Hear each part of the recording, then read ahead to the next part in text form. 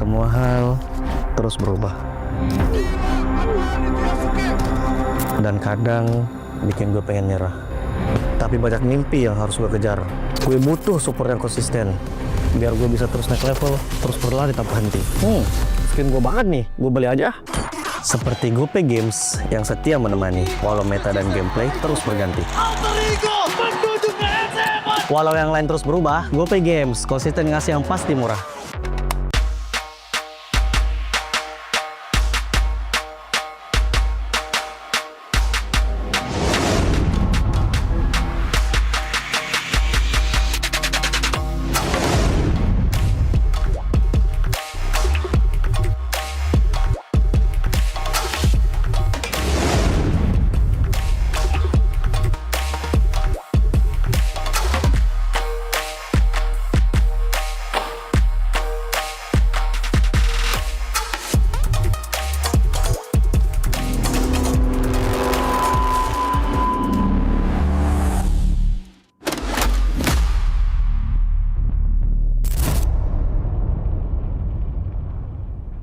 Garnier Men. Keringat, minyak, dan kulit sensitif bikin jerawat susah dilawan. Lawan jerawat dengan nyaman bersama. Baru Garnier Men Acnova Gentle Gel Cleanser dengan salisilik dan sika. Lawan 99,9% bakteri penyebab jerawat. Teruji pada kulit sensitif. Nyaman di kulit. Optimal lawan jerawat. Garnier Men Acnova Gentle Gel Cleanser dari Garnier Men. Tak ada hari tanpa mabar. Main nge-lag, kerap buatku tak sabar. Gimana mau main sampai kelar? Ini waktunya ku bersinar. Oke, let's do it. Game flash andalanku bikin mainku semakin hebat. Pin stabil main makin mulus, rankku fix naik terus. Tukar DG rings, diamond dan voucher game kau dapat. Cuma Games Max, makin-makin no debat. Games Max Booster, kini dapat DG Rings. Beli paketnya dan aktifkan boosternya di aplikasi Dunia Games. Hah? Habis? Ya, kosong. Jauh lagi? Tenang, ada Klik Indomaret. Klik Indomaret, gratis ongkir 1 jam sampai. Klik Indomaret, belanja online seperti di toko. Klik Indomaret.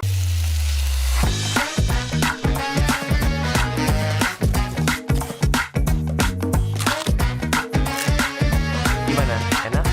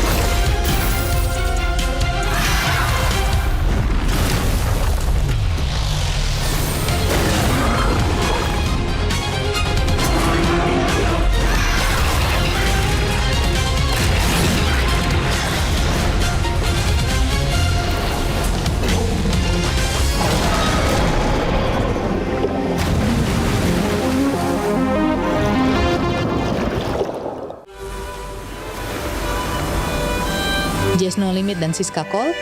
Selamat datang, silakan masuk. Tamu berikutnya, silakan. Yuk, Aldi Tahir. Silakan masukin.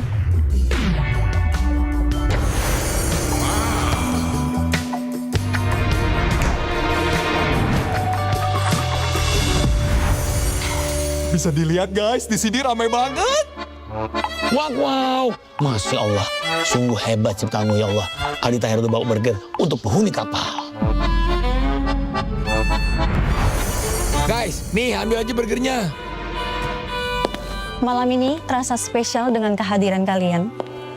Dan ini baru awal dari perjalanan kita. Enjoy Wendy All-Star Party malam ini. Hah? Wendy mana? Guys, hot news. Wendy jatuh ke laut. Ini semua pada panik. Astagfirullah. Siapa ya yang dorong Wendy? Menurutmu siapa pelakunya? Komen ID MLBB-mu. Petunjuk rahasia akan dikirim ke mailboxmu malam ini.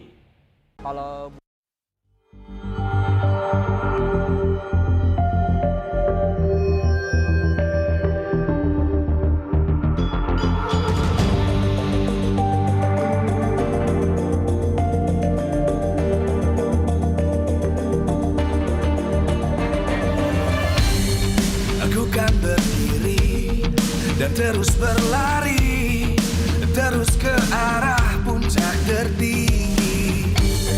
Ku takkan berhenti, hanya sampai di sini.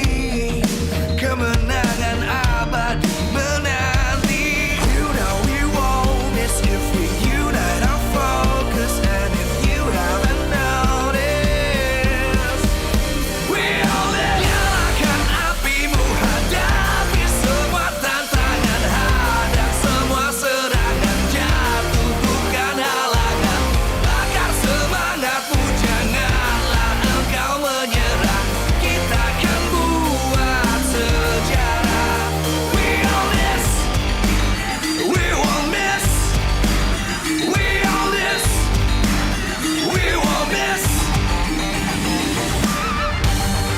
Saatnya beraksi, jalani ambisi.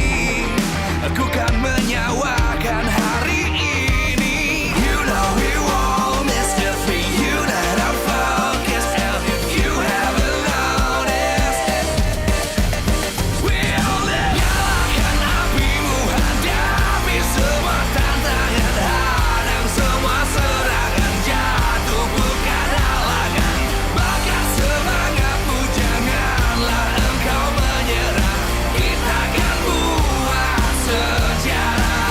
We all this, we won't miss, we all this, we won't miss, we all this.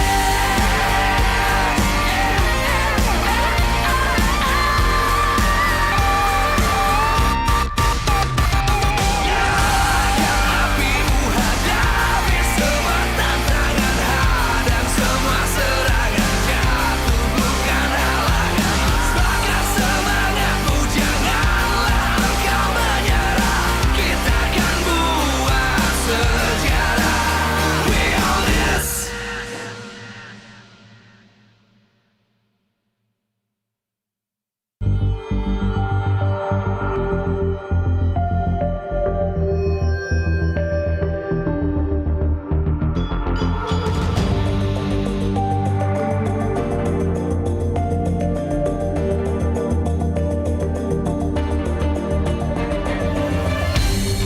Aku kan berdiri dan terus berlari, terus ke arah puncak tertinggi. Ku takkan berhenti, hanya sampai di sini.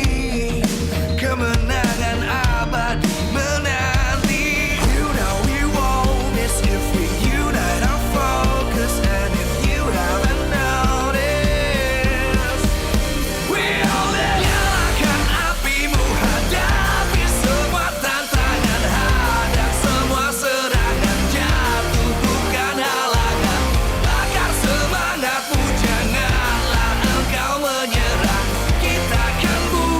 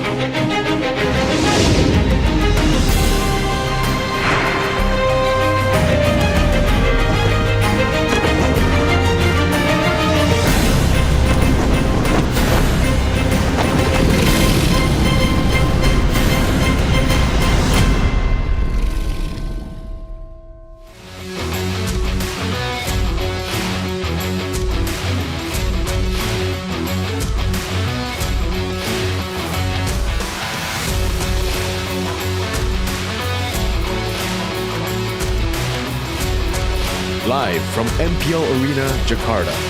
MPL Indonesia Season 17 is powered by Moonton. Supported by Esports Federation of Indonesia. Presented by official gaming phone, Infinix. Official e-wallet, GoPay. Official gaming chair, Toda. We own this.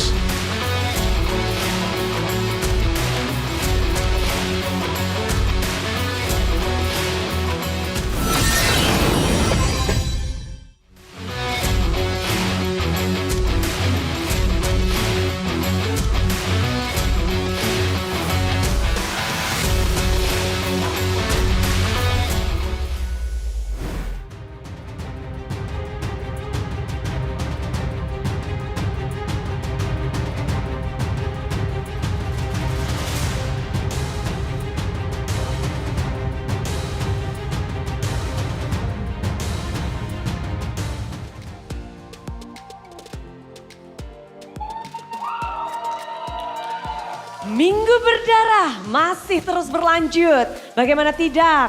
Tiket playoff masih terbuka. Hanya satu saja yang baru bisa mengamankannya, yaitu Onyx. Sampai detik ini kita masih menantikan bagaimana tim-tim berjuang untuk mendapatkan kemenangan untuk mendapatkan slot babak playoff. Dan di match pembukaan kita, Dewa United dan juga EVOS akan berhadapan satu sama lain. Dewa United, mereka 2 kali terjegal. Mereka harus terhenti terus-menerus untuk mendapatkan tiket playoff. Di-delay. Dan pada akhirnya hari ini akankah mereka bisa mendapatkan tiket playoff? Karena kemenangan ini betul-betul mereka butuhkan.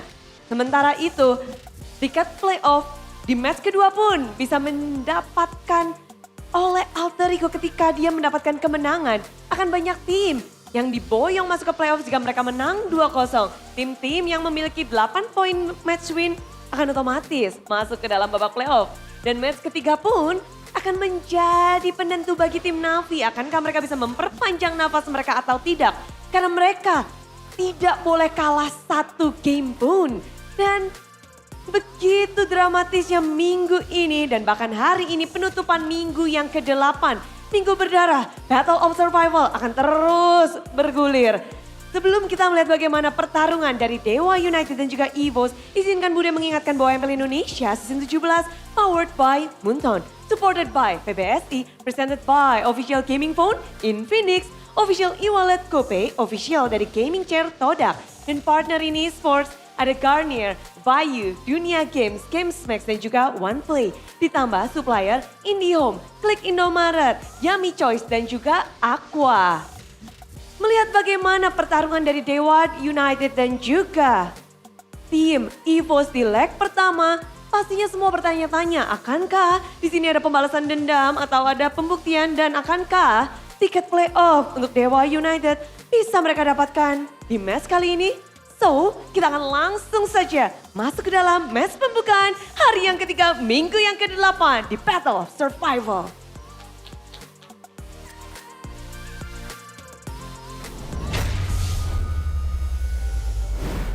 We thought at least by week 8 we would have a second playoff team, but hey, reality is stranger than fiction a lot of times, and this is one of those times. Week 8, day number 3, and we still don't know who's the second team to make it to playoffs. That's how crazy Season 17 is. Welcome to the desk here. I'm Miracle. I'm joined here with Realize and Mr. Chaffon over on my left as an analyst.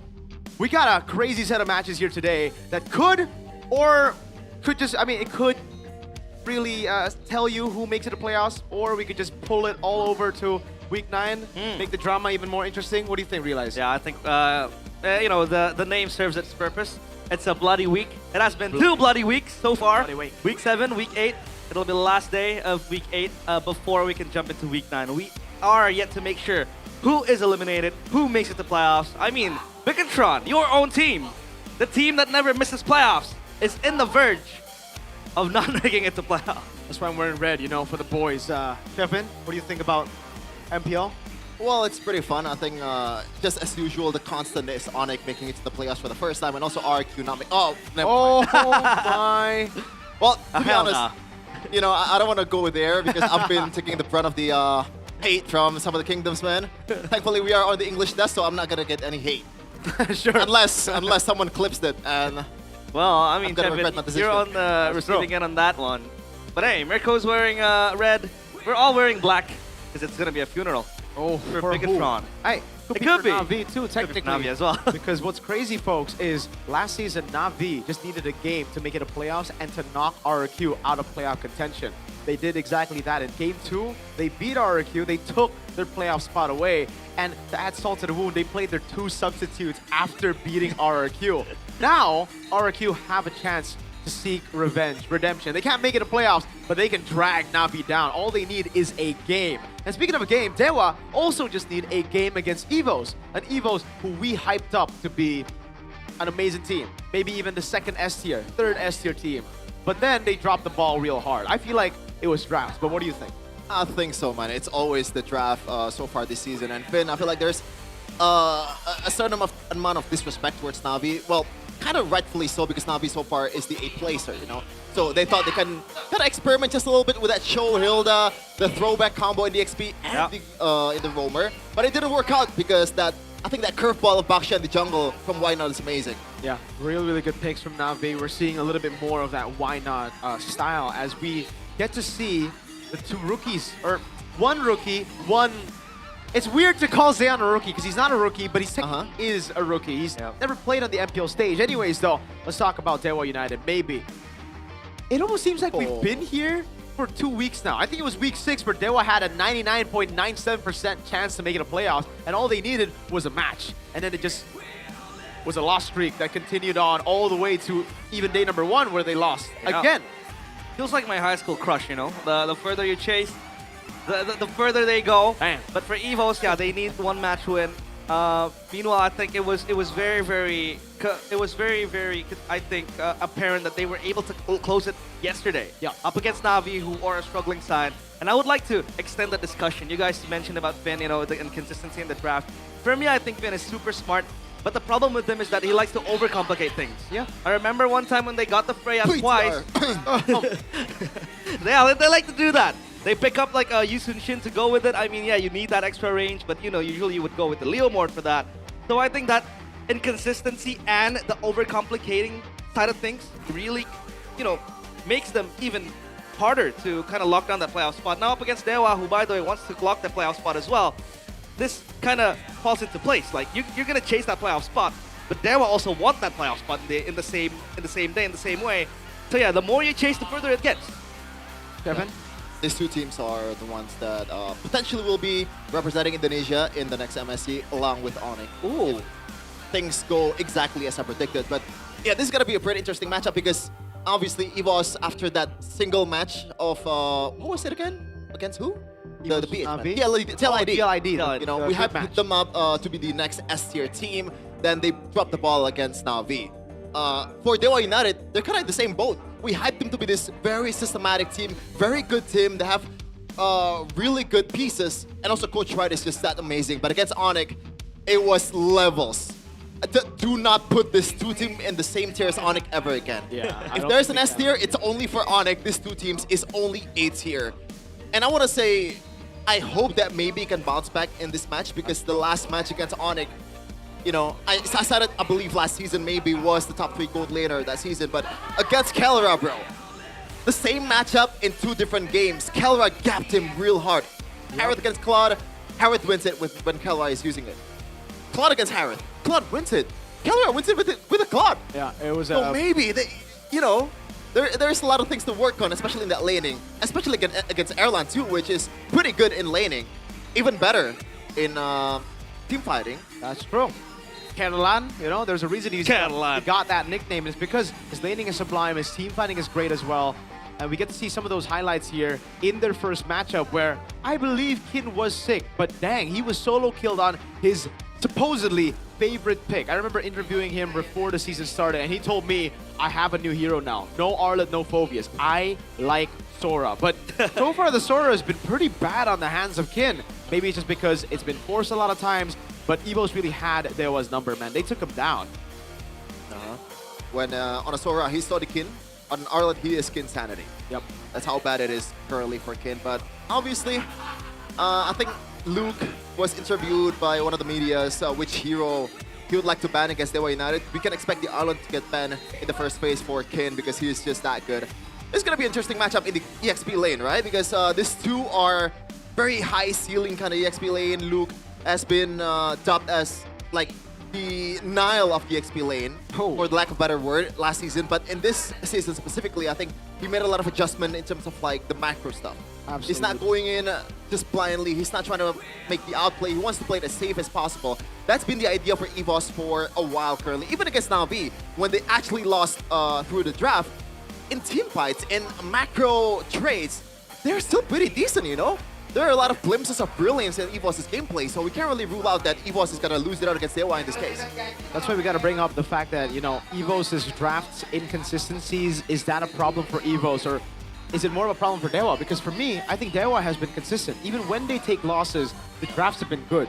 So a big question mark now lies on, is EVOS just a better team when it comes down to execution? Do they just lose purely with drafts, with bad drafts? And for Dewa, do they lack execution? Do they need a good draft to perform? Because again, we've been seeing a lot of these inconsistencies from these two supposedly S-tier teams. And I do agree with that, Sheffin. I think Onyx are on their own level, but I don't think it's because we gotta put them, Dewa and EVOS, down on A tier. I think we gotta make a new tier for Onyx, and then these two teams can stay on S. But realize, what do you think about these two teams? Well, I mean, you know, Stefan mentioned it, that EVOS has one of the best team fighting, play styles you would see in the league. You know, their play style, their team fighting, even if they lose that team fight, they always get that cross-map trade. They're always able to play the macro game, especially when you put Adelan on a Moskov. They can always activate the side lanes. However, I would argue that, you know, up against Dewa, I think Dewa, aside with Onyx, I think below Onyx is the best team fighting team in the league. They're so systematic. They're able to isolate, you know, targeted members that they really want to take down, and even if they do win that trade or even lose it, they're able to get another trade as well. So I think this is kind of like a clash of the strengths of both teams. EVOS are so good at team fighting and that cross-map trade. Dewa is also good with that, you know, in that particular scenario and then in that particular area. So yeah, it'll have to come down to, I think, the drafts and the execution. Let's take a look at EVOS' regular season history. Well, their history so far. Again, the 2-0 win against RRQ, sure. The 2-0 win against CLID, impressive. Why was it impressive? Because they were able to slow down the tempo so well. They were able to play with their composition so well, understanding the win cons, understanding each of their job descriptions very, very well. I'd say it's also the opposite against Na'Vi though. Yes, I don't like the drafts, but in game one, they had a Hilda and a Cho. But they didn't want to contest any of the early neutral objectives. So you're technically just giving the winning condition over to your opponents in that particular game. Yeah, and I feel like Vin is still trying new things out with the fact that Cho is buff in terms of damage in the way the Dragon. So maybe they can actually take care of the Harith in a way, be that lockdown towards the Harith, damage trade with a hero that's super sustainable in the gold lane. So maybe that's the idea, but they just didn't do that properly. Or maybe like, it's not meant to be. Yes, there is a buff there with the Cho, but things still should stay in the roam instead of EXP lane. It's a bit too one-dimensional. And in a meta that relies a lot on the AoE, DOTs, the CCs, you know, I think Cho is a bit too underwhelming. Yeah. We've seen Cho twice this week after the buff. We saw it on Rome with Beloyski, able to get a 2-0 win against Bigatron, and a loss in the XP lane. So, makes sense so far. I still think, I agree, I think the Rome position is better. Not just for the Cho though, also for the Hilda. Wink, wink at any XP Hildas out there. Yeah, very impressive. I think I like the combo in nature and its oppressive nature. But yeah, in a high tempo meta like this, it's so hard. But it does make sense why, you know, they want to give Luke the Cho as well. It was one of his strong heroes back in Geek Fam. It was one of the heroes that carried them in the lower bracket, even if, you know, they faltered. Up against EVOS, I believe that was season 13. Yeah. In that Cho game, he played an impressive Cho game. But man, Bronze with the Blazing Duet holding the base. That was a broken 3 base with the Lord pushing in. And they grabbed that MSC ticket. So hey, let's see if they are able to replicate that. today. Still can't believe that happened, man. That was Especially that was on crazy. an Natan, right? Natan Yeah, Tadera? That was on a... Yeah, And Helker Beloyski. And Helker Beloyski. Helker Beloyski. We got the Cho.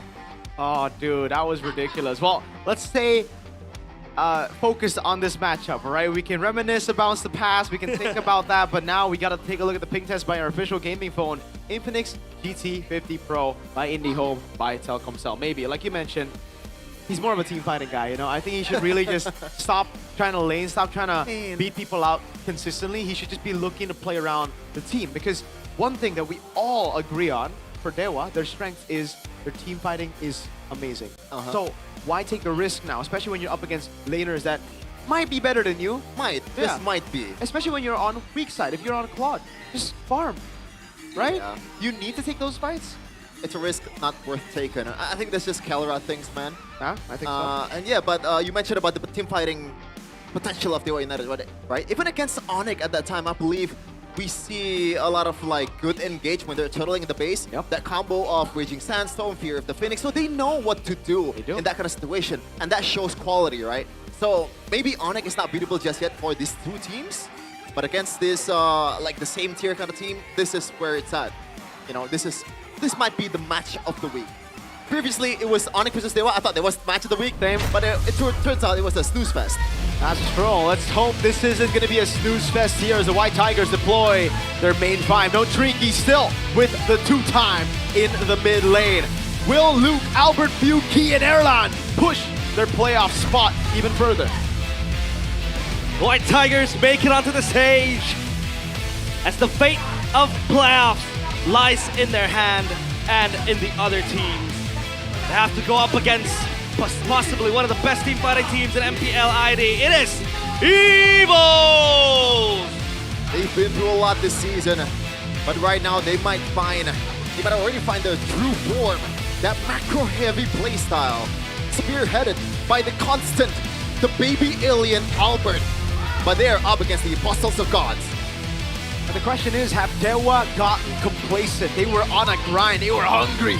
But once they were fed a chance of 99.97, they started losing. Maybe Mueza, Octa, Dolan, and Kin, it's redemption time.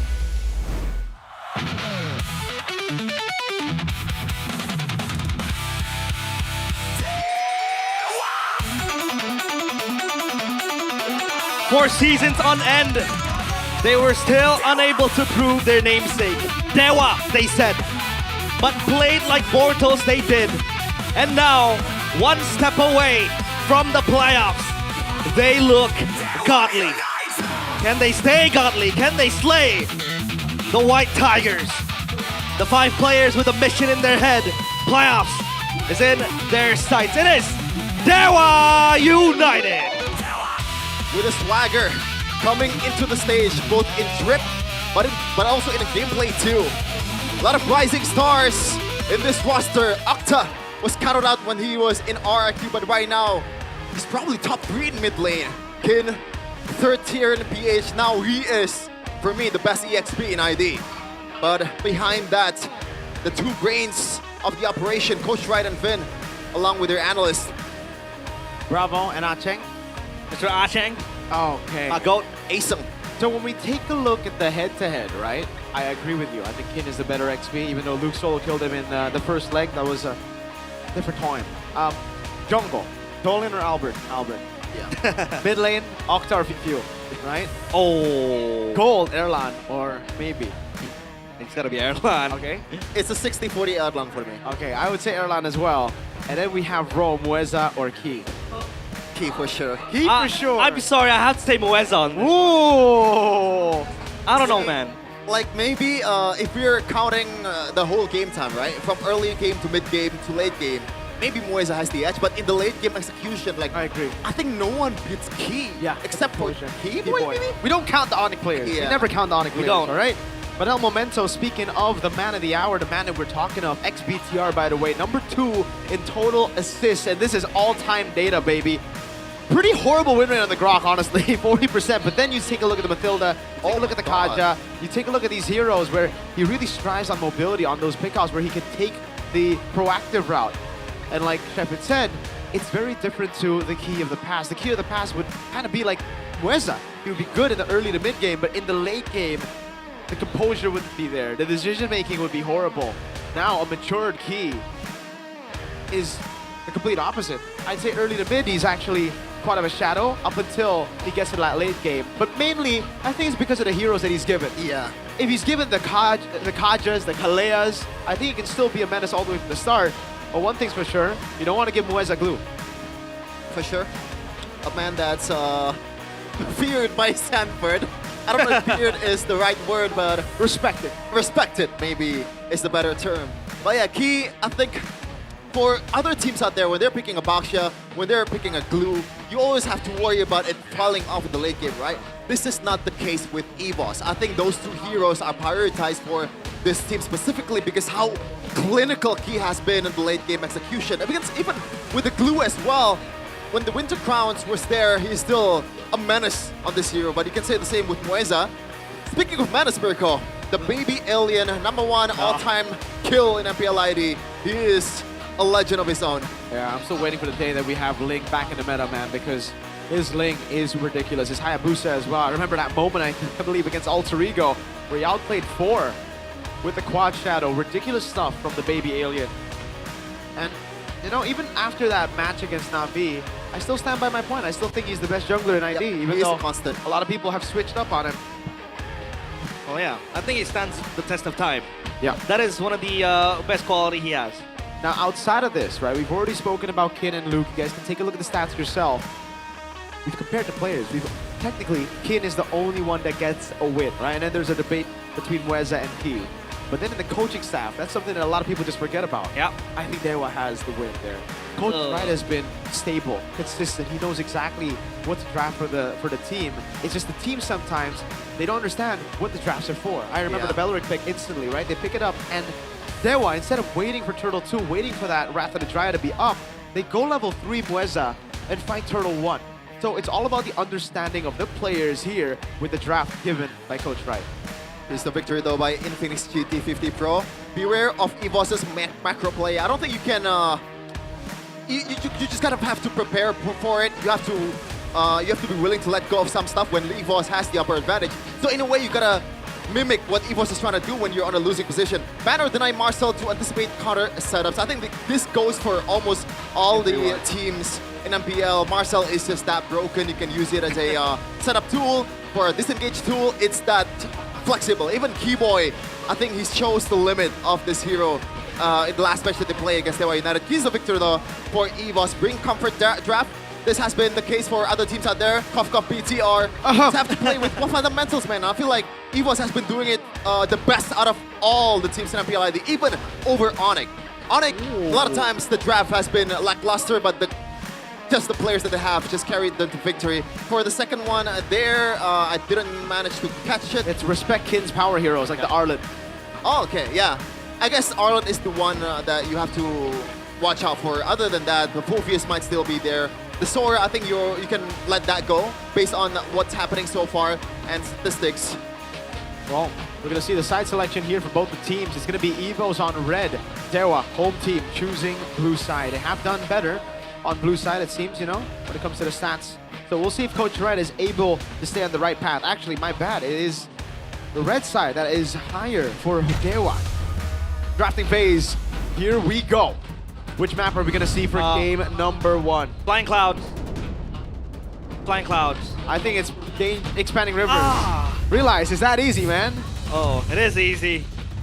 When you're slow. No, you're precise. Precise. All right. Precise. Chip ban respecting EVOS. It's a Marcel ban on blue. I don't want to contest that. So Jusin's available. That's Octa's favorite. So is the Phoveus with the Arlet banned out. Whoa. Is it actually his favorite, or is he is that hero forced to be his favorite though? I mean, he goes and built the Sky Piercer on that Jusin and gets 17 kills. So like, you know, I think Lunox is still in his heart, but Hellcurt mid. Hellcurt mid. All right. Let's not go there. Yeah, you know? I think pick up the Jusin, right? There's obviously the Suyo choice, there's the Phoveus choice, but we've seen EVOS respond to a Phoveus with the glue. The Jusin is the safest first pick still. Dewa, go for the Jusin. EVOS, do they pick up the Suyo? Or Harith. Suyo Harith? That might be the case. That's been the standard, I guess, answer to this Jushin pick. a bit more mobility in the gold lane, so you can't really get knocked up in the air by the Jushin, and that sustainability is ridiculous as Aerith as well. Suyo, it's just a concept for Albert as well, man. Like, you can win the objectives, you can win the team fight, and you can also elevate that macro play. When you are not contesting the turtle, the best jungler you can pick is the one that farms the best. Yeah. And Suyo is that. They gotta be careful though, because the Guinevere might show up on the left. Oh, that's true. With the Phobius. So that's why they go for the Kalea first and the Harry. This is a combo we've seen a lot of teams utilize, a lot of teams abuse. Na'Vi just beat Evos with a very similar draft. Na'Vi, this is Na'Vi's draft. It's almost like Evos have taken a blueprint from Na'Vi. It's gonna be a Gord Red 3 and Dewa have to try to think of a way out of that situation. What do they pick up? I think it's Gatot, yeah. right? Yeah, Gatot. We saw the response from Onyx yesterday to the Gord. It's ridiculous how good it is. It's ridiculous how Evos ignored the Gatot. And now Dewa have chosen a different path. They go Guinevere and Claude. Evos will pick up the Gord. And then we'll find out what is available, because I think Evos will ban the Gatot. I honestly thought they would pick up the Gatot because it's very good against the Gord, it's very good against the Kalea as well. Good counter engage and good save, but you know, you pick up the Guinevere, you pick up a Claude, it's safe to lane as well, so yeah. They go for the Gord. Yeah, no-brainer combo, man. Why is it Albert, so good, yeah. Stefan? You have the range, and usually when you're playing a Gord mid, you want to have someone that's super dominating in the mid lane, right? That can heal you up, that can pretty much zone everyone out, because the range of Gord is ridiculous. Especially of that, on that, what is the first skill called? The Mystic Projectile? Yeah. That stun's range is ridiculous. I think it's gonna be nerfed in the next time that comes. But we'll see here for Dewa United. I think they're gonna ban all the assassin junglers for Albert, or maybe like the physical base. Gatot first though? Which ban? Evos? Oh, Evos. Evos Okay. ban. I thought I was thinking about Dewa United's ban, so maybe something like a Suyo, or maybe a Fanny has already been banned. I am not the only one. Obvious. Still taken out. Let's hope Evos don't make the same mistake that they fell into? Wait. This is points that we're talking about, so there is a chance that this Guinevere is still flex, but I'm not sure if that's good against the Kalea. I think against the Gord you have more range to work with, so now that Gord is a bit more vulnerable. It can be a replacement for that Gatot AOG combo. It really looks like they are setting up for just the Terizla pick here, Dewa United. That's why they ban out the Uranus as well. Looks like they won't go for anything too crazy in the XP. The Phobius is already banned out. Evo should ban the Gatot Kacha now. Or do they still want to ban out Dewa's heroes? I don't even think they need to ban out the Sora, because they can pick a Valentina red final pick.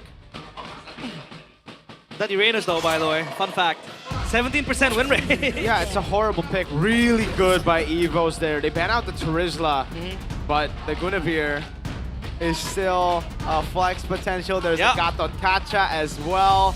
Geffen. What's up? What's up? JC. JC indeed. I think let go of the Gatot. She actually, that placard, what would you call it? What? The thing in front of you? The Mangat Mbi, that means... what's Mangat again? Spirits up, cheer up. Cheer up, yeah. Fight. Mbi though, Mbi. Like, do you rock with the nickname for maybe? What's the nickname? Mbi. Me? Yeah. No, I don't like that. Is that maybe's nickname? Yeah. I guess. Me. Well, Maybe. Manta, by the way, gets banned out here. So, what? That is a deep ban. Are they expecting Evos to go utility jungle? I mean, I think the idea is, the utility jungle works well with the Gord, especially if you're picking Maksha, right? And that Maksha can be the fill out in the XP lane to be that physical damage, but the Pakiro is still there too. So I'm not sure why the Masha ban when there are other options there, especially you can argue that in this patch specifically, Makiro is just better. That's true. I really think it should just be the Gatot Kacha here, combo it together. Then the XP, it just has to be Sora. I don't really see any other pick, but then Evos get the Valentina, so you might want to try something else. Lapu? Lapu's available. Lapu Gatot, right? Pull an Onyx. Do you want to crazy with something that dives in the backline for Kin? What? Like Yuzong? a Benedetta? Oh. Benedetta. Or Yuzong can work. Yuzong, yeah, I was thinking of the Yuzong as well. Really makes the Gord uncomfortable, but hey. They have the Kalea to kind of lock it in place, so this is where it gets tricky. Or maybe just the standard one is Lapu Lapu. Yeah, Gatot Lapu. Alice. Oh, Alice is good. The classic Kin choice. He doesn't like Lapu Lapu too much, actually. Evos, what is it going to be for last pick here? There's no Uranus. It's up against the Alice. I think it has to just be Lapu Lapu for Evos now. Oh man, I feel like I'm thinking a bit too deep here with something like an export plus CC. Ooh, that's actually not bad. I like it against the Gatot, Alice, Guinevere, and even the Juice. Yeah. But do you think they would have too much? Do they need Prio? Because I don't think the export gets Prio to... Yes. You gotta play a bit too conservatively in the early game, but it's gonna be the Sora. Yeah. Some dive potential too as well. And they want to elevate the team fighting potential with the Leomord already in hand. All right. So both teams here, looks like they want to just contest in the neutral objective. It's gonna be a bloodbath right from the beginning. I don't know if it's safe to say if it's a mistake for Evos not banning out that Gatot Kacha, but it came through. It was one of the most obvious picks for us. Maybe they think they can beat it out because they have so much magic damage. They can just burst through the passive. Dewa, I agree though. I think they have a very good composition. It's just they're lacking a bit of damage. But it has been done before. I think Geek Fam pulled this exact draft in one of the games that they played, and they were dominating in the early game. You have to be precise, especially with the spatial migration, because, you know, Guinevere, the ceiling is high, but you have to land the skills. We'll see if they can execute their game plan. Ladies and gentlemen, will Dewa secure playoffs with just one game win? Or will Evo start it strong with momentum? Welcome to the Land of Dawn as we get our first game of the final day of Week 8 started. Judgment Day today for both teams. For Dewa, it's one more win to the playoffs. For Evos, it's a win, and depending on other teams as well. And as always, when you're picking a Jushin, this is going to be a tough lane for a few. And you got shoot wait from some of the minions here. Thankfully, they have a Kalea, so they can heal up, and I don't think Few needs to go back to the base, even if situations goes worse. But this is the matchup that we're talking about. Hopefully, maybe, can be better this time, though. Oh, special migration. Anton with Dolan as well going in. But Key still able to jump out off the Lantern Flare. Yeah, 2 flickers early. Not a good show for Evos here so far. That is going to really cost them around that first neutral objective. Yeah. So they have a lot more to play with here for Dewa United for the first objective. Thankfully, Albert does not have level 4 just yet. That could have been an easy team towards Octa. As we're going to take a look at the emblems by Bayu in fire from Luke on the Sora. So he wants to be as active as possible in the team fight.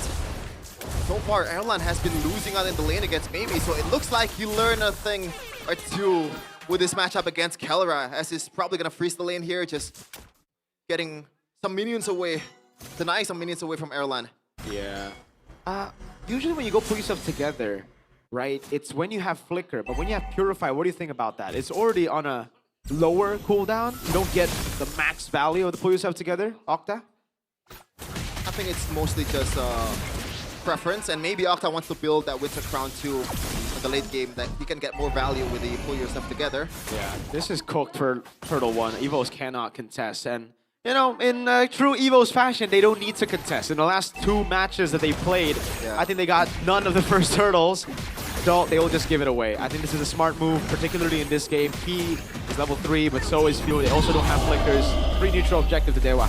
But the thing is, there's no counter jungling from Albert. It's not on Tsuyo. He's on a Leomord. He has to play it a bit more safely here, even though you have more sustainability, but the farm potential is just not there for Albert. Yeah, they got to contest neutral objective too. That's the way that they need to play. At the end of the day, with this kind of composition, it's as simple as that. They have to contest. The thing is, the Guinevere is such a menace. Even for the Leomord, right? You just get locked. Get the level discrepancy though. Oh no, he's dead. Yeah. So Mr. Gush, Key. Spatial migration and the Violent Requiem as well. Key is toast. As Mueza gets first blood, Albert might want to join in the fight, but he is not going to be able to pop anything. Luke gets purple form with the ultimate as well. Kin tank the damage. AOG is there. Predicts the flicker and the taunt connects. As Kin gets a kill towards Luke, Albert pops the Phantom Steed. Mueza still has Revitalized to be able to sustain for Kin. Albert will try to look for something else, but that's about it. Nothing's going right for Evos.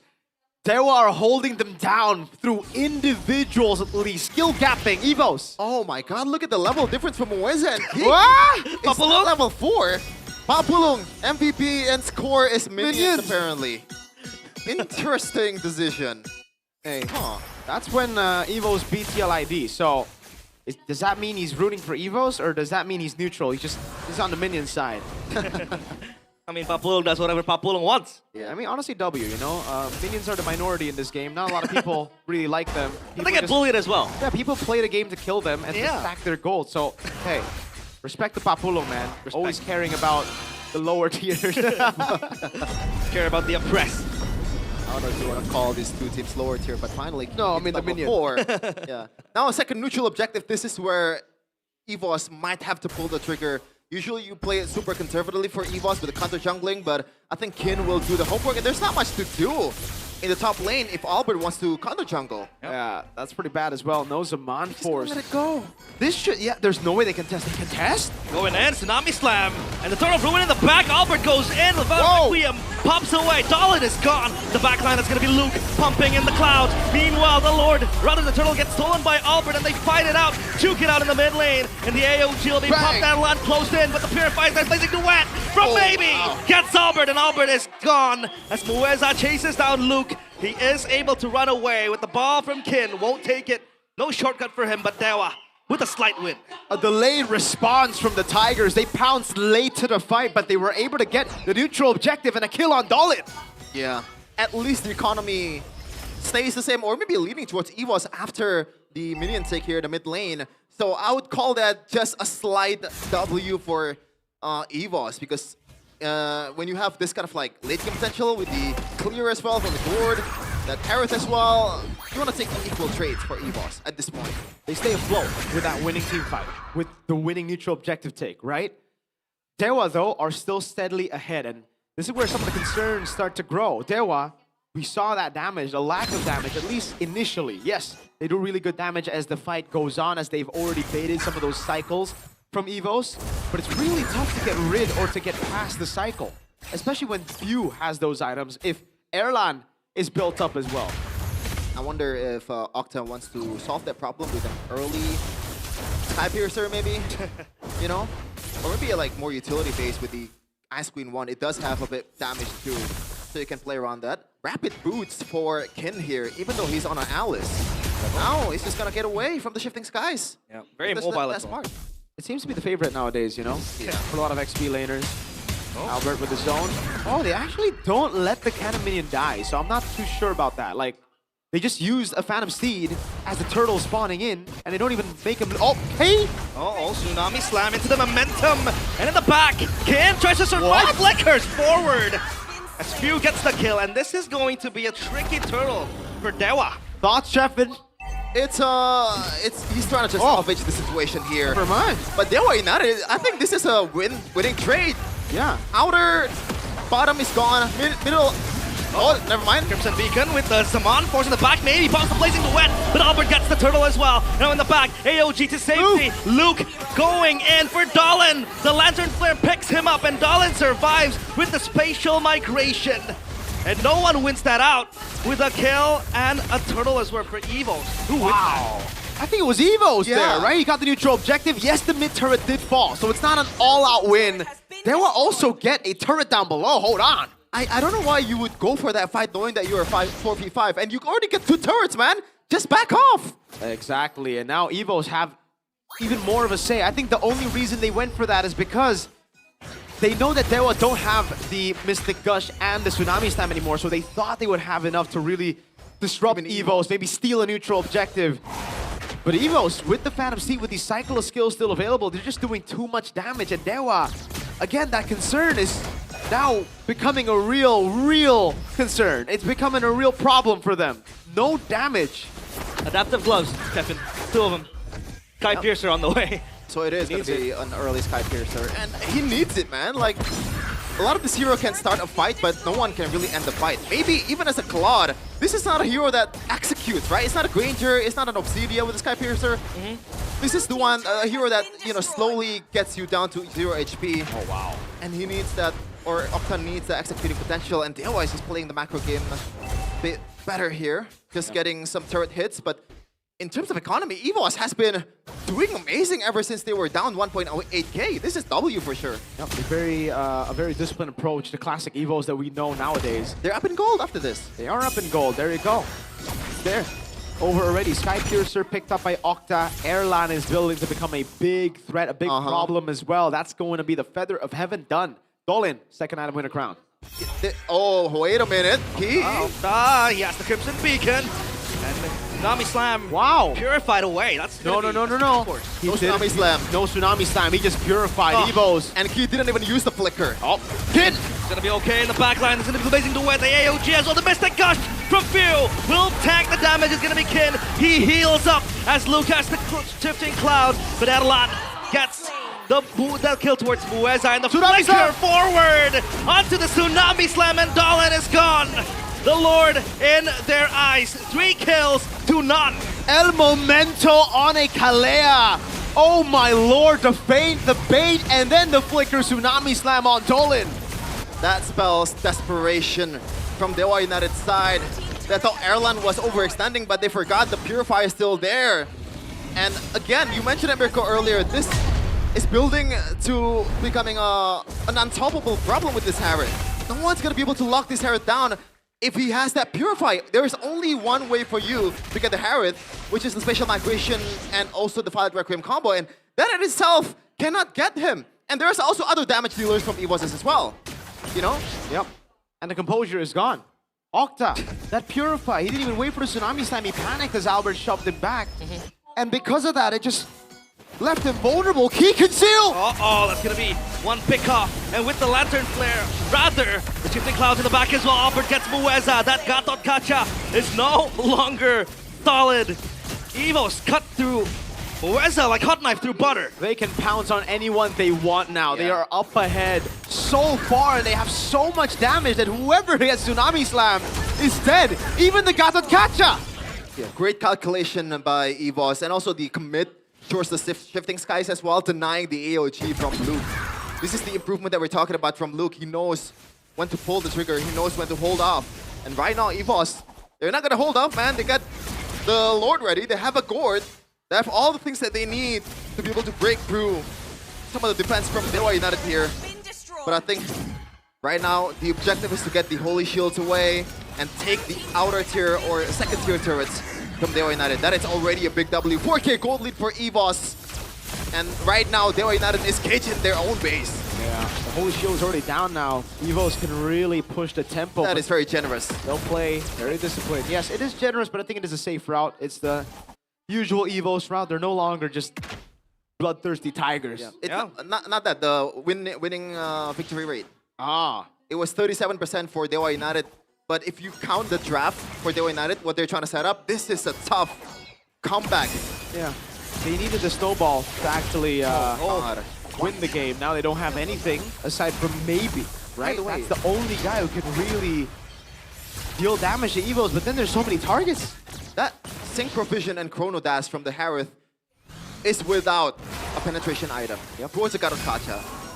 No magic defense? No, he actually has a Radiant Armor, so I mean, balance zero, I guess, right? Just the Chastised Pauldron and the Radiant Armor. That key. He's having a heart attack. Okay. So you don't want to go on that, no. There goes that. Guys, the Mystic Gush as well, that combo with the Winter. The Violet Requiem is enough to take down Luke. No, it isn't. As Stalin gets deleted, maybe. Pushed back to the BMI as EVOS, yet another win on the board. It's so botched by Dewa. So bad. Desperation, yes, but what is even that? I guess Dolan at the time, even if he goes back on the Spatial Migration, he knows that he's gonna die, so he's trying something, but unfortunately, Dewa United, they're not really on the same page. Even if they're on the same page, I don't think they will win that trade earlier. Nope. Maybe they would have killed Duke, but like, then EVOS would have just capitalized. This is another free neutral objective. Yep, all the hands of EVOS. They will pounce with all claws unearthed. And Dewa, man, so uncharacteristic of a team so systematic. We've praised them with their ethics and with the way they approach the game. Whenever they're behind, they're always able to look for trades. This time, it feels like they're so disconnected. And there is no way out for Dewa, Chefin, or is there something, a silver lining they can hope on? 5-man Space Migration, that's 5-man the Throne of usual. Ruin. That's the usual answer that I have at this point, man, because usually you have a high skill ceiling hero on Kin, but this is Alice we're talking about.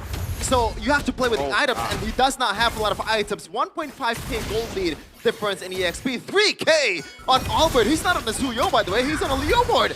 So this is already ridiculous in its own way, and it's building towards, I believe, that Wings. They can further boost. Oh, Key with the knock up with the Tsunami Slam onto the Mystic. Gosh, they're gone, and Luke with the ultimate into the back gets off. But Requiem counter engage from Dewa. They have the damage needed as maybe just pins down the players of Dewa, and they go for Erlan. The gods hold their base, their fortress unmoved. They needed a miracle team fight, a 5-man Spatial Migration, a 5-man Throne of Ruin. They didn't get the Spatial Migration, but Kin got that crazy Throne of Ruin. I guess it happened for Dewa United, but EVOS, I feel like in one of those occasions, they're just handing the kills, especially Erlan. Once the Zaman Force is away, your only objective is to back off because you do not have the shield to sustain you.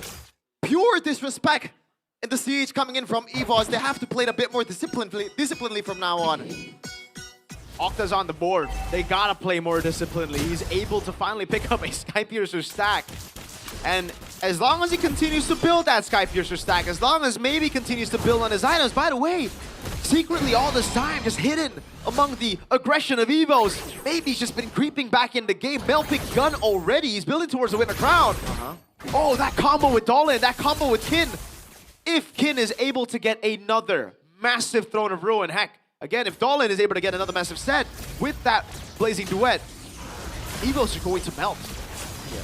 But it all depends on this Dolan guy, right? Yes, Kin can have... Dolan guy. Yeah, he is Dolan. BTR, by the way. That's BTR. He's not X, he's BTR, by the way. Only lone. At this point, like, the only real target is Few, and there's no way Few is in the vicinity of Dolan to get Spatial Migration. So, Kin, once again, another Throne of Ruin, like a 5-man, 4-man Throne of Ruin is needed for them to be able to win the team fight with the lack of damage that they have, and maybe finally securing that Winter Crown. Not only does Winter Crown boost his sustainability, but against a Harith, if you dove a Harith that uses the Zaman Force, there is no proc on the Chrono Dash. So you can melt the Harith real good as a Claude. The Winter Crown is your best friend when you're up against cycle teams, and Evos are definitely that right now. The Winter Crown from Dolan was able to bait Erlan in even, was able to bait the rest of the team in. Now Winter Crown by maybe. I wouldn't be too surprised if there's more Winter Crowns from even Kin or Octa. But Evos are going to play around the neutral objective. Wave up top is good for them. Yeah. Concentrated energy for Erlan. He wants that extra sustainability because he knows he's getting melted. Oh no. But look at Dewa. They're first to pull the trigger on the Lord. And Ki goes into the Tsunami Slam. The Phantom Seed is good. And Albert again wins out the Retribution. Maybe in the back with the Blazing Duet. And Stalin jumps in with the Spatial Migration. But Luke still trying to tank the damage. And he goes my God. Scash with the ultimate. Albert gets Stalin. And in the back, in the front, it's all Evos. As Kin wants to get cut down. Few pops out the damage. Kin is surviving. Not for long. The momentum is enough to pierce through the defenses of Dewa. And Evos, with one fell swoop, they pounce and they finish Dewa. Dewa's 99.97% chance to playoffs stays at 99.97%. It will not be the playoff secure that we expected in game one. Evos though, what a win, what a game.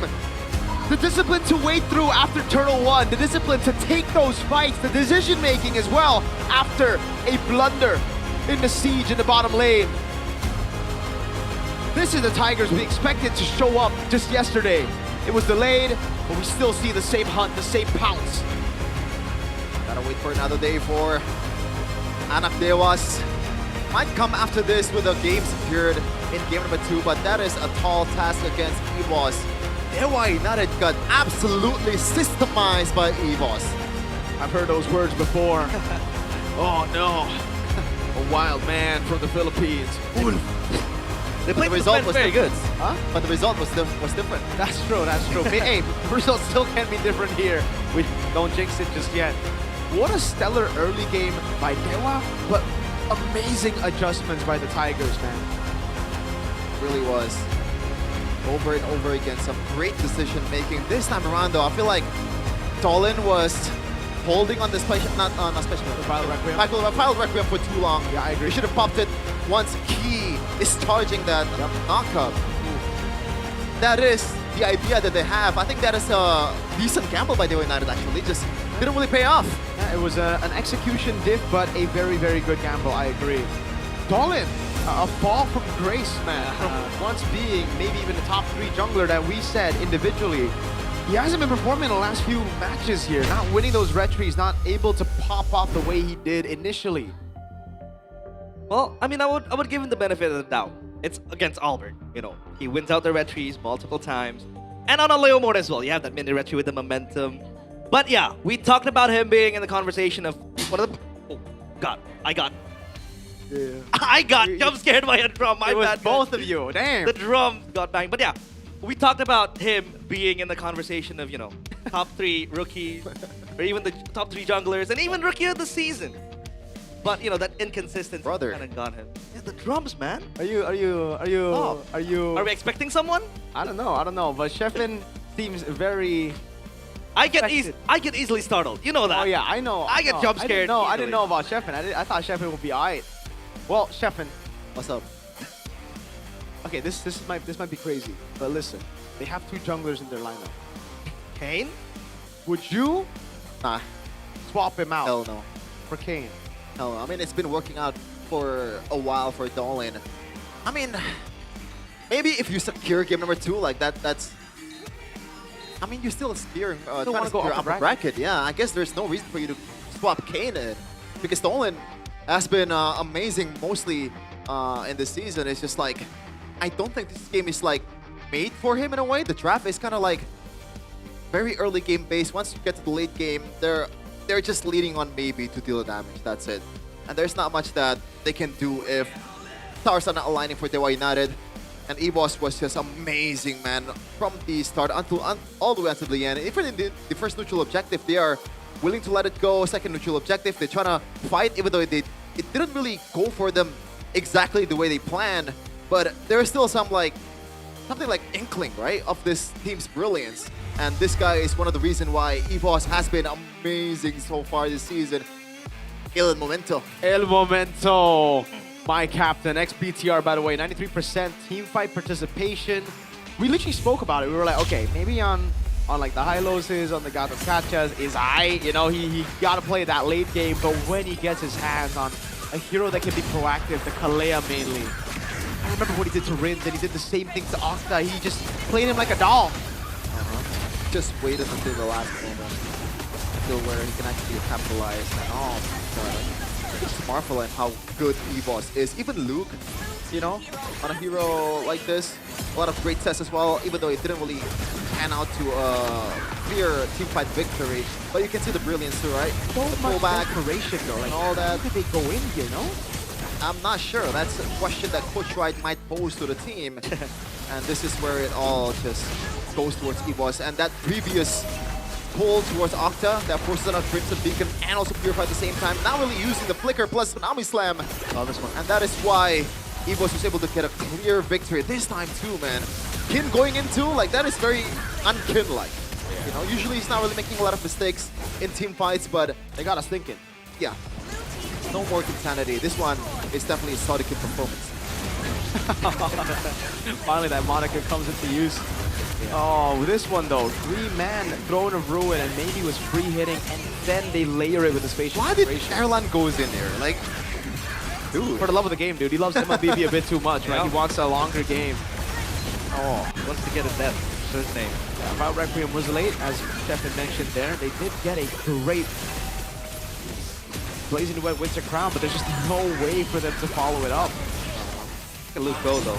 That is an all-in Blazing Duet, by the way. Like, it got everything that he wanted to, but the damage is not too much. Now this is a problem for Dewa. Like, again, we expected some damage, a bit more damage so that it can be balanced. But his hero pool, it's Arlet, sure, he's amazing on Arlet. It's Phobius, sure, he's amazing on Phobius. He's Terizla, sure, he's amazing on Terizla. But other than that, he's only played Valentina and Alice. So no Lapu?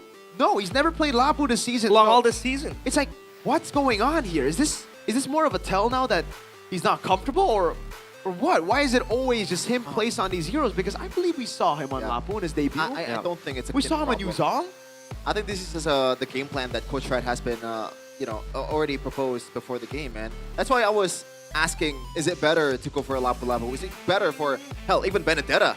Because the skill sailing is a bit better. Yeah. And you can chase Few down. And so far, Few is almost untouched in this team fights. The only time that he got taken down, I believe, is when that dive, I believe, right? Yep. With Kin getting that Throne of Ruin. So he's super safe from the start until the end. So that's where the Lapu-Lapu comes in. That's where the dive comes in with the Yuzhong as well, potentially. But it's all should've, could've. You can only consider the possibilities of what hero he could have been picked. I just realized this is how it sounds like if you can't hear the Indonesian caster. Yeah. It's very... The speakers have been off for a while now, and I'm like, whoa, there's something different. I just realized what it is. Oh, it's so zen. It's Oh, zen, Lord. but it's eerie at the same time. Yeah, I don't know. I feel a bit more uncomfortable than Yeah, it's so eerie. anything else. I enjoy this. I enjoy it. Enjoy this? Yeah. Because like sometimes I need my volume to go up, because like the fans go loud, Yeah. the Indonesian casters they go ham as We well. don't need to go loud during the post game, I like it. Yeah, we can chill. Yeah, we can yeah. talk softly. Let's do the drums though. The drums, it gets both of you. You Thanks guys for the jump scare, by the way. You guys should play more horror games, man. You guys- Man, I would easily walk past those horror games. I mean, my rank games are horror, so, But it's because of you. You are... Well, no. can ask Aldo about that. 112. Aldo's been scarred. For life. Uh-huh. But yeah, I do agree. There isn't really an insta-kill button. Like, you have the Guinevere, right? That lockdown with the Valiant Requiem is so good, but they don't really have the first time. That Sky Piercer, I think, came quite late. He couldn't really farm the, He needed the glowing wand. I don't know. I do bro. agree. Yeah. That's literally the second item. Yeah. Could not have gone faster. Yeah, that's true. I mean, yeah, you gotta go for the elegant gem. Yep. Unless And you then the want glowing to wand. completely ignore the glowing wand, but I don't think that's You the right can. call. There's a Kalea. For me, it's also kind of like, what's up with the pull yourself together, Shepard? Because for me, the Purify is already on a low cooldown. You don't get too much value from the pull yourself together. You might as well just go for, heck, even Wilderness Blessing. Rotate earlier. We saw Octa and Mueza win out mid, but they didn't do anything with it. They just like stayed in mid. It's like turrets. I mean, maybe the idea is he knows he's gonna get targeted most of the time. That's why he wants to get the Purify as soon as possible, despite the lack of value from the pull yourself together. But I think this is more just like a personal preference mostly, man. Like, even on other heroes, he was using the pull yourself together, right? Yeah, but like, usually he goes Flicker. That's true. That's the point, right? Like on Purify, it's kind of like You cannot go Flicker here. Yeah, exactly. But then just swap it out. Now I'm wondering if it's just template. He picked up the hero and he didn't change his emblem. No way, right? Are you talking about that one time where a certain gold laner didn't change the Who was spell? it? Name it. What's his name? What's his name? What's his name? I forgot. It was a Harith player with the Revitalize. Ah. I think it was I don't know. I don't know who it was. Well, it was an honest mistake. Sometimes that can happen, even when you're on the best device. And that's clearly what they have on stage. So an honest mistake is all right? As long as you are able to improve with the Infinix GT50 Pro, you'll always be able to improve. The official gaming phone of MPL ID S17 now yours to own. For those of you who are serious about pushing rank and ready to become an MVP in your games, it's time to upgrade to the GT50 Pro. It delivers a more immersive and precise gaming experience while staying cool with the liquid cooling option. Let me just try to find that real quick. Liquid cooling. It's an Indonesian miracle. I don't think you can. Pendinginan cairan. Pendinginan There we go. cairan. I just turned it on. Boom. Look at that. I don't know if you can zoom in, but you see it moves. Yeah, and there's some kind of like green light too here. Yeah. Look. Yeah. Moves. Looks Crazy. moves. Where can you find it, boys? Boom. Look at the movement. Look at the movement. It's like me rotating through the rivers. Damn, see that? Where can they find it? Where can they find this phone? They can find it on their favorite e-commerce platforms or even the offline stores of Infinix all across Indonesia. Go get it. If you're from outside, if you're from the Philippines, some of the in the Philippines they have, phone stores. It's also available. Yep. It is very affordable. Very, very nice as well. And there are also first sale deals too. If you deals. Scan the QR code earlier Wow. on Hey. your screen. Check it out. After you get your phone, you're going to need a provider. we have a recommendation. Baiyu, a Mas unique Baiyu. provider that's actually Baiyu. real and you can really feel it when gaming because it has the strong telecom cell signal that you can get anywhere. The coverage on this is ridiculous. No lag, no drama, full 24-hour internet data. Push rank anytime you want, anywhere you want, anything. On anything you want. Number that stays active forever, so you don't need to care about, oh, my number's gonna expire. None of that. Play non-stop without interruption. Gaming together gets smoother. Auto Savage. I don't know about that, if you realize. Let's switch to Baiyu, though. You got a Savage with a gourd. You got a Savage with the gourd? Yeah. Have you ever played gourd? I have. That's cap, no? I go Sky Piercer gourd. First Ah, item. of course, of course. And I do whatever I want and I still dominate my enemy. Don't you have like a 50% win rate? 58. You know how many games I've played? 500? No. 342. That's crazy. What's your rank? 60? I'm 63 What? right now. Brother. Yo, talk to him. What about you, Chef? He's got a very bad win rate as well. Oh. Bad? Yeah. Win rate? What's It's your win bad for my standard. It's 67. Oh, 6-7. It's a pretty good number, but I prefer Garnier. prefer Looking Garnier. good. The gameplay wasn't lacking at all, and the players' faces aren't lacking either, right? If you prefer Garnier like all of us here, that's because we got the game face on. The game face bundle is up for you guys. Get your game face on. Look at the choice. I can juggle the choice. You want wasabi extract or do you want sensitive skin? I'm a bit more sensitive, so I guess wasabi. Oh, give him the wasabi extract. I do not recommend this for your hand. Because I got it once. Garnier? I actually used it earlier in Talent. Oh. You know? So you have always been a fan of Garnier. Yeah. Shout out to Garnier. Actually use your product. Garnier. Actually, I also use a product, but it's not these ones. I forgot what it is. It's the other one. I use the micellar water. The one to wipe off my makeup. That is also very, very good. But Garnier. you know what? If you really care about health, you both, all right? If you really want to track everything, monitor your heart rate, even your stress levels, even your sleep score, everything is in the Infinix GT Watch, all right? This is what the pro players wear on stage for us to track and monitor their heart rates and everything. And you can see El Momento using it here. Scan the QR code now. Introducing the Infinix GT Watch 5, the latest smartwatch from GTverse by Infinix. Ready to accompany you through pushing rank, squad matches, and your daily activities, coming with a sporty design and durable materials. The GT Watch 5 is built for active gamers who are always ready to push rank. It features a 24/7 AI monitor to check your heart rate, track stress levels, and keep your condition prime during long gaming sessions. So, if you're like Relies, you know, like if you me, go and play the game all the way to 5 a.m. in the morning, you need to monitor your health. Yeah, I agree. Yeah. It helps me a lot. And even if you play with Relies, you need to monitor your health because your helps stress even level more. might peak. Yeah. It's actually super useful for your health. You can monitor everything through your smartwatch. Blind Overkill just invited me to a game. I Blind don't know if you Overkill? take that. Go on. I don't Go on. think- Start the I don't- game. I don't Start the think I game. play. Start the game. I dare you. I mean, No, no, in your Infinix GT50 Pro you can, but like you're currently occupied, so you can't really play at the moment. This smartwatch is really handy, man. It is very handy. Hey, Not like, Kevin. it's not a scam. Handy Not like is my those- middle name. Do you know those Handy. power balance wristband? Yo, Oh, did you God. just drop the brand name? No, Is it a brand? that's a scam. though. That's a scam. Yeah, that's a scam for sure. Do not. How about this win rate though? Is it a scam? Oh. What? This is based on their performance, Chef. How is it a scam? It's not a scam, Kevin. I was asking a question. You would Oh. rattle the Dewa fans. Well, They're not behind us, but like, you know. all three of them, you know, Mr. Tommy. Anyways. That's usually my joke. Yeah. Wait, who's a Dewa fan? I believe we have a Dewa fan in the talent roster. No? Lim. Lim. Mucho. He used to work with Dewa. Yeah, so it's kind of like know a about force fan, you know? Wait, isn't that public? He was Bang Dewa. But I think it's okay to say that. yeah. All right, let's move on. Predictions, Stefan. Tangueros Grass. All right. Dangerous Broken wall. Walls, I mean, sorry. Yes, sir. Let's get into the game. Stefan looks very, very disappointed there. It's such a stupid joke. That's it. my own path. Your team At least it's not Gani who's pulling it. Though. At least it's not Gani. I prefer Garnier. I prefer Garnier. Oh, gosh. Coach Wright on the left side. Kalea banned out this time around. Juicin? Did they go for the Juicin again? But then the Harrod comes around, but no Kalea. Alright, Suyo. I don't think you want to prioritize Suyo. It's all right. I think We've for been there, done that. Albert specifically though, I think it's not really a bad idea to pull off the Suyo. And one thing that I really like about this Kalea Marcel. Oh yeah, Marcel's mail is Open. Oh, you're right. Like the crimson lightning. For Harris Fillmore. This should be Marcel for Dewa. might be the case.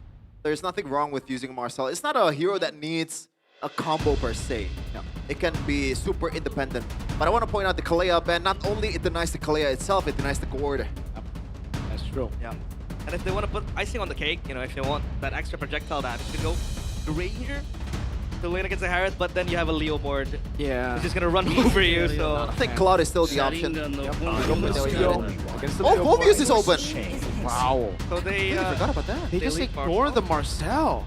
All these are power heroes from Dewa United. EVOS is playing with fire here. Yeah, again, Phobius was also ignored in the first game. Is it? Yeah. Isn't it banned? It was ignored in the first phase. It was oh, they still go for the Gourd! With the Terizla, remember? Phobius Terizla ban.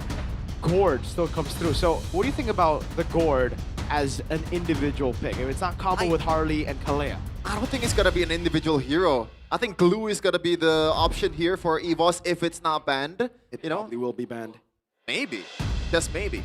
You have to have someone that owns the bushes. Would someone you go for Kaja?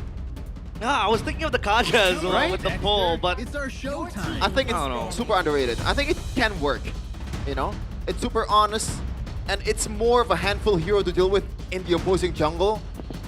So you can play around that. And I think one of the most underrated thing about the Kaja is that debuff of like damage reduction, I believe? Yep. That you And get the whip with the damage, so passive, you can yeah. invade very early on and actually wins out over red trees. Yeah. We saw Super Ken get cooked by that. by the whip. Yep. Shout out Beloy. Shout outs BBB. Dewa. Is it going to be the ban towards, what were we saying earlier? Glue. Granger. Glue, we were thinking about. Oh, yeah. Hylos ban for the Phobius. All right. And then do we get a Glue here? Claude is already banned out by Evos. What do they ban out next? But I do have a question though. Will Suyo fall into the pressure of the Kaja? Because you technically have a second red tree, right? It will. I think so. It will, it's a great pickoff tool as well, and there's no way for you to dodge it unless you maybe time your Blade Surge to perfection.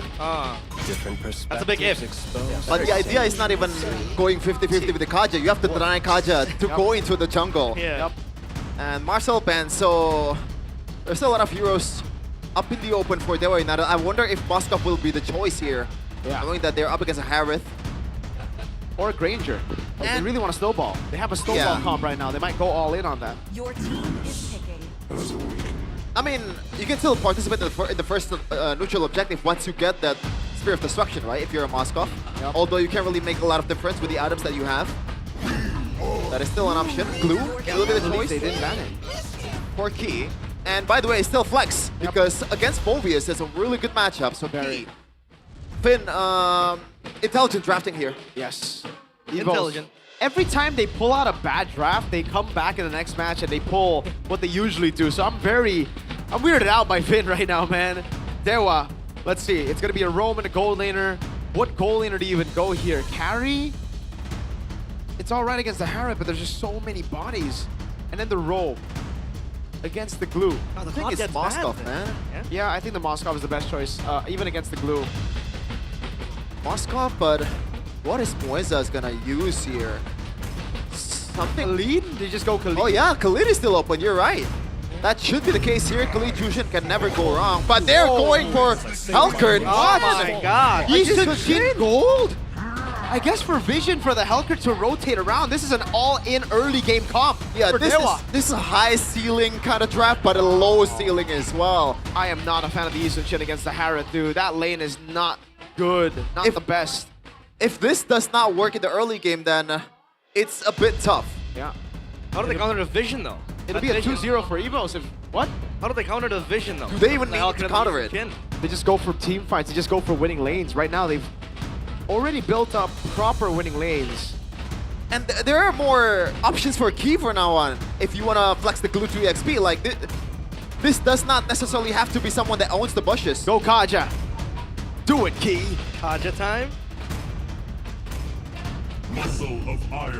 Gato Kaja. that's I mean, boring. Kaja. That is very boring. Yeah, boring pick, but whatever. I thought last pick they would save it for something crazy. Anyways, it's a good pick though. It's not a bad pick at all. You have a way to deal with it, and they already have What was that? CRTB. Whoa, Sheva, you locked in very quickly there. Whoa. Whoa. No, Oh. Kevin. That's Rhea and Kezi. I don't know who that is. Well, He doesn't care about the names. What? Jeffin don't care about the names. Oh, he just cares about the visuals. Yeah, he doesn't care about the names. Visual. Jeffin, who do you think has a better draft here for game number 2? Are you all in on that early game just like Dewa? I mean, I'm always an advocate for weird picks, so I want Dewa to win, but EVOS, I think, has the more standard draft. Yep. But I guess the idea here for Dewa United is to punish the Gord, right? To make View as uncomfortable as possible with this health card. Pressure? What pressure? That's a 2-time world champ in the mid lane on Gord. Ladies and gentlemen, will EVOS get a clean sweep here as we enter the land of Dawn, or will Dewa finally get that game that they desperately have been looking for to secure their playoff spot? Here we go. Pressure is for tires. And for Few, pressure is something he's acquainted with. So let's see if this Yisenshin, if this Hellcurt combo will be able to stop him from just dominating the land of Dawn. Yeah. Bang! And pressure is privilege. But I guess, looks like maybe he's doing pretty good here. Just denying some minutes away from Erlan. This is going to be a tough job, Matt, against the Jushin and also Hellcurt at the same time. Albert has to join in the fray if he wants to own the mid lane in the early game. And mind you, folks, that Mueza is probably second only to Beloski in terms of like Hellcurt prio. Ooh, look at that. Luke, He's gonna be fine. He's a happy-go-lucky starfish. He doesn't really care. Yeah, Gluck, always. Gluck. special. By the way, 2 Master Assassins, dang. I guess they want to nail down on this Harith, right, in the early game. With these 2 Master Assassins, now you get double the value. And Erlan, he has to play a bit more conservatively despite the quote-unquote losing lane against a Harith. It's gonna change once you hit level 2, but so far, it's been hell for Erlan. Even without the Hellcurt. Yeah, okay. That's been. Down bottom though, Erlan's getting bullied heavily, and Yisenshin has been, one of those very, very hard bully type of gold laners, but honest prediction by Gope. Yeah, everyone seems like to go back to EVOS when they win. EVOS is back every time they win. EVOS is back! And then they're like, no, EVOS is not back. But when they lose, it'll be a cycle. It's always a cycle with the EVOS fans, man. Very fun fan base. Yeah. Neutral objective 1 though. What do they do here for Dewa United? Because they have a very unconventional roamer. But I guess Kin is there. The Fulvius will be a handful. It's gotta be a fight. Luke comes close. Oh, bash! Oh, Kin coming into the bag. It's going to be the Phantom Seed of Dawn secures the Lord. Or rather the Turtle, however, the Mystic Gush is enough to take down Kin. And EVOS, they pull one back after a loss. And then objective, Mueza. I want to go for the tanky muscle man. But Key's going to be okay. In true EVOS fashion, they give Turtle 1 away. Well, at this point, it was Kin who forced it. But I guess Dewa United is also willing to let Kin go. Because at that point, with the Flicker as well, he knows that he's not gonna be able to get out. Mueza, as a Hellcurt, cannot really provide anything except that ultimate, right? Just no vision at all for Dewa United, but that's not gonna provide much for Kin's sustainability. All right. Mueza. Waiting in that bush here. EVOS are, man, they're experienced hunters at this point, right? They're experienced predators. They know exactly when to start the hunt. If it's not the best for them, then they just back off. They get scared by a lot of these initiations, but they don't die. Triple kill, now again. Wow. Albert, terrified. He's going to be okay with the Phantom Steed. Dude. Very tanky. They use 3 ultimates for that. Dewa are really looking to push the early game, but this is why it's a risk to take. It's a big gamble to go for an early game comp against a team who are so good at damage control. Especially Albert, man. He is the constant of EVOS. No matter how bad the situation is, every season, Albert is always there performing at a very high level. Constant level, yeah? Meanwhile, Dewa trying to punish Erlan here, but he knows that, or like they know that they still have the Purify, so it's gonna be hard for you to nail down on this Harith, even with that 2 Master Assassin. Yeah, they're just gonna control the gold crab, maybe shove in this wave. That's what maybe wants to do at least, but Erlan can really just force out a fight. No, he actually shoves it faster. This could be an all-out rotation. Mueza! Hold on. Gonna come in. The back. Meanwhile, Erlan just walking in the river. gonna be totally fine, but the turtle will be in the hands of Evos, it seems like. They have that trial. Adelan clears mid. They give Mueza the goal down below. Now Dewa is doing the Evos. Oh, that might falls, looking for the vision. As maybe also pops the Mountain Shocker key, looking for something. In the back, it's gonna be Albert popping in the Phantom Steed, getting the turtle for himself. Luke gets lifted up. Mystic Projectile will stun Octa. That's gonna be a small win for Evo, or rather a win for Evos, but Mueza at least chomping down on the gold. Beautifully done by Evos. They play around the neutral objective, they group up, and Dewa already in the early game forced to play the side lane with the Hellcurt. Yeah, this is not what they pictured for Dewa United. They thought they were gonna dictate what happens in the early game, but so far, after the 4 minute, like it looks like they are the one who is doing damage control. Gonna be collapsed here down bottom. Gonna look for something. It's a 4v4 situation, but both of them disperse. This is the second place team in ID right now, and Evos are climbing back up as they have just lost against Na'Vi. They've been dropped down, but now they can go back up with a win here. Radiant Armor already for Kin. We want to see another macro-based gameplay here. Macro-based game from Evos. 1-0 so far, under 6 minutes. This has happened before with TLID. It was all the way until the first 11 minutes, I believe. It was like 1 kill. But this is more surprising because it's a Hellcurt comp. You're supposed to get early game kills. Might be a kill here towards Luke. Like this, the Terrify as well. Dolan, wow, gonna get the kill. It's not gonna be Kin. Getting Luke as Albert tries to clear the way for the Phantom Steed. A kill for the Phoveus. And Dewa, they equalize on the board. Yeah, look at the rotation as well. Dewa, what a commitment, and they need to make those moves. Great moves, Octa! Flicker with the Lantern Flare, and the Terrify not enough, but the left top is enough to assassinate Albert. Look at Key though, going in. The Mr. Gush will be enough to push away Dewa. Key, tanks the damage, eats it like a good boy. Their Vitalize is not enough to take him down, and Kin is able to smash him to pieces. Luke goes in for seconds, but Kin will not bite the bullet. The hunters become the hunted. Evos, they played it so well up to that point. Dewa pulled off an amazing dive, and what a chain of amazing decisions back to invade Luke. Oh, Luke's going in with grab as Erlan wants to pop the Zaman Force, but not yet. It's gonna be Dolan mounted on and above. Beat it to pieces and to pulp as Erlan in the back pops the Zaman Force, and Albert with the retry again. Evos, they turn things around. The White Tigers finally shows their fangs, and Dewa humbled once more. All of a sudden, after a clear win from Dewa United against Albert, an amazing decision to pull the trigger towards that Leomord, but Evos, with the micro gameplay that they have, Luke being that guy, mounting Dolan out of nowhere, was able to get the kill plus the objective. Evos bounced back. This goddamn Luke. All the time, man. He was dove on earlier and he really wanted redemption. He found redemption almost instantaneously. Respawns, jumped on Dolan, solo killed him.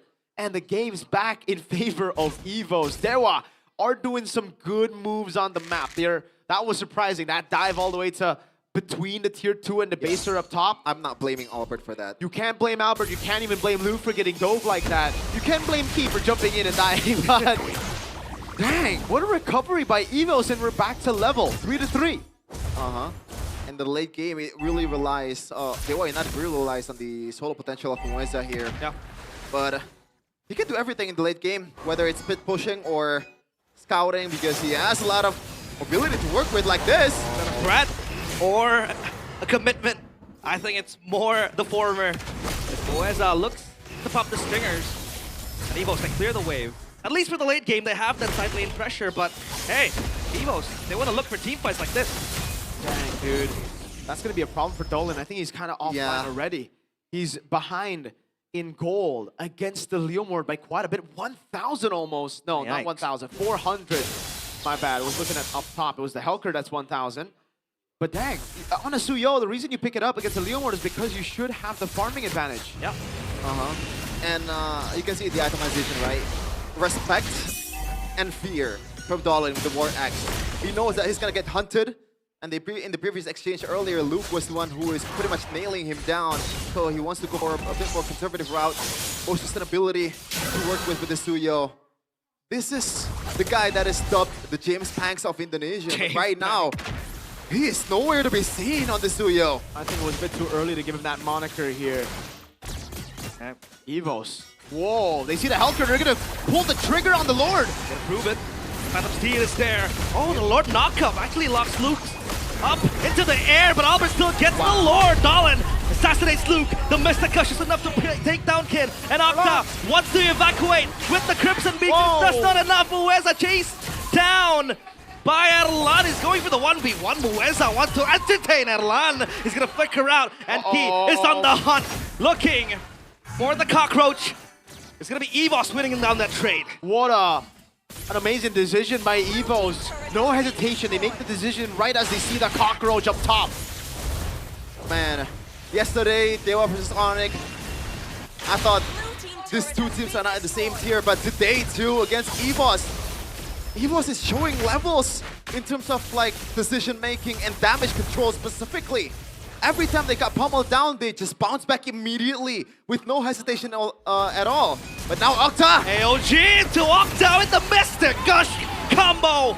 Beautiful stuff from Evo as Luke comes in and jumps onto Dahlin. It's gonna be Erlan with the kill.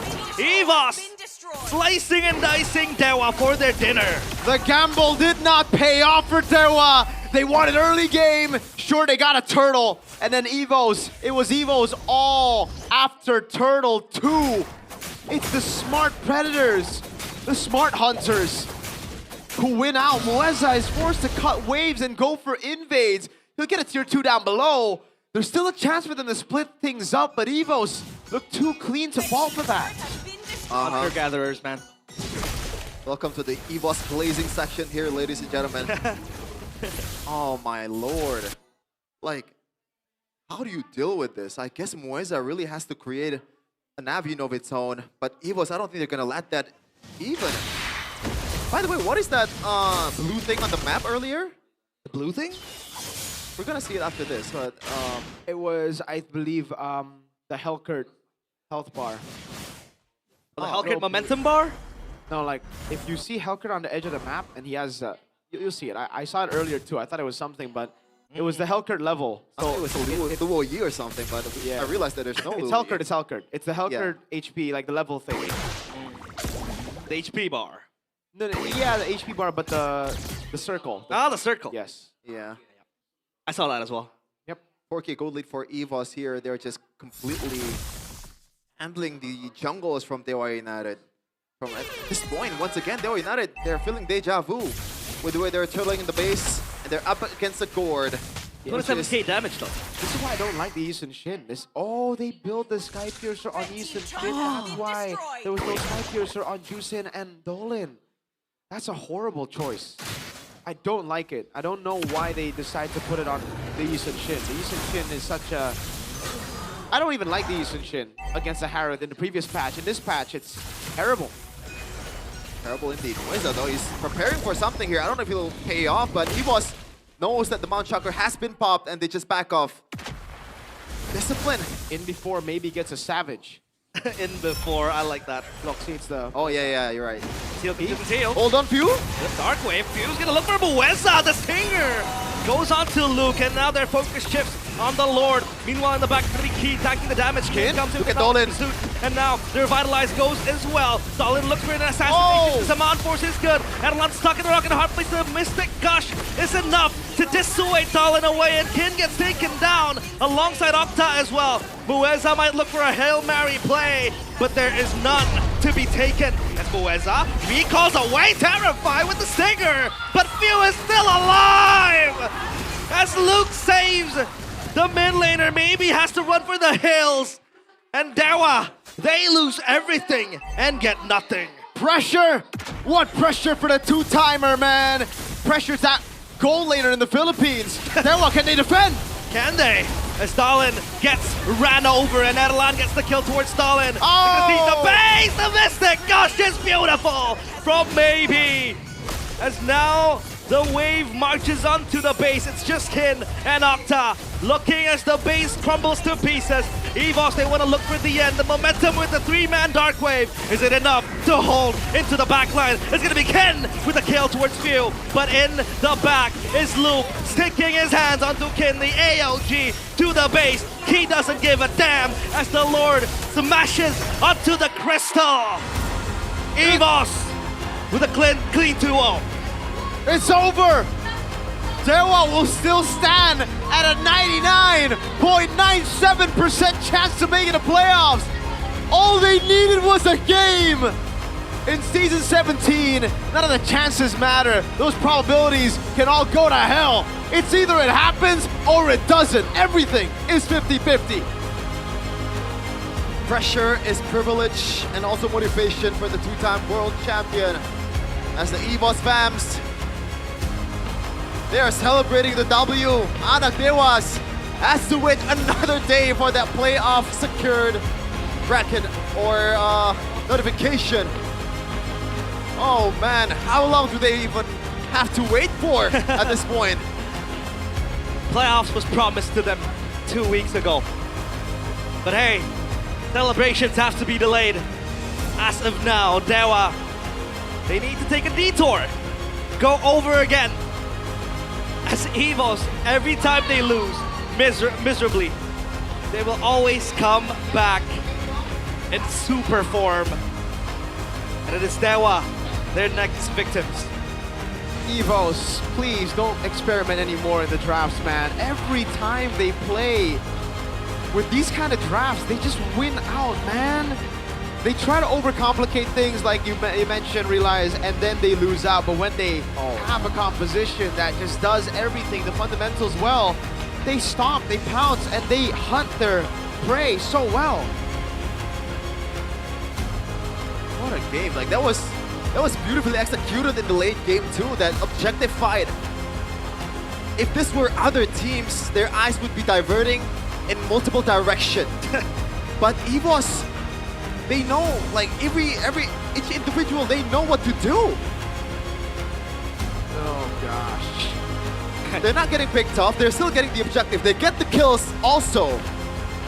They are not scattered at all against this composition, man. And you just cannot give Skypiercer to the Eason Shin, brother. That was clearly a mistake, a gamble that did not pay off. Let's take into the interview to see what the players have to say.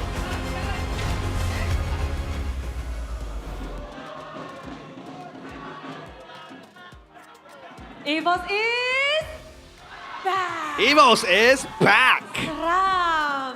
Very scary. Welcome back EVOS ke panggung. Welcome back EVOS to 2-0 kalian dapatkan. the winning stage. Erlan. A 2-0. Pada akhirnya masih berjuang Secured. untuk playoff di match ini. Erlan still fighting for playoffs in this Erlan match. ini? How do you feel? Kita senang lah, soalnya kita harus ke playoff juga. We're very happy. Udah besar kan ngomongnya kemarin. Because we also want to go to playoffs because we talked some smack Tapi tiket playoff yesterday. masih So belum we bisa gotta walk didapatkan the talk. siapapun. Kalian pun menggagalkan Dewa United pula. You Mereka guys, baru 1 game loh. we're able to stop the show for Dewa United. Next match lah berarti. How does it feel? Pokoknya di sini mereka juga sedang berusaha untuk Well, masuk ke babak playoff I think, juga. it'll be the next match for them. Dan momen-momen dimana kita ngelihat sempat kemarin di 2-0 For some moments we did see tim yang berada di posisi zona merah. EVOS, Erlan. you guys Apa lost yang to a terjadi? team down in the red zone. What happened? Kenapa kemarin? What happened Kalian yesterday? habis dipuji-puji nih ya. Semuanya bilang EVOS is You were back. praised. Lord Dance terbaik. Everybody said that EVOS is back. 2-0, But then you guys 0-2. lost 2-0 against Navi. EVOS fans jangan di PH-PH-in banget lah kita ya. And for the EVOS Kemarin fans, lawan Navi sampai pakai tagalog loh kita. you don't need to Ngerasa PH banget. to treat us like Filipino teams. Kasian kan orang Bali, no, kagak ngerti. Oh, Tagalog. iya. Harus We diajarin feel bad ya. for Jadi for someone that's from Bali, it's kind of like an internal momen joke kemarin between EVOS players. Kita ngeliat kalian lagi di gaung-gaungan lagi, wah strong banget Everybody nih, was shouting your menjaga names. 02. Coba, selain And then 0-2 against Navi. Gara-gara pakai bahasa Tagalog. It was a pakai apa, miscommunication because, you know, using Tagalog language. Karena What else Navinya happened? juga kuat sih Bude. Because Navi Iya. was super strong, Bude. Sama aku pakai Chow. And I also used Makanya, Cho. Ya. Main hero normal aja lah. You know, Normalnya it's time to go Patrick? back to normal heroes. Patrick bisa... I think Patrick or Glue, the normal hero. Udah mulai lupa, tapi What else? Sora, ya. Sora. tapi kalau ngebahas tentang 2-0 terhadap Dewa United Going yang to 2-0 posisinya for Dewa United. mereka lagi di atas kalian. Jadi, Dewa are up. gimana sih posisi above tidak you guys. menentukan prestasi atau bagaimana? So is this a case of Mungkin rankings doesn't really determine the bebas results? aja, Bude. Kita lawan Navi kalah, tapi kita menang lawan Dewa gitu-gitu aja sih. I think it's a case of MPL. Banyak momen, tapi kita akan ngeliat winning juga against momen di Dewa, mana but losing against Navi. lawan dari Luke nih. Langsung aja kita saksikan bersama. And we'll take a look at the highlight here. Oke, Against bentar. Kin. Luke, Ini kamu manggil teman-temanmu apa opponent gimana? in the lane. Soalnya... Did you call tadi your kan ada friends buy here, one. Luke? Dia bawa teman ya, aku bawa juga dong. Because in the earlier gank, he did bring his teammates. So yeah, I also want to bring my friends. Susah. It's very hard Susah, Bude. Jago dia. to play against Kin because Kin is Jago super di good. Di bagian apanya tuh? How Kalau is he boleh good? Tahu, di elaborate lagi. Can you elaborate? Temen jago mekanik lah. He called it. He didn't call his friends. He's very good mechanically. Laning dia kuat, aku akuin. His laning is super good. Oke, dia berapa, kamu berapa angkanya? How would you rate him? Dia 9, aku 1,5 deh. Well, I Jago think banget I'll dia. give him a 9 and I'm 1.5. Luke Very lagi good. merendah. Luke, you're Down to earth. you're Oke. down to earth. Dan tapi kita juga lihat hari ini tuh kejar-kejaran terjadi, Oh, we momen did, demi momen diciptakan. take a look today. Banyak yang meneriakan a cat and mouse nama chase. Hengki. We did see. Ki. And a lot of people were shouting Key's name. Hengki. Yeah, Bude. What up? Dengan Kaleamu, dengan Gatot Kaca. With your Kalea, with your Gatot Kaca. You made a lot of Momen moments. itu terjadi. happen Bagaimana kamu menciptakannya in the game. sih? How did you make the disuruh moments teman happen? aja sih. Kalau Albob udah bilang, tangkap jungle Heng, tangkap. Well, I just listen to orders. If Albert says, catch the jungler, then I'll catch the jungler. Kalau Erlan suruh, tangkap ini Heng, tangkap. If Erlan tells me to catch someone, I'll catch Sesuai him. request aja. I'm just based on Dan request. di-deliver oleh Ki. Ya. Tapi selain dari permintaan teman-teman, kita Aside tahu from pemain the Dewa request from United, your friends. early game mereka terkenal dengan kuat And early Dewa's game. early game is known to be Gimana very kalian strong. tadi menghadapi early game yang begitu How kuat were dari you Dewa guys United? able to suppress that early game? Sabar aja sih, tunggu momen. I Kan think it was tadi all about di early patience. Kan emang mereka menang juga kan. Waiting for 3-1, moments. Ya, jadi Because they were winning sabar aja. the early Kan game in ada game 1 momen- too. Momennya datang So it's sendiri. all about just being patient, waiting for the moment to itu kan come. ada momen Dewa United mereka dapatkan di early game. There's also a Gimana kalian moment that mencuri Dewa momen got itu di in the game early 1? game. How did you guys Tangkap steal Tangkap that dulu. moment Ya, back? tangkap Dolin, tangkap Key Kin, said, tangkap Mueza, well, tangkap Maybe sama all tangkap we Okta. did- Tangkap semuanya. All we did was Tangkap. just catch Jadi, everybody in the team. ditangkap ya. Jadi kita Okta, ngeliat Dolin, juga karena Maybe, inilah dia Kin, momen-momen yang Mueza. terjadi. And this is the moment that happened. Dan, wah ini momen ketika Dewa United, mereka menginisiasi terlebih dahulu. This moment tapi happened when kalian Dewa initiated first. inisiasi. But the counter engage from you guys Dan bahkan, were very good. Was very good. golnya hilang. Coba ceritain And Ki. even Okta and Oh, ini- Moisa got deleted. Refleks Piu Bude, tanya Piu aja nih. This was So, reflexes from can you Few. explain? Bisa ceritain momen ini nih. Can you explain this moment, Few? Momen dimana kalian counter initiate. The moment where you were able to counter initiate, counter engage. Counter Dewa United play. Gua How did you counter the udah play tahu here? Kalau gua kelihatan skill satu si Alice, gua langsung flicker out aja. I think I knew that we did see Alice's skill 1 go in. So few. So I just kamu panggil flickered teman-teman, away. Kasih tahu teman-teman. Kamu kasih tahu teman-teman, ayo ini udah selesai. So did you tell your friends? Gas, gitu. Iya, langsung gas abis tuh. Yes, I did. And jadi we semuanya just dari went in after Few that. gitu Ki. Ya dari Piu. So it was dia all from bilang, Fiuki? hati-hati Alice Yes. mau ulti flicker. Dah. He just Aware. told us that Kalau di guys sini have to be berarti careful. Alice is gonna ulti penyayangnya flicker. Lagi di View. Ya. That's why we were Dan very melihat aware. hasil, tadi ada kombinasi Kalea Gord yang kayak There lagi was populer a banget gak sih, Ki? Kalea Gord combination Akhir-akhir ini. combo, Lagi banyak so sih, popular di latihan lately. pun emang banyak yang pakai juga A lot of sih itu. people using it, Setelah even in kalian scrims pakai? and in practice. Nggak tahu sih siapa yang pakai duluan ya. After you guys yang used it, how do you sekarang feel? Emang lagi banyak aja lagi. I think lagi pada there FOMO has been a lot of kayaknya. people using Banyak-banyak. it. Tapi setelah kamu pakai di game itu gimana? Emang sebagus itu kah? How did you feel after using it? Atau gimana? Bagus. Boleh Does it buat look good? yang Yes, main it's very duo good. di rank. Oh. You guys can use it if you're duo in rank. Dan ya ngebahas juga gimana gameplay dari EVOS kembali menjadi solid.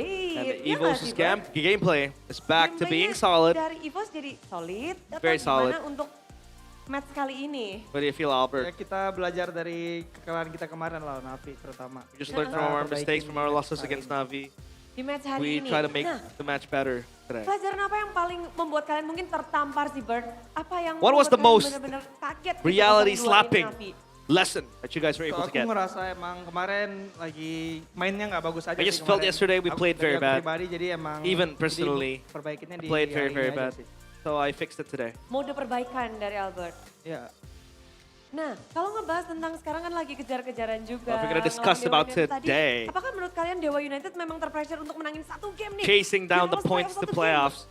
Itu ke bawah nggak Was sih Dewa sebenarnya? pressured to win because they were one game away Kayaknya for making it to enggak sih, playoffs? kayaknya biasa aja harusnya. Oh, no, I don't think Enggak, so. I ya. think it's Jadi normal. nggak, memang di sini EVOS yang sudah belajar dari kekalahan dan EVOS membawa learned gameplay mereka from their semakin mistakes, solid dan and they made their kuat. Dan gameplay EVOS is back. a lot more Dan solid. hari ini bahkan tim EVOS melawan And today, even salah satu hero signature dari tim Dewa United. EVOS went up against one of the Banyak signature heroes. hero-hero yang muncul, tapi yang Dewa. paling kita mungkin sorot adalah A lot of Hellcat heroes dari Moeza. did pop up, You, but many the Hellcat, times. hands of Ada Moeza. Hellcat dari Moeza yang mencoba untuk catch you, untuk A nangkep lot of kamu. times, Tapi the Hellcat gimana tried to kamu chase menghadapi you and catch Hellcat you. dari Moeza? How'd you face it? Were you okay with it? Tank aja, tank board. I just made Gak board aja, tank. nge-tank aja. tank Kita build. lihat juga karena benar-benar momennya terjadi. Inilah dia momen dimana game kedua. The moment. Piunya lagi Or game jalan, two. lagi skateboardan. Piu, you Few play was skateboard. skateboarding. Oh, and you he went out dodged safe. him. So, boleh diceritain mungkin gimana sih? Can you break down? Jadi tanggor, jalan-jalan aja. Bude, dia nggak ngerti katanya mau Tagalog, aku yang translate. Ya, gimana? Oh, Lu Bude, ngomong. Few doesn't understand. So he wants to Tanyanya speak in apa, Bude? Tagalog. Tanya, kamu dikejar-kejar terus sama Hellcat. You were tapi chased down Selalu bisa selamat. many with times you Hellcat, and you were able to survive. Anu ang palakmo. Tuh. Wait. Ah, dito. Lu jawab, gua translate. Luke speaking Tagalog. Cantik juga tanya. Gak jadi. Ah, I'm out. Rada-rada dia. Luke is able to speak Tagalog. Chemistry-nya boleh dicoba lagi ya. There's Yeah. problems with the chemistry Hellcat. here, it seems like. How you manage to escape him? How did you manage to escape? The full game of second game, I'm always ready to dodge Hellcat because they pick Hellcat because I think they pick Hellcat for guard. Oke, look, translate. Luke, translate. Katanya HC ngotorin tanah doang. Well, Luke said that the Hellcat was itu, just there itu. to make the floor Umur nggak dirty. masalah, refleks masih muda katanya. Keren. Well, my reflexes are still like I'm young. Itu tuh. Few said. Tapi kamu ngeliat permainannya View gimana, look? How did you Few's gameplay? Emang ya? Luke. Jago. 2M series, Bude. It's very good. Wow. 2M series, Bude. Oke, tapi Of course he's gonna be hari good. ini kalian tinggal sisa satu match. You guys only have to play one more Look, match. lawan siapa lu? Luke, who is it up against? Oni. Onyx. Satu match itu bagaimana nih? How do you Kalian feel going akan up against that di season ini one last match? Jadi penutupan ngelawan yang nomor It's gonna be the satu. closing match up against the Main kayak biasa best, aja sih, Bude. the number one. Soalnya nggak bisa upper lagi juga kan kita. I don't think we can go upper anymore, so we're just gonna play. Masih bisa. Oh, we Belum can still ada go yang upper? dapet loh ini, tiket playoff aja masih kebuka. Tiket Nobody upper even masih dikejar-kejar. is able to get the playoffs ticket aside from Onyx. So Luke, get your facts straight. Mungkin dari ROM mahal kali. ROM mahal nih mau ngomong nih. Maybe our roamer, our expensive roamer, wants to Kalian give his 2 cents. melawan Onyx. Your match against Onyx? Kita do the best aja sih. We're just Di gonna do our last match best. nanti kan Our last match. ibaratnya sekalian pemanasan juga buat menjelang ke playoffnya nanti. Also, it's gonna be our warm up going into playoffs, and he says that with confidence. Karena kita bakal melihat juga, tadi kan Luke bilang ini nggak bisa. 'Cause we're gonna see. Kita buktiin. Tiket upper bracket Because ini Luke udah said that keisi. EVOS Yuk, can't kita go lihat to upper bersama-sama bracket. ya, standing sementara. But let's take a look at the standings Untuk now and get our hari facts ini, straight. Di match ini membuat, And EVOS, Evos ada di mana tuh? EVOS is number 3. Naik. Di bawah, nomor 3. Tapi naik Below Dewa. loh. But hey, you guys were able to climb up. Semoga kita minggu depan bisa naik lagi. Hopefully, Semoga bisa naik lagi. next week we're still able to climb up. Erlan, pede nggak nih untuk next week Erlan? Erlan, are you confident Oh for iya, next pede, week? Pede Pede. Albert gimana Albert? Albert, are Lawannya you confident? Oni? Against Onyx. Sama-sama pede juga. I'm confident too. Let's go. Jadi Luke, upper bracket gak Luke? Upper bracket, Luke? Upper bracket gak nih? Mike, give him the mic. Yes. Masih bisa. And he screams out, yes. Masih bisa. He is confident. But You? you have one last match against Onyx. One last match against Onyx. Tagalog aja. Tagalog. How do you, I mean the last I match say in first? Tagalog. Okay. Gusto ko lang magbigay ng message kay Kelra pati sa Pilas family. Stay strong and condolence. Saludo ako sa mental mo. Ingat ka sa pagbalik dito sa Indo. Okay. Jadi ini adalah ucapan untuk Kelra. A heartfelt message from Jadi Pew to Kelra. sudah mengantarkan untuk turut berduka cita Our sepertinya deepest untuk Kelra. condolences to Kelra. Is that right? Yap, dan yes, kita juga masih mendoakan dan mereka juga akan menantikan pula bagaimana untuk Prayers are next for week Kelra ya. Tapi and his minggu family ini at this sudah difficult selesai time. Untuk tim Well, this is EVOS. it for EVOS. So, anything to say to close this week? Anything you want to say? Luke, Apa bre? Say something. EVOS roar. Right. False roar. Next week EVOS is Bah. Oke, jadi langsung saja EVOS fans sambutlah kemenangan EVOS fans. 2-0 dari tim EVOS. Please welcome EVOS.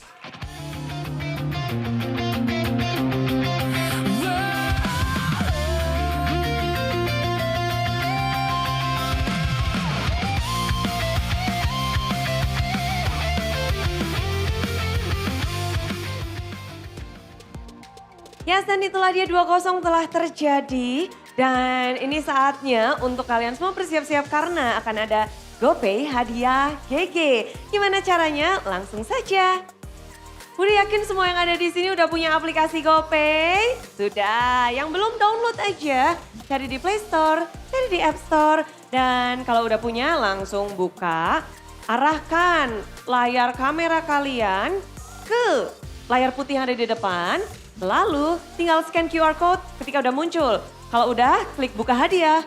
Dan ketika sudah buka hadiah, otomatis saldo GoPay kalian akan bertambah. So, guys, ready? Super fans, inilah dia GoPay hadiah GG.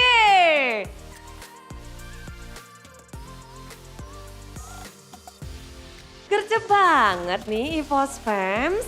Dan juga, anak dewa dan juga semua super fans. Ayo, apakah ini Retri Dolin atau Retri Albert?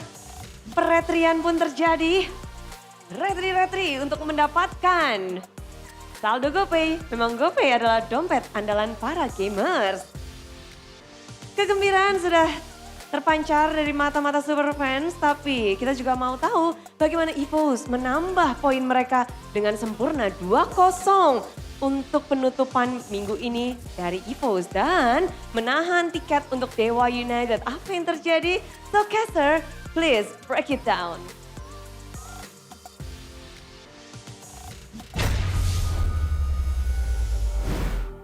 There you have it. Roar. An interview with the Tigers. EVOS is EVOS roar and EVOS is bah. No, it's not EVOS roar. Sorry. It's EVOS roar. Roar. Is that the Indonesian way of saying it? Roar. But I like the spice that I know that Luke, deep in his heart, he wants to talk some smack. But I think, there's a limiter. Deep in his heart, he's still Red Robot. Oh, that means he's still picking up rats in the XP lane. Picking up what? Upper rats. I hope not. Please Right? don't pick that up, Luke. I think Luke peaked at a different team, man. Oh, he's, no. Everybody remembers him from BTR. I don't know what you're talking about. Anyways, our MVP. Oh, not yet. This is a crucial moment, Shepin. Yeah, I don't know what else to say. It feels like in every front, EVOS is just better. Whether it's drafting, whether it's objective battle, whether it's team fighting. In this case, I'm the most surprised out of all of them. Like, look at View, man. He knows there's something in the bushes, and look at this dodge. Damn! He's dodging Kin, he's dodging Dolin, he's also dodging Moisa at the same time. Pressure? What pressure? Pressure is a privilege for View. And he's not feeling any pressure at all, to be honest. He just tanked it up there when he walked up. By the way, our player of the match is the two-time. Welcome, View. That's how they call it, right? They call him View. It's View. Yeah, I like the build too coming in from Few, the early Blood Wings, plus the Warrior boost to pretty much negate all the incoming damage. Well, not really negate, just deter the damage from the Hellcurt itself. In the late game, it really works out, right? Because we thought it was going to be a single like stinger that he's dead. Never mind, he's on a Blood Wings and he is on a Warrior boost. And that gives a lot of, I guess, like, anyway, not started to second guess himself. Can be actually burst down some of the heroes from EVOS, but this is one of the brilliant movements from Dewa United, man. Like, Albert has been playing it super safe. Every time there is a Dark Knight falls from Hellcurt, he immediately popped the Phantom Steed just to be safe. But at the time, like, there's nothing you can do. This is Dewa playing it beautifully, but this time around, Albert with the retreat, look at that. The Mystic Gush connecting on towards 2. Not just Few as well, man. Like, the fact that this hero can use or, like, show his true potential is because of Key. It's because the frontliner of EVOS, mostly. Not a good game from Nocta, not a good game for Dolan, or just Dewa United overall. They're on the flip side of what Few experiencing right now. All the potential of their signature heroes is just like immediately gone. Like, these are comfort heroes, maybe with the exception of maybe himself. Look at this, damn, Few. So good. Like, really so good. Yeah, Few. Especially with the game plan. This is a draft that's supposed to handle Few, right? Yep. They did handle Few with that just one moment there. That Bloodwing. Yep. He died a single time in 2 games, I think. This is the only time he died right here in the base, where he went for the kill, and then I believe it was Kin who got a big jump. Oh yeah. Bang, bang, bang, bang. Man, Silver Surfer, man. Somebody needs to make the Silver Surfer meme, but with Few's face, you know? It's this lore accurate Silver Surfer. This No. shoot lasers, you know? This is lore accurate Gord. Gord. This is Gord. Few is him, bro. He's Gord. Gord. Nothing much to say, I guess, from the itemization. Yep. So far, pretty standard, but that is one thing that we need to talk about. The Skypiercer on maybe. Now, I guess the idea is Octa will be more of a target from the opposing side, so they don't want to put all their Skypiercer stacked to the one that presumably will die. Yep. But at the same time, maybe on a Yusen Shin, he's most likely gonna die too, man. So you can't really... I don't think there's a decent option here for Dewa United. Someone gotta have the Skypiercer that they just decided that maybe should be the one who's having it. Didn't really work out. Man, oh man, that early Winter Crown didn't really do Kin so good too. Yep. Despite it being a decent item in a losing position. It was unfortunate, man. They just lost out on all fronts. The one time they were able to win was the first neutral objective. That's it. That's when Kin got a big Dark Wave Flicker, and even then he was killed. It wasn't a full win. It was 1 for 1. Turtle for kill on XP. And then it's the Evo's disengage game that's just so good. Well played, man. Well played. GG's to Evos. We're going to see them maybe take upper brackets away from Dewa United. And Dewa, 99.9, so they just need a game, dude. Oh, man. Oh, by the way, there's a timeline out there where Dewa does not make it to the playoffs. That's crazy. There is 99.97. There's a 0.03% chance that they don't make it to playoffs. Hey, but remember, in ID, there's never any of these like random percentages. It's only 50-50. It either happens or it doesn't. And fun fact, if BTR lose to Alter Ego, Dewa, Alter Ego, Dewa, and EVOS all make it a playoff. 3 teams. Dang. Destiny in one hand. Yeah, they'll all be hoping for BTR's demise. Man. Oh, God. I used to pray for times like this. I think I need to swap my predictions, man. I've been very cursing all the teams. Holy moly. But imagine if Bigger Torontos will make the playoff. I don't need to imagine it. It's happening right now, man. Like, this team is so... Time for you to take the helm. Optimistic, man. Come on. Yeah, I've always been an Evo. You got good fan. players. You got good players. What? You got good players.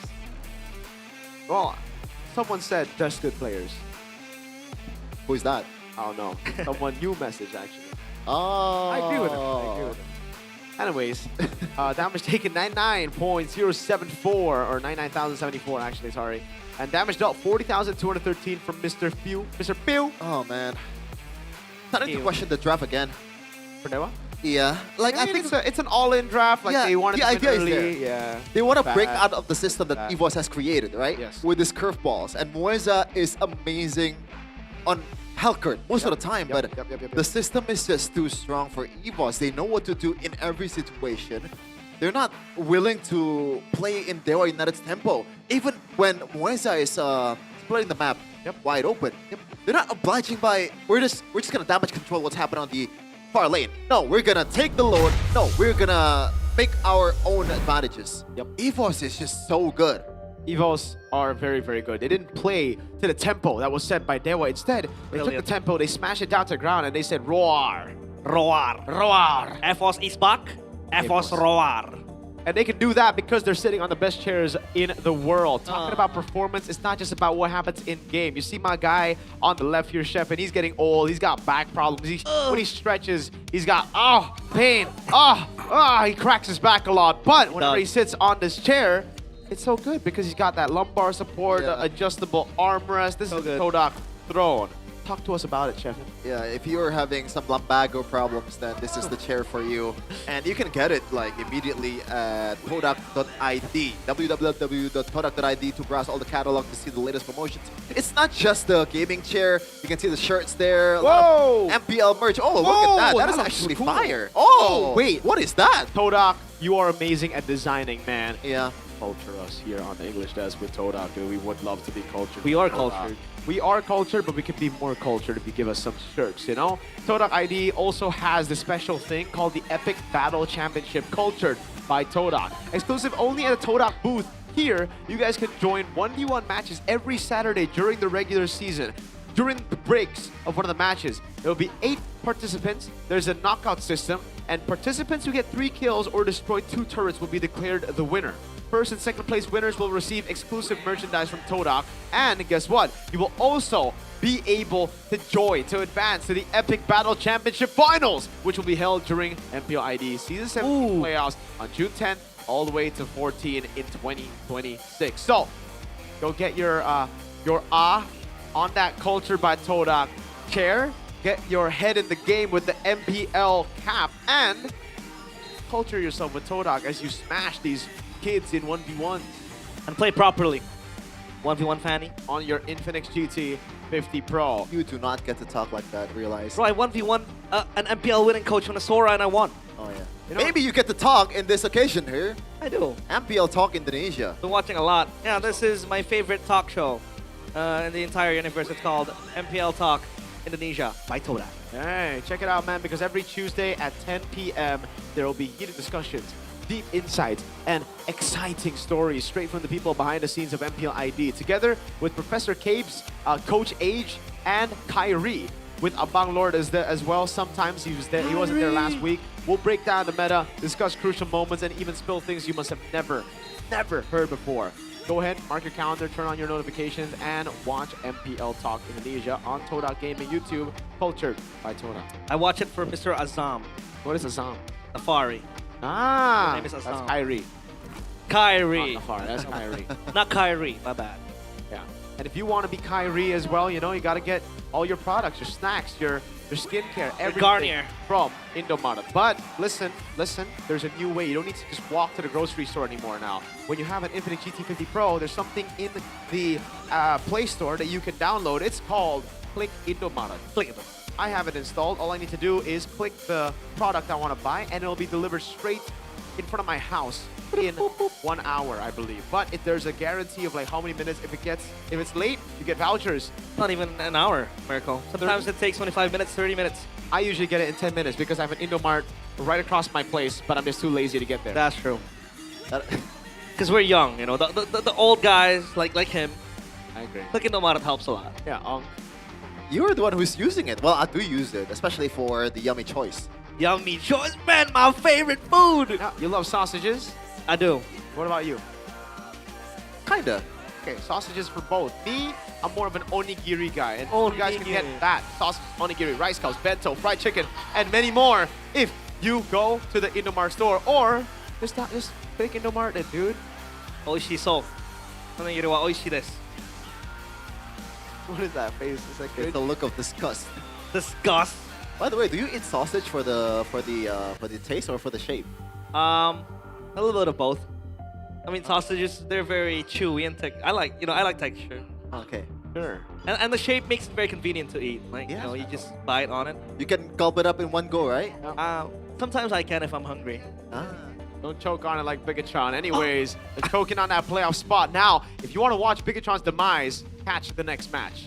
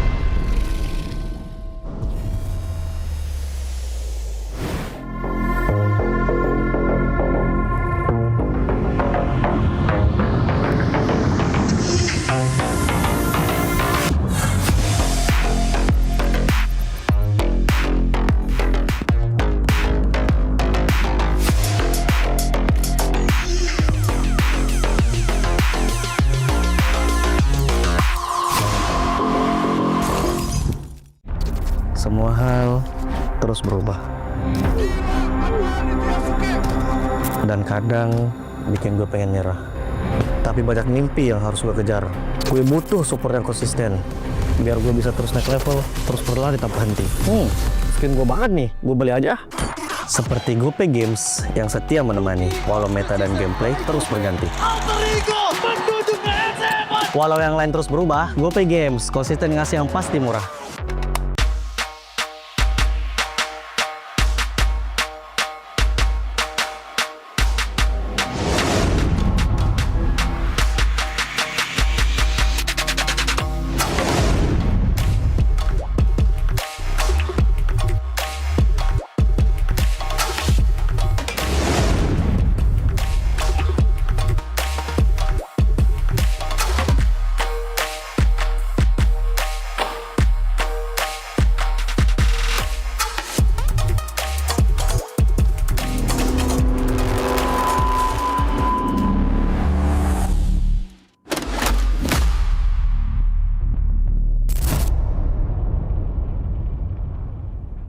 Garnier Men.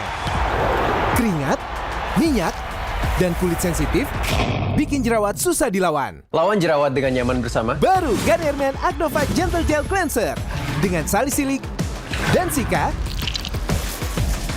Lawan 99,9% bakteri penyebab jerawat. Teruji pada kulit sensitif. Nyaman di kulit. Optimal lawan jerawat.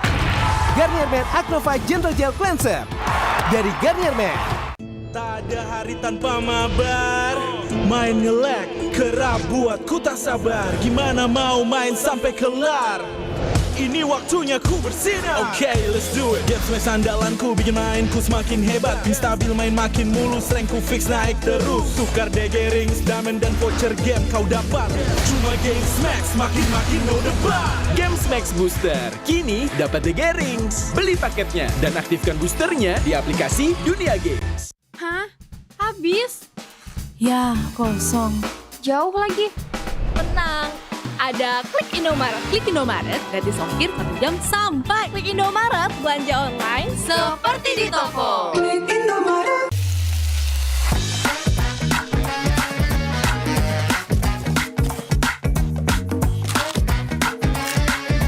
Gimana? Enak?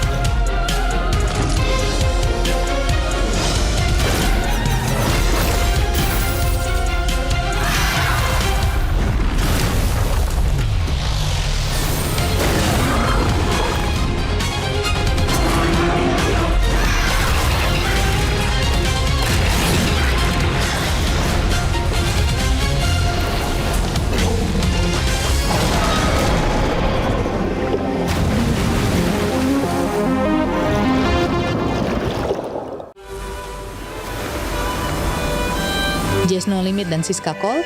Selamat datang, silakan masuk. Tamu berikutnya, silakan. Yuk, Aldi Tahir. Silakan masukin.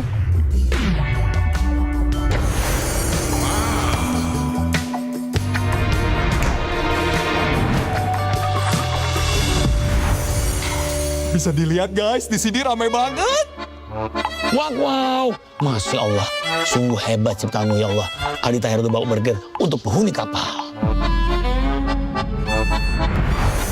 Guys, nih ambil aja burgernya. Malam ini terasa spesial dengan kehadiran kalian. Dan ini baru awal dari perjalanan kita. Enjoy Wendy All-Star Party malam ini. Hah? Wendy mana? Guys, hot news. Wendy jatuh ke laut. Ini semua pada panik. Astagfirullah. Siapa ya yang dorong Wendy? Menurutmu siapa pelakunya? Komen ID MLBB-mu. Petunjuk rahasia akan dikirim ke mailboxmu malam ini. Kalau buat gue semua tim pasti pantas lah. Menurut gue ya yang nentuin hasil di akhir aja gitu. Tim yang pasti yang paling kuat, yang paling konsisten pasti mereka yang lolos gitu. Satu kemenangan dapat mengubah banyak kemungkinan. Persaingan akan semakin ketat. Belum ada posisi aman. Persaingan sih, especially di leg 2 sih. Leg 2 berasa banget kayak semua tim tuh udah jago semua, udah saling lawan, udah makin improve lah. Gue ngeliat sih lebih banyak keunikan aja sih. Keunikan itu maksudnya gimana ya di dalam gamenya lah. Gameplaynya mulai banyak yang lebih variatif juga. Dan tim-timnya lebih berkompetitif sih dibanding season kemarin, kayaknya lebih berkompetitif yang season ini lah. Menurut gua cukup seru banget sih, soalnya benar-benar nggak expect sih. Dan ternyata tim yang dari awal gue prediksi, mungkin semua tim juga ngeprediksi buat jadi kuda hitam, ternyata tetap struggle aja gitu. Terus tiba-tiba kayak tim yang kita nggak expect buat jadi kuda hitam, top 2. Nggak expect banget sih, literally unexpected banget. Ternyata Liquid tidak digadang berada di posisi atas. Maka ini adalah perebutan untuk posisi kuda hitam. Kalau yang buat dark horse banget season ini menurut gua tim Liquid sih. Karena dari yang season lalu mereka se-struggle itu kan. Dan yang season ini menurut gua mereka bisa compete sama semua tim sih. Cuman inkonsisten aja kayak yang gua bahas di awal. Bagaimana perform mereka up and down, dan sekarang mereka sudah kembali menemukan tempo permainan mereka. Kalau melihat Piala ini nggak konsisten aja ya. Soalnya kan week awal dia leg 1 on fire banget ya. Semua tim hampir bisa kalah. Nggak tahu apa yang hilang dari mereka. Kalau dari TL sih bukan kehilangan jati diri sih. Kayak sesimpel kebaca sih kayaknya. Karena tim-tim lain juga udah pada tahu how to ban-nya buat ngelawan TL. Makanya mereka cukup terseok-seok lah berapa minggu. Yang akhirnya sekarang mereka udah menang-menang lagi ya, mungkin karena mereka nggak bermain di draft yang itu aja gitu. Mereka mulai explore yang lain-lain gitu. Nah, yang gua ngerasa mereka udah mandang kita ya tim yang kuat, terus juga kayak udah nyari tahu banyak lah tentang tim kita, terus jadi lumayan nyulitin lah buat kita. Jadi kayak sekarang gitu. Dan always kita pantau udah masuk ke leg yang kedua. Mereka semakin lebih meyakinkan. Play demi play, game demi game, match demi match. Banyak yang terpleset karena Geek Fam. Geek Fam so far this season, I think they are really improving a lot. Especially the team fights in Turtle, it's really good, and the way they draft also. It's like similar to how Philippines play. Geek Fam di leg 2 ini ngeri bang. Serem. Kemarin kan gue lawan Geek kan, terus game 1 gue nggak expect gue bantai 9 menit sih. Pas nggak ada Nazara, menurut gue jadi satu suara sih bang. Terus kayak dia benar-benar jadi agresif gitu loh. Gara-gara apa faktor nanti tools juga kali bang. Kalau buat sekarang kayaknya nggak segigit yang kemarin sih untuk yang Kingslayer. Meskipun kemarin ya mereka ngalahin kita juga kan. Tapi ya kurang gigit aja buat julukan Kingslayer. Dewa yang dari kemarin banyak yang bilang adalah tim kuda hitam. Dewa United ngegigit banget sih, jujur ngegigit banget. Mereka pinter banget gitu buat nutup-nutupin kayak gitunya. Jadi kayak misal satu bolong, mereka kayak langsung, oh oke, yang ini behind, kita bantu recover. Jadi kayak bolongnya tuh ketutup gitu. Menurut gue emang mungkin dari si Dolinnya juga kayak fit into the team, bukan berarti kayak yang kemarin tuh nggak fit. Karena emang ibaratnya di MOBA itu ya lu chemistry, klop, cocok-cocokan tuh emang udah pasti ada gitu. Kalau jujur gue ngeliat Dewa minim banget sih kekurangannya. Minim banget kekurangannya. Gue rasa mereka almost perfect lah. Mungkin ya cuma perlu konsisten aja sih.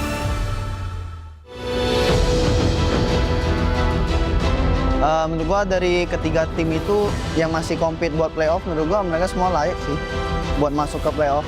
Cuman ada chance-nya yang dikit, ada chance-nya yang gede. Jadi ya di sisa match ya mereka harus pakai sisa match-nya dengan baik gitu. Mereka akan mencari lagi sebuah kepastian menuju ke velodrome, bukan cuma sekedar impian. Kalau menurut gue emang playoff tuh cara kita untuk berprogres sih. Kayak dari bawah dulu, dari regular season dulu, ke playoff dulu, baru kayak cara kita ngincer juara. Kalau yang gue lihat playoff itu ajang adu gengsi sih bang. Kayak semua tim pengen lolos playoff ya gara-gara dia gengsi gitu kalau nggak lolos playoff. Apalagi kalau tim besar yang nggak lolos. Sepenting apa lolos playoff menurut gue itu penting sih. Soalnya pertama itu kayak gengsi kan. Kita punya chance yang sama jadi kita kayak reset dari awal gitu sih di playoff semua tim. Jadi kita bisa ngagetin juga gitu. Kayak di playoff tiba-tiba kita kuat gitu. Banyak orang yang nggak ngeliat kita dari sebelum-sebelumnya tiba-tiba kayak naruh mata di kita kan kayak something kan.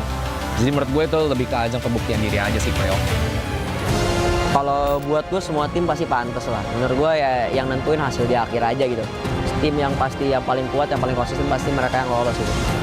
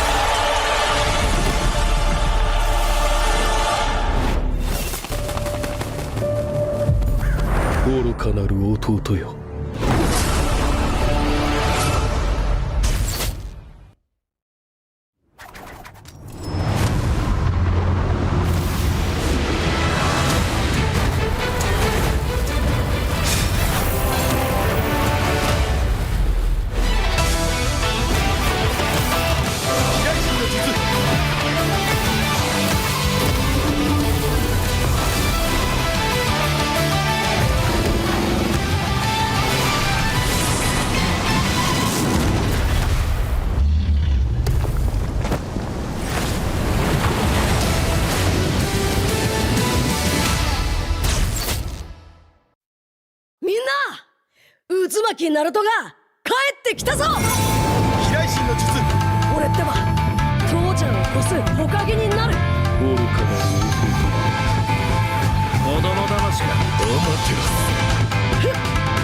行くぜ。これが俺たちの力だってばよ。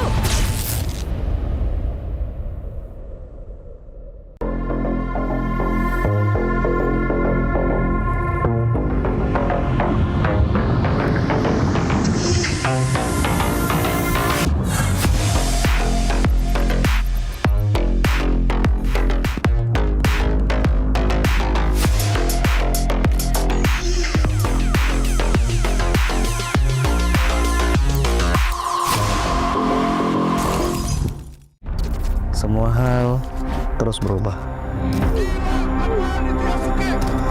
Dan kadang bikin gue pengen nyerah. Tapi banyak mimpi yang harus gue kejar. Gue butuh support yang konsisten. Biar gue bisa terus naik level, terus berlari tanpa henti. Skin gue banget nih, gue beli aja. Seperti GoPay Games yang setia menemani, walau meta dan gameplay terus berganti. Walau yang lain terus berubah, GoPay Games konsisten ngasih yang pasti murah.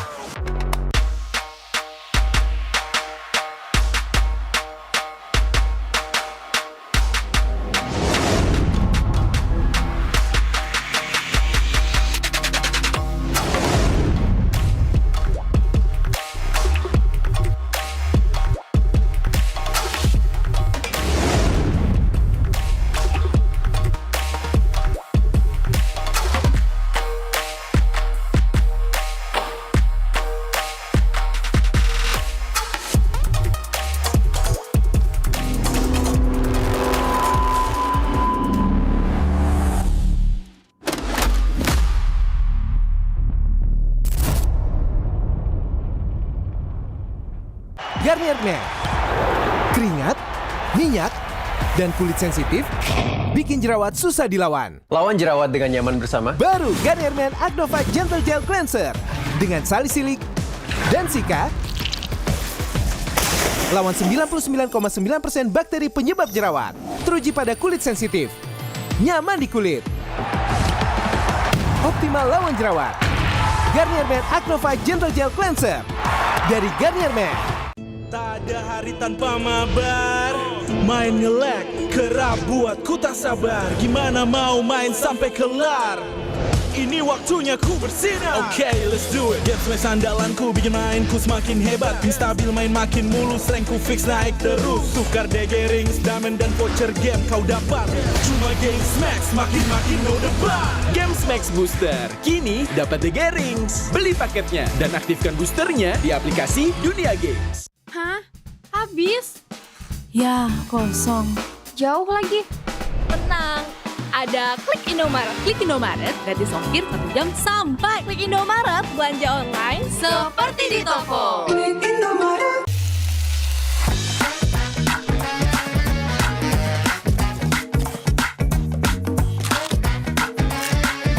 Gimana? Enak?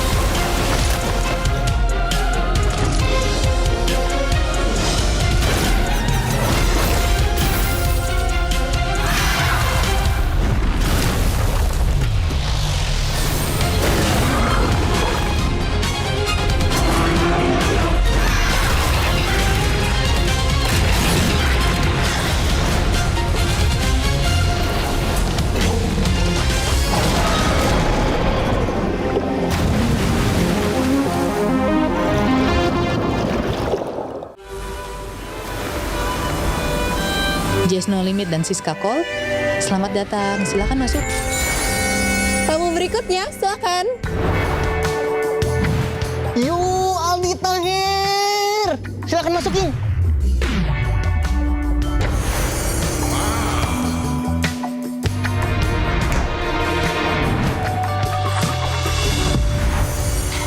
Bisa dilihat guys, di sini ramai banget. Wow, Masya Allah, sungguh hebat ciptaanmu ya Allah. Aldi Tahir udah bawa burger untuk penghuni kapal. Guys, nih ambil aja burgernya. Malam ini terasa spesial dengan kehadiran kalian. Dan ini baru awal dari perjalanan kita. Enjoy Wendy All-Star Party malam ini. Hah? Wendy mana? Guys, hot news. Wendy jatuh ke laut. Ini semua pada panik. Astagfirullah. Siapa ya yang dorong Wendy? Menurutmu siapa pelakunya? Komen ID MLBB-mu, petunjuk rahasia akan dikirim ke mailboxmu malam ini. Kalau buat gue semua tim pasti pantas lah. Menurut gue ya yang nentuin hasil di akhir aja gitu. Tim yang pasti yang paling kuat, yang paling konsisten pasti mereka yang lolos gitu. Dan satu kemenangan dapat mengubah banyak kemungkinan. Persaingan akan semakin ketat. Belum ada posisi aman. Persaingan sih, especially di leg 2 sih. Leg 2 berasa banget kayak semua tim tuh udah jago semua, udah saling lawan, udah makin improve lah. Gue ngeliat sih lebih banyak keunikan aja sih. Keunikan itu maksudnya gimana ya di dalam gamenya lah. Gameplaynya mulai banyak yang lebih variak juga. Dan tim-timnya lebih berkompetitif sih dibanding season kemarin, kayaknya lebih berkompetitif yang season ini lah. Menurut gua cukup seru banget sih, soalnya benar-benar nggak expect sih. Dan ternyata tim yang dari awal gue prediksi, mungkin semua tim juga ngeprediksi buat jadi kuda hitam, ternyata tetap struggle aja gitu. Terus tiba-tiba kayak tim yang kita nggak expect buat jadi kuda hitam, top 2. Nggak expect banget sih, literally unexpected banget. Ternyata Liquid tidak digadang berada di posisi atas. Maka ini adalah perebutan untuk posisi kuda hitam. Kalau yang buat dark horse banget season ini menurut gua tim Liquid sih. Karena dari yang season lalu mereka se-struggle itu kan. Dan yang season ini menurut gua mereka bisa compete sama semua tim sih. Cuman inkonsisten aja kayak yang gua bahas di awal. Bagaimana perform mereka up and down, dan sekarang mereka sudah kembali menemukan tempo permainan mereka. Kalau melihat Piala ini nggak konsisten aja ya. Soalnya kan week awal dia leg 1 on fire banget ya. Semua tim hampir bisa kalah. Nggak tahu apa yang hilang dari mereka. Kalau dari TL sih bukan kehilangan jati diri sih. Kayak sesimpel kebaca sih kayaknya. Karena tim-tim lain juga udah pada tahu how to ban-nya buat melawan TL. Makanya mereka cukup terseok-seok lah berapa minggu. Yang akhirnya sekarang mereka udah menang-menang lagi ya, mungkin karena mereka nggak bermain di draft yang itu aja gitu. Mereka mulai explore yang lain-lain. Yang gua ngerasa mereka udah mandang kita ya tim yang kuat, terus juga kayak udah nyari tahu banyak lah tentang tim kita, terus jadi lumayan nyulitin lah buat kita. Jadi kayak sekarang gitu. Dan always kita pantau udah masuk ke leg yang kedua. Mereka semakin lebih meyakinkan. Play demi play, game demi game, match demi match. Banyak yang terpleset karena Geek Fam. Geek Fam so far this season, I think they are really improving a lot. Especially the team fights in Turtle, it's really good, and the way they draft also. It's like similar to how Philippine play.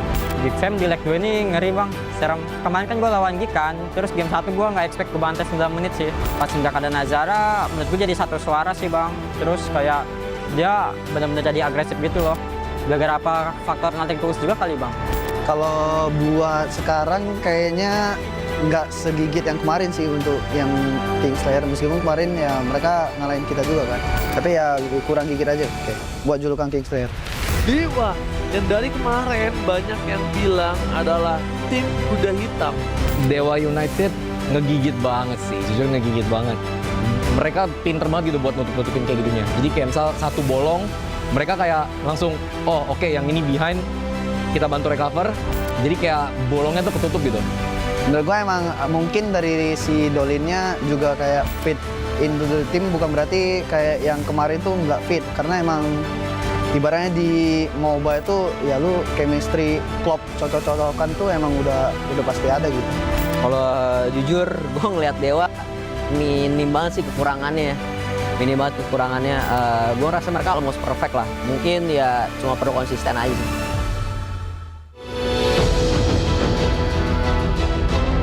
Menurut gua dari ketiga tim itu yang masih compete buat playoff, menurut gua mereka semua layak sih buat masuk ke playoff. Cuman ada chance-nya yang dikit, ada chance-nya yang gede.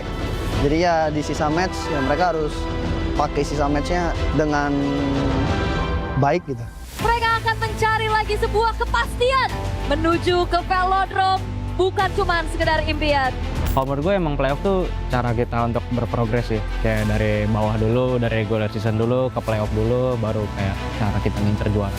Kalau yang gue lihat playoff itu ajang adu gengsi sih bang. Kayak semua tim pengen lolos playoff ya gara-gara dia gengsi gitu kalau nggak lolos playoff. Apalagi kalau tim besar yang nggak lolos. Sepenting apa lolos playoff menurut gue itu penting sih. Soalnya pertama itu kayak gengsi kan. Kita punya chance yang sama, jadi kita kayak reset dari awal gitu sih di playoff semua tim. Jadi kita bisa ngagetin juga gitu. Kayak di playoff tiba-tiba kita kuat gitu. Banyak orang yang nggak ngeliat kita dari sebelum-sebelumnya tiba-tiba kayak naruh mata di kita kan kayak something kan. Jadi menurut gue itu lebih ke ajang pembuktian diri aja sih playoff. Kalau buat gue semua tim pasti pantas lah. Menurut gue ya yang nentuin hasil di akhir aja gitu. Tim yang pasti yang paling kuat, yang paling konsisten pasti mereka yang lolos gitu.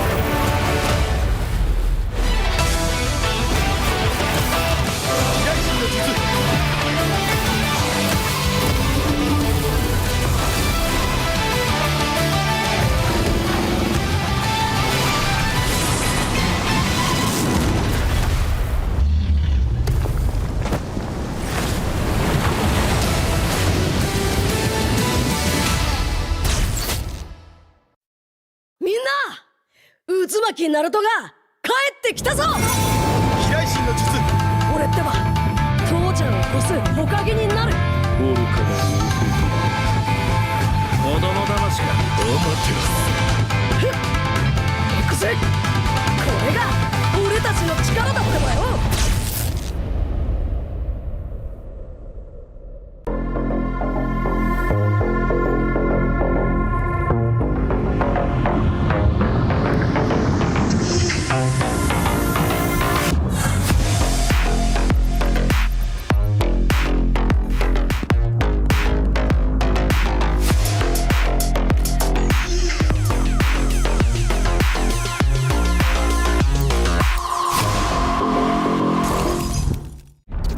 Semua hal terus berubah. Dan kadang bikin gue pengen nyerah. Tapi banyak mimpi yang harus gue kejar. Gue butuh support yang konsisten. Biar gue bisa terus naik level, terus berlari tanpa henti. Skin gue banget nih, gue beli aja. Seperti GoPay Games yang setia menemani, walau meta dan gameplay terus berganti. Walau yang lain terus berubah, GoPay Games konsisten ngasih yang pasti murah.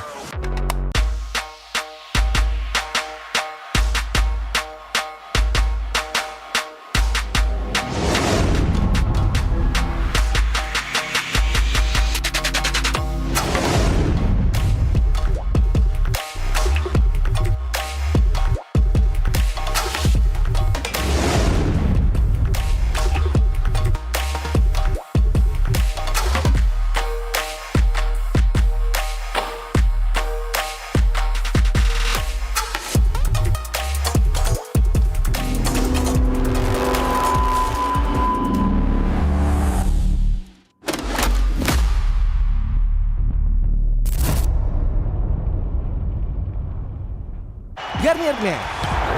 Keringat, minyak, dan kulit sensitif bikin jerawat susah dilawan. Lawan jerawat dengan nyaman bersama. Baru Garnier Men Acno Fight Gentle Gel Cleanser dengan salisilik dan sika. Lawan 99,9% bakteri penyebab jerawat. Teruji pada kulit sensitif. Nyaman di kulit. Optimal lawan jerawat. Garnier Men Acno Fight Gentle Gel Cleanser. dari Garnier Man. Tak ada hari tanpa mabar. Main nge-lag, kerap buatku tak sabar. Gimana mau main sampai kelar? Ini waktunya ku bersinar. Oke, let's do it. Game smash andalanku bikin mainku semakin hebat. Pin stabil main makin mulus, rankku fix naik terus. Tukar DG rings, diamond dan voucher game kau dapat. Cuma Game Smash makin no debat. Game Smash Booster kini dapat DG rings. Beli paketnya dan aktifkan boosternya di aplikasi Dunia Games. Hah? Habis? Ya, kosong. Jauh lagi.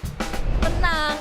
Ada Klik Indomaret. Klik Indomaret gratis ongkir 1 jam sampai. Klik Indomaret, belanja online seperti di toko. Klik Indomaret.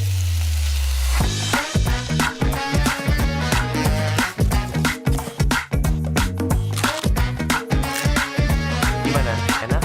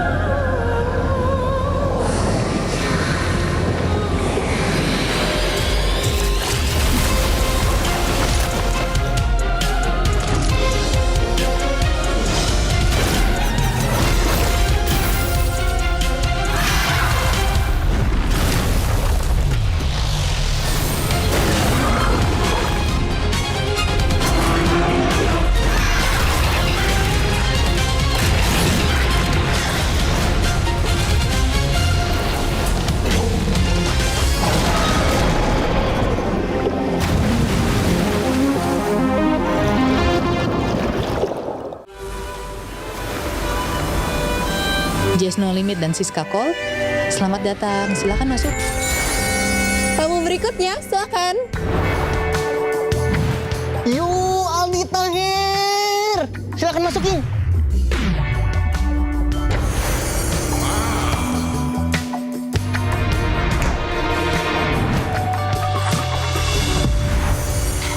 Bisa dilihat guys, di sini ramai banget. Wow, Masya Allah, sungguh hebat ciptaanmu ya Allah. Aldi Tahir itu bawa burger untuk penghuni kapal. Guys, nih ambil aja burgernya. Malam ini terasa spesial dengan kehadiran kalian. Dan ini baru awal dari perjalanan kita. Enjoy Wendy All-Star Party malam ini. Hah? Wendy mana? Guys, hot news. Wendy jatuh ke laut. Ini semua pada panik. Astagfirullah. Siapa ya yang dorong Wendy? Menurutmu siapa pelakunya? Komen ID MLBB-mu. Petunjuk rahasia akan dikirim ke mailboxmu malam ini. Kalau buat gue semua tim pasti pantas lah. Menurut gue ya yang nentuin hasil di akhir aja gitu. Tim yang pasti yang paling kuat, yang paling konsisten pasti mereka yang lolos gitu. Satu kemenangan dapat mengubah banyak kemungkinan. Persaingan akan semakin ketat. Belum ada posisi aman. Persaingan sih, especially di leg 2 sih. Leg 2 berasa banget kayak semua tim tuh udah jago semua, udah saling lawan, udah makin improve lah. Gue ngeliat sih lebih banyak keunikan aja sih.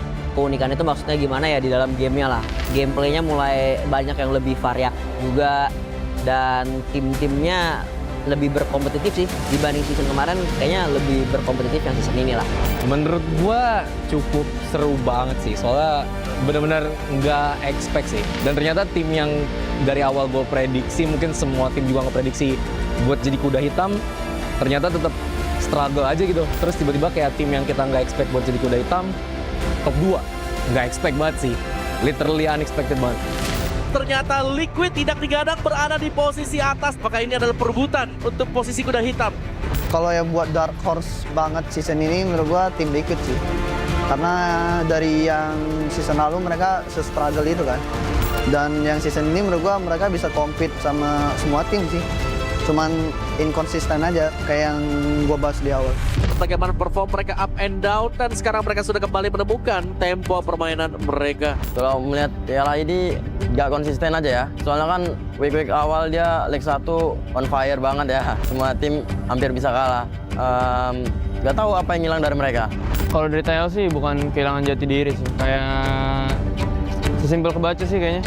Karena tim-tim lain juga udah pada tahu how to ban-nya buat ngelawan TL. Makanya mereka cukup terseok-seok lah berapa minggu. Yang akhirnya sekarang mereka udah menang-menang lagi ya, mungkin karena mereka nggak bermain di draft yang itu aja gitu. Mereka mulai explore yang lain-lain. Yang gua ngerasa mereka udah mandang kita ya tim yang kuat, terus juga kayak udah nyari tahu banyak lah tentang tim kita, terus jadi lumayan nyulitin lah buat kita. Jadi kayak sekarang gitu. Dan always kita pantau udah masuk ke leg yang kedua. Mereka semakin lebih meyakinkan. Play demi play, game demi game, match demi match. Banyak yang terpleset karena Geek Fam.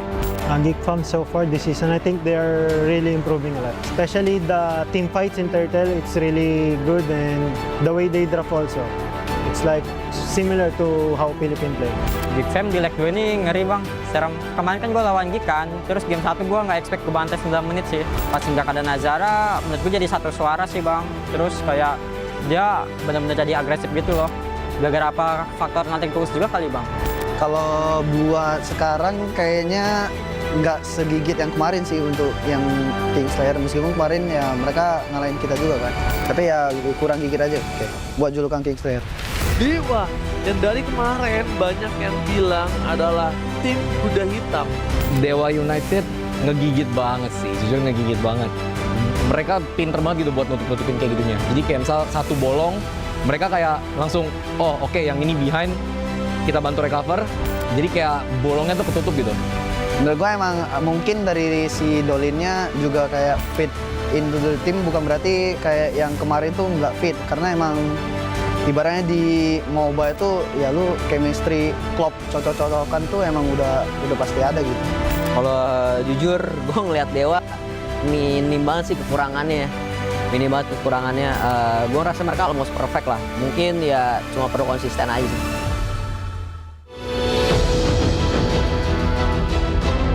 Menurut gua dari ketiga tim itu yang masih compete buat playoff, menurut gua mereka semua layak sih buat masuk ke playoff. Cuman ada chance-nya yang dikit, ada chance-nya yang gede. Jadi ya di sisa match ya mereka harus pakai sisa match-nya dengan baik gitu. Mereka akan mencari lagi sebuah kepastian menuju ke velodrome, bukan cuma sekedar impian. Kalau menurut gue emang playoff tuh cara kita untuk berprogres sih. Kayak dari bawah dulu, dari regular season dulu, ke playoff dulu, baru kayak cara kita ngincer juara. Kalau yang gue lihat playoff itu ajang adu gengsi sih bang. Kayak semua tim pengen lolos playoff ya gara-gara dia gengsi gitu kalau nggak lolos playoff. Apalagi kalau tim besar yang nggak lolos. Sepenting apa lolos playoff menurut gue itu penting sih. Soalnya pertama itu kayak gengsi kan. Kita punya chance yang sama, jadi kita kayak reset dari awal gitu sih di playoff semua tim. Jadi kita bisa ngagetin juga gitu, kayak di playoff tiba-tiba kita kuat gitu. Banyak orang yang nggak ngeliat kita dari sebelum-sebelumnya tiba-tiba kayak naruh mata di kita kan kayak something kan. Jadi menurut gue itu lebih ke ajang pembuktian diri aja sih playoff. Kalau buat gue semua tim pasti pantas lah. Menurut gue ya yang nentuin hasil di akhir aja gitu. Tim yang pasti yang paling kuat, yang paling konsisten pasti mereka yang lolos gitu.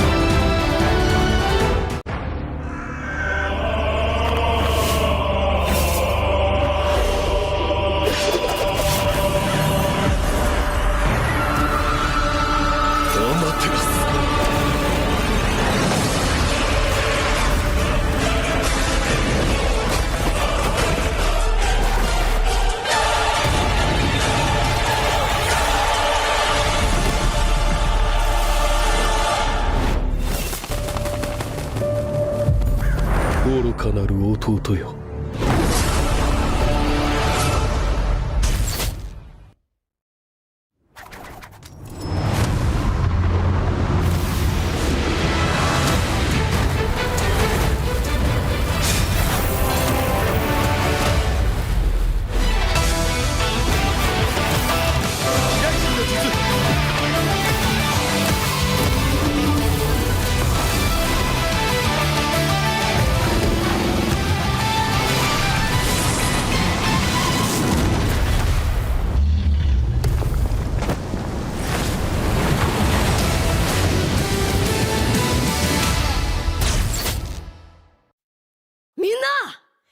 渦巻きナルトが帰ってきたぞ。飛来神の術。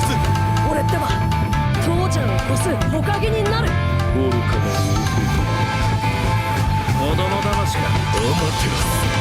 ふっX。これが俺たちの力だってばよ。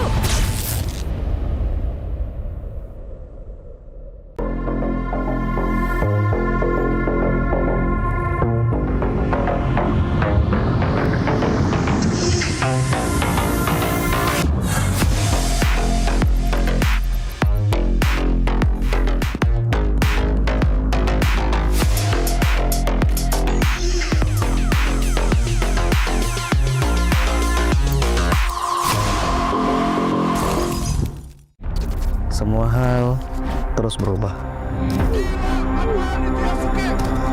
Dan kadang bikin gue pengen nyerah. Tapi banyak mimpi yang harus gue kejar. Gue butuh support yang konsisten. Biar gue bisa terus naik level, terus berlari tanpa henti. Skin gue banget nih, gue beli aja. Seperti GoPay Games yang setia menemani, walau meta dan gameplay terus berganti. Walau yang lain terus berubah, GoPay Games konsisten ngasih yang pasti murah.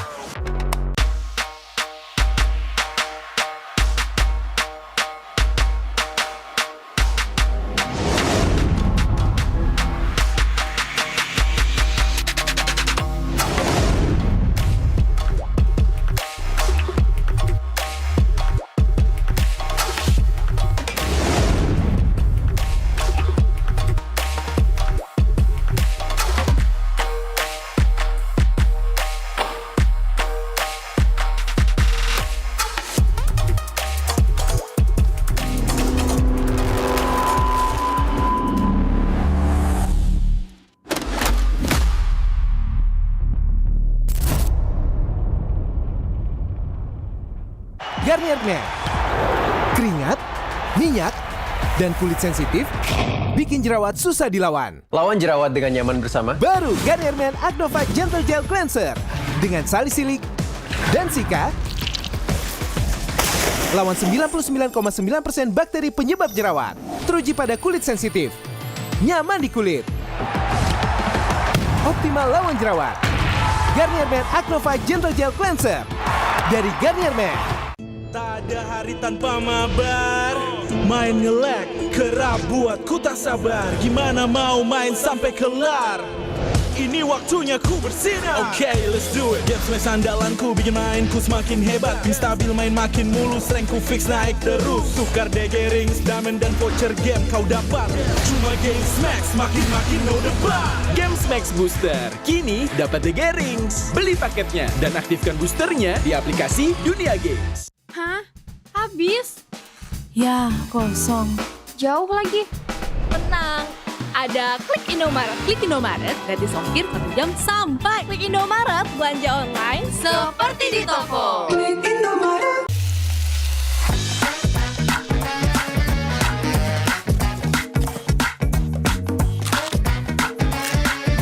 Gimana? Enak?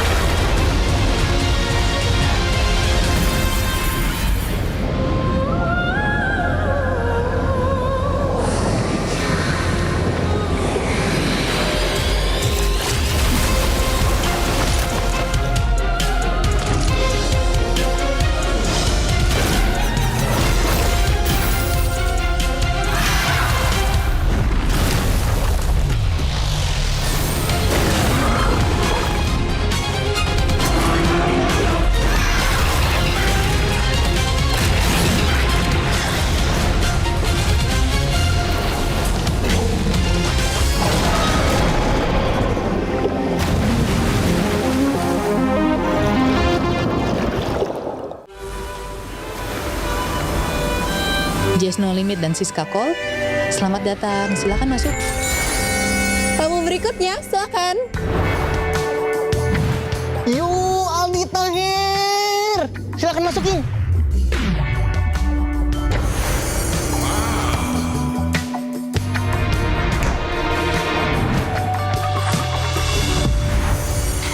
Bisa dilihat guys, di sini ramai banget. Wow, Masya Allah, sungguh hebat ciptaanmu ya Allah. Aldi Tahir udah bawa burger untuk penghuni kapal. Guys, nih ambil aja burgernya. Malam ini terasa spesial dengan kehadiran kalian. Dan ini baru awal dari perjalanan kita. Enjoy Wendy All-Star Party malam ini. Hah? Wendy mana? Guys, hot news. Wendy jatuh ke laut. Ini semua pada panik. Astagfirullah. Siapa ya yang dorong Wendy? Menurutmu siapa pelakunya? Komen ID MLBB-mu. Petunjuk rahasia akan dikirim ke mailboxmu malam ini. Kalau buat gue semua tim pasti pantas lah. Menurut gue ya yang nentuin hasil di akhir aja gitu. Tim yang pasti yang paling kuat, yang paling konsisten pasti mereka yang lolos gitu. Satu kemenangan dapat mengubah banyak kemungkinan. Persaingan akan semakin ketat. Belum ada posisi aman.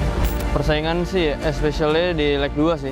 Leg 2 berasa banget kayak semua tim tuh udah jago semua, udah saling lawan, udah makin improve lah. Gue ngeliat sih lebih banyak keunikan aja sih.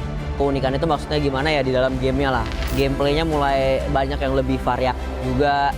Dan tim-timnya lebih berkompetitif sih dibanding season kemarin, kayaknya lebih berkompetitif yang season ini lah. Menurut gua cukup seru banget sih, soalnya benar-benar nggak expect sih. Dan ternyata tim yang dari awal gue prediksi, mungkin semua tim juga ngeprediksi buat jadi kuda hitam, ternyata tetap struggle aja gitu. Terus tiba-tiba kayak tim yang kita nggak expect buat jadi kuda hitam, top 2. Nggak expect banget sih, literally unexpected banget. Ternyata Liquid tidak digadang berada di posisi atas, maka ini adalah perebutan untuk posisi kuda hitam. Kalau yang buat dark horse banget season ini menurut gua tim Liquid sih. Karena dari yang season lalu mereka se-struggle itu kan. Dan yang season ini menurut gua mereka bisa compete sama semua tim sih. Cuman inkonsisten aja kayak yang gua bahas di awal. Bagaimana perform mereka up and down, dan sekarang mereka sudah kembali menemukan tempo permainan mereka. Kalau melihat Piala ini nggak konsisten aja ya. Soalnya kan week awal dia leg 1 on fire banget ya. Semua tim hampir bisa kalah. Nggak tahu apa yang hilang dari mereka. Kalau dari TL sih bukan kehilangan jati diri sih. Kayak sesimpel kebaca sih kayaknya. Karena tim-tim lain juga udah pada tahu how to band-nya buat melawan TL. Makanya mereka cukup terseok-seok lah berapa minggu. Yang akhirnya sekarang mereka udah menang-menang lagi ya, mungkin karena mereka nggak bermain di draft yang itu aja gitu. Mereka mulai explore yang lain-lain. Yang gua ngerasa mereka udah mandang kita ya tim yang kuat, terus juga kayak udah nyari tahu banyak lah tentang tim kita, terus jadi lumayan nyulitin lah buat kita. Jadi kayak sekarang gitu. Dan always kita pantau udah masuk ke leg yang kedua. Mereka semakin lebih meyakinkan. Play demi play, game demi game, match demi match. Banyak yang terpleset karena Geek Fam. Geek Fam so far this season, I think they are really improving a lot. Especially the team fights in Turtle, it's really good, and the way they draft also. It's like similar to how Philippine play. Geek Fam di leg 2 ini ngeri bang. Sekarang kemarin kan gue lawan Geek kan, terus game 1 gue nggak expect kebantai 9 menit sih. Pas nggak ada Nazara, menurut gue jadi satu suara sih bang. Terus kayak dia benar-benar jadi agresif gitu loh. Gara-gara apa faktor nothing tools juga kali bang. Kalau buat sekarang kayaknya nggak segigit yang kemarin sih untuk yang Kingslayer, meskipun kemarin ya mereka ngalahin kita juga kan, tapi ya kurang gigit aja buat julukan Kingslayer. Dewa, dan dari kemarin banyak yang bilang adalah tim kuda hitam. Dewa United ngegigit banget sih, jujur ngegigit banget. Mereka pinter banget gitu buat nutup-nutupin kayak gitunya. Jadi kayak misal satu bolong, mereka kayak langsung, oh oke, yang ini behind, kita bantu recover. Jadi kayak bolongnya tuh ketutup gitu. Menurut gue emang mungkin dari si Dolinnya juga kayak fit into the team, bukan berarti kayak yang kemarin tuh nggak fit, karena emang ibaratnya di MOBA itu ya lu chemistry, klop, cocok-cocokan tuh emang udah pasti ada gitu. Kalau jujur gue ngeliat Dewa minim banget sih kekurangannya. Minim banget kekurangannya. Gue rasa mereka almost perfect lah. Mungkin ya cuma perlu konsisten aja sih.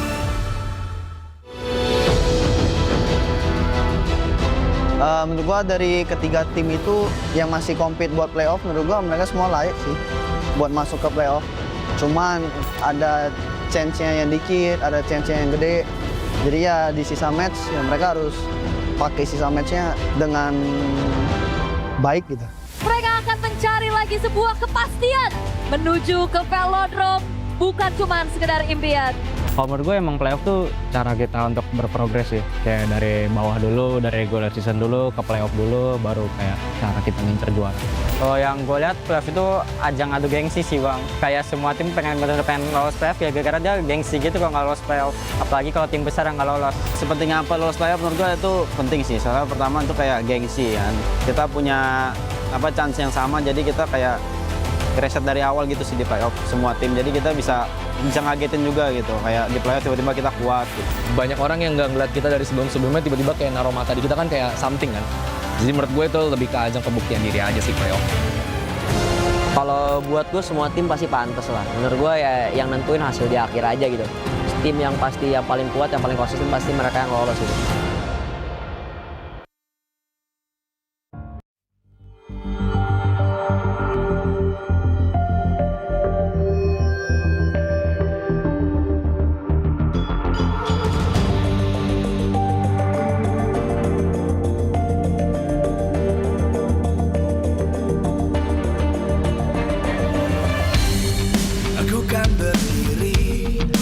Terus berlari, terus ke arah puncak tertinggi.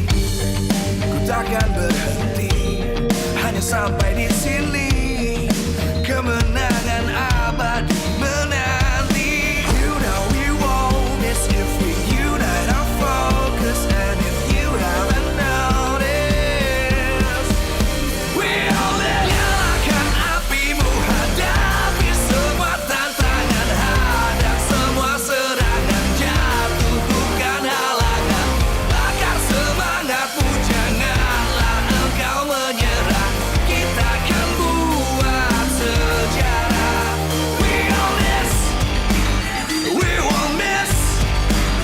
We all this, we won't miss.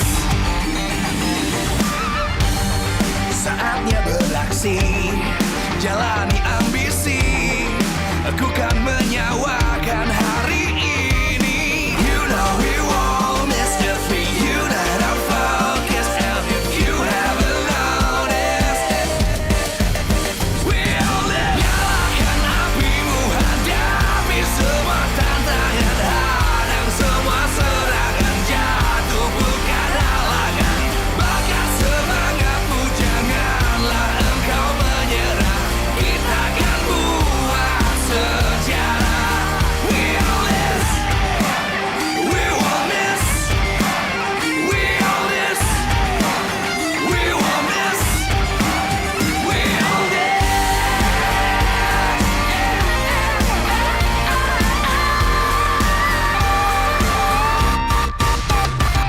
Nyalakan apimu, hadapi semua tantangan. Hadang semua serangan, jatuh bukan halangan. Bakar semangatmu, janganlah engkau menyerah. Kita akan buat sejarah. We all this.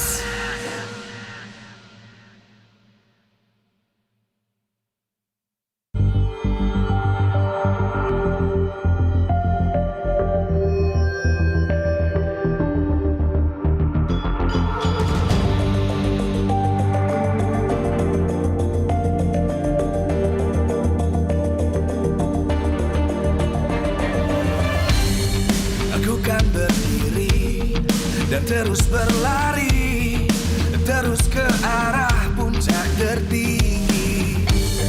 Ku takkan berhenti, hanya sampai di sini. Kemenangan abadi menanti. You know we won't miss if we unite our focus. And if you haven't noticed, we all live. Nyalakan apimu, hadapi semua tantangan.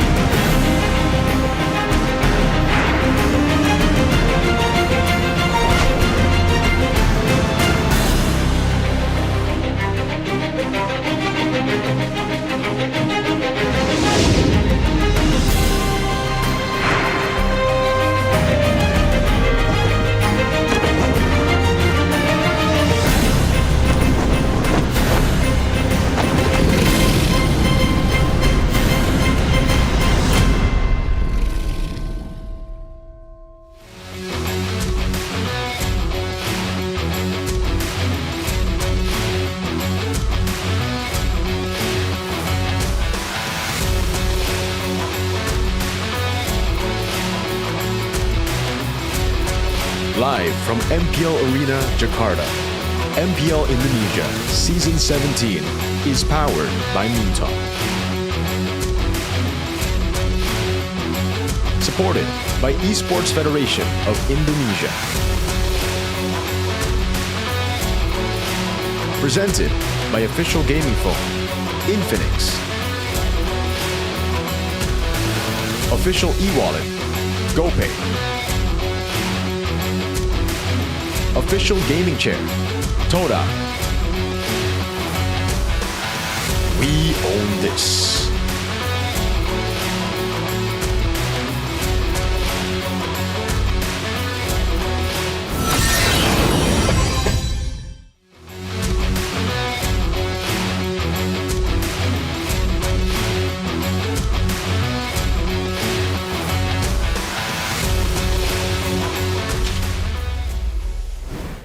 Oke, masih di sini.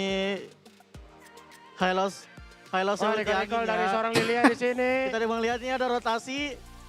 Ultimate Breaker dari seorang Lilia di sini. Wow. Ada Peperangan mantap dari tim merah di sini. Double kill dari Leopard. Sio. Wah, Suyo ya desin buat nothing. Kalah guys. Akhirnya mati ter-take down tapi tukar Cloud di sini. Waduh. Wow. Ini ada pro player. Talk to the casters. The pro players are casting today. Player apa gimana nih? Are you guys pro players? Oh, caster. Oh, hari ini lagi jadi caster Yeah, ya. I'm bored. I'm bored as a pro player, so I want to be a caster today. Yasuke, halo. What's up, Yasuke? Niall? Superfans lagi pada bertanding nih. Is it fun watching the super fans play? Gimana jagoan Alter Champs apa BG Troopers nih? Ya, so far sih kita lihat jagoan Alter Champs ya. Mengakui. Diakui nih katanya. So far, the Ultra Champs are winning. Emang jagoan Alter Champs sebenarnya. Oh, Yeah, dari Ultra draftnya Champs are udah better. kelihatan ya? Dari early game-nya udah kelihatan. Oh, dari From the game-nya early udah game, we can already see how Emang good they udah are. memimpin nih ya. Tapi kalau ngomongin soal game-gamenya nih, Super Fans Cup memang mewakili para fans dari kedua. We have the Super Fans Cup where both teams will have their representatives, their teams. The troopers, I mean, the fan bases go up against each other. Berada di posisi yang tidak cukup ideal. Niall, you're in a bad position right now for BTR. Ketar-ketir sih enggak ya, cuman ya lebih ke kaget aja. Cuman kalau ketar-ketir Lebih kaget. Apa sih sebenarnya bikin sulit banget BTR di season kali ini? What makes it difficult for BTR this season, like towards the end of the season? Apa ya? I don't know. Cuman nggak boleh diomongin di sini lah. I know what it is, but I can't say it here. Jadi rahasia ya nanti ya. Is it a secret? All right, we'll see if Yasuke, you'll be able to fix that issue. seperti apa nih? Yasuke. Apalagi kan kita tahu bahwa Alter Ego nih hampir setiap season pasti ada Every yang namanya season, derby STM nih. it really, you know, I mean, you have the Chaos Derby against Bigatron. How you feeling? Ya kalau ngeliat dari Bigatron ya sebenarnya You feel like a Bigatron? seperti Bigatron. pada It's just umumnya. the classic Bigatron. Oh, seperti biasa. It's the usual Bigatron, nothing too crazy. Berubah. Nothing changed Mungkin about that. memang ada kayak miss dikit aja. Oh, They got a few katanya mistakes ada here and there. sedikit They make aja few nggak ada yang mistakes berubah. here and there. Apakah itu artinya tim-tim lain yang berubah? Is it because the other teams improve? Juga ikut improve sih. Yeah, other teams definitely Itu improve. yang jadi tantangan terbesarnya. Tapi kalau kamu sendiri nih mengelihat peluang dari Bigatron sendiri akan masukkah ke babak playoff atau tidak nih? Ramalan You think Bigatron will make it to playoffs, Yasuke? Kalau aku lolos. For me, yes, they'll make it to playoffs. Cuman balik lagi, kalau aku kan lebih mikirin tim aku sendiri. But it depends, you know, because I don't really look at other teams. I only look at my own team. Kalau di match kali ini kamu menang, itu sebenarnya So, Alter Ego if tuh you win menjadi today, pahlawan bagi banyak you're tim going to be a juga. hero for a lot of other teams because if you win, there will be other teams who make it to playoffs Pressure today. nggak sih? Kayak TLID, Dewa, itu akan TLID, selalu Dewa, menang otomatis. Evos, they will all make it to playoffs if you win. Sebenarnya biasa aja sih. Biasa aja. Iya, nggak ke I mean, I don't really care. It's normal for Yang me. penting kita main bagus aja. As long as I play and the team plays well, that's all we care about. Membela tim sendiri. Ya. Oke, Niall. Kamu Niall. lihat Derby STM hari ini gimana nih? Dan kamu pede How do you feel nggak about the bisa Chaos bawa Derby Derby today? STM lagi dan lagi ke playoff? And it's a very big match, this Chaos Derby, for playoffs. Sih menang kita ya dari BSTM ya. I mean, usually when it's a Chaos Derby, we win. Pede lah. Pede. So I'm confident. Kita lihat ya nanti. Kalau gitu pesan So we'll kamu see untuk later. hari ini nih Yasuke. You have a message to send over to Niall, Yasuke. Ya, good luck. Good luck. Selain good luck. Other than good luck, what do you have to say, Niall? Ya sama good luck juga. No good luck, Niall. He said good luck. Ketemu Ae lagi aja sih di playoff. Kalau kita berdua lolos playoff. Hopefully we both make it to playoffs. Playoff Derby STM dibawa lagi ke Velodrome. Dan itu dia tadi keseruannya. Ini lanjut nge-cast nggak sih? Ini lagi seru momennya. You guys want to continue casting? Nge-cast lagi. Ayo dong lanjutin Go, keep on casting as they cast. Dan kita akan lihat keseruan lainnya pastinya Dan kita lihat, di match aduh, Alter dan juga Bigetron. Seperti biasa, Bigetrooper seperti Bigetron yang aslinya sangat kuat di mid game. Gue kira ternyata mirip-mirip Alter Ego ya, menang early doang ya.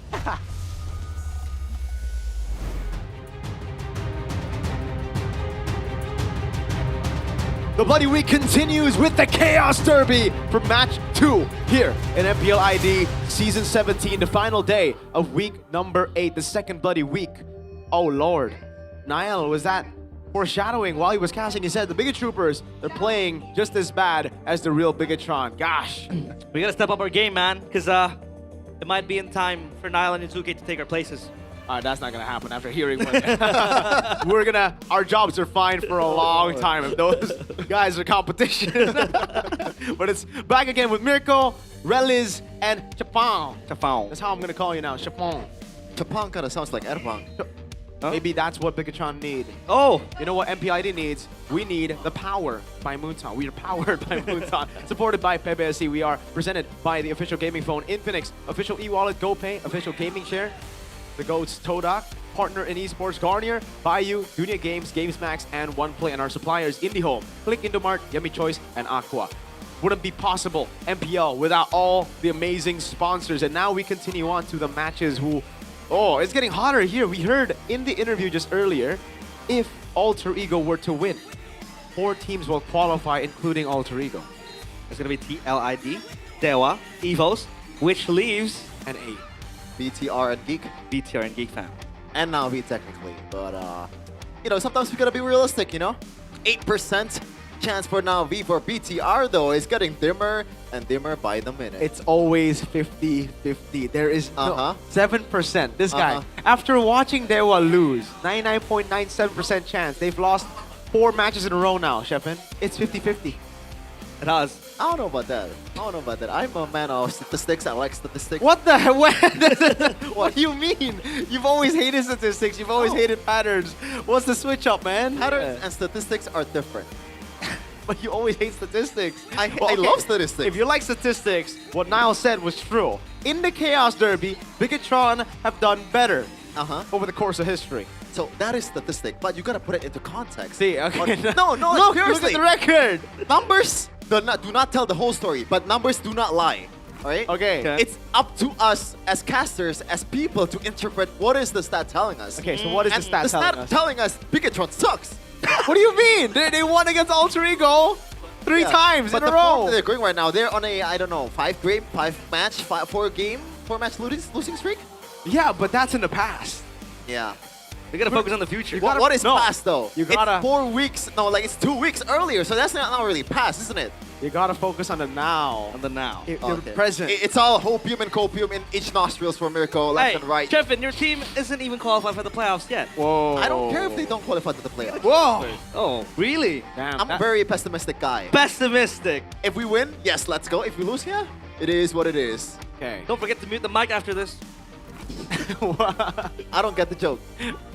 Well, we'll talk about that joke later. It's kind of an inside joke to what happened after the scenes closed. But let's talk about this. Wait, we'll talk about that later. Fates in El Familia's hand. Again, if Alter Ego win 2-0, the playoff scenarios look very, very good. They can really be the heroes, not just of M7 for Indonesia, but for Dewa, Evos, Alter Ego themselves, and TLID. Because if they win 2-0, those teams make it. If they win 2-1, then Alter Ego will only need 1 more win in their next match. But Dewa and Evo secure playoff spots. So a win here will guarantee Dewa and Evos. A win with 2-0 will guarantee Dewa, Evos, them, and TLID.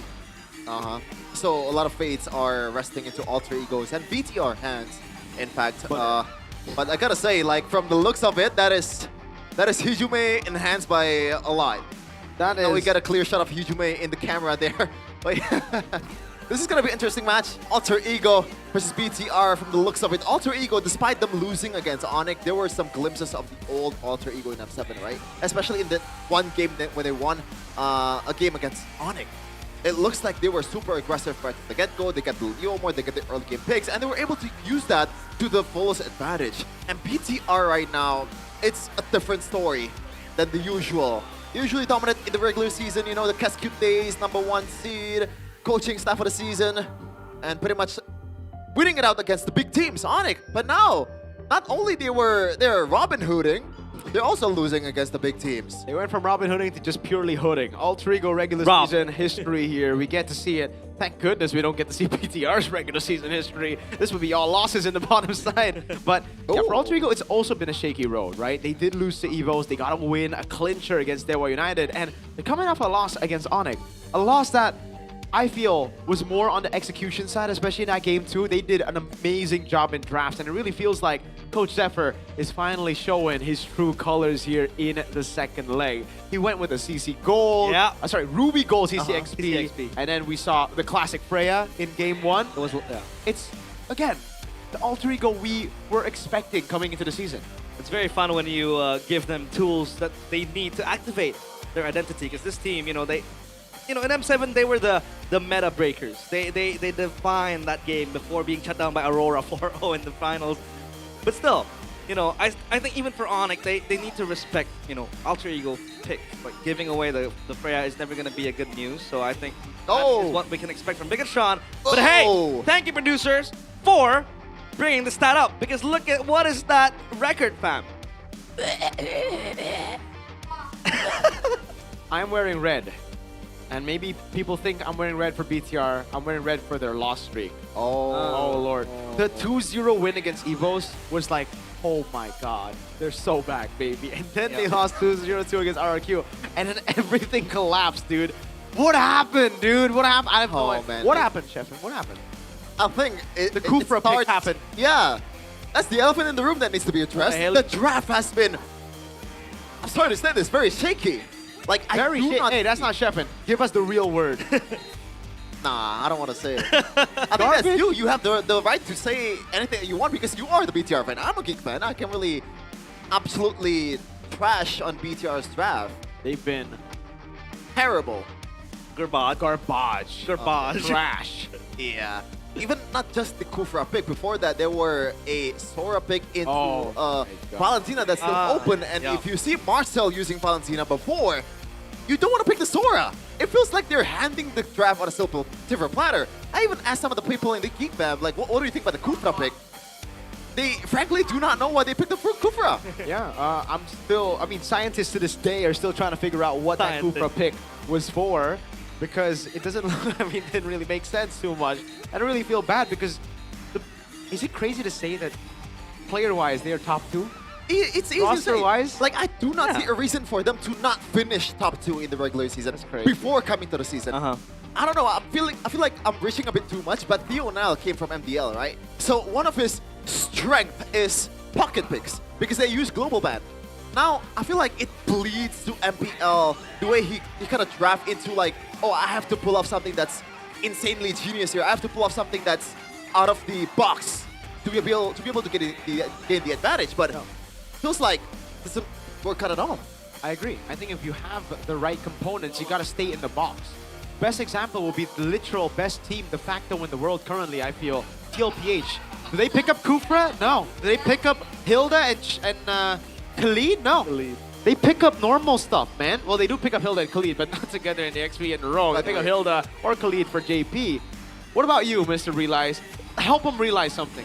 I think for Bigatron, it's not forcing things when they're out of place. Remember when you had to endure a dreadful week where it was just Bigatron first picking Yisenshin? You know what's crazy? I would take that over the stuff I see now. I would even take the Okay, I don't want to take the At least they're kind of winning at that time. Yeah, they were. They were winning with the Yisenshin. Yeah. They beat Onyx with the Yisenshin. But I mean, come on. I know there has been, some shakeups in the coaching department. But now you have 2 analysts, a coach, and you have one of the best goal laners, in the league. Do something about it, maybe? Hashtag free, Free my boy Airpong. Free Eman, free Airpong, the thing. Free Moreno. Free Moreno. But Alter Ego, they're looking strong, chat. That loss against Onyx was actually still very, very surprising. They look really good. We're going to welcome Bigatron first. They're going to play their MDL. Oh, they're not, actually. Surprising. Finn, Shogun, Eman, Moreno, and Nile. The Red Robots down in the dumps. Never have they failed to qualify for playoffs. But maybe the machine has run out of gas. Can they keep it going? Can they activate that killer instinct? It is Bigatron by Vitality. Feels like they've degraded. Everyone is updating to Windows 12, but he's back! They're still using Windows Vista. Right now they have someone in the building, someone that's very important. Oh my God, They he's can't back! just He's win. back! So back, baby! Robbie's here! Oh, Alter Ego! Can they win when Robbie's here? When the Jimat, the Lucky Charm is here? RP, Alec, Hijume, Yasuke, Nino, he's back! Robbie is back. Puts the Robbie in Robin Hood, but let's see, it's Alter Ego.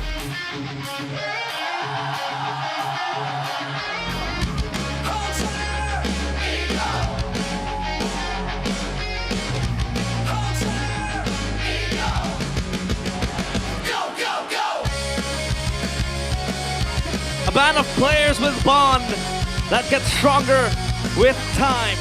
And three masked men being the Indonesia representative of M7, the finalists. They have to make it to playoffs. And they can start becoming a saint today with a win against Bigatron. They will be able to give 4 tickets to playoffs. It is Alter Ego! The de facto top 2 team in the world since M7. The journey in the regular season has been shaky, but this is the usual Alter Ego that we see. Meanwhile, on the other side, you cannot say the same here. You can see they feel like they look locked in. Dional and K-Dot. They've been locked in for a while. Let's see if that locked in actually turns into something Zephyr relaxed, calm, thinks as well. But yes, there's a bit of that seriousness here for BTR by Vitality. Things are looking bleak right now. Have a chance to turn it all around with a win here. Momentum then back in their side. And then perhaps a run that will set them onto the right course.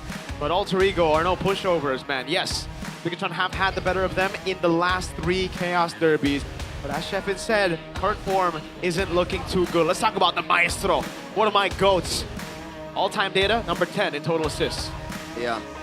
First leg of the season, it's not an overreaction to think that Moreno is the best mid laner, was the best mid laner in the first leg.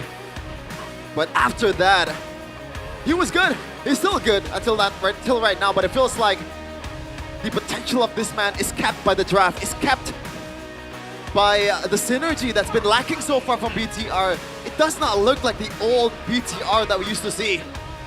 And it's such a shame, because back then we talked about Bigatron having such a strong core. It was Shogun who broke into the scene, becoming the rookie of the season. It was Eman, ever so trusted, you know, becoming the carry of Bigatron. And then Moreno was stuck in between, but now Moreno shining through the spotlight. And Bigatron is put in a position like this. It's so unfortunate for him. Absolutely. El Sabar. El You know, Sabar. the XP, man, he really stole a lot of people's attention in M7. As you can see here, the stats shows you the story of what's happening in our Alter Ego game so far. But I feel like it also puts into perspective of how much games Alter Ego has been playing. They've always won 2-1, never 2-0. And that's been like the critic towards, not only for the fans, but Zephyr to the team as well. Feels like they cannot close out games without really being equal in the first 2 games. Wonder why that's the case. But they look to close this one out 2-0. Just like other teams in the previous 4 matches, Miracle. Maybe except Na'Vi. Yeah. Let's take a look at the total kill rankings here. RP. Oh my god. The Executioner at number 1. The man who's, well, he's had a few more games over some of the other players here. But it just goes to show you how deadly he is. Would you guys call him a Sky Piercer merchant? Okay, he was the Granger merchant, then he was the Freya merchant, and then he was the Maniac merchant, and he's a Savage merchant, and now he's a Sky Piercer merchant. It just sounds to me like he's good at the game. Just decent, decent enough to get most Savage in MPL ID. Oh, so decent, very decent. Just average enough to do that, just average enough to not top the ranking, just average enough to win out those games. I think you can't really diss RP anymore. Like back in the day, it was cool to call him the Granger merchant and the Freya merchant, but he's shown time and time again how good he can be on any of the picks that he's given. And it's crazy the way he broke to the scene, right? It's literally... oh! I thought it was a matchup, but... oh my god. Is that Spider-Man? Is that Spooderman? Sporter. Sporter. That's Robbieman. Was that a 6-7? That I could don't be. think so. Kenapa nya? Gimana nya? You know that that signature way of talking. This man is the lucky charm of BTR. Ever since he stopped coming to the MPL Arena, Bigatron have not won a single match. I can't believe Tom Holland flew to Indonesia. Hey, you know, he's got to set up for his new movie. Of course he's got to come over. Right now he's literally far from home. He is far from home, very far from home. Very far. And might have Bigatron no way is far home. from playoffs as well. Hey. So, you know, with Robbie here, maybe they could come closer. Okay, let's see. It is red side for BTR. Red side is the better side. They can try to make it 50-50 for red side. Remember, stats don't matter. It's how we interpreted it. Right? Talk about it, chef. Stat. I mean, you gotta put it into the context again. What? You gotta put it into context again. But I'm not sure what's the context here for BTR because it's been a shaky road so far this season. It all depends on the draft here. Let's see, can BTR finally fix the problem that they have so far? And we're gonna play in expanding rivers. Dangerous grass. Whoa! Call me Babe Ruth because I'm calling the shots, baby. Damn. Calling the shots. What a guy, Mr. Ruth. That is aura. So Mr. Ruth. Oh, thank God. BTR banned Freya. If they let it go, it would have been very, very funny. An alter ego, be able to get that Freya, that is a privilege in this meta. They banned out the Fanny out of respect of Yazuke's power hero. Yep. Hilda ban though, it looks like they want to set up for something like a Harley maybe in the jungle? No, I think it's mainly just respect for Alec. That's one of them, I guess. But if they want to make the two shit for alter ego, then I think Nile will immediately bite on towards the Harley. Yeah. Harley juiced in, the two heroes left open. Even the Phobia's banned out here with the Fanny too. Interesting. Alter Ego on blue side. They banned out the Fanny yesterday. They were on red side. They left the Fanny open. And Lord, Kyrie abused that pick. He was dancing with that pick. So good. Now it gets banned out. Chusin's available. Yeah, I think it's just going to be the Chusin, no? So it should be the Kalea Gore that BTR are looking for, right? Alter Ego. If they pick up Chusin, the Kalea Gore will go to the hands of BTR. I think Alter Ego might just go and pick up the Kalea. Might be. What now? Never mind. Still gonna be the option here. Kalea I don't know Gord? about immediately Kalea Gord though, because you can still pick it on red 3. But if you show the Gord here, then the Kalea will be taken by Alter Ego, no? You can still pick the Kalea with something like a Harith, just like usual. Okay, that's true. Maybe they can go Kalea Harith, Kalea Claude, maybe even. Or maybe. Harith hasn't been too good for BTR, by the way. They've done better on Claude, I believe. Maybe they want to hold off and save that gold lane pick for Eman because he's one of the better gold laners in ID. Like, I don't think a losing lane.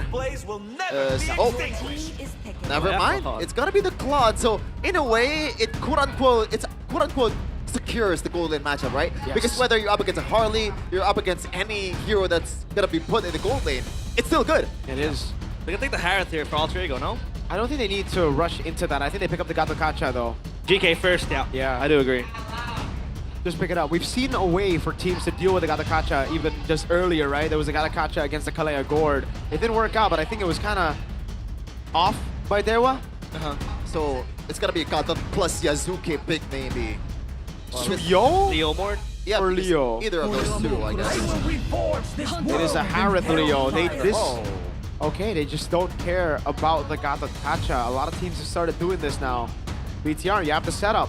You go for the Gord, but in the end, kind of sacrifice Nile in the jungle, right? You can pick up a jungler too, but then the Gord will be banned out. I think you just build for the combo you already have. And I think the Harith pick is also giving Arfi a better chance at a team fight.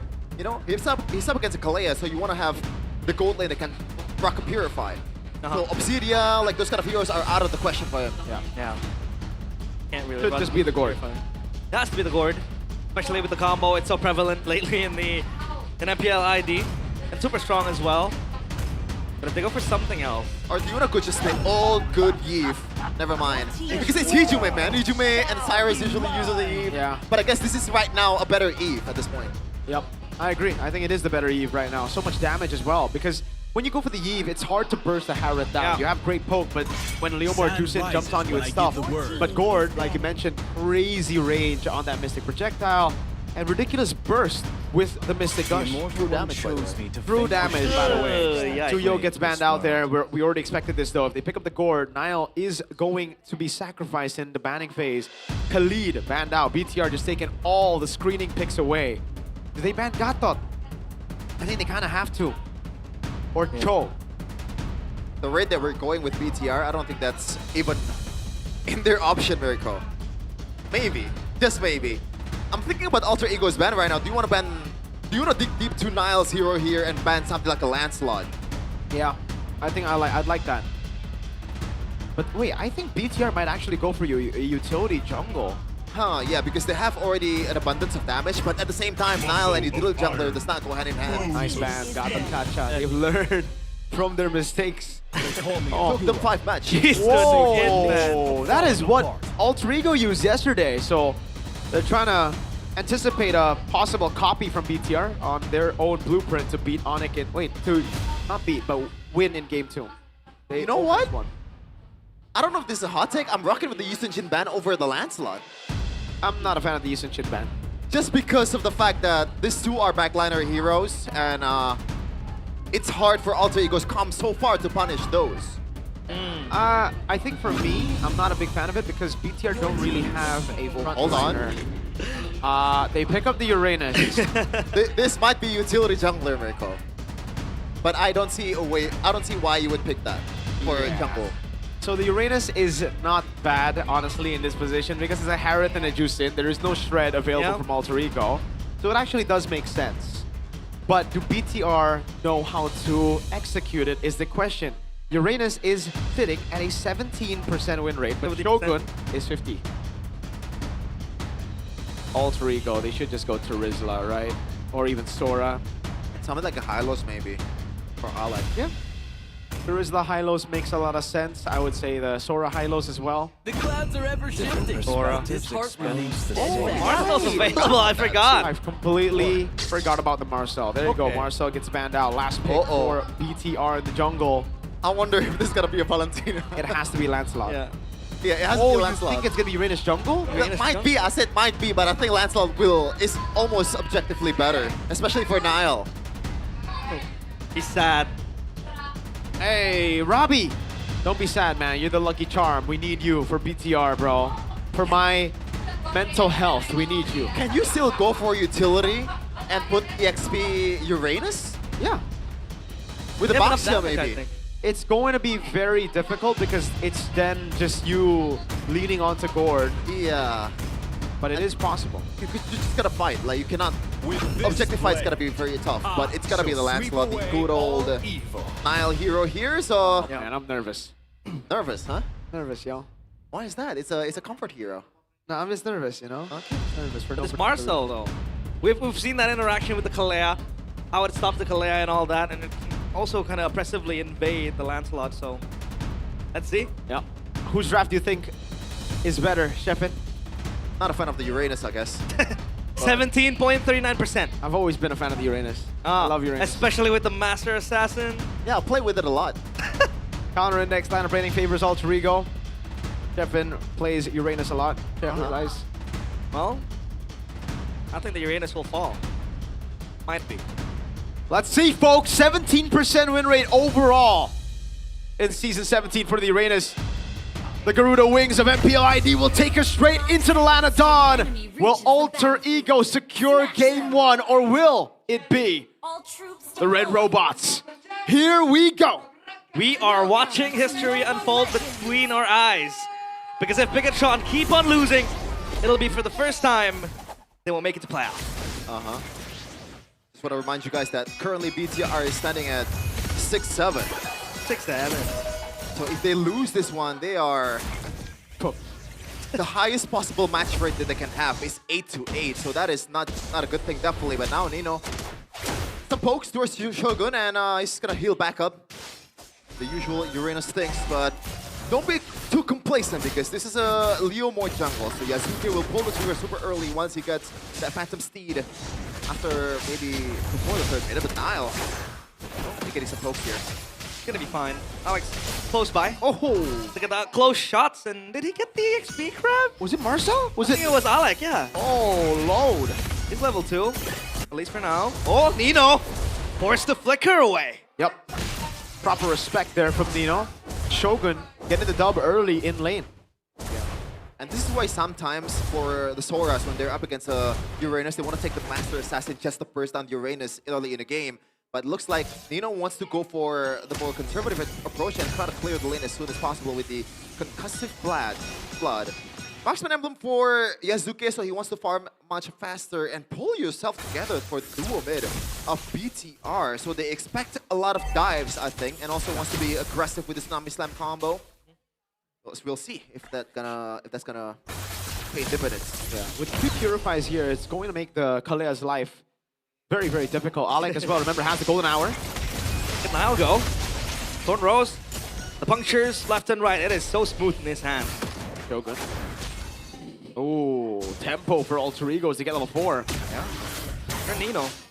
And Alex just close by. He's playing this Marcel, like the Hilda, and it is very strong in his hands, but Shogun comes close. He hits level 4. Has the Consecration ready. He reads the anti-CC. Phantom Speed pop. Yazuke tries to secure the Lord in the back, though. It's going to be Nino taking on 3 people by his own hands. And Shogun burst it down. Nino's going to be on the receiving end of that stick, but Moreno will be A-OK. Amon comes in with a blazing duet. That's going to be the golden hour. With the left off, Ijume forced to pop the Purify. Alter Ego with a neutral objective control, but BTR answer with a kill. Yeah. Phenomenal job by Nino, by the way. He actually stopped Nile from puncturing his way or Phantom executing his way to the turtle pit. But at the same time, he's going to be the one who sacrificed to take a deep turtle. But this goes to Alter Ego's game plan. They want to secure the early objectives with this Leo Mord as much as possible. What do you think about this flicker choice for Eman, though? Is this a good thing or is it a bad thing, right? Because we have seen in the past the Purify. Oh, hold on now. Town prediction by GoPay. Holy moly. Who's your BTR. MVP? My MVP is Co-Ed, me and Papulong. Yes. W Co-Ed. Anyways, I've never seen Papulong vote BTR before. I don't know if this is a good thing or a bad thing. Definitely a bad thing. You're activating the mirror curse again. Oh, God. Flicker on Eman. I guess more skill sailing for Eman. It's the more, I guess, aggressive route. So he can chase down the Jushin, especially with that Purifier, right? So even if the Jushin goes in or like goes out with the Crimson Beacon, Eman can still somehow chase around the Jushin if they want to go for that one. But at the same time, the knockup might already stacked enough for Eman to be knocked up in the air. So, gotta watch out here, Shogun. Infinix, guys. Shogun has the Consecration, but he's lifted back again. Knocked back with the horse. And Shogun eats dirt.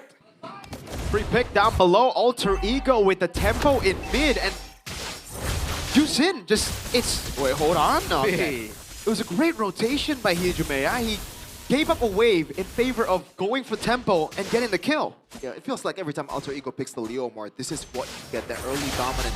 Yeah, I said it earlier, in the early game, you gotta watch out for that Phantom Steed when it hits.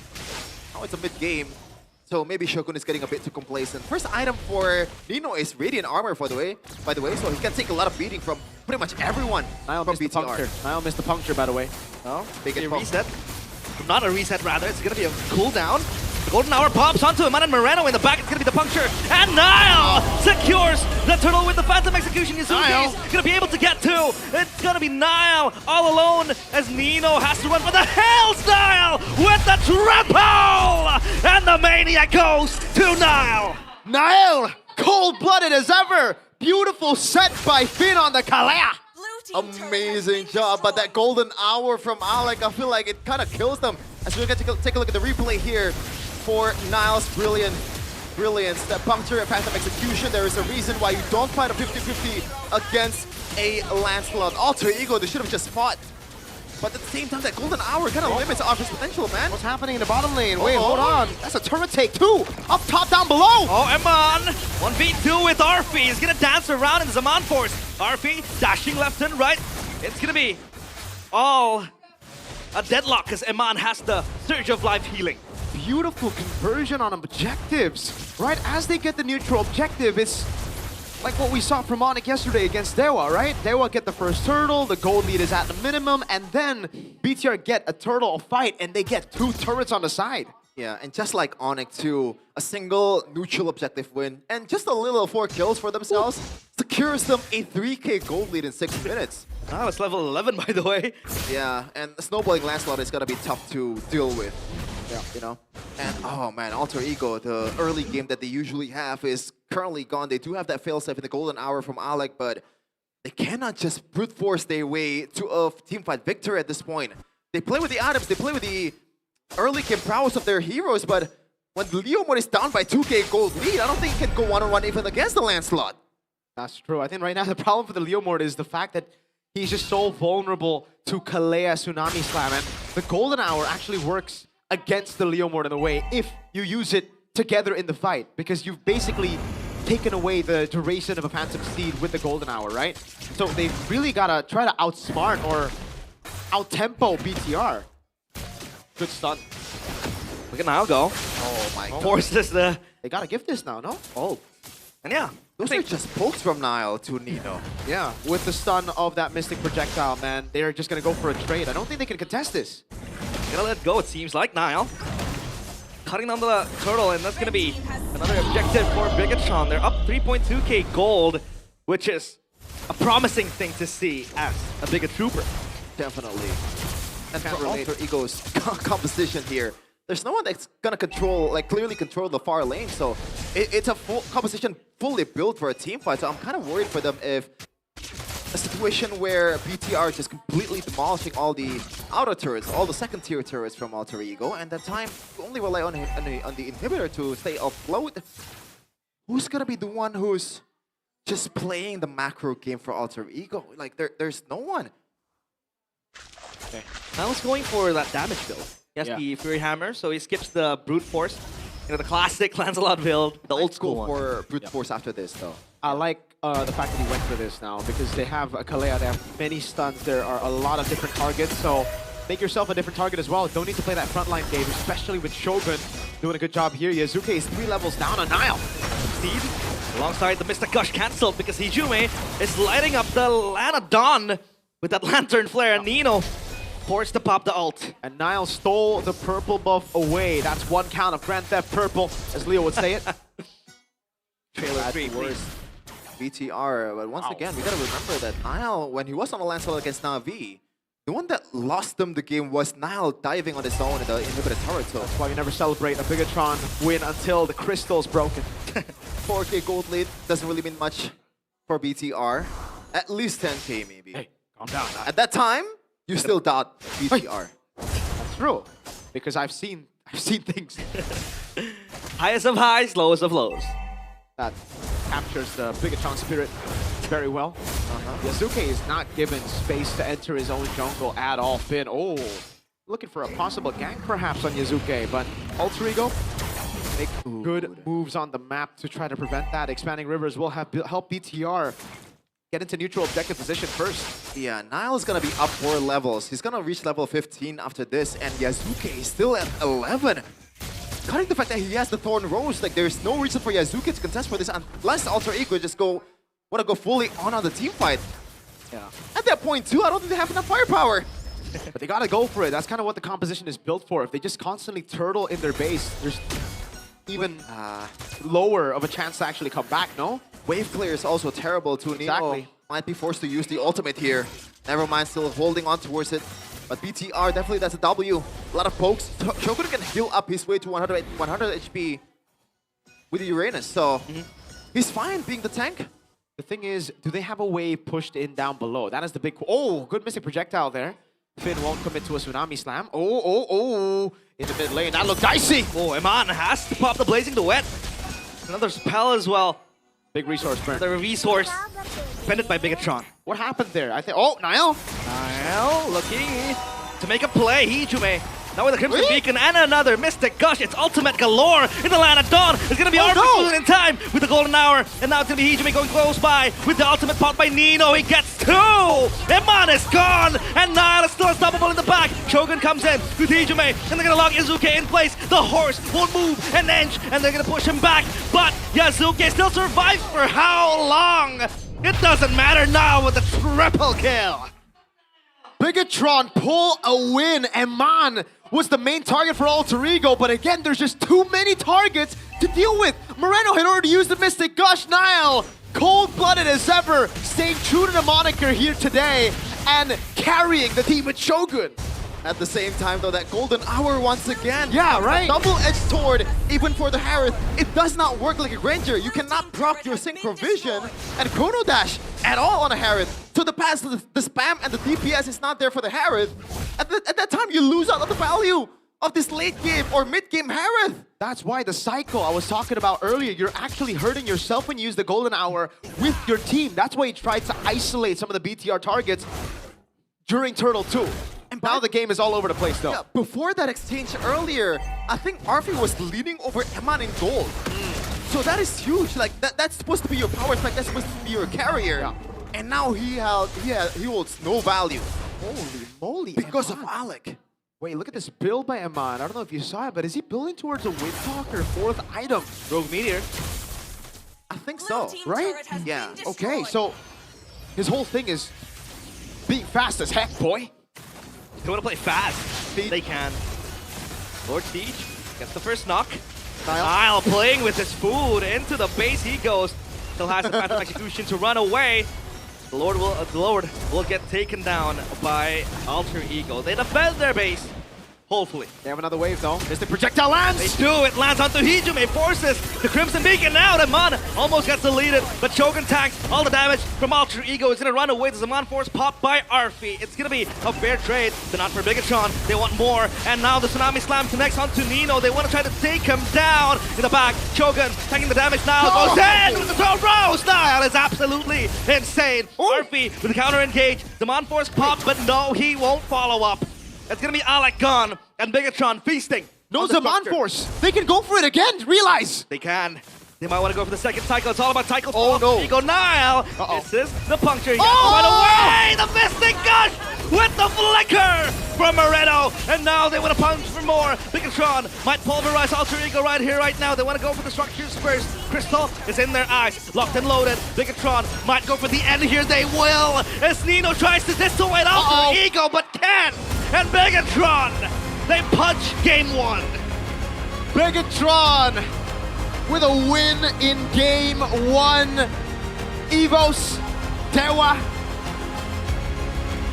Alter Ego, and TLID are gonna have to hold back a bit. Playoff might not come as expected from a 2-0 loss. The man, the lucky charm, Robbie, is here for BTR and Nile. It almost seems like Nile needs him to be here. What a performance by Nile. This is the Nile. This is the real one. Who was the imposter that we've seen the last 2 weeks? That ain't Mike Go. This guy's Mike Go. God dang it. When every player brought their girlfriends to be a support system, Nile chooses to go for Robbie. As long as it works out, man. Nile, boom. Sometimes maybe good, sometimes maybe subpar. But that one was great. Man, when he is good, he is crazy good, dude. Oh, God. Oh, you cannot celebrate yet, though. As you all know, if it's Bigatron, it's never over until it's over, man. The chokes can always still happen. And, oh, God. Arfi made a brutal mistake. He tried to chase right here with the Zaman Force. He used the cycle, and it's on Shogun. It's such a bad choice. Yeah. And then he made constant bad decisions that led to him getting picked off. I gotta say, man, I like the Marcel fight. Not only it holds no value for Alter Ego, it feels like BTR is playing with a 6-man. They limit themselves, Alter Ego. Or V6. Golden Hour just bites them in the back multiple times, not just in one exchange earlier with the Zaman Force was literally deterred by their own ultimates. You know, Chefin, when that Maniac from Nile came through. Yeah, we saw it. My boy here I think. Wait. He didn't do that. I don't know what you're saying. He didn't do that. He was. anything. He went. You would have heard that.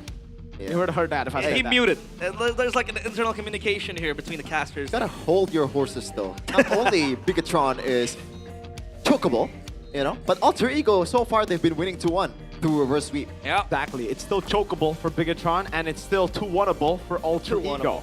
The one thing that Alter Ego stay consistent at doing is 2-1 victories. It's always 2-1 victories. Never a single time is it a 2-0 clean sweep. So, gotta hold on your horses, all right? Hold on now, as DJY would say. DJY. Oh man, the early game is just didn't go as planned for Alter Ego. This is the usual Alter Ego, right? When they lose out on the early game, usually the game just goes like, man. Especially when the gap is just too much, then there's no way for you to come back. When the gap level of the Lancelot, the Leo mode is almost 5, then there's really nothing, there's no fighting chance. Unless you get a catch towards Nile, which is almost impossible with the composition that Alter Ego brings to the table. And they want to win through team fights. They want to brute force their way with items, with early game wins, but they do not have that failsafe in the late game in terms of catch. They do have the golden hour, but yeah, not so golden. Yeah, because the Marcel was picked up with a Leomord, with a Harith, right? And that's why it kind of caused problems for themselves. Here, they were able to get him on, and oh, dude, Finn really got an amazing Tsunami Slam there. Yeah. Feels like, I think you mentioned this as well, Mirko, like they fight with Cycle. And when the Harith pops the Zaman Force, and then you see three players being frozen like this, you can't really dish out the damage, and when you do, the Golden Hour is gone, your Zaman Force is gone, you have nothing else to do. You can't really do much. Yep. So like the cycle ends, and Bigatron can just counter-engage. Yeah, this is when Bigatron are at their best, right? Where they don't need to rely on one guy to carry, when they have multiple carries. Yeah. Nile truly deserving of this MVP for game number 1, presented to you by our official gaming phone here, Infinix GT50 Pro, the cold-blooded jungler. Yeah, going for the assassin emblem though, so he wants to fight more than farm, but he gets both in this game, even out-farm Yazuke by a landslide. Very aggressive build, except for that brute force breastplate after the endless battle, securing that BOD too, mid-fight I believe.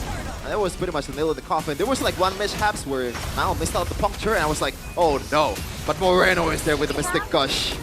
This guy has always been one of the most consistent performer for BTR. Nile though, in this case, like, this is where it's at, right? Nile at his prime form, when he gets the snowball, when he gets the space that he needs to farm. And I feel like this is also because how valuable the Uranus was in the XP lane. Only gets taken down once throughout the early game skirmishes, I believe. So it goes much better than we thought. And Uranus becomes much more valuable, and this is like the occasion where we mentioned it earlier, the golden hour just not really working out for Alter Ego. I would argue that in that first little fight where Yazuki lost, the golden hour was popped perfectly because they were able to isolate Eman and even Finn in the back line. But then Nile happened. He went in with the Maniac, it was insane.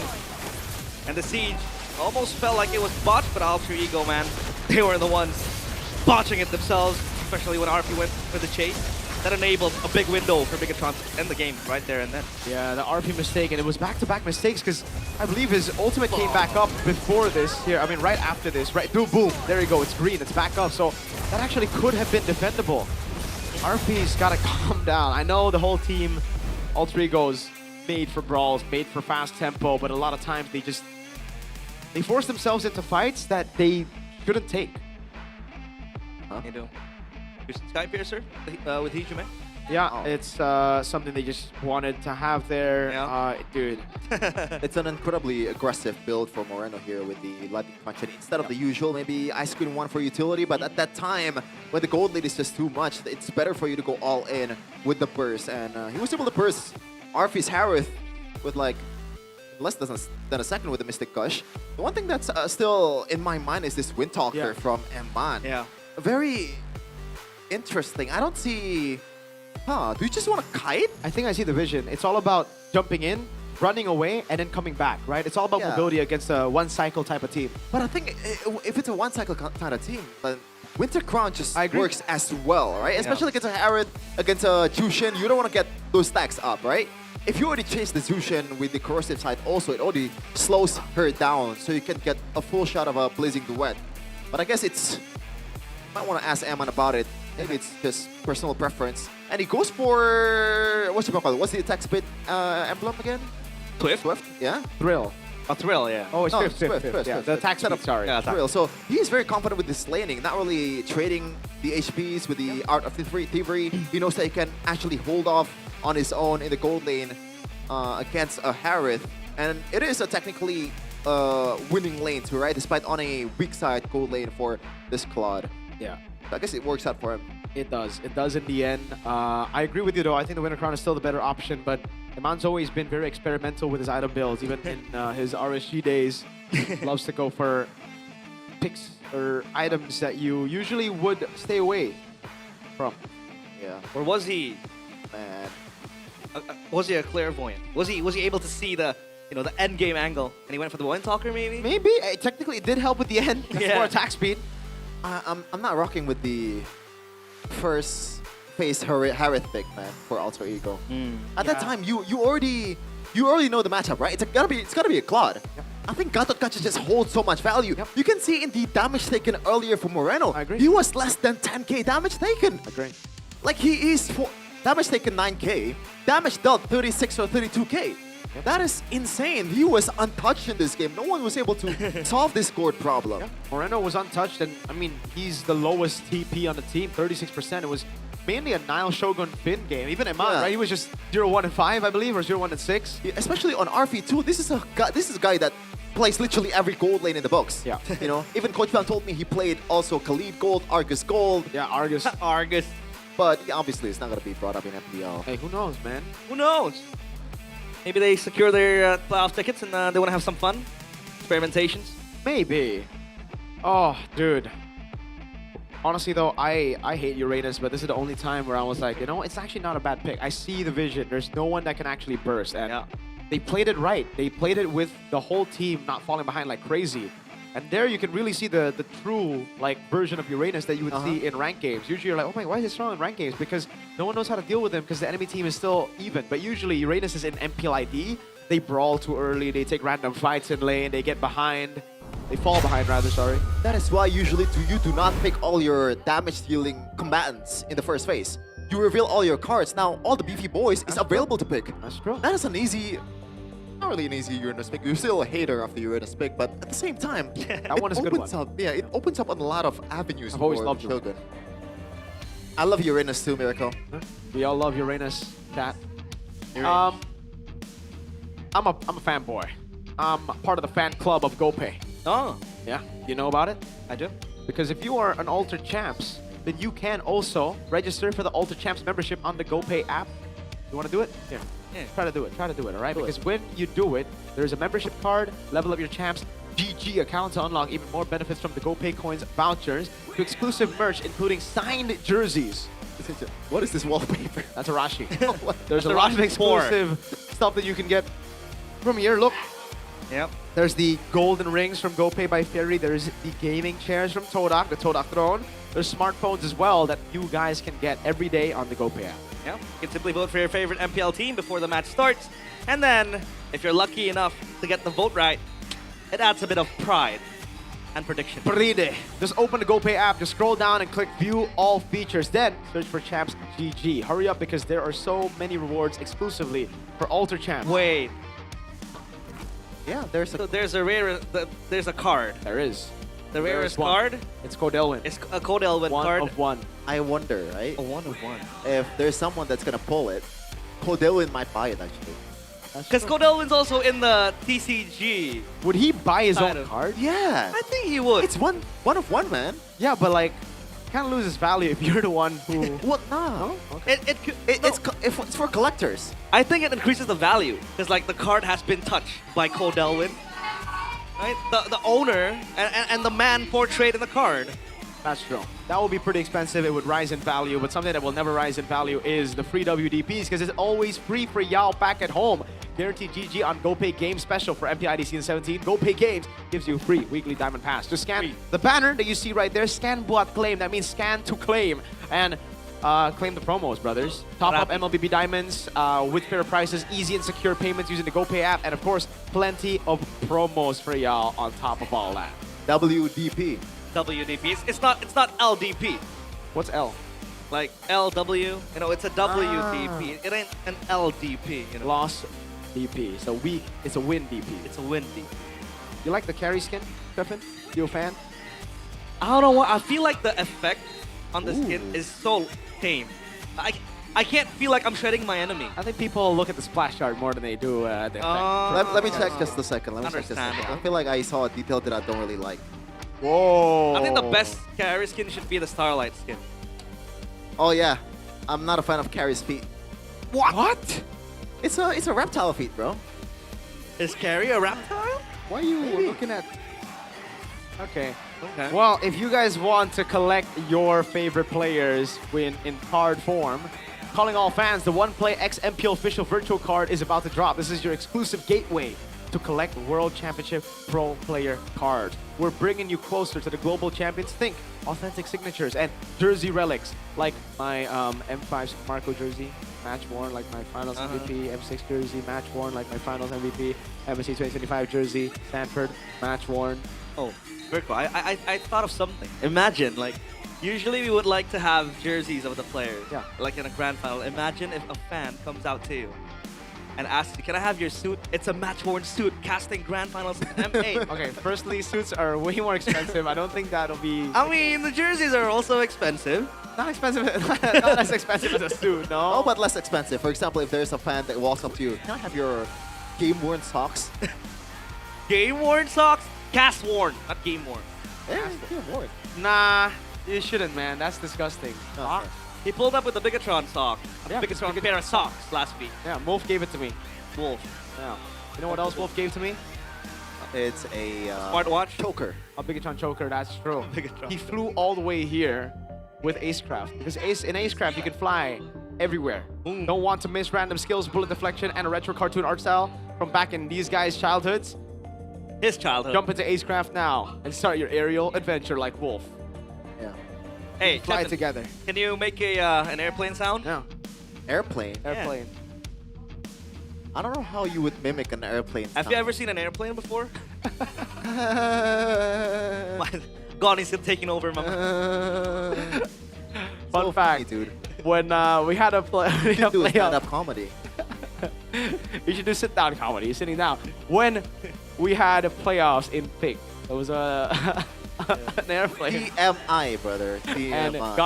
Gonnie made a joke. He's like, Sheffin, that right there, that's an airplane. And I don't know why I laughed so hard. It just felt... Yeah, and I put it to a couple, and Gonnie, that's a relationship that's still going on. Oh! Oh my God, that was a good burn right there. Good. Oh, who is going to represent Indonesia in Asian Games 2026? Coach Zephyr reading the news about the disgusting, I will say it, disgusting, nasty, ridiculous lineup from the Philippines. You guys don't have mercy. What is that lineup, man? It's bad enough that you have the 4 horsemen of TLPH and you get Kelra? What the heck, dude? They got a lot of players, man. They got Vinuya, they got Sanford, they got CC Immune. Don't forget the new TLP. Doll. Remember Alabu? Alabu. Yeah, Alabu. Raging Sanford. Raging Sanford. And then they got Chessman, Carl. Oh, so this one was different with the other qualifier they had. It was with Kyrie, Kelra, Baloyski. Yeah. Oh, damn. That was oh, yeah. Wait, what? Huh? I'm quite... Well, yeah. It's quite hard to topple down Sanford because I was thinking maybe Kin could get a shot, but is it too early? Before Kin gets a shot at Sanford, he needs to beat Vinuya, Alabu, CC Immune, Doll. That's like top 5 VXP lane of all time. Yeah. Top 5. Yeah. All 5 with different shapes and forms. Alabu is super strong. Very strong. Is Alabu the best XP? I think or Raging Sanford? He comes second after Raging Sanford. Yeah. I'm more of a CC Immune kind of guy. You're a CC Immune kind of guy. Oof. I think Vinuya has to be number 4. Nah, Vinuya is overrated, dude. He is? Yeah. Alabu is much better. Alabu is very nice. What about Voltol? What song? What's that? That's a song. Oh. Tagalog song. Is the band Molto or is the band Kappa Joe? I don't know. The band is Kappa Joe. Oh, okay. The song is Voltol. Okay. Okay. I remember the lyrics on top of my mind. Everything's 50-50, even though they're on the 30% win rate side. First pick for BTT. BTR. Now, is it good or bad? Because now they might be forced to a Juicin. Do they go Kalea first pick? Is it that prio? What was that again? I was so lost. They're on first pick now. Yeah. They go Juicin first pick, or they try something out. Probably gotta be the Jushin, man. It's been that way for the longest time. Then they would give Kalea? God. Alter Ego is so not consistent. It's not mid anymore. They're bad. To what? No, because it's not 50% anymore. Yeah, it's lower than the 50 percentile. Yeah, I just wanna say to all you ranked games solo gamers out there, if you have less than 50%, look into your mirror and tell yourself, I am the problem. Okay? I am the Don't do not blame your teammates for your own incompetence. Dang! You are the danger. Let's get into Expanding Rivers. Both games, Expanding Rivers. Harley and Hilda ban on blue side. Juicin gets banned out by... Ooh, Ultra. Oh my god, they're gonna leave Freya? Are they gonna leave Freya? Oh god. Might be the case. God. Oh god. And the way they were going with the Ruby pick last match against Onyx, you might see an Esmeralda gold miracle. Yeah, exactly. That's why I think they have a plan to beat the Freya. BTR, just ban the Freya. Just ban it, bro. You're not as good as Arfi on the Freya, man. I don't think so, at least. They want to take the Alter Ego's own weapon and go for the Freya. I mean, Amon is able to play the Freya. Definitely. You know, there's no way. He's very flexible as well. Esmeralda gold over carry against the Freya? I think carry will be still the main option with the scaling as well. But if you want to go ban for ban in the early game with the team fighting composition, then that is the way to go. Povey is going to be banned for Nino. Oh, wow. Oh, God. So, there's still Marcel. At this point, is Marcel even first bio pick Pick up the anymore? Kalea. If your name is not Keyboy, pick up the Kalea, bro. Kalea is super. Is Kalea first pick or is it Claude? Yeah, Obao also shout out Kalea. Yeah. I think it has to be the Kalea now, right? Yeah, they do. But then if the Kalea gets stolen, you still want to go for the Gourd. What do you go for? To supplement the Gourd, right? God.Kacha, yeah, Red 3, or even like first pick, I don't mind it. Yeah, for Alter respond Ego. to it, right? Yeah. I think take away the Claude as well. That is the clear option, and you know, it's not a like genius pick for you to pick a God.Kacha. I agree. In Red 3. So at this point, just be honest with your approach. Alter Ego, though, what are they going to pick up? I think Gatot and Claude is a very good opening. Gatot Claude or Gatot Harith should be the case here. Do they really want to go Harith again after that game? Well, you know, to be fair, the Marcel was there playing for Bigatron. Okay. What? So you're saying they're going to go Marcel again? I think, nah. The Khalid is still open if they want to just get mid control. Haven't seen right. The Guinevere was open and the Valentina. Valentina Prio. Hey, Hijime's done really well on the Valentina. Is it an angle where you would take the Tsunami Slam and then play the ult for yourself? Yep, definitely. Yep, 100%. then the Guinevere can just get a free Val Requiem. I do agree. Should still be the Gord though. Oh, is it gonna be a nasty lane to play against, like a Valentina against a Gord? I think it's you still will get outpoked, no? For who? For Kalea. For the Valentina. So Valentina wins? What? Or what do you mean? Oh wait. Uranus Claude. So they're still, you know, the idea of no shreds so far. Yeah. But they could pick a carry here. Yeah. I'm not sure if that's gonna be the case though. Do you want to pick up the carry though? It's a winning lane against Claude, and oh yeah, you can. I don't know if you want to rock a Purify against a Claude. Exactly. I don't think you want to. You have the Phantom Step, but you need that gap. Because remember, BTR are gonna go for an assassin. That's almost a guarantee now, right? I'm surprised though by the Uranus and the Claude instead of a Gord and Claude. I thought the Claude for sure, but the Gord. Ooh. Alter Ego, what do they go for? I'm really thinking hard about this one. Oh god, against the Uranus, there's still no shred. Still with the 3 Aerith, despite it being on the red side. Not sure if I'm rocking with this. Seriously. And oh god, they have to pick a physical damage dealer now. Yeah, BTR gonna ban the Arlet. Unless they want to flex the Guinevere to roam, which is kinda unlikely. Either way, Arlet ban. Yeah. Perspectives exposed. Marcel ban. What'd you say earlier? Oh god. Oh god. What'd you say earlier? BTR.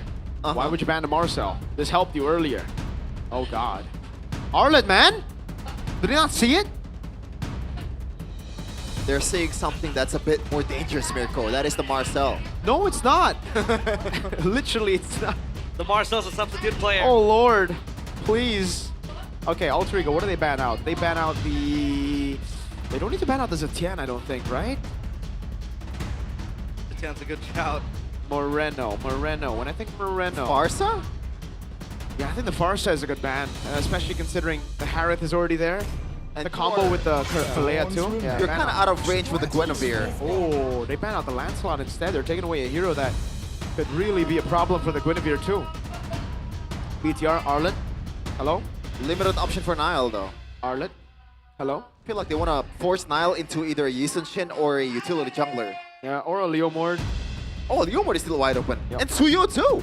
Yeah, what the hell? Don't think you want to go Suyo though. Yeah, but still, like, now the Lancelot back ban becomes a bit of a question because there are still a lot of heroes on the table. Arlet.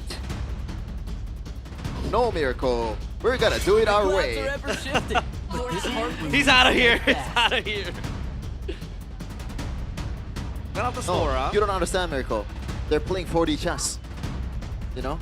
4D. The Palantina has already been picked. They know the Alter Ego is building up for a Sora pick. You don't get it. You don't know anything about draft. I see the vision. I see 4D chess? I say it's 5D. I just want to point out that the Sora lost last game. They do. I want to make a statement about that. Glue is also wide open. Oh my god. Wait. Do you take the Arlet? No, Uranus already picked up. You have to go mid. What mid laner? Vexana. But then the Valentina can just, you know. I don't think it's that much of a trouble. Well, yeah, that's true. It's not that valuable, I think, for Valentina. Paramis? No, not against Valen, no. Yeah, I think that's yeah. that's definitely now that, you don't want to do. That is a problem. This is a last pick Arlet though.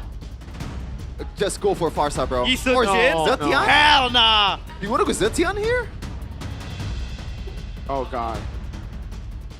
Lord. Wait. Oh, Farsa. Lord. Farsa. Cyclops! Come on, Cyclops! Go for Cyclops! Are you okay, Rico? No, Alter Ego, are they gonna pick up the Arlet? Or do they just, you know, like, oh god. Dude, do you want to go Benedetta here? No. I think the Arlet's safer, dude. You have a combo with the Guinevere. The Benedetta is solid too against the two marksmen and the Eve. There's not too much peel. They do have a... It's Nino, man! It is Nino. Yeah. If there's a Benedetta game, it is now. They lack the physical damage. Oh, man. All shot at that Yuzhong too, so I guess that works out decently. Yeah. They need physical damage. That's the... Don't think Paquito is good. Isn't... Oh, they don't know Arlet. Oh, thank goodness. Oh. Answers the Shin and the Eve as well. They get such an easy combo with the Arlet. The Yuzhong is pretty easy too if you combo Furious Dive with Valor Requiem. Uh-huh. But Purify should be available for BTR, right? For Nile, no. And I guess Eve can really rock a Purify. All right. Hey, you know what? They didn't pick up the Arlet, so there's a bit of relief on that side. Oh. Let's see it. Who do you like better? Don't look at the lineup rating. I like BTRs, to be honest. Why are you looking at the lineup rating? No, not even before the lineup rating. Has to be Alter Ego. Okay. Folks, if Sheffin says it, it's de facto. I don't think so. He did. Realize, who do you think is better? Alter Ego, I guess. All right, that's 1-1. That means it's no longer de facto. Folks, we're getting into game number 2. Will it be an equalizer by Alter Ego? Or will the Red Robots finally get a win after a 4-match lose streak? Welcome to the land of Dawn. Here we go. 2-0 in the horizon for Bigatron. Spoiling tickets for the other two teams. Hoping on an Alter Ego win. Seems like they want to go for Yi Sun-shin purely because of comfort for Niall. And he prefers to go for Yi Sun-shin, and Alter Ego drafted a composition to punish that. I think they could have gone for a Lapu Lapu too, but I think Nino, against Eve, against the Yi Sun-shin, it's easier for him to get to that position and punish the lack of Purify with the Yuzhong. We'll see if it's going to work out or not. It looks like Niall's going to take this. Ooh. Oh no! You hate to see it. They try to play it quick and Alec just seals it away.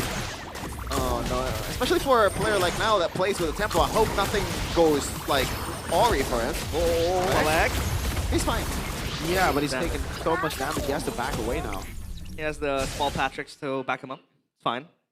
I think Nino got the XP crab, yeah? I think so. Looking at the emblems right now, it's gonna be a bargain hunter for Eman. So you want to play fast. Wow. Just experimenting, I guess, too, for himself and double pull yourself together. This time for BTR side. I guess with Yasuke just lying in the backland, that should be a valuable pull yourself together. Pick up. Comes Niall. That's the Mountain Shocker, but that's the Traceless. Looks to take Alec, but Alec's still beefy. This is bad for Alter Ego, though. They need level 4s on their mid lane. Yasuke. Oh, Violent Requiem. It connects onto Niall. Dude. That's going to be the first blood. I mean, what is there to say? Like, I feel like that is not a pro player kind of mistake, man. He just walked up to enemy jungle. Yep. No ultimate, though. Gonna go for more. The Black Dragon 4 popped as well. Trying to dissuade Finn. Finn forced to flicker. Oh, wow, no dragon. Mountain Shocker now comes in. The Petrify for Finn. He has to go down. RWM open but for Moreno, but now Alec has to flicker away. Niall is there. Pops the Mountain Shocker, but Alter Ego still. They get away with murder. Shogun, he might want to look for more, but seems like Alter Ego are out of resources for this turtle take. Murphy is here too. This should be a 50-50. Oh, he backed off. Yeah. I'm not sure about the decision, but Yasuke was super low too, and now Alter Ego is just cycling. Yep. Waiting for their next big ults. Like the spells and the resources. Finn is in the pit. He might be stuck there as the Violent Requiem connects onto Finn, but Niall gets the turtle, and now Arfi pops the Zaman Force. He looks for more, but it seems like the fight will end just there. Okay, so Alter Ego walk out with 3 kills. BTR get the neutral objective. Definitely a meaningful trade for BTR, right? Right? Sure, bro. Yeah. Gold lead definitely leaning towards Alter Ego's side, though, and I feel like, again, this is just the true Alter Ego style of play in M7. Just want to go for fight instead of the neutral objective if there's an opportunity to get more. So far, the gold lane is just gonna be a farm battle for this Harith and also the Claude, and Eman will try to reap the benefits of the bargain hunter. With this more conservative kind of gameplay. I like the way that BTR is playing right now against a Guinevere. Yeah. Once you hit level 4, like, everywhere is not safe. This is the same type of game they played in their last match in game number, was it 3? Where they just scaled up and then they lost at the end. Like, oh, against Geekfam. Yeah, game number 2. They were playing the same comp. It was Yi Sun-shin and a Claude, if I'm not mistaken. 2 scaling heroes with, I forgot what was in the mid lane. I believe it was also a Eve. So, same kind of composition, waiting for a late game, playing slow, and then just playing off with scaling. Unfortunately, it didn't work out until the end of the game. They were... I found a crazy flank.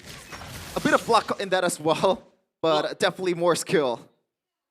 Now for Alter Ego, they're playing it super safe right now. They don't want to go for anything that's too crazy. I think they just want to make sure that they get something of that Violent Requiem combo. Oh, that's a good one. Pops the blazing duet for Eman. That Zaman Force almost caught him off guard, but Finn is close by in the neighborhood. What? Might look for something, but Finn is hesitant to go for the Tsunami Slam. He might, but Arfi has the Chrono Dash. Oh, here comes Ijume, looking to brawl out with Bigatron. RWM open, Eman has to move around. Fancy feet. Ijume pops the ult. I don't know if that was a missed opportunity by Arfi. He should have just proc this Chrono Dash towards a minion and continue spam to Eman. Meanwhile, though, oh wow! He slammed good CC, immune from Yasuke! Goodness and he's gonna get the retribution! Meanwhile, in the backline, it's gonna be Nino jumping onto Niall. This Yi Sun-shin can't move! And Niall is gone! Alter Ego keep the tempo going as Bigatron, they lose 2. Massive win for Alter Ego. Great reaction by Yasuke, the Violent Requiem, to cancel out the Tsunami Slam. And Alter Ego were just outplaying Bigatron in game 2. Read him like a book, and it was with the flicker as well from Finn, I believe. So yeah, he was playing it super safe, and also that getting a spatial migration too towards Finn at the same time. They get all the values. As you can see here in the gold. Usually, Yi Sun-shin is the one that's farming up a storm, but right now he is down in gold. They want to go for the Uranus. Yeah, they want to. Not gonna be the Purify pop Shogun. Freezes. He's gonna be okay. Purify out. That is worth it for Yasuke again. Another big resource burnt out. Just gonna hold off here for Alter Ego. They already secured a good 2k gold lead. just gonna play the same way as usual, waiting for that spatial migration to connect. Also, Nino has been doing an amazing job pretty much handling the backline, plus Alec as well. Meanwhile though, Vin, I don't know about this. Tsunami Slam, Mountain Shocker misses now. This is not how you want to play this game. Violent Requiem connects onto Shogun. That's going to be the beefy boy con. And now Alter Ego wants to pound for more. Whoa! Open in the back. Iman runs away, losing the wet to clear the wave. And also the Petrify connects, but Nino got taken down. Arfi dances into the back. Iman is able to take down Arfi. And Bigatron hold on for dear lives. What a chaotic brawl in the Chaos Derby. Expected but unnecessary for Alter Ego. Wait, unnecessary. BMIing back to the wave, and now Hijume gets close to taken down. But Alak will be the one taking down Eman, and Finn left on his own devices under the turret. Wait a second, they're still in the bottom lane. There's a chance for them to continue this kind of crazy tempo. Yeah, and that should be an Alter Ego win if they do get the bottom turret. But I guess Alter Ego, they were overheating, man. They should have just backed off knowing the fact that there's no special migration plus Violent Requiem combo. You're essentially playing 4v5 at that point, or 4v4. And the resource with the resource that they have, plus the dive, the 4-man dive towards the turret, I feel like that is a risk that is not worth taking at all for Alter Ego. Definitely not. Gold-wise, it's... Alec walking up. They want to go for neutral objective. Now it's going to be Alex zoning Shogun. Dancing around and then Tsunami Slam on towards Alak. He tacks it like a good boy and he mounts onto Shogun. Nino bounces forward, but Requiem doesn't really connect. He cancels it. And now they want to cycle to the second wave. Look at the turtle. It's going to be reset slowly but surely. Bigatron inching closer to the pit. However, Hijume has the Tsunami Slam. He's going to look for a target. That's going to be Finn into the back. The RW open, but a man in the back. Tsunami, rather, blazing the wet on towards 3 people. But Yazuke gets the kill on towards Finn. And Shogun has to run for dear life. However, Arfi still gunning him down. That objective secured by Alter Ego with the death to Finn. A very awkward skirmish. Yazuke! Oh, Yazuke! Assassinates Eman with the Violent Requiem. The killer instinct of Yazuke is still there, even on a utility jungle. CE and the Winter Crown, you expect him to just look for sets, but he goes for solo kills, and Eman, no Purify, didn't expect the Guinevere to show up there. A huge win for Alter Ego, and it's not like they're playing it beautifully as well. They're just trying to capitalize on each other's mistakes after seeing EVOS in the previous match earlier. I feel like I need to cleanse my eyes right now. This was a very chaotic brawl, like in the turtle fight as well. That was not the best by Alter Ego. They came out on top.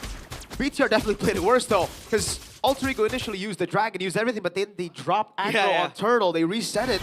Even Yazuke committing a Violent Requiem over on Shogun. They identified the mistake. They backed away. They restarted the neutral objective, but BTR were kind of mixed on whether they want to go in or not. But at least right now we got what we are kind of expecting to see from the longest time, the Chaos Derby. That is the name for a reason. It is indeed chaotic. Truly chaotic. I don't know if that's a good thing or not by this time, but yeah, this is the MPL ID we know for sure. Finn secured that Chastise Cauldron, so if Yazuke goes for him, it's gonna take a bit more time for the whole team of Alter Ego to burst him down. Gold, man. Arfi is 1,000 ahead of Eman, and then it follows with Guinevere, Yazuke, Nino, then we see Eman. Yeah. So even with the Bargain Hunter, he still hasn't hit the Swift Trinity. That's what you really want to get here. Arfi's gonna get the Holy Crystal by the time he lands the Swift Trinity, Eman.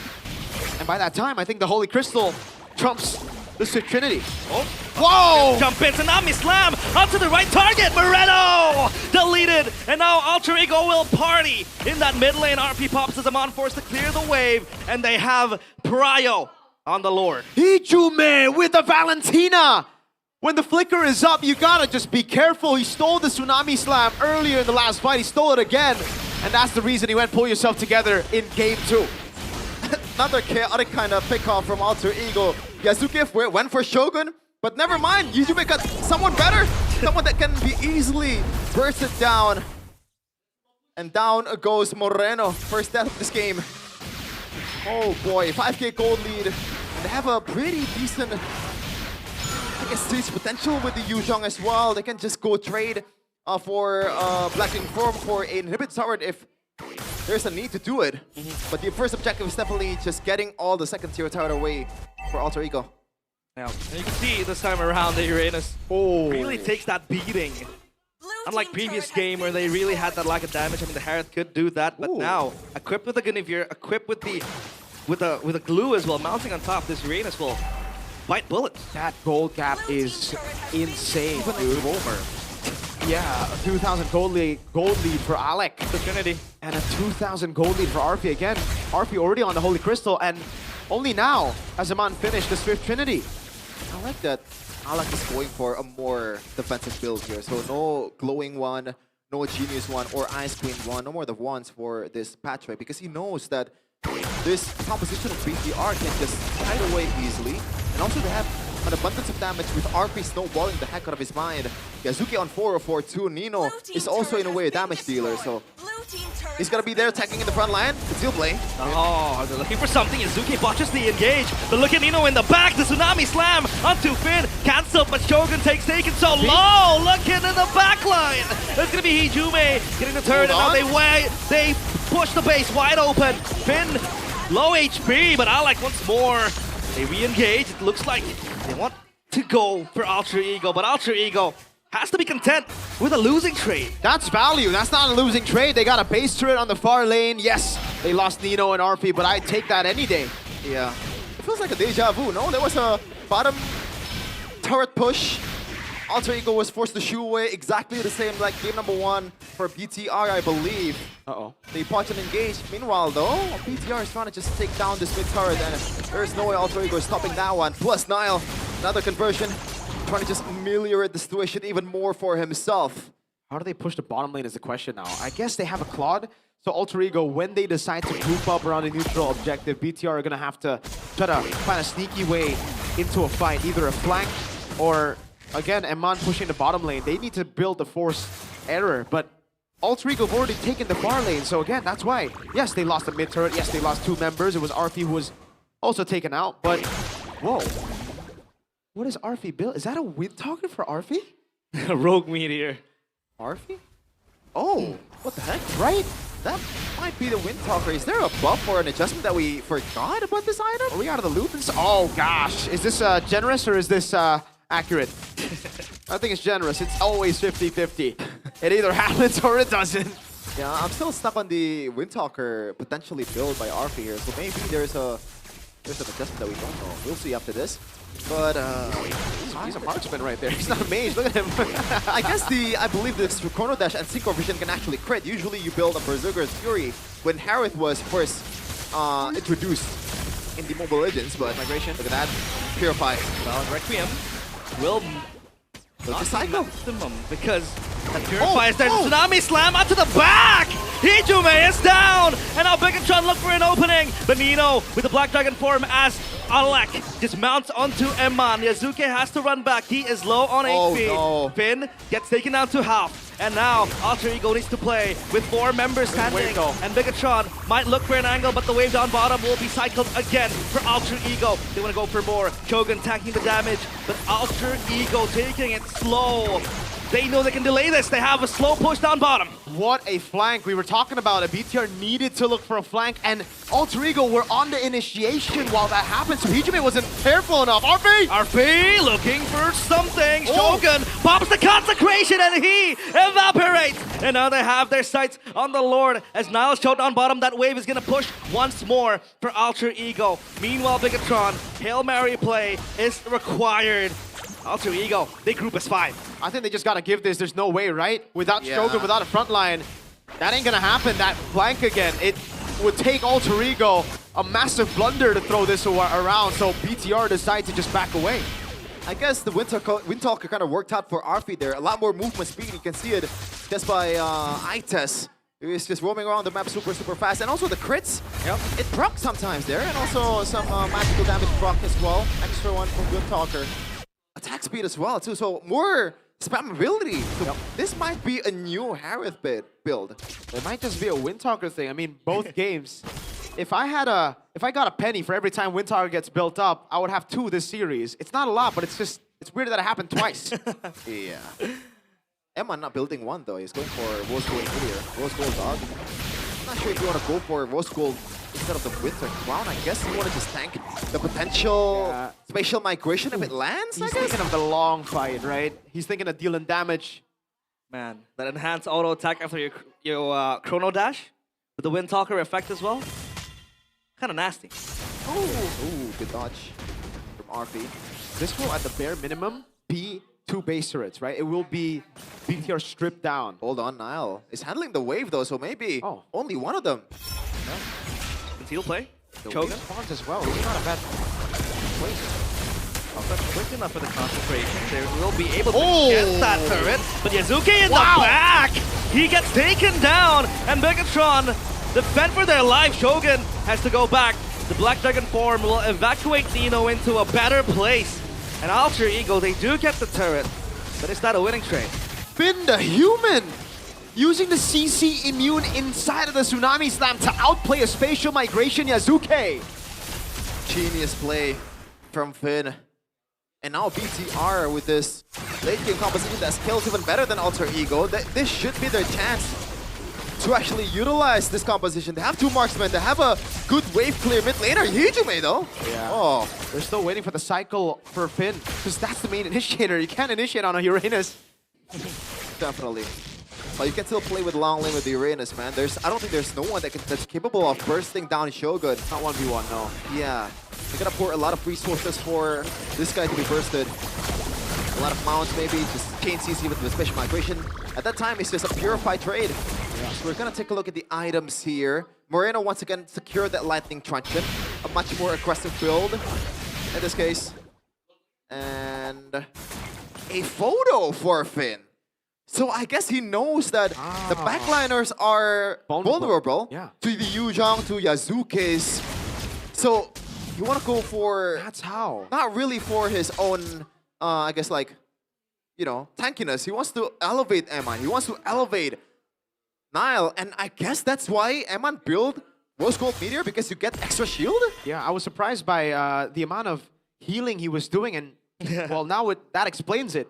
Because earlier in the skirmish, Nino was able to jump into the back. Oh, wow, of course. Okay, it's going to be up very quickly, so he's fine expanding that. It's just now BTR can actually control much more of the map as the resource has been built. Hold on! Oh, in the back! Tsunami Slam is gone, and Hijume is gone! Alak gets taken down to pieces. He mounts onto the back line, but now will try to survive. Yes, the immortality popped, and now Nino in the back looking for an angle. Eman just 3 hits, and the blazing duet for Eman will take Alak down. The purify is good, and Alak will run for the hills. It's just Yazuki, and Alak left to his own devices. The 3 masked men unmasked.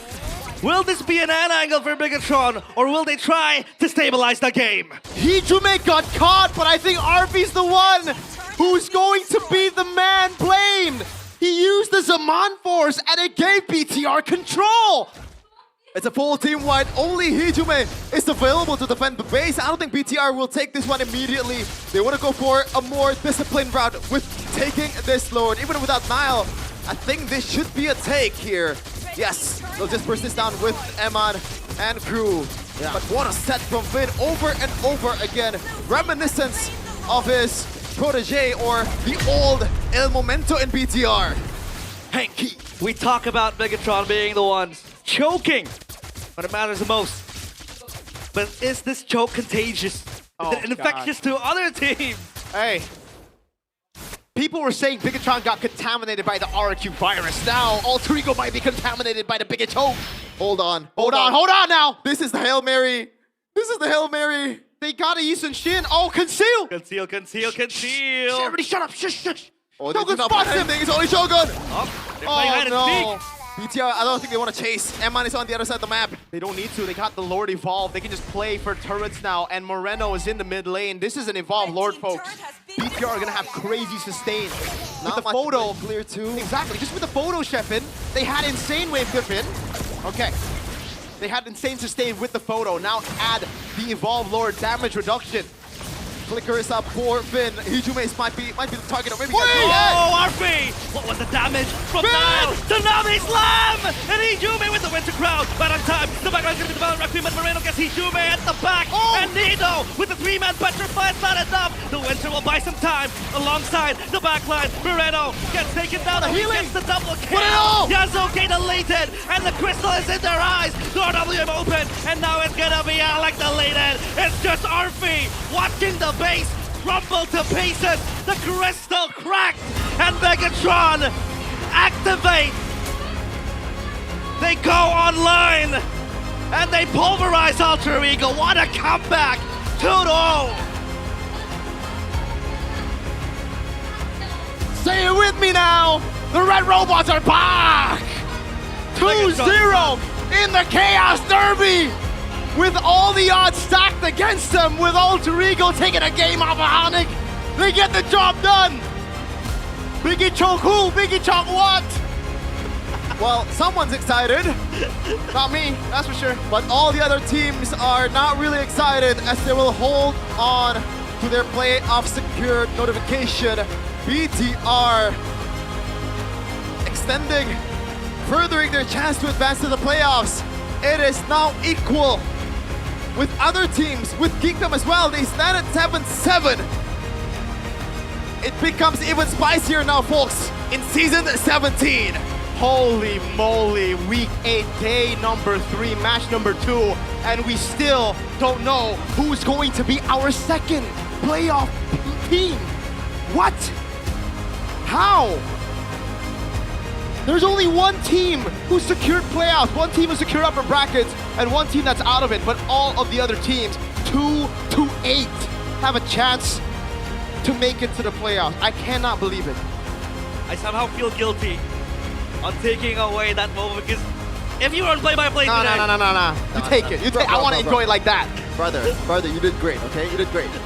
Please. That is a certified big... We don't see this moment often. It's like, it's once in a blue moon. Megatron pull out a comeback, because all they do is choke. And this happened. The regular season came early. Season 18, regular season came early, folks. We're so back, baby. Look at him! W Robbie, the lucky Tarby. He hooked Alter Ego. He stole his aura. Hey. You get to translate it after this. Finally, after a long time, after 84 years, BTR is on the stage. And the biggest Megatron, the biggest Bigatron fan is translating. Pada akhirnya kemenangan yang dinantikan oleh Bigatron. It's been years since he last got interviewed. Welcome, Bigatron. Vitality di panggung menang dengan 2-0. Shogun, You were able to get a win. melalui perjalanan yang kayaknya berdarah-darah banget ya. This was a bloody Sampai match, terakhir Shogun, mendapatkan 2-0. by GOAT. Gimana dari Bigatron? Sebenarnya nggak gimana-gimana sih, tapi I don't feel anything. kita tetap trust each other sama We just need to trust each other. fight terus-terusan aja And we sih just yang keep fighting. diperluin buat saat ini. Fight terus-terusan. Just keep Jadi on fighting. Terus berjuang dan menghadapi momen-momen yang berat seperti You were able to go through some kemarin, very tough kemarin moments, banyak you know, ya kemarinnya 4-match ya. lose streak. Karena beruntun tuh lose streaknya. Gimana kalian sebagai Bigatron, sebagai satu tim As a team. menghadapi mungkin hari ini nih, untuk persiapan hari ini? Kemarin kita LS, tapi kita play as a team aja sih. We just play as a team. We were on a lose streak, but we play as a team. We did well, and we won. Memperkuat kembali. Dan kekuatan ini kita bisa lihat bagaimana tidak 2-0. Game 2-0. pertama cuma dikasih 2 poin kill. Game 1, you only gave him 2 kills. Game 2. Menang comeback gak sih? It's a crazy Nih, comeback. Kasih tahu Bude, My goat. ini gimana cara kalian comeback di game kedua? How did you come back in game Kalau kata number Niall, 2? confidence saja. Niall said Pede just aja. play with Ini confidence. berapa difference net worth tuh sampai 6.000. Jauh banget. That was a Kalian 6,000 gold lead that udah Alter Ego dan had. They juga got a udah far sempat lane in the masuk bottom lane as well. They had everything. Momen apa tuh yang membuat kalian bisa How did you infect them with the biggest choke virus? Tadi semuanya comms-nya ya kayak It was just the saling comms. semangatin aja sih kalau lagi under gitu. So we just keep on motivating each other when we're down. Keren loh. Tapi ngebahas tentang game pertama kayaknya mulus banget buat kalian.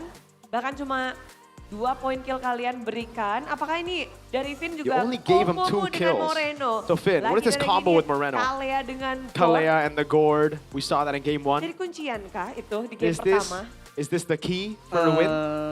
Iya sih, Yeah. karena semua tim harusnya udah pada coba Kalea Gord dan A lot of teams have played Gourd. Works. It works Apa definitely. nih It's just really komentarmu good tentang combo. Kalea dan Gord ini pasangan Especially the combo terasi Kalea atau gimana? and Gourd.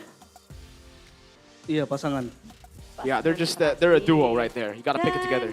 Kalau ngebahas game pertama juga, kita ngelihat banyak momen-momen dan ada maniak pertama di season ini dari Nanael. Nanael, maniakmu pertama nih di season ini. Lagi mengganas? Lagi mengganas buat Nanael? Niall, what happened? You were ferocious today. Enggak sih, lebih main as a team lah sekarang lah. We just play as a team. That's it.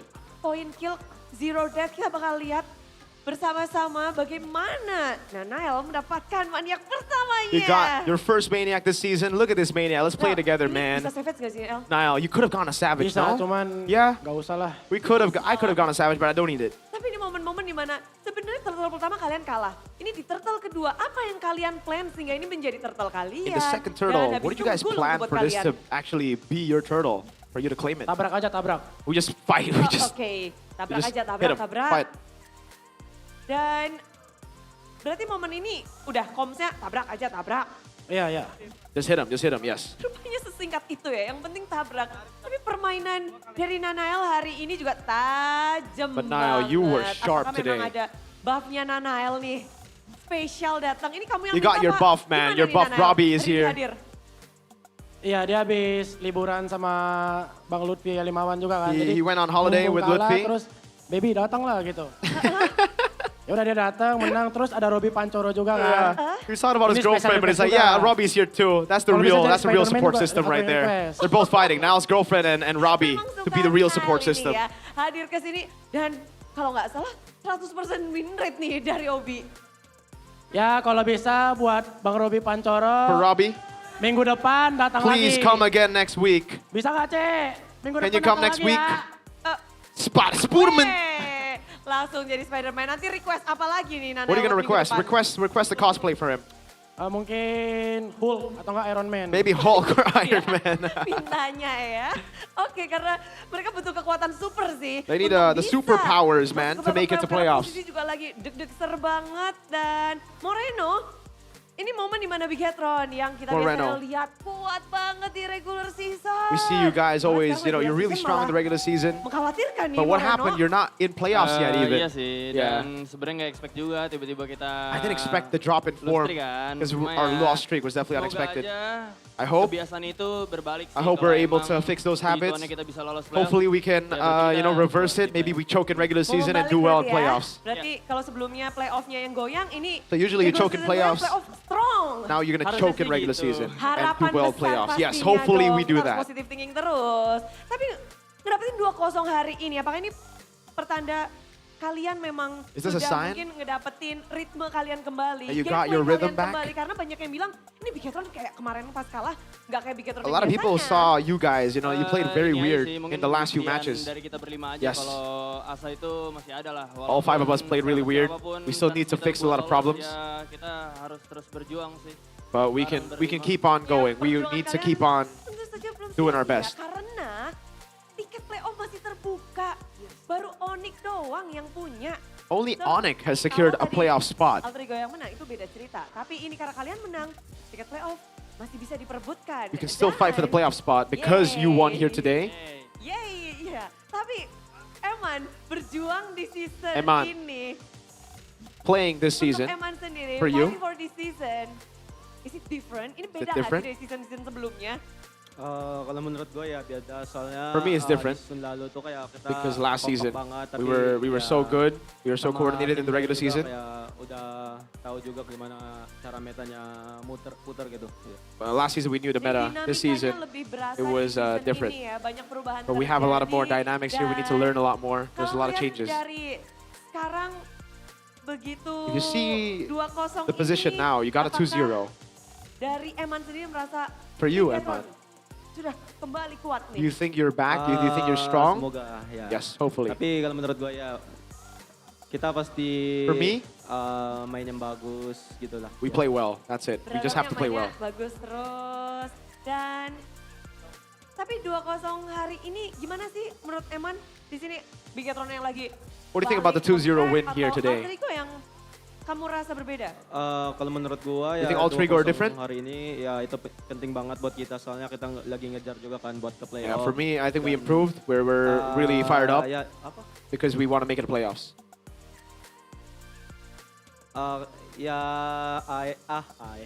Begitu balik sih kayaknya. Yeah. Bigatron are just back. Bigatronnya kembali. Apakah ada Bigatron is apa gitu ada? Is there a saying Bigatron is back? Ada Bigatron is-nya is titik-titik gitu? Bigatron is? Belum. Not yet. Belum, masih ada 2 match lagi karena untuk Bigatron minggu terakhir For akan Bigatron. ada tim atas kalian. You still have to go up against Iya, ada tim nomor 1 dan tim nomor 2. number 1 and number yang 2 akan in your final melawan. match. Ada Dewa United Dewa dan juga and Onyx. Sebenarnya melawan tim yang berada di Oh, atas God. itu, Going up against those apa top sih 2 yang kalian teams, pikirkan ketika harus melawan tim what do you yang what do you berada di think atas? about when you're up against them? Yang pastinya kita harus lebih try hard sih. We karena have kita to lawan try hard tim more. Yang di bawah ya kalah ya. Because the teams we lost to the teams in the Jadi, bottom of ya the udah, standing, kita so we lebih have to try try hard. hard Even dibanding we gotta try hard against Onyx Oke, and against Dewa. Jadi pertanda bahwa mereka harus bekerja lebih ekstra lagi karena They gotta work even harder. bagaimana perjuangan dari Bigatron dengan 2-0 ini akankah mengubah sesuatu? Will Kita they akan be cek able to bersama-sama. change things? Spesial karena setiap match, setiap game Let's see the pasti standings. Do laga. they change? Ini sementara. Oh! No way! I didn't expect this. Ada di mana tuh Bigatron tuh? Where's Bigatron? Bigatron, you guys are 6 now. Iya, kalian bertukar tempat ya. You swap places with Alter Ego. Posisi 3 tadi, lalu Bigatron by Vitality di posisi 6. Komentar 6? You want to say something for being number 6? 6 ini Bigatron gimana? Sebenarnya kita ada skenario mimpi basah, Bude. I mean, we have a wet dream scenario.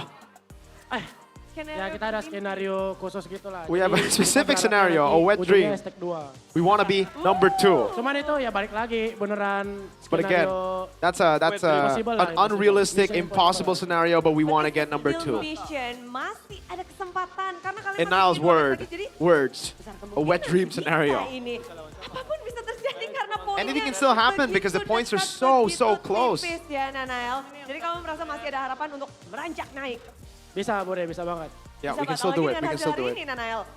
Ya semoga ini jadi momentum buat kita lah. Hopefully this becomes momentum for us. Hopefully we're able to improve. Back on track lah, back on track. Hopefully we're back on track. Tapi kan kemarin tuh karena kalian lose streak 4 kali banyak banget nih ya dari mungkin yang di luar sana atau ada yang meragukan dari Bigatron. Mungkin kamu mau say something? You want to say something? Mungkin buat yang raguin gua sama teman-teman For the gua, people raguin who- aja ntar kita yang buktiin ke kalian. For the people who doubted me, it's okay. I'll prove to y'all. Dari pembuktian juga dan mereka menantikan pula bagaimana mereka akan berjuang untuk tiket babak playoff. 5 tiket masih sedang diperebutkan, tapi kali ini But this time, Bigat Troopers udah Bigat lama Troopers, kan? Langsung saja it's been a while. sambut kemenangan dari tim Bigatron by Vitality. Give it up for Bigatron by Vitality.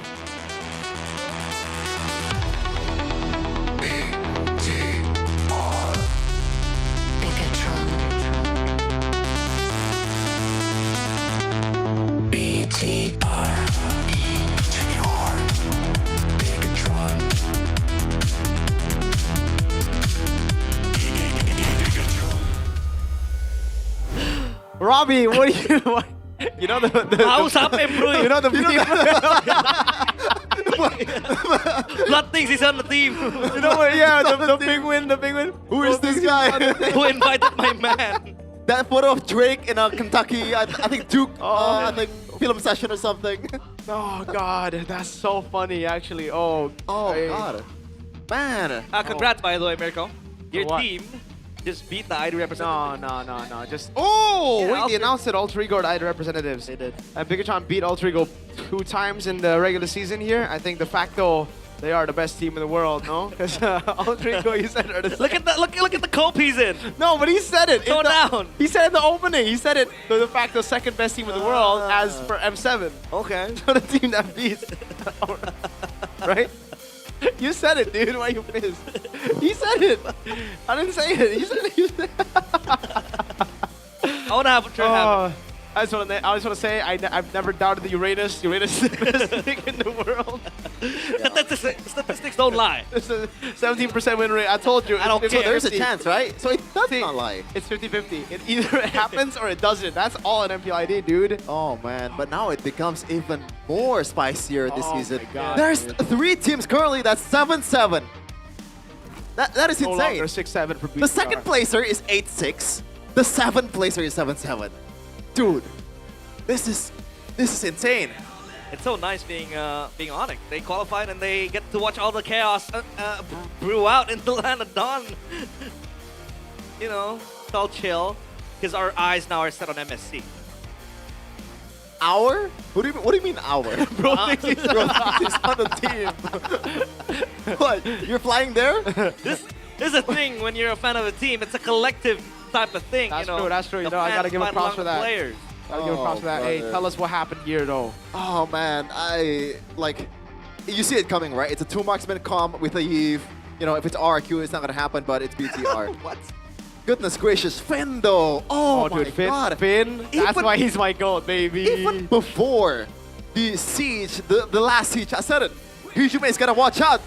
Finn, he has the flicker, but he got caught for the bajillion times. Absolutely. The flicker combo with the tsunami slam. Finn is one with Kalea, and he is the MVP presented by official gaming phone Infinix GT50 Pro.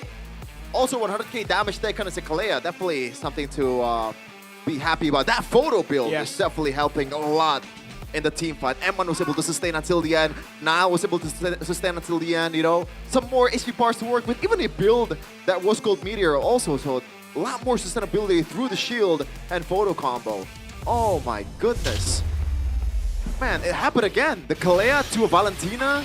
It was Rinse, I believe, earlier this week. Or was it last week? And now it's Hijume on the end of it.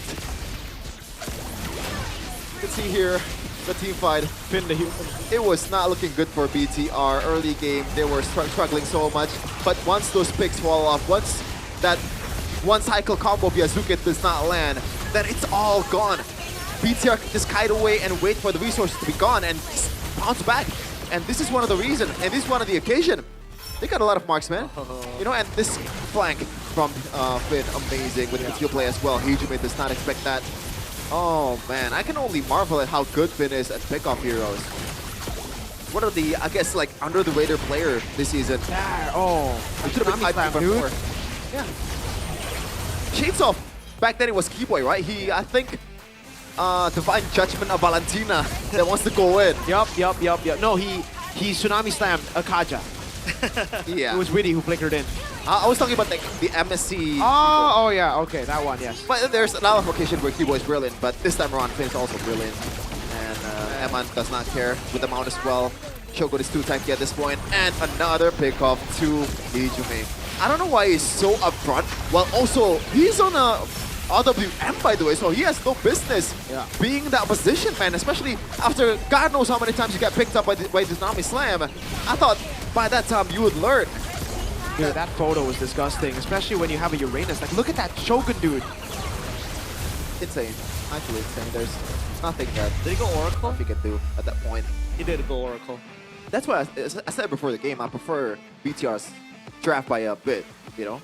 Like, I'm not questioning the Alter Ego that's will. what I said is de facto, bro. I'm not questioning the Alter Ego's draft is stronger in the early game, but once those items stack up, once Alter Ego relies on this one cycle kind of team fight, then the margin of error becomes becomes lower and lower. It's even narrower for Alter Ego. They have to be super precise in their execution, and there is a lot of purifies on BTR's side. It's Uranus and also Claude, and yeah, it only takes a couple of mistakes for Alter Ego to get comeback, and this time the choked becomes the choker. Wait. Yeah. They infected Alter Ego with the Big Choke virus. Alter E choke?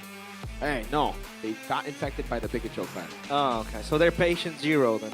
Yeah. Just like how Bigatron were infected by the RQ virus after they RQ. lost 2-0 to RQ. Now they passed it on to Alter Ego. Generational disease right there. But yeah, as Hijume, you know, would also quite question him, getting caught multiple times by Kalea. Tsunami Slam. He can't really even run Purify because you want to be aggro on the Valentina, right? Because you're gonna steal some of the ultimates, and that was why he was able to put Alter Ego on the lead as well was because he was able to find some Tsunami Slams here and there. And if you're unpurified, he couldn't be that aggressive. So then that leaves him in a susceptible position in the late game where Kalea or Finn would just jump in with the Tsunami Slam, shut him down completely, and it just becomes a domino effect towards Alter Ego. Yep. It's crazy that no one benefits from this result, man. Like, Alter Except Ego. BTR. Yeah, EVOS, they were hoping for a Alter Ego win. Now V, it becomes harder for them because the 6-7 team now becomes 7-7, not 6-8. Now it becomes harder for them to catch up. They gotta win all their matches 2-0. Literally, no one wanted this result except Pikachu fans. They're selfish, man. What can I say? They're very selfish. They've already given enough. Oh, God. Yeah, I think it's time to be greedy. It is time to be They greedy have been for generous BTR, yeah. for the most part of Season 17. They have given back, and now they need to take back what's theirs. Unfortunately, though, Bigatron and Alter Ego, they are standing at the exact net game. Bigatron and Alter Ego. Yeah, Bigatron and Alter Ego. Yeah. At -3. Yeah. But Geekbam, they're on -1. But that does not mean anything, man. They're still not safe. Yeah. No one's safe. No one's safe. I would even Dewa. So Dewa are pretty safe. Though. Yeah. They Geek just is need a 7-7. game. They just need a game to secure playoffs. Bigatron 7-7. Alter Ego 7-7. Yeah. Yeah, Oh, Geek man. one more. The reason BTR are above Alter Ego is because of the head-to-head, folks. In the first leg, BTR beat Alter Ego 2-1. In the second leg, now it's 2-0. So for Alter Ego, they really got to start to rack up those points, because if not, it could be really dangerous if it just goes to head-to-head. So it's game rate and then head-to-head, right? It is match, game rate, head-to-head. Man, this season could have been even better if RQ is actually good and Onyx sucks. I've been saying that since the season started. Imagine if RRQ stepped up. Imagine if they didn't choke to 112. How much more competitive could the season be? I don't know. When you have RRQ also competing for that top spot, and Navi is quite, resurging back to life after that win as well. If you guys want to have stable connection, just like the boys that played earlier today, then hey, get into home internet plus game package with 1-to-1 upload and download speeds. Your connection stays stable and MLBB matches become even more optimal. Starting from 385,000 rupiah, you can get internet up to 150 Mbps, including various in-game benefits. Subscribe now on my Telkom cell or tcell.id/daftar-indihome, because it's not even 150 Mbps. You scratch that, it's 200. There's a big 50 Mbps bonus for y'all. That's how I play my Mobile Legends. In the home. In my home. In the home. Get it? Like within the home as well. Okay, realize. I'm 20. I'm 12. You're 12. I'm young. Times 5. Look at him. 42. You're 42, right? Oh, you're 42, Ong. That's why you need the lumbar support from Torak Throne, right? Because if not, you crack your back. Yeah. Hey, if you are that old, Chefin, your mechanics are probably garbage. So, hey, go and play MCGG. It actually requires just strategy instead of, micro skills. So, strategy and luck. Your kind of game, Chefin, as an old man. Right? Are you an old man? The method is super easy also. You guys can scan the QR code on the screen right now and then follow all the official Magic Chess Go platforms. Starting from Instagram, TikTok to YouTube. For those who love event updates, funny content, gameplay, the latest meta, and prize information, go and check it out. Everything is there. There's an NMAX, cool smartphones, and even vouchers ready to be taken home for free. NMAX. That could also help your mobility. NMAX, right? Huh? You want an NMAX? I haven't won an NMAX. Yeah, you want an NMAX. Okay. Right? Yeah. Yes. Then follow. It's not a want, it's a need. It's for his mobility. Yeah, that's right. He's brother, old. I swear to God, I cannot outrun you on one knee, bro. Oh! He can outrun you with one knee. I tore my meniscus 7 years ago. I haven't had a surgery since. I cannot run. I tore my Achilles. Are you actually? Yeah. Oh, dang. When I was back in high school, I tore my muscle tissue in my stomach. Man, I've been to war. Don't worry. Oh, damn. Sucks for you. At least I don't have movement issues. Well, it seems like both of you need to get off MLBB because y'all both bad, right? Get on MLA instead. It's a relaxing idle RPG. Collect 100 plus heroes, level up with ease, and enjoy idle rewards. Anytime. Build your strategy in auto battles, explore endless game modes, and fight players worldwide in global PvP. Download MLA and start your idle adventure today. I've gotten old myself. I've actually downloaded the game. It is very fun. It is very fun. You know MLA what? is very fun. I think I already know. I already know the answer on who is this. This is Smartest with a new skin. Wait, really? But why is everybody using their classic skin? that's the the question. revamped artist? Is it revamped? Oh, just a new skin? I'm not sure. It's just a new skin. Well, I can't Is wait it for an MLA skin? It's like MLA artist? Martis Legend. Oh no. Martis Legend. Maybe it's a new skin line, Adventure. Could be the case. Yeah, right? I would do that if I were Munton. Yeah. Yeah. I would give Miracle a little bit more diamonds if I were Mutan. Dude. You have like 100k diamonds. No, I don't, dude. I have like 10k right now, dude. Wow. So I have 2. So little. You have 2 diamonds? I have 2 diamonds. Yeah, how many diamonds? I don't know how. I got like 1k or something. That's a lot right there. Because like I have to pay diamond tax. Diamond tax? Oh, you gotta give it to your girlfriend? Yeah. Gifts every month. Oh, okay. I'm like, who's taxing you? Is it the? Okay, it's the girlfriend. I thought it was the other word that starts with G. No. Don't forget to pay your taxes though. Be a responsible citizen. You want to be a responsible citizen? Tax assistant. Okay, shut up now. Okay. Maybe we don't ask questions to realize, Chefin like that. But, folks, that's it for match number 2. We're going to see match number 3, Na'Vi versus RQ. Can Na'Vi pull a miracle run?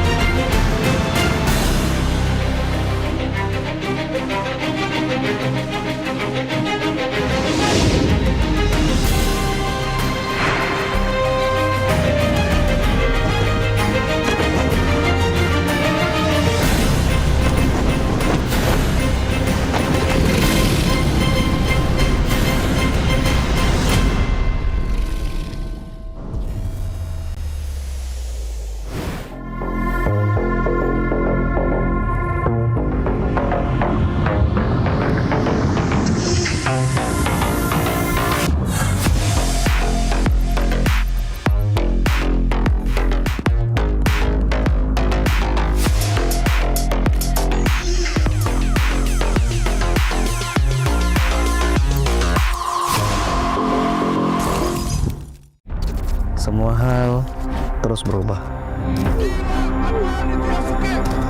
Dan kadang bikin gue pengen nyerah. Tapi banyak mimpi yang harus gue kejar. Gue butuh support yang konsisten. Biar gue bisa terus naik level, terus berlari tanpa henti. Skin gue banget nih, gue beli aja. Seperti GoPay Games yang setia menemani, walau meta dan gameplay terus berganti. Walau yang lain terus berubah, GoPay Games konsisten ngasih yang pasti murah.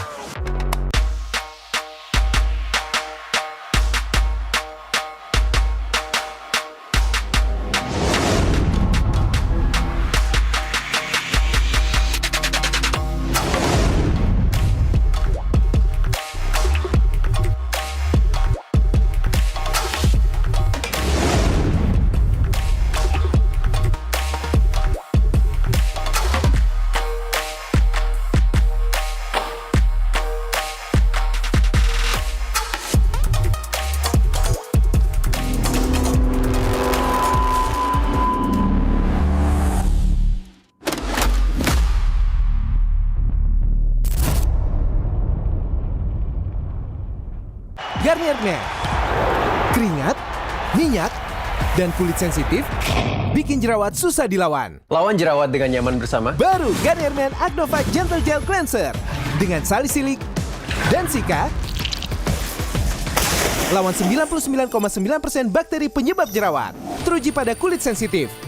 Nyaman di kulit. Optimal lawan jerawat. Garnier Men Acno Fight Gentle Gel Cleanser dari Garnier Men. Tak ada hari tanpa mabar. Main nge-lag, kerap buatku tak sabar. Gimana mau main sampai kelar? Ini waktunya ku bersinar. Oke, let's do it. Game smash andalanku bikin mainku semakin hebat. Pin stabil main makin mulus, rankku fix naik terus. Tukar DG rings, diamond dan voucher game kau dapat. Cuma Game Smash makin no debat. Game Smash Booster kini dapat DG rings. Beli paketnya dan aktifkan boosternya di aplikasi Dunia Games. Hah? Habis? Ya, kosong. Jauh lagi.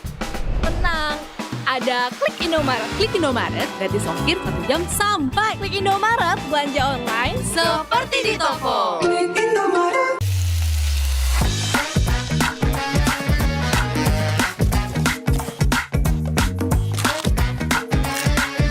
Gimana? Enak?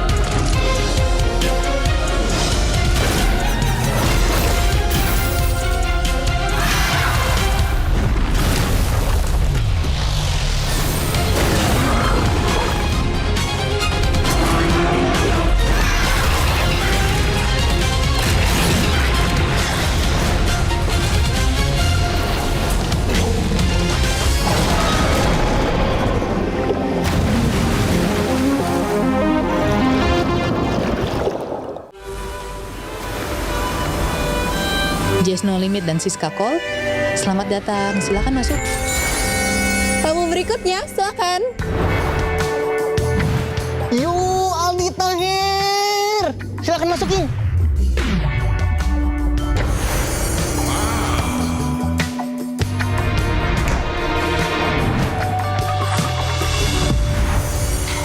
Bisa dilihat guys, di sini ramai banget. Wow, Masya Allah, sungguh hebat ciptaanmu ya Allah. Aldi Tahir itu bawa burger untuk penghuni kapal. Guys, nih ambil aja burgernya. Malam ini terasa spesial dengan kehadiran kalian. Dan ini baru awal dari perjalanan kita. Enjoy Wendy All-Star Party malam ini. Hah? Wendy mana? Guys, hot news. Wendy jatuh ke laut. Ini semua pada panik. Astagfirullah, siapa ya yang dorong Wendy? Menurutmu siapa pelakunya? Komen ID MLBB-mu. Petunjuk rahasia akan dikirim ke mailboxmu malam ini. Kalau buat gue semua tim pasti pantas lah. Menurut gue ya yang nentuin hasil di akhir aja gitu. Tim yang pasti yang paling kuat, yang paling konsisten pasti mereka yang lolos gitu.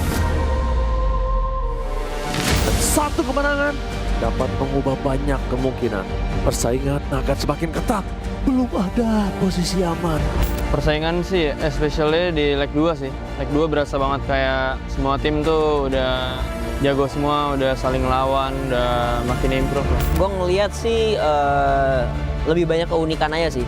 Keunikan itu maksudnya gimana ya di dalam gamenya lah. Gameplaynya mulai banyak yang lebih variak juga dan tim-timnya lebih berkompetitif sih dibanding season kemarin. Kayaknya lebih berkompetitif yang season ini lah. Menurut gua cukup seru banget sih, soalnya benar-benar nggak expect sih. Dan ternyata tim yang dari awal gue prediksi, mungkin semua tim juga ngeprediksi buat jadi kuda hitam, ternyata tetap struggle aja gitu. Terus tiba-tiba kayak tim yang kita nggak expect buat jadi kuda hitam, top 2. Nggak expect banget sih, literally unexpected banget. Ternyata Liquid tidak digadang berada di posisi atas, maka ini adalah perebutan untuk posisi kuda hitam. Kalau yang buat dark horse banget season ini menurut gua tim Liquid sih.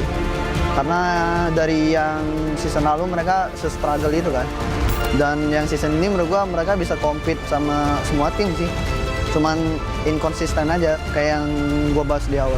Bagaimana perform mereka up and down, dan sekarang mereka sudah kembali menemukan tempo permainan mereka. Kalau melihat Piala ini nggak konsisten aja ya. Soalnya kan week awal dia leg 1 on fire banget ya. Semua tim hampir bisa kalah.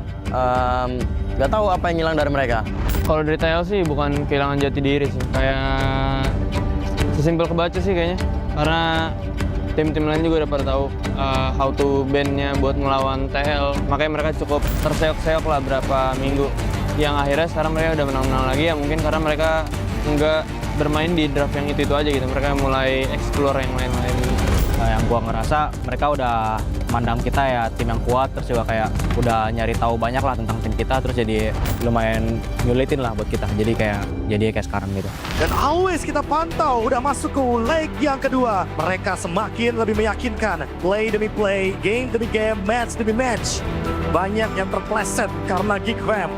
Geek Fam so far this season, I think they are really improving a lot. Especially the team fights in Turtle, it's really good, and the way they draft also. It's like similar to how Philippines play. Geek Fam di leg 2 ini ngeri bang. Sekarang kemarin kan gue lawan Geek kan, terus game 1 gue nggak expect gue bantai 9 menit sih. Pas nggak ada Nazara, menurut gue jadi satu suara sih bang. Terus kayak dia benar-benar jadi agresif gitu loh. Gara-gara apa faktor nanti tools juga kali bang. Kalau buat sekarang kayaknya nggak segigit yang kemarin sih untuk yang Kingslayer. Meskipun kemarin ya mereka ngalahin kita juga kan. Tapi ya kurang gigit aja buat julukan Kingslayer. Dewa yang dari kemarin banyak yang bilang adalah tim kuda hitam. Dewa United ngegigit banget sih, jujur ngegigit banget. Mereka pinter banget gitu buat nutup-nutupin kayak gitunya. Jadi kayak misal satu bolong, mereka kayak langsung, oh oke, yang ini behind, kita bantu recover. Jadi kayak bolongnya tuh ketutup gitu. Menurut gue emang mungkin dari si Dolinnya juga kayak fit into the team, bukan berarti kayak yang kemarin tuh nggak fit. Karena emang ibaratnya di MOBA itu ya lu chemistry, klop, cocok-cocokan tuh emang udah pasti ada gitu. Kalau jujur gue ngeliat Dewa minim banget sih kekurangannya. Minim banget kekurangannya. Gue rasa mereka almost perfect lah. Mungkin ya cuma perlu konsisten aja sih. Menurut gua dari ketiga tim itu yang masih compete buat playoff, menurut gua mereka semua layak sih buat masuk ke playoff. Cuman ada chance-nya yang dikit, ada chance-nya yang gede. Jadi ya di sisa match ya mereka harus pakai sisa match-nya dengan baik gitu. Mereka akan mencari lagi sebuah kepastian menuju ke Velodrome, bukan cuma sekedar impian. Kalau menurut gue emang playoff tuh cara kita untuk berprogres sih. Kayak dari bawah dulu, dari regular season dulu, ke playoff dulu, baru kayak cara kita ngincer juara. Kalau yang gue lihat playoff itu ajang adu gengsi sih bang. Kayak semua tim pengen lolos playoff ya gara-gara dia gengsi gitu kalau nggak lolos playoff. Apalagi kalau tim besar yang nggak lolos. Sepenting apa lolos playoff menurut gue itu penting sih. Soalnya pertama itu kayak gengsi kan. Kita punya chance yang sama, jadi kita kayak reset dari awal gitu sih di playoff semua tim. Jadi kita bisa ngagetin juga gitu, kayak di playoff tiba-tiba kita kuat gitu. Banyak orang yang nggak ngeliat kita dari sebelum-sebelumnya tiba-tiba kayak naruh mata di kita kan kayak something kan. Jadi menurut gue itu lebih ke ajang pembuktian diri aja sih playoff.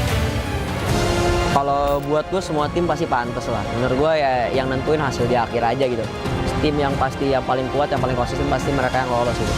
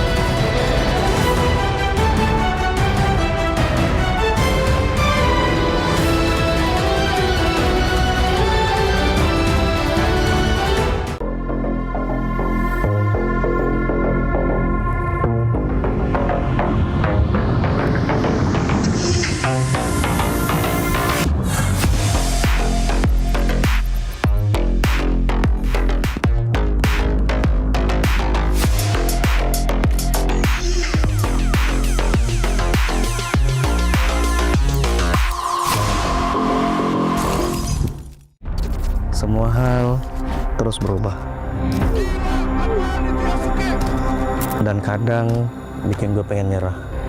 Tapi banyak mimpi yang harus gue kejar. Gue butuh support yang konsisten biar gue bisa terus naik level, terus berlari tanpa henti.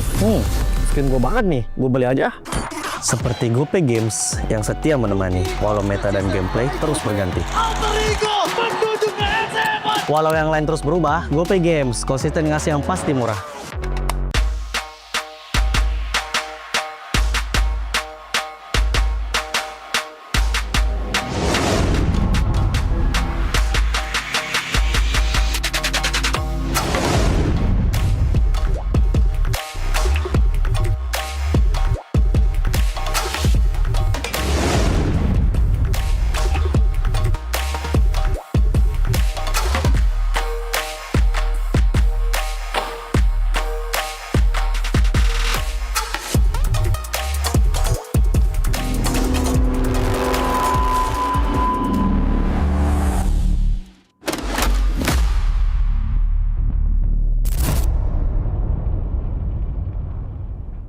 Garnier Men.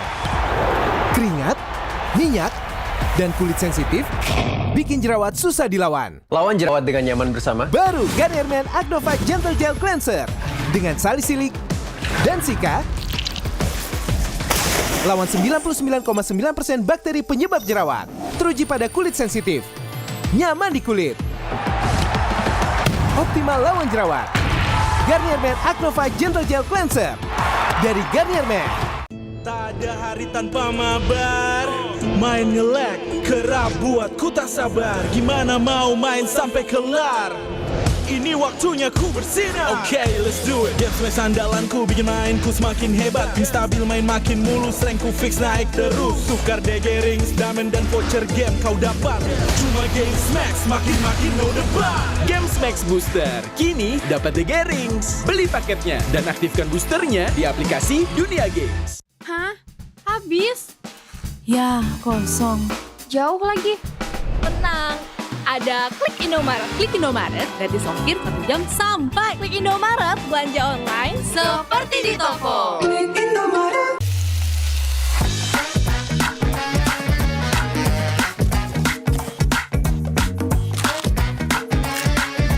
Gimana? Enak?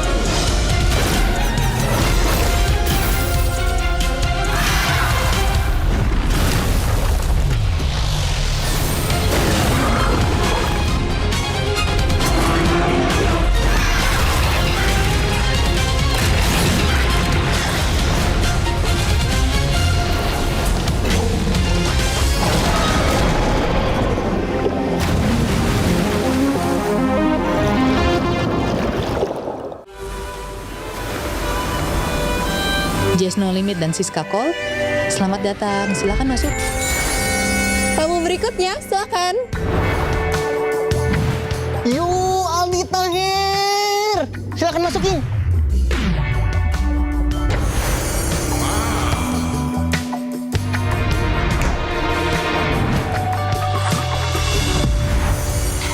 Bisa dilihat guys, di sini ramai banget. Wow, Masya Allah, sungguh hebat ciptaanmu ya Allah. Aldi Tahir udah bawa burger untuk penghuni kapal. Guys, nih ambil aja burgernya. Malam ini terasa spesial dengan kehadiran kalian. Dan ini baru awal dari perjalanan kita. Enjoy when the All-Star Party malam ini. Hah? Wendy mana? Guys, hot news. Wendy jatuh ke laut. Ini semua pada panik. Astagfirullah. Siapa ya yang dorong Wendy? Menurutmu siapa pelakunya? Komen ID MLBB-mu. Petunjuk rahasia akan dikirim ke mailboxmu malam ini. Kalau buat gue semua tim pasti pantas lah. Menurut gue ya yang nentuin hasil di akhir aja gitu. Tim yang pasti yang paling kuat, yang paling konsisten pasti mereka yang lolos gitu. Satu kemenangan dapat mengubah banyak kemungkinan. Persaingan akan semakin ketat. Belum ada posisi aman. Persaingan sih, especially di leg 2 sih. Leg 2 berasa banget kayak semua tim tuh udah jago semua, udah saling lawan, udah makin improve lah. Gue ngeliat sih lebih banyak keunikan aja sih. Keunikan itu maksudnya gimana ya di dalam gamenya lah. Gameplaynya mulai banyak yang lebih variak juga. Dan tim-timnya lebih berkompetitif sih dibanding season kemarin, kayaknya lebih berkompetitif yang season ini lah. Menurut gua cukup seru banget sih, soalnya benar-benar nggak expect sih. Dan ternyata tim yang dari awal gue prediksi, mungkin semua tim juga ngeprediksi buat jadi kuda hitam, ternyata tetap struggle aja gitu. Terus tiba-tiba kayak tim yang kita nggak expect buat jadi kuda hitam, top 2. Nggak expect banget sih, literally unexpected banget. Ternyata Liquid tidak digadang berada di posisi atas, maka ini adalah perebutan untuk posisi kuda hitam. Kalau yang buat dark horse banget season ini menurut gua tim Liquid sih. Karena dari yang season lalu mereka se-struggle itu kan. Dan yang season ini menurut gua mereka bisa compete sama semua tim sih. Cuman inkonsisten aja kayak yang gua bahas di awal. Bagaimana perform mereka up and down, dan sekarang mereka sudah kembali menemukan tempo permainan mereka. Kalau melihat MPL ID nggak konsisten aja ya. Soalnya kan week awal dia leg 1 on fire banget ya. Semua tim hampir bisa kalah. Nggak tahu apa yang hilang dari mereka. Kalau dari TL sih bukan kehilangan jati diri sih. Kayak sesimpel kebaca sih kayaknya. Karena tim-tim lain juga udah pada tahu how to ban-nya buat ngelawan TL. Makanya mereka cukup terseok-seok lah berapa minggu. Yang akhirnya sekarang mereka udah menang-menang lagi ya, mungkin karena mereka nggak bermain di draft yang itu aja gitu. Mereka mulai explore yang lain-lain gitu. Yang gua ngerasa mereka udah mandang kita ya tim yang kuat, terus juga kayak udah nyari tahu banyak lah tentang tim kita, terus jadi lumayan nyulitin lah buat kita. Jadi kayak sekarang gitu. Dan always kita pantau udah masuk ke leg yang kedua. Mereka semakin lebih meyakinkan. Play demi play, game demi game, match demi match. Banyak yang terpleset karena geek fam. Geek fam so far this season, I think they are really improving a lot. Especially the team fights in Turtle, it's really good, and the way they draft also. It's like similar to how Philippine play. Geek Fam di leg 2 ini ngeri bang. Serem. Kemarin kan gue lawan Geek kan, terus game 1 gue nggak expect gue bantai 9 menit sih. Pas nggak ada Nazara, menurut gue jadi satu suara sih bang. Terus kayak dia benar-benar jadi agresif gitu loh. Gara-gara apa faktor nothing tools juga kali bang. Kalau buat sekarang kayaknya nggak segigit yang kemarin sih untuk yang Kingslayer, meskipun kemarin ya mereka ngalahin kita juga kan, tapi ya kurang gigit aja buat julukan Kingslayer. Dewa, dan dari kemarin banyak yang bilang adalah tim kuda hitam. Dewa United ngegigit banget sih, jujur ngegigit banget. Mereka pinter banget gitu buat nutup-nutupin kayak gitunya. Jadi kayak misal satu bolong, mereka kayak langsung, oh oke, yang ini behind, kita bantu recover. Jadi kayak bolongnya tuh ketutup gitu. Menurut gue emang mungkin dari si Dolinnya juga kayak fit into the team, bukan berarti kayak yang kemarin tuh nggak fit. Karena emang ibaratnya di MOBA itu ya lu chemistry, klop, cocok-cocokan tuh emang udah pasti ada gitu. Kalau jujur gue ngeliat Dewa minim banget sih kekurangannya. Minim banget kekurangannya. Gue rasa mereka almost perfect lah. Mungkin ya cuma perlu konsisten aja sih.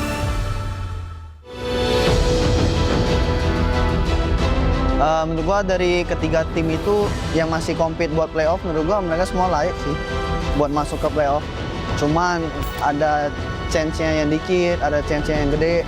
Jadi ya di sisa match ya mereka harus pakai sisa match-nya dengan baik gitu. Mereka akan mencari lagi sebuah kepastian menuju ke velodrome, bukan cuma sekedar impian. Kalau menurut gue emang playoff tuh cara kita untuk berprogres sih. Kayak dari bawah dulu, dari regular season dulu, ke playoff dulu, baru kayak cara kita ngincer juara. Kalau yang gue lihat playoff itu ajang adu gengsi sih bang. Kayak semua tim pengen lolos playoff ya gara-gara dia gengsi gitu kalau nggak lolos playoff. Apalagi kalau tim besar yang nggak lolos. Sepenting apa lolos playoff menurut gue itu penting sih. Soalnya pertama itu kayak gengsi kan. Kita punya chance yang sama jadi kita kayak reset dari awal gitu sih di playoff semua tim. Jadi kita bisa ngagetin juga gitu. Kayak di playoff tiba-tiba kita kuat gitu. Banyak orang yang nggak ngeliat kita dari sebelum-sebelumnya tiba-tiba kayak naruh mata di kita kan kayak something kan. Jadi menurut gue itu lebih ke ajang pembuktian diri aja sih playoff. Kalau buat gue semua tim pasti pantas lah. Menurut gue ya yang nentuin hasil di akhir aja gitu. Tim yang pasti yang paling kuat, yang paling konsisten pasti mereka yang lolos gitu.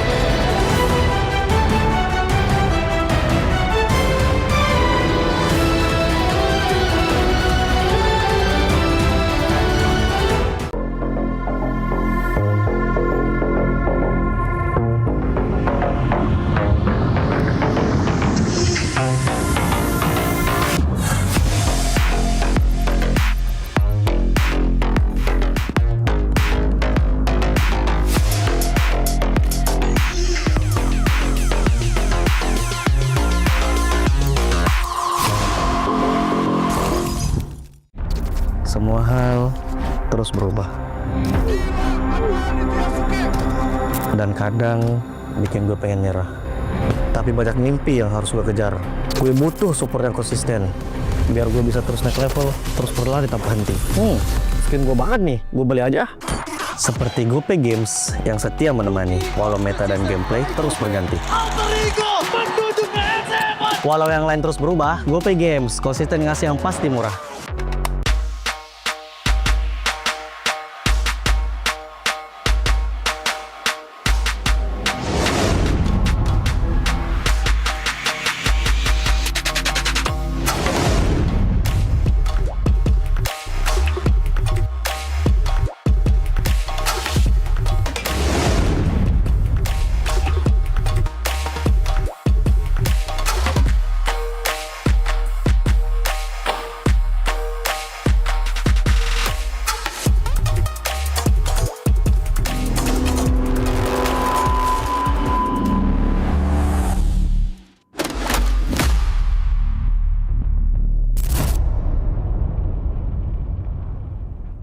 Garnier Men. Keringat, minyak, dan kulit sensitif bikin jerawat susah dilawan. Lawan jerawat dengan nyaman bersama. Baru Garnier Men Acno Fight Gentle Gel Cleanser dengan salisilik dan sika. Lawan 99,9% bakteri penyebab jerawat. Teruji pada kulit sensitif. Nyaman di kulit. Optimal lawan jerawat. Garnier Men Acno Fight Gentle Gel Cleanser dari Garnier Men. Tak ada hari tanpa mabar. Main nge-lag, kerap buat ku tak sabar. Gimana mau main sampai kelar? Ini waktunya ku bersinar. Okay, let's do it. Game smash andalanku bikin mainku semakin hebat. Pin stabil main makin mulus, rankku fix naik terus. Tukar DG rings, diamond dan voucher game kau dapat. Cuma Game Smash makin no debat. Game Max Booster, kini dapat DG Rings. Beli paketnya dan aktifkan boosternya di aplikasi Dunia Games. Hah? Habis? Ya, kosong. Jauh lagi. Tenang, ada Klik Indomaret. Klik Indomaret gratis ongkir 1 jam sampai. Klik Indomaret, belanja online seperti di toko. Klik Indomaret.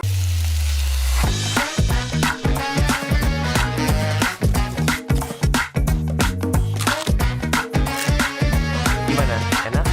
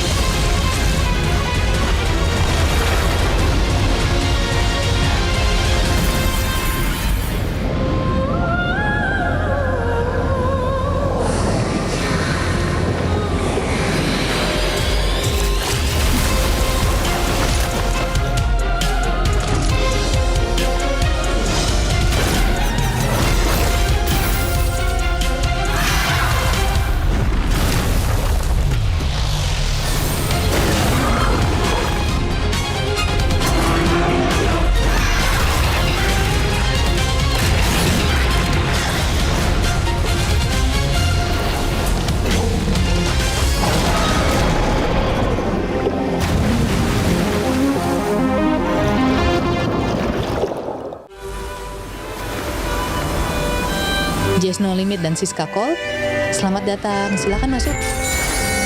Tamu berikutnya, silakan. Yo, Aldi Tahir. Silakan masukin.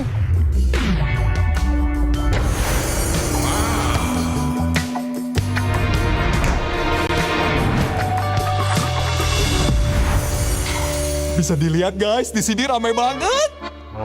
Wow, Masya Allah, sungguh hebat ciptaanmu ya Allah. Aldi Tahir udah bawa burger untuk penghuni kapal. Guys, nih ambil aja burgernya. Malam ini terasa spesial dengan kehadiran kalian. Dan ini baru awal dari perjalanan kita. Enjoy Wendy All-Star Party malam ini. Hah? Wendy mana? Guys, hot news. Wendy jatuh ke laut. Ini semua pada panik. Astagfirullah. Siapa ya yang dorong Wendy? Menurutmu siapa pelakunya? Komen ID MLBB-mu. Petunjuk rahasia akan dikirim ke mailbox-mu malam ini. Kalau buat gue semua tim pasti pantas lah. Menurut gue ya yang nentuin hasil di akhir aja gitu. Tim yang pasti yang paling kuat, yang paling konsisten pasti mereka yang lolos gitu. Satu kemenangan dapat mengubah banyak kemungkinan. Persaingan akan semakin ketat. Belum ada posisi aman. Persaingan sih, especially di leg 2 sih. Leg 2 berasa banget kayak semua tim tuh udah jago semua, udah saling lawan, udah makin improve lah. Gue ngeliat sih lebih banyak keunikan aja sih. Keunikan itu maksudnya gimana ya di dalam gamenya lah. Gameplaynya mulai banyak yang lebih variak juga.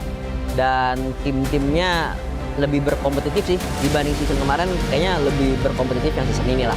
Menurut gua cukup seru banget sih, soalnya benar-benar nggak expect sih. Dan ternyata tim yang dari awal gue prediksi, mungkin semua tim juga nggak prediksi buat jadi kuda hitam, ternyata tetap struggle aja gitu. Terus tiba-tiba kayak tim yang kita nggak expect buat jadi kuda hitam, top 2. Nggak expect banget sih. Literally unexpected banget.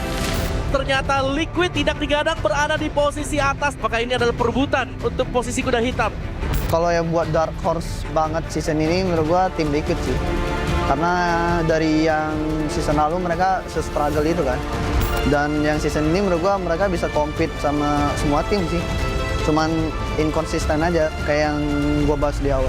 Bagaimana perform mereka up and down, dan sekarang mereka sudah kembali menemukan tempo permainan mereka. Kalau melihat Yala ini nggak konsisten aja ya. Soalnya kan week awal dia leg 1 on fire banget ya. Semua tim hampir bisa kalah. Nggak tahu apa yang hilang dari mereka. Kalau dari TL sih bukan kehilangan jati diri sih. Kayak sesimpel kebaca sih kayaknya. Karena tim-tim lain juga udah pada tahu how to ban-nya buat melawan TL. Makanya mereka cukup terseok-seok lah berapa minggu. Yang akhirnya sekarang mereka udah menang-menang lagi ya, mungkin karena mereka nggak bermain di draft yang itu aja gitu. Mereka mulai explore yang lain-lain. Yang gua ngerasa mereka udah mandang kita ya tim yang kuat, terus juga kayak udah nyari tahu banyak lah tentang tim kita, terus jadi lumayan nyulitin lah buat kita. Jadi kayak sekarang gitu. Dan always kita pantau udah masuk ke leg yang kedua. Mereka semakin lebih meyakinkan. Play demi play, game demi game, match demi match. Banyak yang terpleset karena Geek Fam. Geek Fam so far this season, I think they are really improving a lot. Especially the team fights in Turtle, it's really good, and the way they draft also. It's like similar to how Philippine play. Geek Fam di leg 2 ini ngeri bang. Serem. Kemarin kan gue lawan Geek kan, terus game 1 gue nggak expect kebantai 9 menit sih. Pas nggak ada Nazara, menurut gue jadi satu suara sih bang. Terus kayak dia benar-benar jadi agresif gitu loh. Gara-gara apa faktor nothing tools juga kali bang. Kalau buat sekarang kayaknya nggak segigit yang kemarin sih untuk yang Kingslayer. Meskipun kemarin ya mereka ngalahin kita juga kan. Tapi ya kurang gigit aja buat julukan Kingslayer. Dewa yang dari kemarin banyak yang bilang adalah tim kuda hitam. Dewa United ngegigit banget sih, jujur ngegigit banget. Mereka pinter banget gitu buat nutup-nutupin kayak gitunya. Jadi kayak misal satu bolong, mereka kayak langsung, oh oke, yang ini behind, kita bantu recover. Jadi kayak bolongnya tuh ketutup gitu. Menurut gue emang mungkin dari si Dolinnya juga kayak fit into the team, bukan berarti kayak yang kemarin tuh nggak fit. Karena emang ibaratnya di MOBA itu ya lu chemistry, klop, cocok-cocokan tuh emang udah pasti ada gitu. Kalau jujur gue ngeliat Dewa minim banget sih kekurangannya. Minim banget kekurangannya. Gue rasa mereka almost perfect lah. Mungkin ya cuma perlu konsisten aja sih. Menurut gua dari ketiga tim itu yang masih compete buat playoff, menurut gua mereka semua layak sih buat masuk ke playoff. Cuman ada chance-nya yang dikit, ada chance-nya yang gede. Jadi ya di sisa match ya mereka harus pakai sisa match-nya dengan baik gitu. Mereka akan mencari lagi sebuah kepastian menuju ke velodrome, bukan cuma sekedar impian. Kalau menurut gue emang playoff tuh cara kita untuk berprogres sih. Kayak dari bawah dulu, dari regular season dulu, ke playoff dulu, baru kayak cara kita ngincer juara. Kalau yang gue lihat playoff itu ajang adu gengsi sih bang. Kayak semua tim pengen lolos playoff ya gara-gara dia gengsi gitu kalau nggak lolos playoff. Apalagi kalau tim besar yang nggak lolos. Sepenting apa lolos playoff menurut gue itu penting sih. Soalnya pertama itu kayak gengsi kan. Kita punya chance yang sama, jadi kita kayak reset dari awal gitu sih di playoff semua tim. Jadi kita bisa ngagetin juga gitu, kayak di playoff tiba-tiba kita kuat gitu. Banyak orang yang nggak ngeliat kita dari sebelum-sebelumnya, tiba-tiba kayak naruh mata di kita kan kayak something kan. Jadi menurut gue itu lebih ke ajang pembuktian diri aja sih playoff. Kalau buat gue semua tim pasti pantas lah. Menurut gue ya yang nentuin hasil di akhir aja gitu. Tim yang pasti yang paling kuat, yang paling konsisten pasti mereka yang lolos gitu.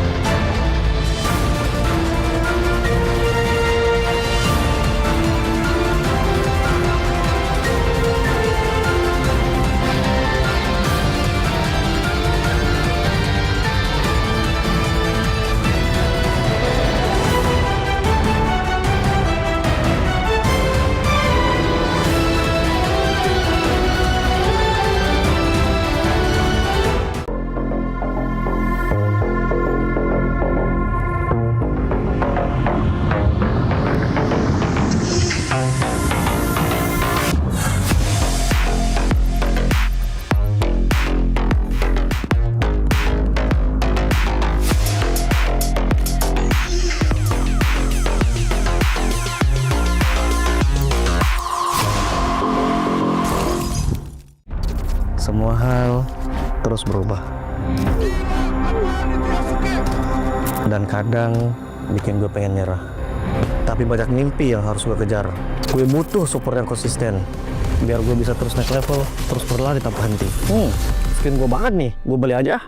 Seperti GoPay Games yang setia menemani walau meta dan gameplay terus berganti. Walau yang lain terus berubah, GoPay Games konsisten ngasih yang pasti murah.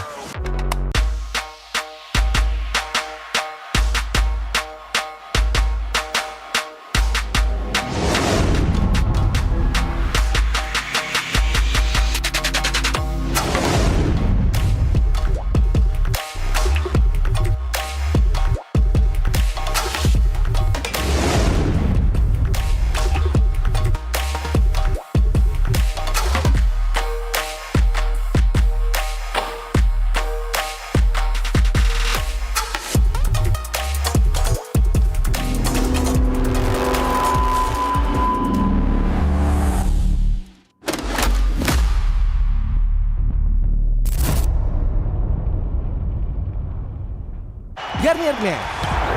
Keringat, minyak, dan kulit sensitif bikin jerawat susah dilawan. Lawan jerawat dengan nyaman bersama. Baru Garnier Men Acnova Gentle Gel Cleanser dengan salisilik dan sika.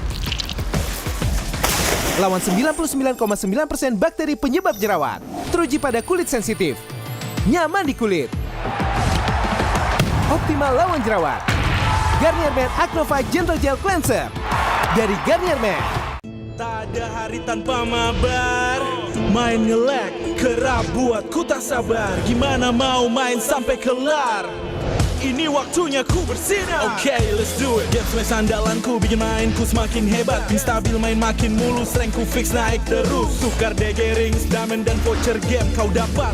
Cuma Game Smash makin no debat. Game Max Booster kini dapat DG Rings. Beli paketnya dan aktifkan boosternya di aplikasi Dunia Games. Hah? Habis? Ya, kosong. Jauh lagi.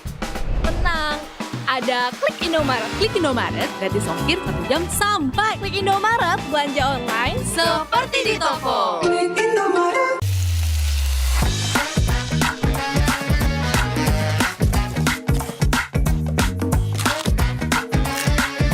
Gimana? Enak?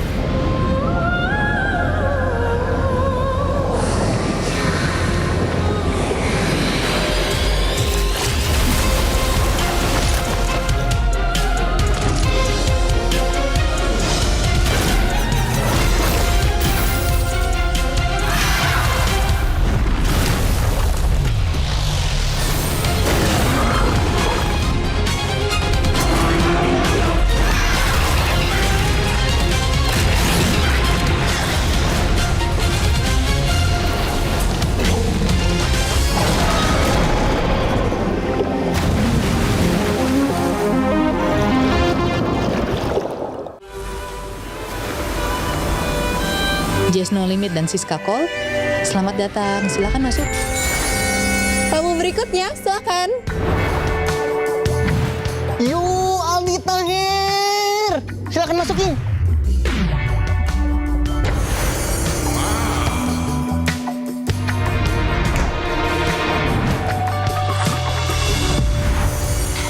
Bisa dilihat guys, di sini ramai banget.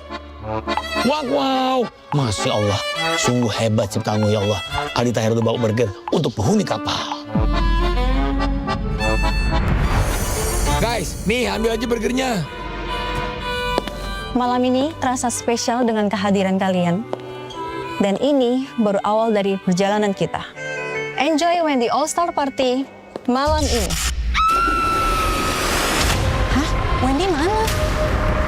Guys, hot news. Wendy jatuh ke laut. Ini semua pada panik. Astagfirullah. Siapa ya yang dorong Wendy? Menurutmu siapa pelakunya? Komen ID MLBB-mu. Petunjuk rahasia akan dikirim ke mailboxmu malam ini.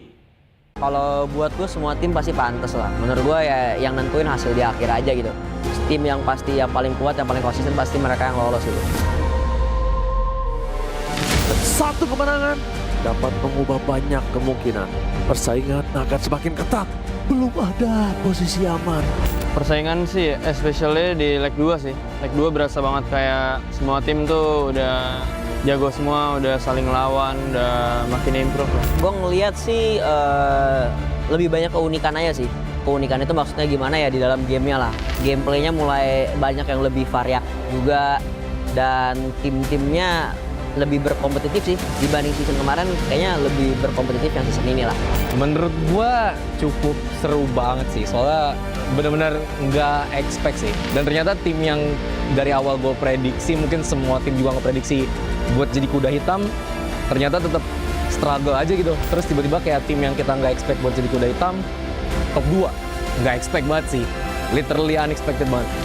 Ternyata Liquid tidak digadang berada di posisi atas, maka ini adalah perebutan untuk posisi kuda hitam. Kalau yang buat dark horse banget season ini menurut gua tim Liquid sih. Karena dari yang season lalu mereka se-struggle itu kan. Dan yang season ini menurut gua mereka bisa compete sama semua tim sih.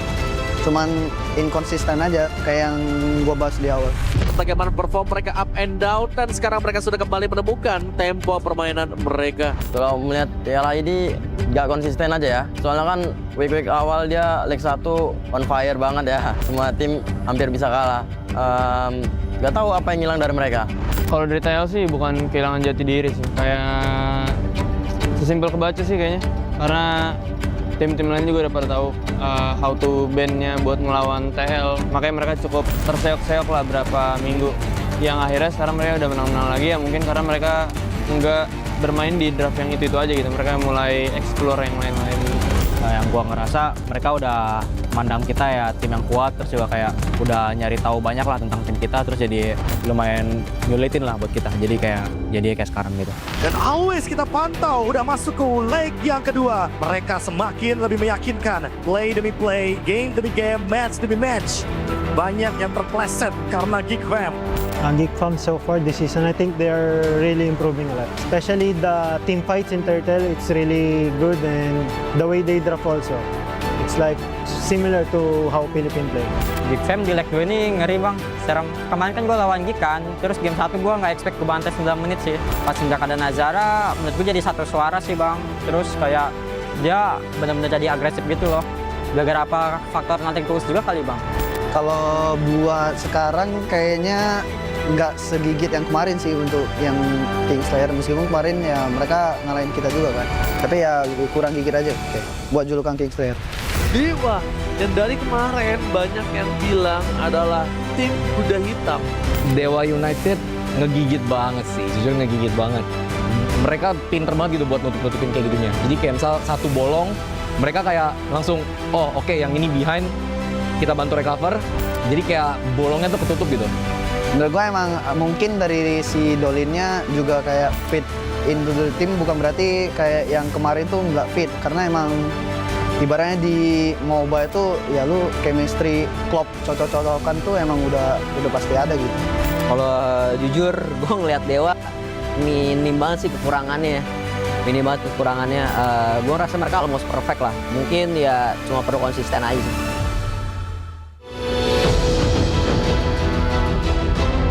Menurut gua dari ketiga tim itu yang masih compete buat playoff, menurut gua mereka semua layak sih buat masuk ke playoff. Cuman ada chance-nya yang dikit, ada chance-nya yang gede. Jadi ya di sisa match ya mereka harus pakai sisa match-nya dengan baik gitu. Mereka akan mencari lagi sebuah kepastian menuju ke velodrome, bukan cuma sekedar impian. Kalau menurut gue emang playoff tuh cara kita untuk berprogres sih. Kayak dari bawah dulu, dari regular season dulu, ke playoff dulu, baru kayak cara kita ngincer juara.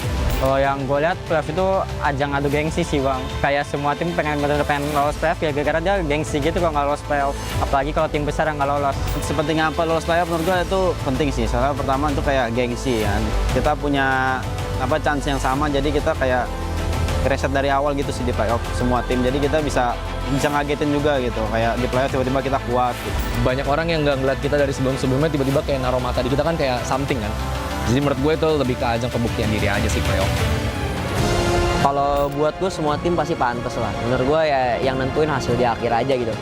Tim yang pasti yang paling kuat, yang paling konsisten pasti mereka yang lolos gitu.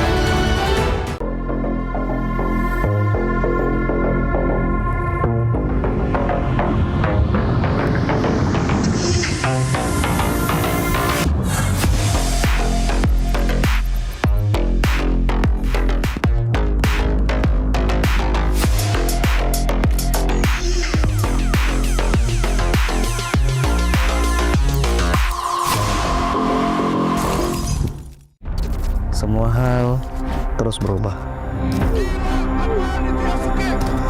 Dan kadang bikin gue pengen nyerah. Tapi banyak mimpi yang harus gue kejar. Gue butuh support yang konsisten. Biar gue bisa terus naik level, terus berlari tanpa henti. Skin gue banget nih, gue beli aja. Seperti GoPay Games yang setia menemani, walau meta dan gameplay terus berganti. Walau yang lain terus berubah, GoPay Games konsisten ngasih yang pasti murah.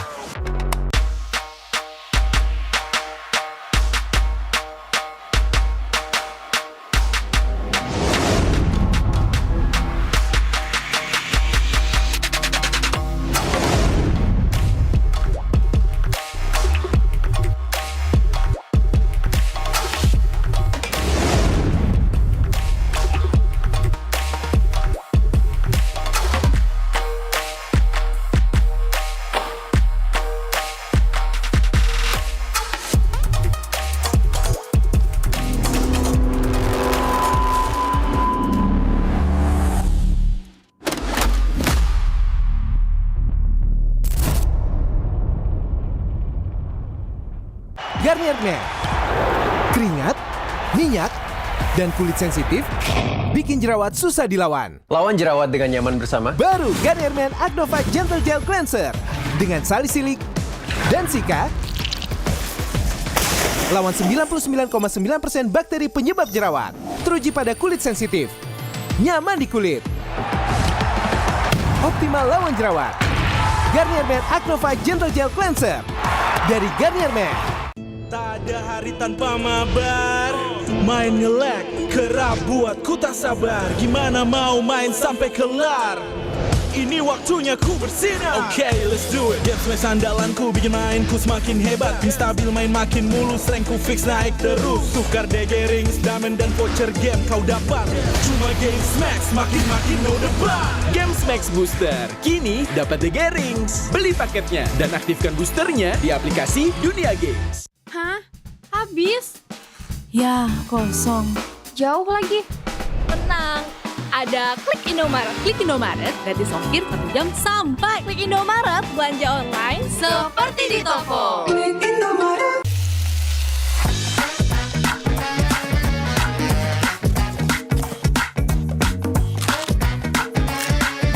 Gimana? Enak?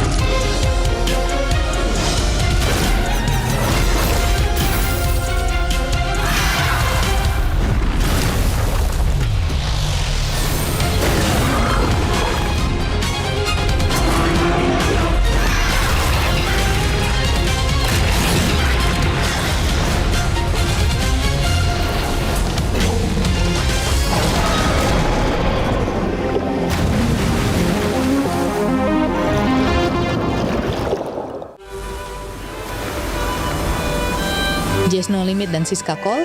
Selamat datang, silakan masuk. Tamu berikutnya, silakan. Yuk, Aldi Tahir. Silakan masukin.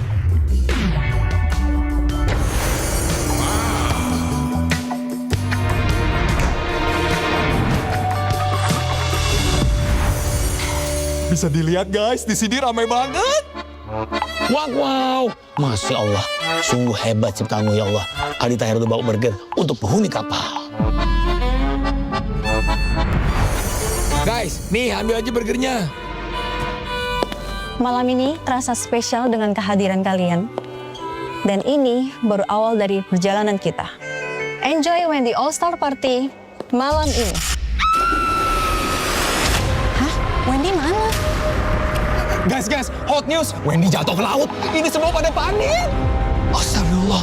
Siapa ya yang dorong Wendy? Menurutmu siapa pelakunya? Komen ID MLBB-mu. Petunjuk rahasia akan dikirim ke mailboxmu malam ini. Kalau buat gue semua tim pasti pantas lah. Menurut gue ya yang nentuin hasil di akhir aja gitu. Tim yang pasti yang paling kuat, yang paling konsisten pasti mereka yang lolos gitu. Satu kemenangan dapat mengubah banyak kemungkinan. Persaingan akan semakin ketat. Belum ada posisi aman.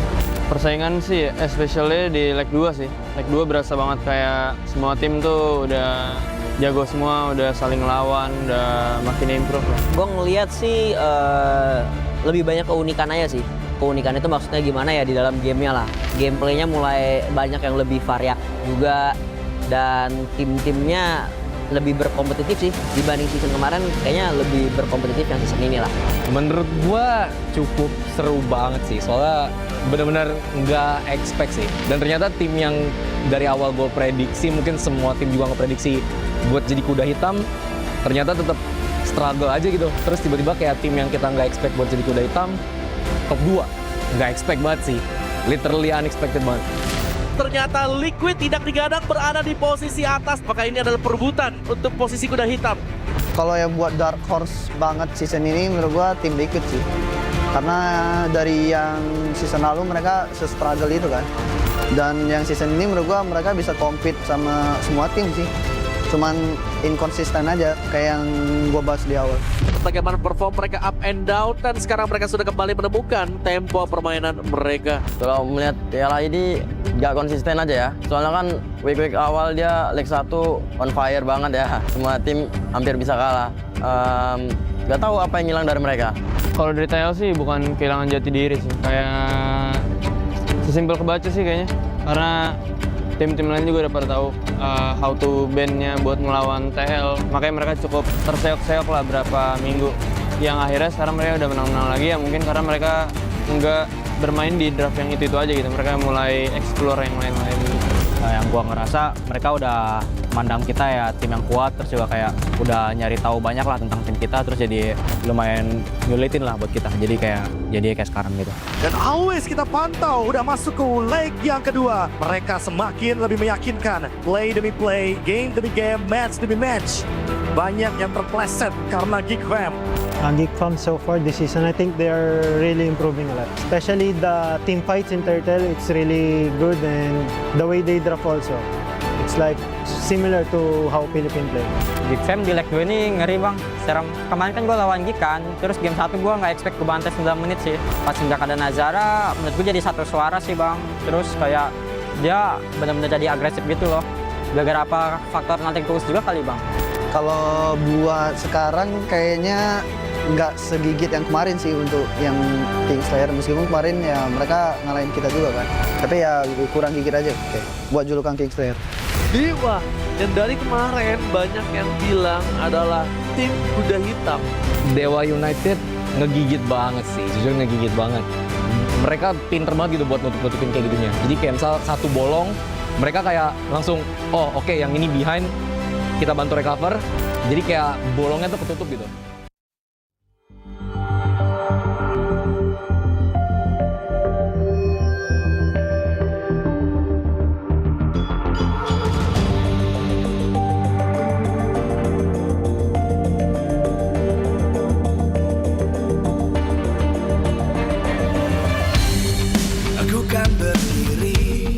Dan terus berlari, terus ke arah puncak tertinggi.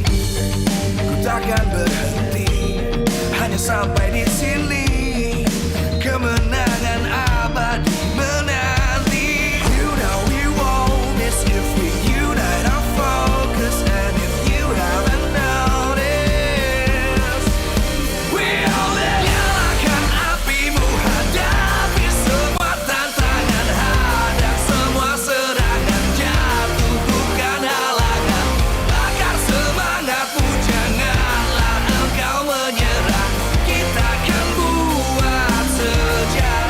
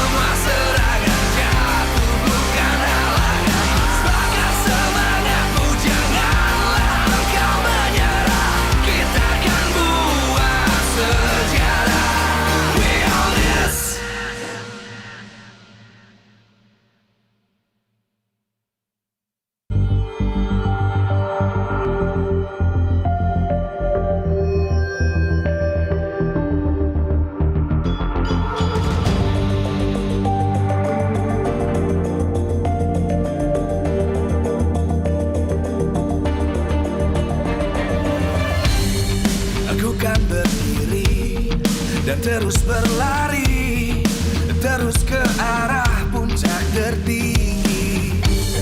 Ku takkan berhenti, hanya sampai di sini. Kemenangan abadi menanti. You know we won't miss if we unite our focus. And if you haven't noticed, we all nyalakan apimu, hadapi semua tantangan, hadang semua serangan, jatuh bukan halangan, bakar semangatmu, janganlah engkau menyerah, kita akan buat sejarah. We all this, we won't miss, we all this, we won't miss.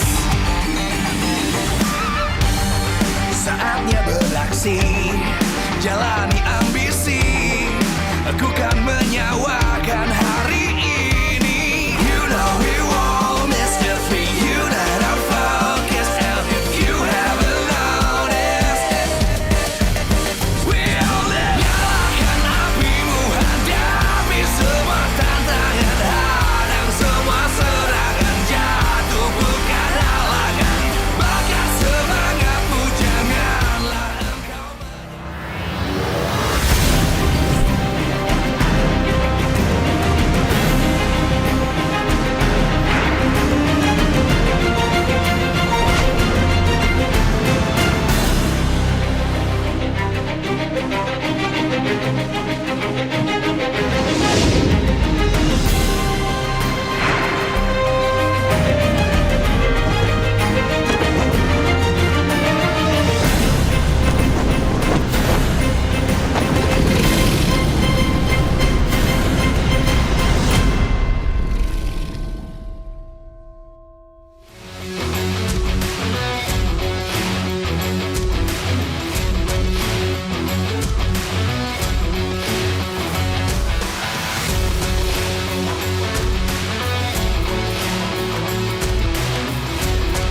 Live from MPL Arena, Jakarta, MPL Indonesia Season 17 is powered by Moontalk.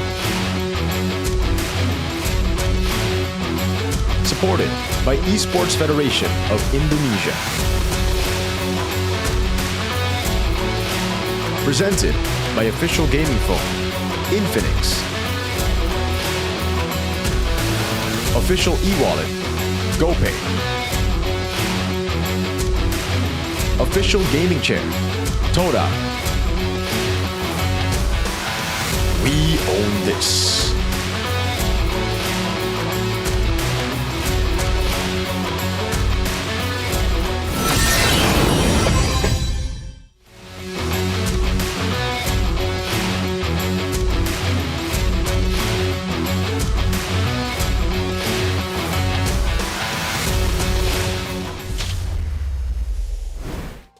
Bersama Alisa dan hari ini kita akan langsung gerebek ke ruangan dari player. Back here with Alisa in RQ's waiting room. Ada ya semangatnya. There's still some spirit left. Kita tanya-tanya kali ya sama Let's yang ask them romantis some banget, questions. Toy dan Idok. Boleh temenin aku gak sih? Let's go, Toy and Idok. Toy. Ya Come here, kan? Toy. Ayo berdiri dong, temenin Alisa. Halo, hari ini Hello. apa kabar Idok dan Toy? Sehat. How are you doing, Dr. Toy? Alhamdulillah.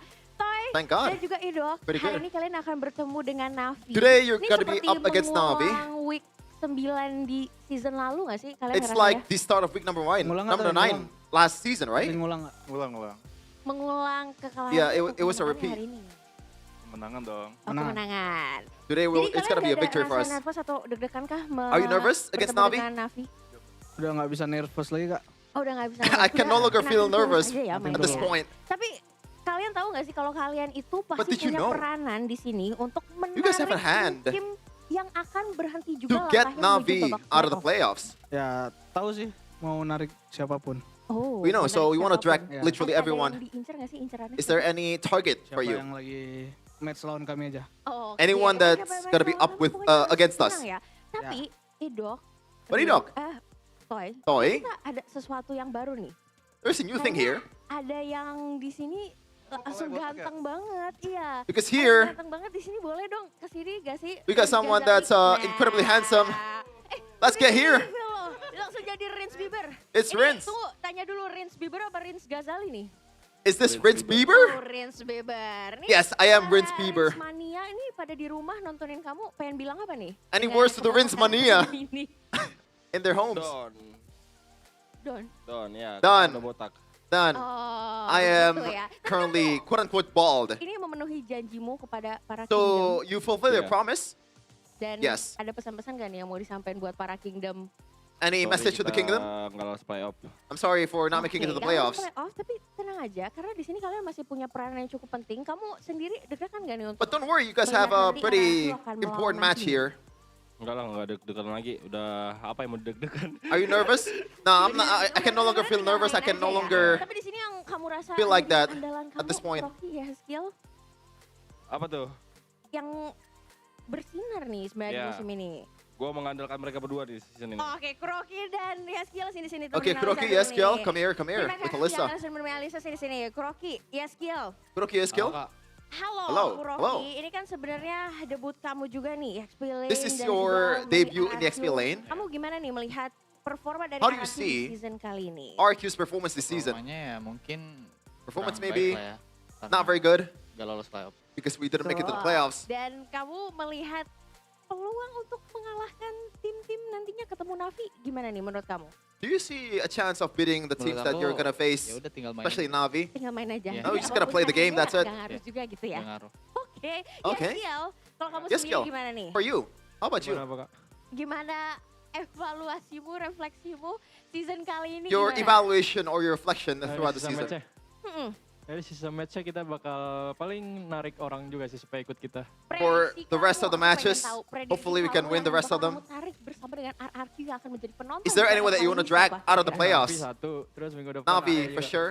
Oh, Navi dan AE. Ini And menarik Alter sekali. Ego. AE itu musim lalu menjadi runner up dari M7. Ya, Tapi betul. kamu Alter yakin Ego. banget kenapa- Last season they were kenapa runner up of AE? M7. Why Dia why lawan kita Alter Ego though? minggu depan.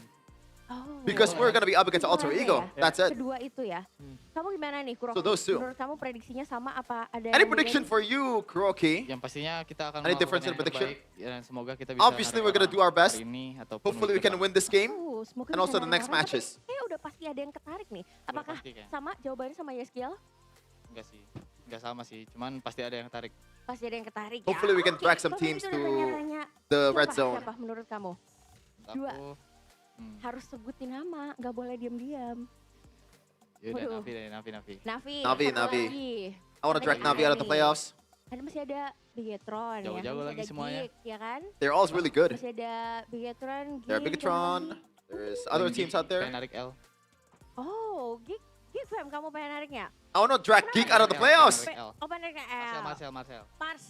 Marcel. Kenapa ada That's the dendam reason. tersendiri dengan Marcel? Enggak, bukan dendam karena dia Is there any kind of teman grudge satu towards tim Marcel? dulu.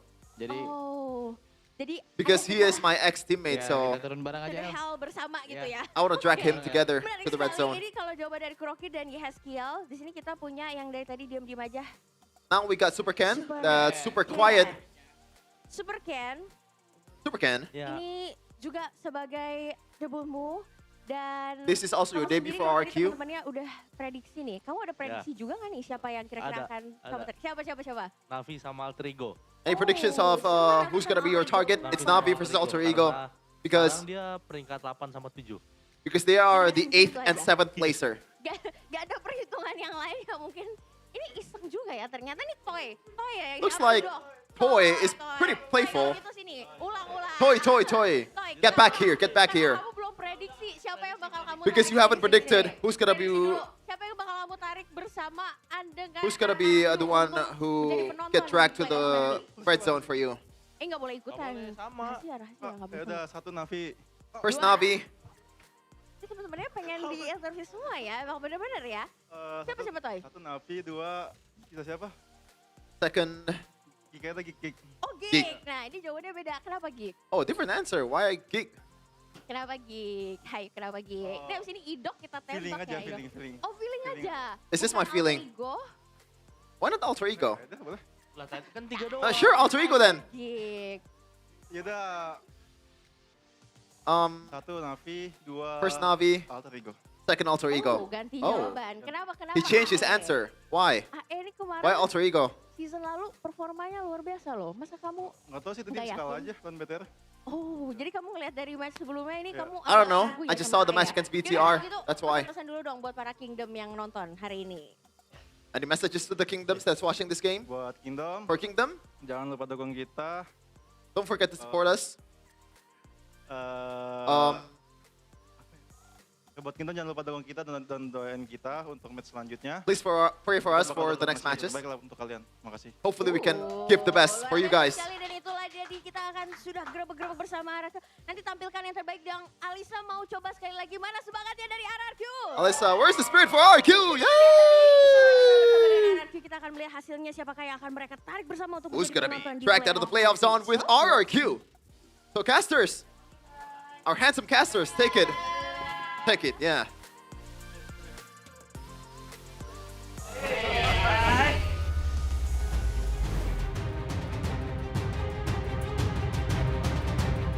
Brins made a promise before the season started, and he kept that promise. Now will the promise of bringing Alter Ego and Navi down with them come true as well? Welcome to the final match of the second bloody week here. Week 8, day number 3, match number 3. I'm back here on the desk with Realize and Chiffon. I just realized our social media handle is not accurate. Yeah, Really? I updated mine. Same. And it's been years. Because you told me once, right?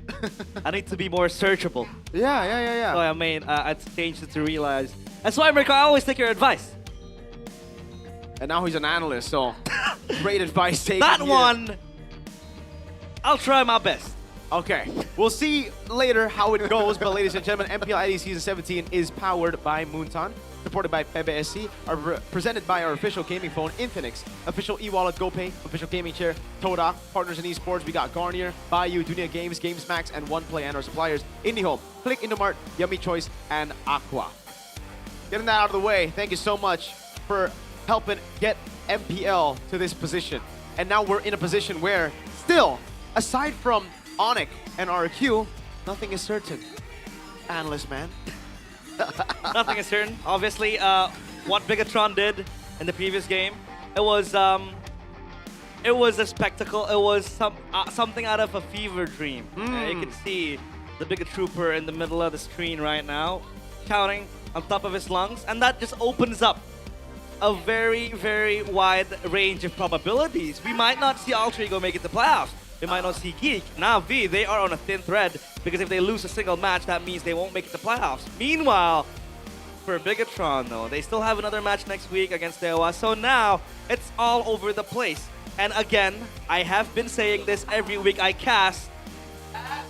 What if RRQ steps up, you know, earlier this season? Now they're 1-12.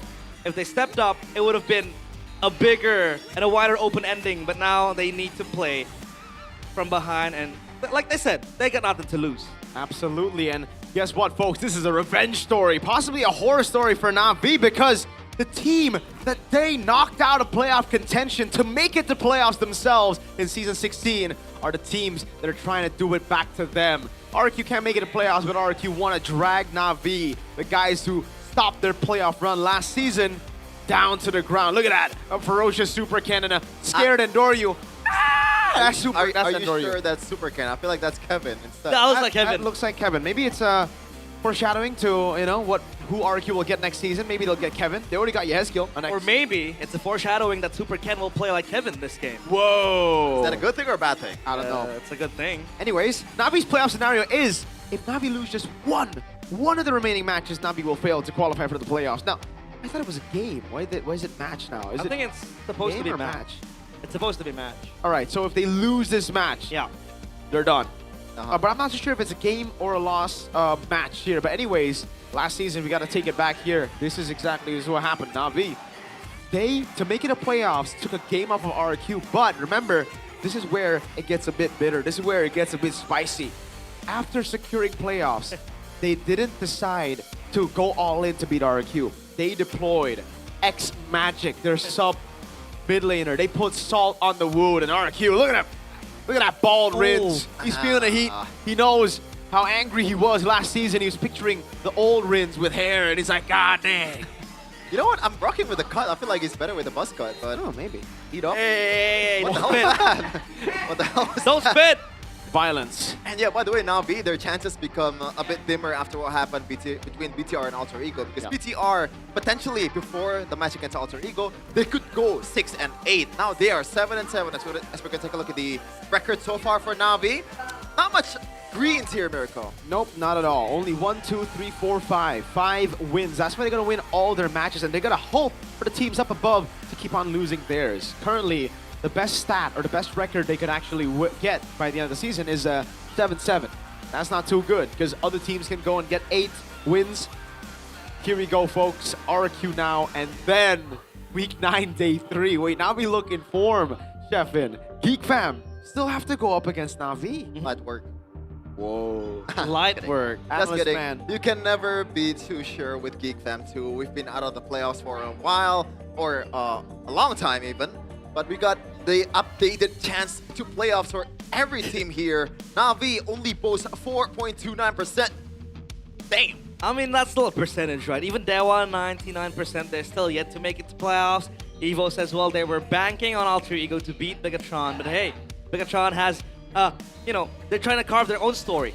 Meanwhile, Alter Ego, they dropped to 55th. And for Navi, 4.29 is such a slim margin, and it's such a small number to account for. But still, the possibility is there. They were able to beat Bigatron 2-1. They were able to take down Evos yesterday. But then we had this issue of Bigatron with their inconsistency in the draft and the execution against Evos. It was Finn overcomplicating things. It was Finn, you know, not giving the drafts needed for Evos to really secure that win.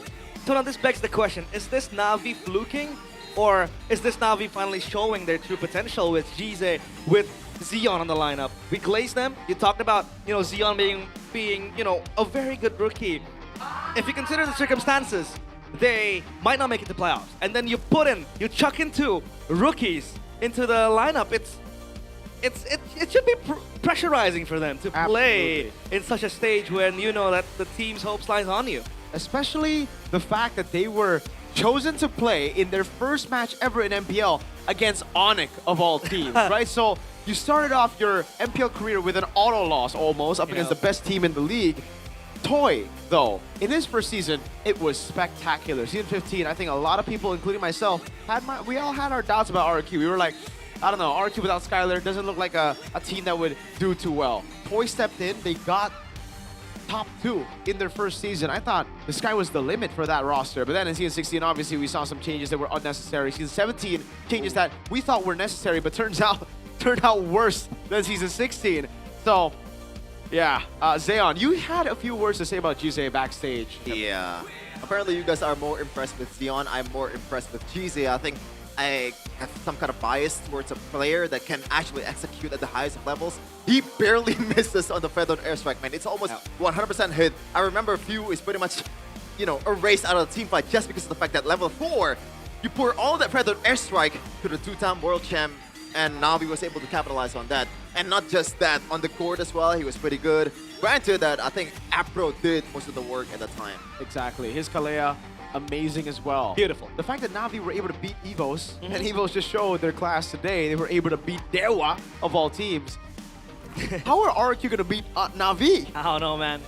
I think Navi sold us dreams. They sold the Navi Nation dreams. The miracle run. They started the regular season 2-0ing RQ, and everybody was like, yo, hold on a minute. Hold on. Navi, they might be contenders, and then, that's just a weak RQ side. So, like, you know, the dreams have been sold by Navi, and now they gotta face reality that, you know, they might not make it to playoffs. So, what is it going to be? Is it going to be RQ dragging Navi down, or will Navi climb out and make the miracle run happen? Because, folks, Navi are looking good. Seriously good. We're not talking about just, you got lucky. We're talking about outclassing Evos that were hyped up this week. We're talking about beating Bigatron that just beat Alter Ego. And of course, they will deploy the strongest 5. No Ukir, no Shibe. It is Zeon and Gize once again for Navi. A crazy switch up is all they need to turn the script around. Born to win. They came in guns blazing, winning 2-0 against RQ this season. Now, the hope lies in this 5. Welcoming to the stage, Nautilus Vincere!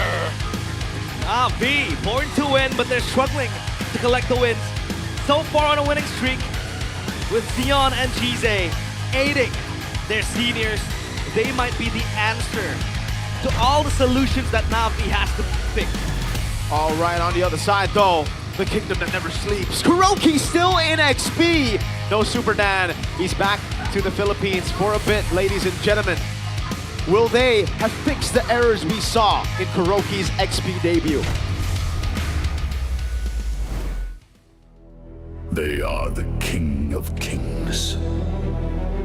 The crown is not given, it is earned. The kingdom never sleeps. The castle has been broken, invaded, left, right, and center. All that's left is the old moniker of King of Kings. The only thing that they can do is sell the dream for next season for the kingdom. Doing their best in the remaining matches that they have. It's Rex Dragon Kion! Last season, it was them dragged along until not making the playoffs. Now, they might be the villains in a heroic story written slowly by Navi. Can they restore some glory to the kingdom? Let's see, it all starts with the draft. Kescute and Pau working very hard to try to switch things up. Why not? And Jack Lee, though, these are... Oh, this is a matchup we've seen before, actually. Why not? Schooled Kescute a couple of times in the Snapdragon Pro Series, and I believe M6 as well. So, hey, they definitely have history together against each other, but why not definitely has a better track record so far. Even with Navi in his first season, not the level you would expect for Why Not. You would expect at least a playoff spot by now. Yeah. But still, he's been able to revamp the lineup, making a very risky move work in MPL. That's true. I mean, this lineup, I think when you hear the name, when you listen to the name Why Not, sure, he's a very, very decorated coach. He has a lot of accolades, but then again, it's not him playing in the Land of Dawn. You have to be able to get to the minds of all 5 players in Navi. But look at this, Navi's roamer, Afro. He is currently able to boast some beautiful rankings, I would say, when you go toe-to-toe against other roamers. 12 unique heroes. Shows to you that he has a wide range of hero pools. He can play the momentum-based heroes, or the heroes right now that are super prio in the meta. And you can see his team fight participation, 77.99%. Number 1. So it shows you that he moves along with the team, looking for kills, looking for skirmishes. And Afro this season has improved a lot compared to him 2 seasons ago. Yeah. But at the same time, it can also be something that you take with a negative perspective, right? The fact that TP percentage is the highest amongst all the roamers means that Navi, if Afro does bad, the whole team does bad. Even in the average damage dealt for this guy, roamers are not supposed to deal damage. That should have been other players' job, but we got a Jungle Showdown here. Yep, Jungle Showdown. Number 1 unique hero, and that's Super Ken, and number 4 total turtles. This is a very, very misleading stat, you know? Because if we put out kills, if we put out, assists, if we put out total lords and total turtles, he would lose straight up to Andoryu. So the only thing he's able to do this season, which is hurts me to say because he's my GOAT, is pick a lot of different heroes. Yeah, I think we had that question. Which hero suits Super Ken the best? Is it the Guinevere? Is it the Baxia? No, it was the Assassins, the Lancelot that they were able to put out on that maiden win that they had in the regular season. That Lancelot was so good. The hands of Super Ken, I believe it was against Bigatron in the second leg.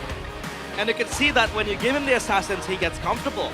But then again, can you compensate that Assassin pick and accommodate your teammates when you know your team does need that utility jungler? That's why they kept on putting him on the Guinevere, on the Baxia, on the Fredrin, which by the way hasn't been able to show some success. Draft pick recap, leg 1, Navi were able to 2-0 RRQ. That was a long time ago. Well, not really, but time flies. It was a long time ago, though. It was 7 weeks ago. That was the first match in MPL ID, I believe.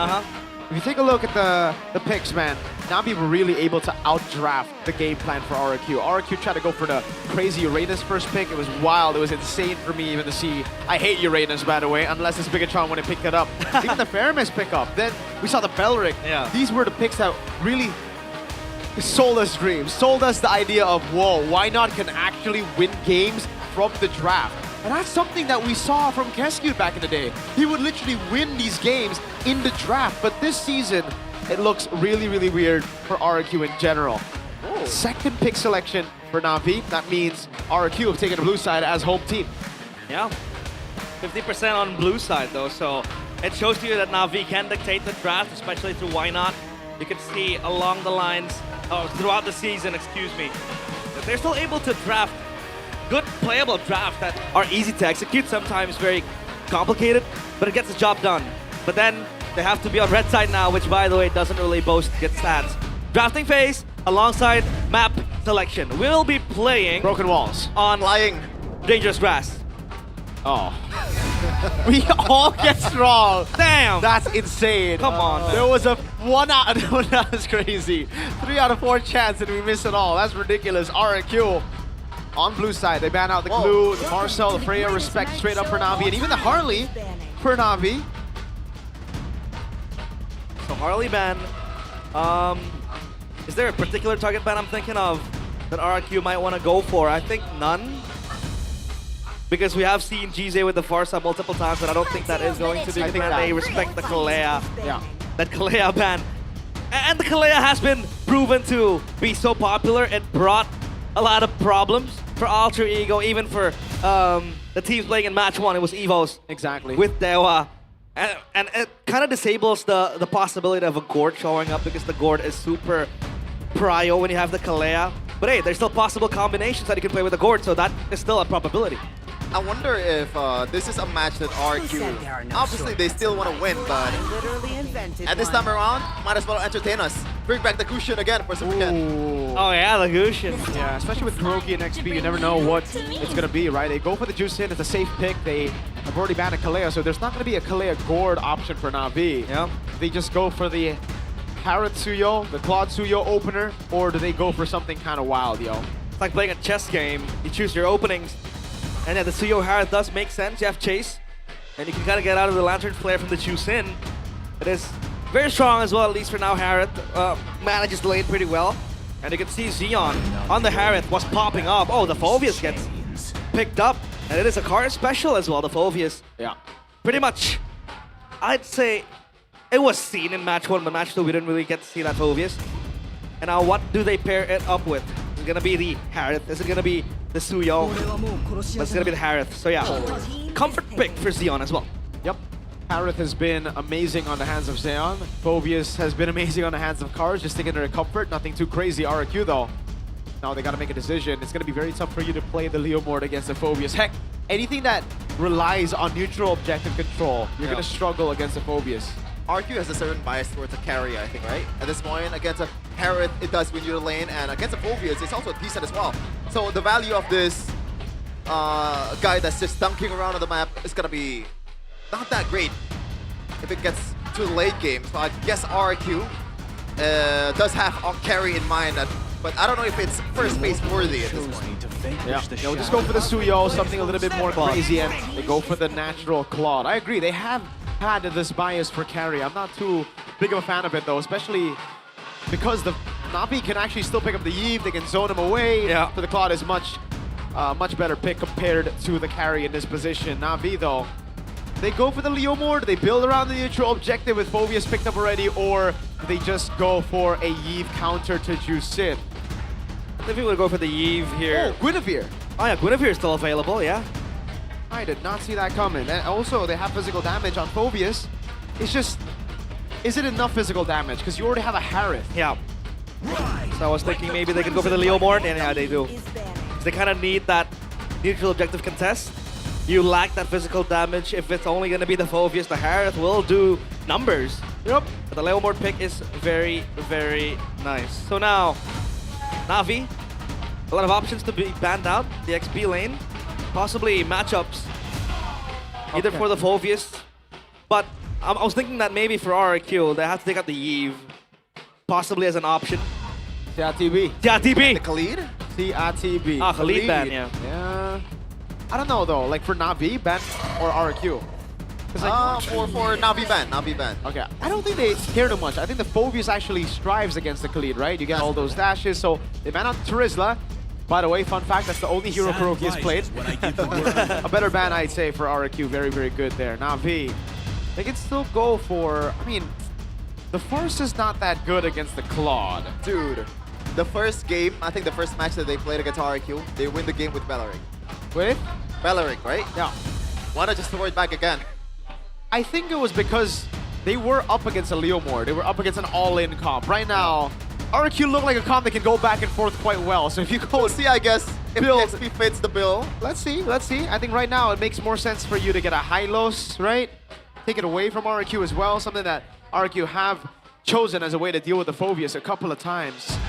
It's quite tricky though, because you can't really grasp onto what Kuroki will be playing. Yep. The ban of the box, yeah, still respectfully. Because Kuroki, yeah, like you said, only has played Terizla, has to sub in for Super Dan on an emergency. And then the Terizla is boasting a 0% win rate. Yeah. In the hands of Kuroki, so now, what do you want to put him on, right? I was thinking maybe put him on something quite aggressive, because then you have that kind of like mindset as a gold laner, put in the XP, but hey, I think whatever fits the bill for RQ, helping out the team. I guess if you want to have a hero that's easy to use and also kind of a winning lane, Esmeralda fits the bill against Harith. Yeah. You know, if we're talking about Kuroki especially, okay? I wouldn't advise this for other XP laner out there. Oh, they actually ban out the Eve despite picking up the Claude and Suyo to deal with an immobile mage. Whoa. Navi, I'd say just go for the Farsa, no? That's the only other hero with Gord that Jize has played, unless... Yeah. Well, they can still just combo it with a Gord and maybe Kaja, right? Who's Kaja to say Gord. we don't see another different pickoff hero? Heck, even a Cho. It's in the hero pool of Apro. I think they have enough damage already, right? Yeah. You want to elevate the teamfight potential with the Fury of the Phoenix. Yeah. That could work as well against RQ. Great poke against the Juicin as a winning lane. Then you can get maybe even a Hilda to just roam around, act as a distraction, a frontliner. To really oppress the Suyo, right? Because you don't want to... pick up Hylos first, though. Ah. Right? Yeah. It's a safe pick. Makes sense. Gord. Okay, they go still for the Gord. They're going for that pickoff hero. Jeffin realized. What about a Franco? Does it work? Nah. Okay, maybe not Frankie Bambini. Maybe Kaja, dude. Kaja. But yeah, that's true. I mean, Kaja makes the most sense because like Franco is way too one-dimensional. But I was thinking that, you know, it will be very interesting to see because like, trying to think of other pickoff heroes right, aside from the Kaja. I can't really have one in mind. But yeah, the Kaja makes the most sense, especially how you can really oppress the jungler when he wants to farm. That whip it has, the damage it out exceeds the retribution early on in the game in level 1. That Suyo's gonna not have a good time to go with the Hylos and the Alice. I like the Hylos pick. It's their usual pick against the Phobius. It does well against the Harith as well if you get the Chastised Pauldron early. Wait. But here we go, Navi! Kaja, let's go! Come on, it boys. Kaja, damn! They wanted it, man. I saw it in their eyes. No, we wanted it from match 2. Yeah. I thought they were gonna go for Beleric, man. No, dude. The Kaja. Happy birthday, Ukir, by the way. How do you say that? Sehat walafiat. Wish you all the best. Okay. Ati Ampala. Ati Ampala. What, gizzards? Well, folks, we call the Kaja here. I call the Kaja. I love the Kaja. With the Gord. And it's Gizi on a signature pick. It's Zen on a signature pick. It's Cars on a signature pick. The only thing that's not signature is Andoryu on the Leomord. Yeah. Andoryu on the Leomord because we would usually see him play the Suyos and things in between. But now lineup rating, it favors Navi a lot more with the counter index as well. Do you agree? Well, I do. Because then you have a lot of ways to dissuade the jungler and then that Gord, man, so busted. And remember, folks, there is a bit of PTSD for Super Ken. Last time he met a Kaja, he was level 3 for Turtle 2. Welcome to the Land of Dawn. Will RRQ be able to stop Navi's road to playoffs, or will Navi continue their miracle run? It's make or break for the Navi Nation. They can only hope that they will secure this match. Apro, though, do you have some kind of worry realized about the fact that it's a Jushin and a Hylos in the mid lane, so it's easier to deny the Kaja invades? That's true. I mean, the Hylos super strong as well early on. Has the Concussive Blast to help the rotations. But then I see the Kaja, right? Doesn't really go for the level 1 kind of aggressive play you would expect. Because like you said, Mirko Super Ken with the PTSD in mind, he was he was unable to play the game. And right there and then RRQ lost. So let's see if Afro is able to utilize and just exploit, you know, the ridiculousness, if that's the word, of this Kaja. Earlier on, obviously with the juice in and the high-lows, they will have that prio, but you can take a look at the damage. Now, Super Ken looking for a cheese, but nothing will happen. Yep. All good, fine and dandy, nothing too crazy, but Jize, man, the one thing that he does really well is landing skill shots, dude. Mystic Projectile and the Feather Airstrike rarely missing. Dog, he's gonna be fine, but Emblem's bye-bye you. Tenacity for the juice in. Again, you want that extra defense, but pull yourself together for the court. Other than that, I think it's all good. It's all a bit conventional, I would say. So yeah, the juice in needs to stay alive as long as possible. Tenacity will be very handy. Kuroki's still yet to hit level 4. And look at how Afro's just bullying. Yeah. He's everywhere. The big whip as well, that'll help Jize a couple of times. It's actually the lane swap here. Jize can go for the XP to bottom lane. And Cars is level 4. Level 4 is just yet, but now random fleet. Andorio's gonna bring back Edok to the fight, and Edok might be getting killed here. No more damage. It's gonna be the Kaja Afro with the whip. And the first kill was able to secure a first blood. Whip down! Edok, the Centaur, tamed this time around. No Phantom Steed, Cars! Cars gonna go in, jumping around. Super gets second target, Dark Wave combo with the flicker as well. Yes, killing their deal. Mystic Rush! And 2 kills immediately for this roamer. Afro's just whipping, dude! What is this damage, my guy? He's whipping he should horses. build Sky Piercer. He's whipping horses, he's whipping... What? People, I would say. Juice in? Look at him, he's level 4. Oh, Afro. You might want to look for a pull, but then... Oh, Dion. Hold on. Dion. Super Toy might have taken a lot more damage than he expected. Yeah. But it's all fine and dandy. Well, not really, because Dion's gonna take the gold crap. Yeah, so the Harith now kind of dominates the lane. Afro with the Kaja, like I said it, he has to be omnipresent because you have the damage to win out the trades again and again with the whip. It is so disgusting how strong Kaja is. But then you can see an angle where, you know, they could maximize the Mystic Gush and try from that pick off with the Phobius as well. Oh, blazing duet from Toy. Down prediction by Gopay here. It is Papulo who's an RQ fan, man. The only fan going RQ, and that's Sir AP. Sir AP. Sir AP. Okay. By the way, just saying. Afro has all of Navi's kills. That's true. And by the way, it's actually really good against... Never mind, I was going to say good against the Harith, but the Harith is their team, my bad. Yeah. Steal leg plates for Afro. Gonna have that extra physical defense, but this is why you would see Afro, like we look at the stats, the TPs, the damage. It's all on him. Especially now he has the Kaja in his hand. You can see the prio that Navi has. It's still 35 seconds to the turtle. Meanwhile, down bottom, Carson is just playing on an island. Kuroki's not gonna do much, but hold on. The Phobius is crit insane. The pull. You can see it from a mile away. The first ever ultimate from Afro with the Divine Judgment plus the Mystic Gush. Makes it more easy, right? Rather than the Kalea, I think. Exactly. You can't purify out of it. You just gotta take it like a good boy. As Afro just whips you, bro, and then Jize comes in with a laser beam, gushing all over. Yeah, we might finally see Kaja back slowly. Because like I'm telling you, this is a good pick. Why don't we see it more often, man? If the Kalea gets banned, sure, the Kaja can come in. The difference is that maybe, you know, the Kaja doesn't have that same ability like the Kalea has, plus the healing as well. That's true. But then you have that spell-binding lockdown that can't really be purified. Or his pathway, Kuroki picks up the corner to win. Meanwhile, the turtle is gonna be a 50-50. It's gonna be Antoryu with the retribution. Now Kuroki stuck in no man's land. Not much CC coming in from Navi. It's gonna bring back to the team fight with another Divine Judgment. 2 kills. Or 3 kills, I think, for Afro. No, it was Andoryu. Afro's wilding on the Kaja. His weapon. And Super can't retreat. What the heck? He can. That was a complete miss on the retreat. Skill 2 and retreat. Yeah. Andoryu was there with the momentum as well, so you have that mini retreat to go with. The original retreat. But you can take a look at how oppressive, again, I can't stop talking about how the Kaja is so oppressive. Oh no, Edok, bang! Gets him out of the glorious pathway, and that's a kill for Xeon. First kill on the board for the gold lane. That's not good. Wow, this is a stompy stomp. Navi are making quick work out of RQ right now. So now I'm looking for angles where RQ might want to engage. Obviously, the target is gonna be the most sensible part is obviously the Gord, because Xeon, he has the Purify, he has the shield with all of its beauty with the Harris. But if they go for the Gord, this Kaja will always be ready. The Super Ken! Oh! Super Ken, where do you think you're going?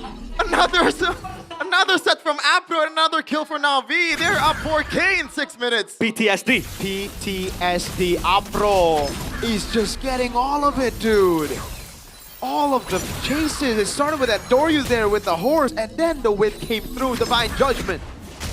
First item chastised Pauldron for the Kaja. Yep. Oh, very, very strong. You have that extra HP regen when you drop down. And that really enables him to fight longer distances. He's able to fight even in longer scenarios, and then that's going to be for the Cloud as well, completing this corrosion site. Other than that, I think it's just all fine and dandy. First item Oracle for the Alice, that extra healing on the shield.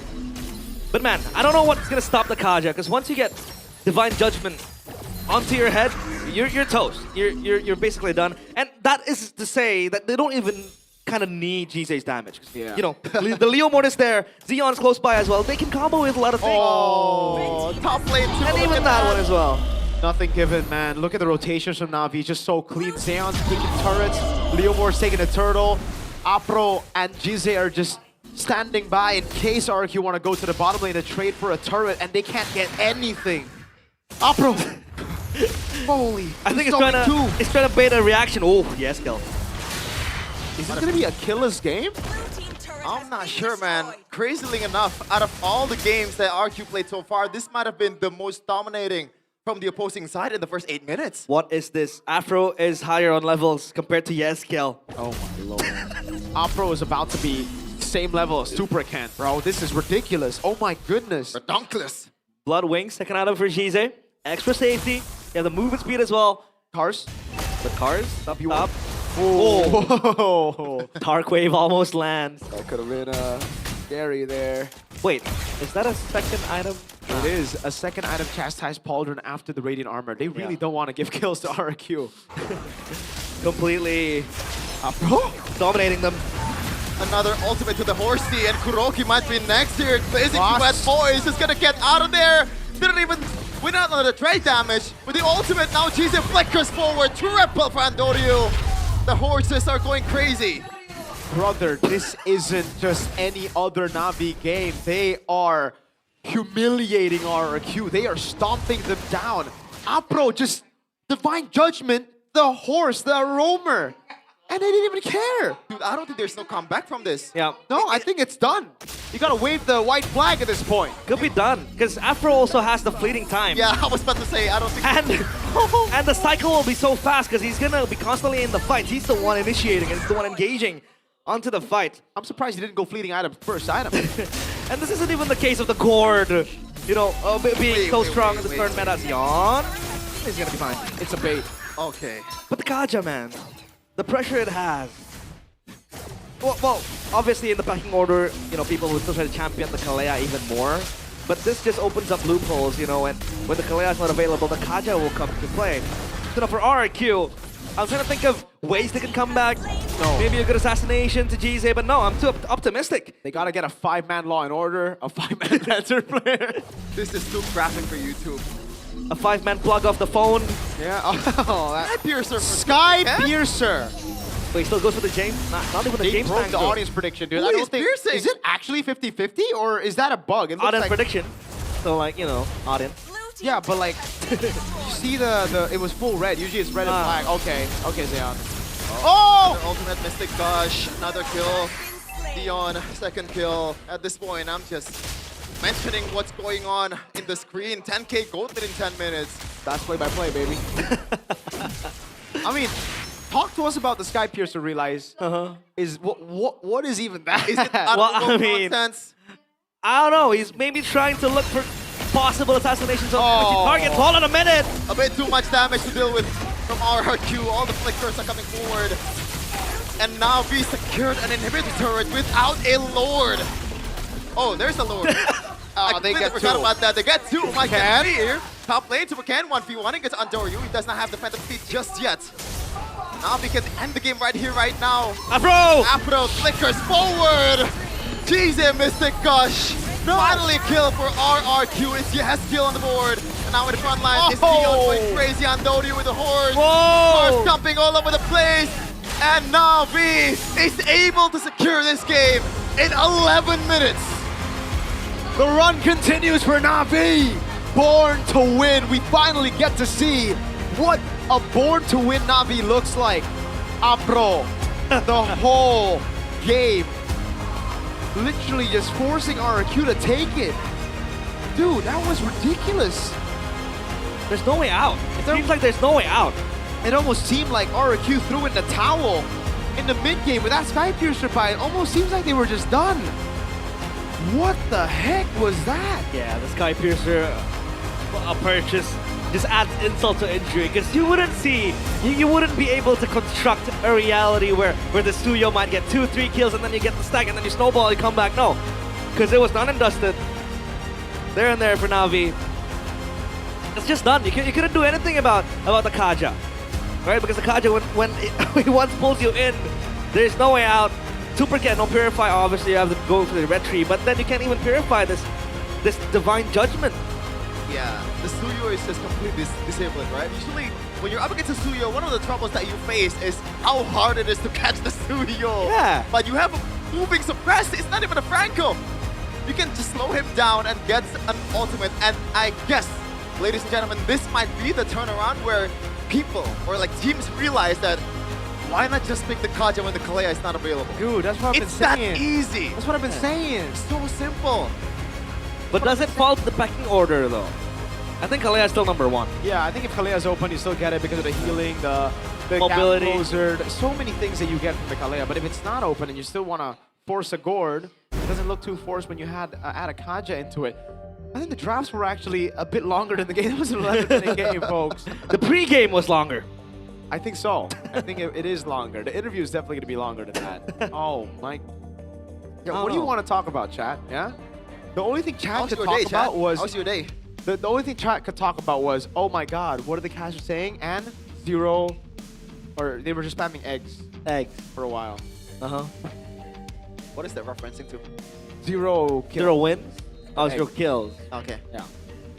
And look, Kuroki hasn't even Super Toy rather, sorry, he hasn't even completed his Swift Trinity. Dude, when I saw the Skypiercer, I tapped out. Like, dude. No, it ain't over till it's over. It's over now. Right, you're right. Either it happens or it doesn't. That was a comeback moment there. I really do feel like RQ is just like gave up at that point. But then this then raises the question: is this the case of them, with the mindset of nothing to lose? They play like this, right? Because you don't really care anymore. You're not in the playoffs contention. You're out of it. You're done for the season. But you don't play like this. Yeah, right? you don't. This was horrible. This was absolutely horrible. And to think that they would... What? Super Toy blazing duet forward and just flickers out of there. He's like, I got you, Kuroki. Out. Never mind, bro. That's kind of lost on that one, dude. They just let Jize do everything. It's crazy. It's like, I don't get it. Yeah, we did see a possible overextension down bottom. It was Sion. But he was just poking around with the holy defense. But yeah, the man in your screen, this guy. Pro! Our MVP for game number 1. That 11-minute game was brought to you by the whips of Apro. Dude, I wonder how much brain capacity Apro used that game earlier. I think I was playing with one hand. What was the heartbeat earlier? Was it low cortisol? I think it was low cortisol. It was like one of the lowest cortisol games for it, maybe. Yeah. All right. This is the highlights. Well, early on, you know, in true Kaja fashion, you would look for the invade, for the prio in the mid lane. But then once that ultimate gets unlocked, you have multiple ways to zone out the Suyo. Look at that zoom in to Kuroki landing and ultimate to Natalia. That's crazy. That's about it, right? Why are you gonna diss BTR like that, bro? Oh, yeah, Bigatron too. And at one point, it wasn't even the gourd anymore. It was just the Kaja pulling in players, and they had sufficient damage to just burst down RRQ. This obviously with the Mystic Projectile, it adds more damage. But then look at this. there isn't a way out of that divine judgment. Unlike a tsunami slam where you can't really purify. Every time. Super Toy just drives by. He can't do much. It's like a FOMO friend, you know? Just walks in, he's like, wait, what? Hey, what up? Why am I not invited to the hangout? Comes in late to the trend and everything. You know, it's crazy to say. I don't think it's crazy to say. But I think Apro had more of a reason to get Sky Piercer than Super Cat. Yeah, I agree. That Sky Piercer purchase, I don't know, man. Because he was so far behind. 0-2, we thought maybe, you know, a possible assassination target. But then you could only see the Gord, and the Gord was playing far behind. You can't really kill the Harriet. Not even the Leo board, let alone the Fovis and the Afro and the Kaja. So then the Sky Piercer, 1-4, right? Items, nothing out of the ordinary. Maybe just Afro going Chastise first, and then the fleeting time second. Super aggressive build from GZ apart from that Blood Wings, because you know he needs that movement speed plus the shield. He went for the Lightning Truncheon, third item, so that he has that extra damage. And I think Andoryu built the Endless Battle first, and then he went for the Brute Force. Because then that extra damage really helps when Afro does catch someone. But other than that, I don't know, man. This was the least to say, a snooze fest. Yeah, Apro had it was pretty fun, 1.5k gold lead. Yeah. Arakitora just lost 2-0 against IG in MPL Malaysia. Shout out now. Coach Bam. With EA3? W Coach Bam, yeah? Yes. Yes, with I just EA3. realized the whole team of RQ didn't have as much gold as the lowest of Navi. Man, Afro has 7.5k. It's not even Apro, it's Cars. It's Cars, I know, 6.9k. But like in the Oh order, my god. obviously. Cars is more gold than Claude. You're right. What? Yeah. See?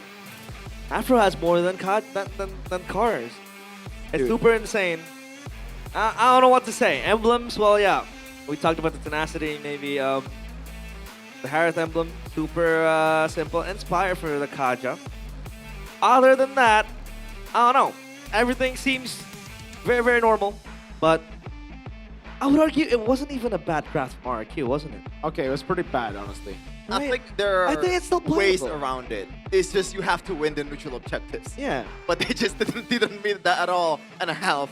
No, but I told you guys, when the Fovi's already picked up, they can't go Suyo. Can't go Leomorn. I tried to take the Guinevere and they picked Suyo, and I was like, okay. The Guinevere, yeah. It's just so hard when you're up against a team who's so coordinated and who have mid-prio and who have a freaking Phobius on Cars. And are looking for a playoff spot. Guys, I'm about to blow your mind. The highest damage dealt for RQ is the skill with 13k. The lowest for Navi is Apro, 123k. How do you deal this low?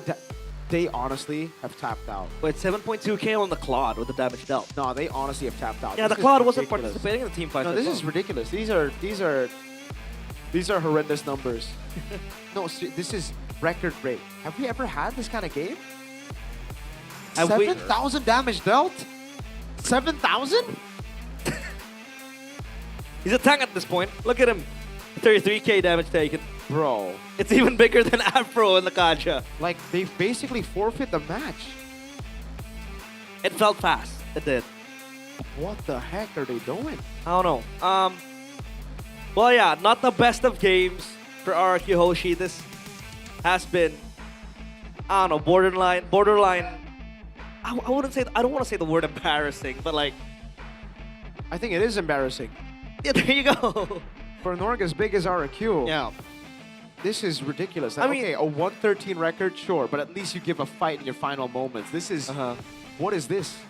I know they're out of playoffs contention.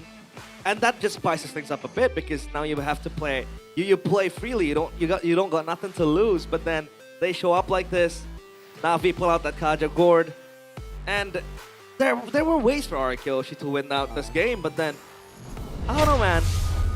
They decided not to show up today. When Navi were 0-16, they still tried their best all the way to the end. They were just outclassed. When Aura went 0-14, it was the same. When TLID last season went all the way down as well, they did better as we got into the later weeks. What the heck is this? Well, yes, because, all right, Super Dan is not in the roster. You don't have a real XP laner, but then... Oh!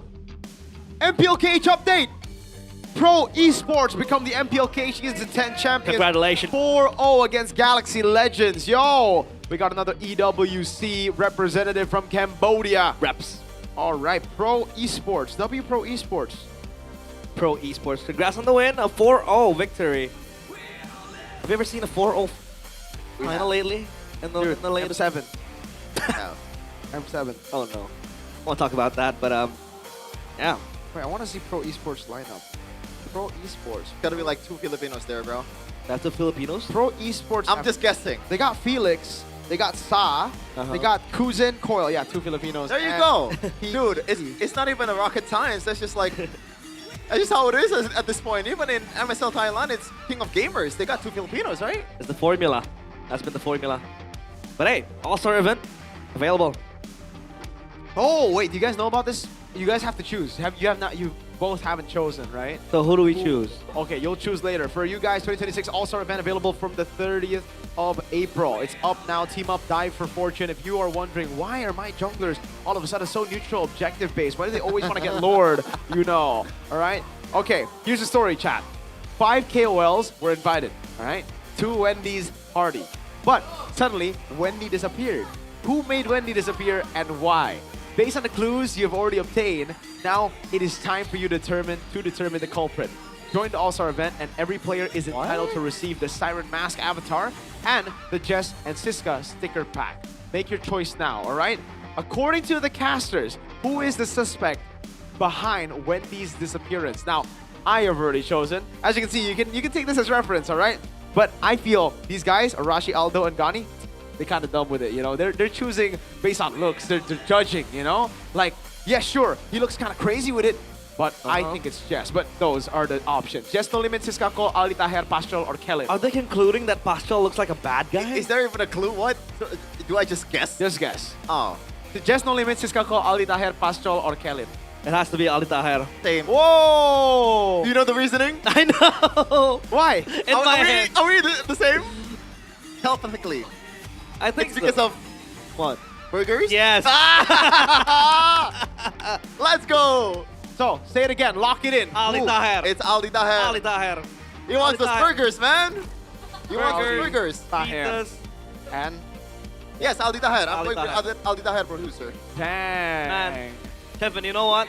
I once received a congratulation video from Ali Taher. Why is that? Yeah, from someone. Ah. And this guy's pretty cool, but I think he would go to the extent of doing bad things. So yeah, Ali Taher. Wow. So you think he poisoned the burgers? Yeah, he does. No, he's trying to get the secret formula. Yeah. Just like Plankton. Plankton. Interesting. From Wendy? Because it's Wendy. Oh, okay, sure. Oh, hey. All right, sure. I think it's just No Limit. That guy looks too clean. Too clean. Oh, I guess that's a good reasoning. Yeah. I mean, I've played a lot of like detective games, Attorney, Professor Late, Dang and Wanpa. So usually the one that looks, you know, the most normal is usually the most sus. I don't like detective games. It freaks me out. What? Whoa, everything freaks you out, bro. It's creepy. Does the okay? What about Leslie? Does Leslie freak you out? It does, yeah. Especially when I'm picking up an Atan. All right, dynamic portrait and exclusive action button for Leslie is out. So if you want to freak realize out in game, go get the Angelic Agent. It's now available in the shop. Enjoy a 20% discount during the first month from the 22nd of April to the 23rd of May. The dynamic portrait is actually only 640 diamonds, so go get it. The exclusive action button is only 200 diamonds. Log in, check it out now. And if you want to use the hashtag, it's hashtag Mobile Legends Bang Bang, hashtag MLBB new item. Yeah. Yeah. Bang bang. What do you guys pick up when you lane against a Leslie? Melissa. What about you? Clint? Clint. I don't want to get outraged by it. Like playing Clint in the Big 26. Hey, Savero literally bled it, bro. You're dissing your boy? He plays whatever. That how it is? No, but like, it's just not fun playing Clint. Wow, so you're saying Savero is not fun? Well, Savero's not fun? Well, you know, fun for them is number 2. Number 1 is winning. Oh, you think that Onyx PH can only reach number 2? Oh my god, this guy, man, and his slander. That's crazy. You realize I thought you were an Onyx fan. I am an Onyx fan. But Onyx Philippines number 2 is what you said. No, I'm saying that they'll be number 2 after Onyx ID in the M8 final. In the M8 finals or the MSC finals? M8 finals. Okay. Oh. We're focusing on the long run, baby. We're getting sidetracked here. Would you prefer winning M8 or MSC at this point? As a player or as a fan? Nah, as a player too, I'm still taking MSC, man. As player, of course it's MSC, but as a fan, I think it's M8. Oh, I mean, as a fan, like, oh, I guess I catch what you're meaning. But you know, prefer to win, so that implies you're a player. Okay, if you're a player, I think MSC for obvious reasons. Wait, oh, now I see. Yeah. Common human wants. Yeah. You know what I mean? AKA money. We are Beloyski. We are Beloyski back then. Greed. Greed. That's true. That's true. The MPLPH Beloyski. Someone said W instigated. I just read that too. WW man, Shinigami1_17. Damn, he's got a shout out on live MPL broadcast, Mr. Shinigami. First pick selection for RQ. At this point, yeah, whatever. Are you gonna let it go like that, no? Dude, did you see what they... Whatever, dude. Dude, Navi's win rate, it's not that bad. It's not 8th place bad. It just shows you how competitive this season is. And, by the way, if they win here, they're going to move up again. So, Navi are looking... Move up? Move up. No, they're going to move up in wins. Like, okay. They're not going to take... But, if Alter Ego lose their next match and Navi win their next one, Alter Ego will take... Navi will take Alter Ego's spot. Ooh. That's tough, though. Please, RQ. Here we go. Drafting phase. Let's guess, boys. Broken walls. Dangerous grab. Oh my god. How? So bad. How? How does it happen twice? It's 1 in 16. 1 in 16. No way. Probability? No way. That's So rigged. on all of them. That's rigged. That's rigged. It has to be. Or you could go for the same bands. Yeah, okay. Okay, they're going to pick up Juicin again, and then now we're going to pick up the... All right, Phobius and... Did they pick up Phobius? At least take Phobius. At least take Phobius. You've already banned the glue, all right? You saw what the Juicin did earlier. Okay. They do. Thank goodness. But the hands of Kuroki, though, right? I mean, back then when it was in a Super Dance hand, you know that he can do things with his Phobius. Yeah. But for Kuroki, obviously, it's not what he wants. He doesn't want to play an XP because this is just an emergency case. But, you know, you got to step up to the plate. So hopefully, the Phobius will show up in the hands of Kuroki. Now, for Navi, Juicin's available. They want to go that route. But then you risk giving up the gourd with the combo, which I think is a possibility for RRQ. But the Juicin... But this kind of dissuades Navi from picking up the Heron, no? When they have a Phobius in the hands of RRQ. Are we at that point yet? Never mind. I was going to ask, are we at that point where gourd is more valuable than Juicin? I think the Juicin is still more valuable. Juicin is still valuable, right? It's so safe. That's the thing. Super safe. But RQ, you have a chance now. Pick up the gourd. The Suyo makes sense too. The Leomord makes sense. Everything makes sense for you. All right. You have a Phobius already. At least they're prepping for the gourd, right, with the Claude. Yeah. Wait, Juicin's super safe. So that means if I die 8 times on a Juicin, is that still issue? Yes. How do you die 8 times on a Juicin? It wasn't me. It was a friend of mine. Okay. Kind of tell some stories. Sure. But yeah, RQ. They give me the ones that they want to go for the Harith. Yep, they go for the CO and the Harith. The classic bread and butter for most teams in this meta. For Navi, how do they respond to this? By not picking Leomord, I think. They go Guinevere. No, Guinevere's still available, yeah. Yep. The Guinevere is just the best pick here. Then you can build upon it, maybe force out the Arlet ban, still get some of those setting heroes. There's still a Sora that's available, so you can ban Arlet. Oh, sorry, you can ban Valentina, right? And you pick up the Sora Red 4 if RQ don't ban it. If they ban it, then there's going to be another hero, another combo hero that is open. I don't know, man. I feel like I prefer the Leomord over the Guinevere just for the fact that it's easier to execute, and you don't want to mess up this game. Whoa. That is an easy way to execute, I guess. Yes. But I wonder why they're not going for Guinevere. I thought it was very good against the Phobius too. Get a combo win, right? Yeah. The Guinevere was pretty strong as well, match 2. And maybe talking a bit sideways, Guinevere, actually a pretty good combo to deal with the gourd as well. I'd rather play with the gourd as well with the Guinevere combo, but they are the ones banning out the gourd. So that kind of strips off the Kaja potential that we did see in Game 1. Probably gourd and Eve. Yeah. Yeah. Actually, I don't think they need to ban the Eve. They have a Klon and the Juicin. Well, the Juicin gets countered in lane, but later on, the Klon and Juicin can just try to like And that's Rizla as well. Get past, yeah. That could really just dive into the back. The Zetian is indeed a good ban. Zetian, yeah. Because nowadays, yeah, I do agree. Eve over the Eve, I think the Zetian is a better ban, yeah. Kind of wins out against the Juicin in the lane. But then again, come the late now. game, the Eve needs to stand up like a turret, like a turret bot. Yep. And that isn't really what you want to do. But RQ, options. Maybe the Sora. Oh, they take out the Leomorn. Oh, rather no Sora, because Terizla's picked up. Sorry. Yeah, Leomorn. Yeah. So Sora last pick. Oh wait, sorry. Terizla's already there. Terizla's already there. Jungle. Huh. Did they just go Fredrin? Is that what they want to do? That's what they did yesterday. Uh-huh. I mean, they went Baksha yesterday. What about Baxia? Baksha's not bad actually, but it does get countered a bit by the Phobius, right? You get chain. All right, though, if you get a combo with the Baksha and Terizla, it still should be good. That means this is a very Claude-reliant composition. Or a Snowball-reliant comp. Yeah, I think they want to elevate it with something like a Khalid or Apro. Or maybe, hear me out, Kaja again against Harith. Hey, I am actually not against it. Yeah. I like the Kaja. It's just, what the heck is the combo? Kaja into Lantern Flare? Does it in a combo? There isn't an insta-kill button. I prefer a Khalid. I prefer getting I the prefer early... Ganya. I prefer Garnier. I do. I prefer Ali Taher.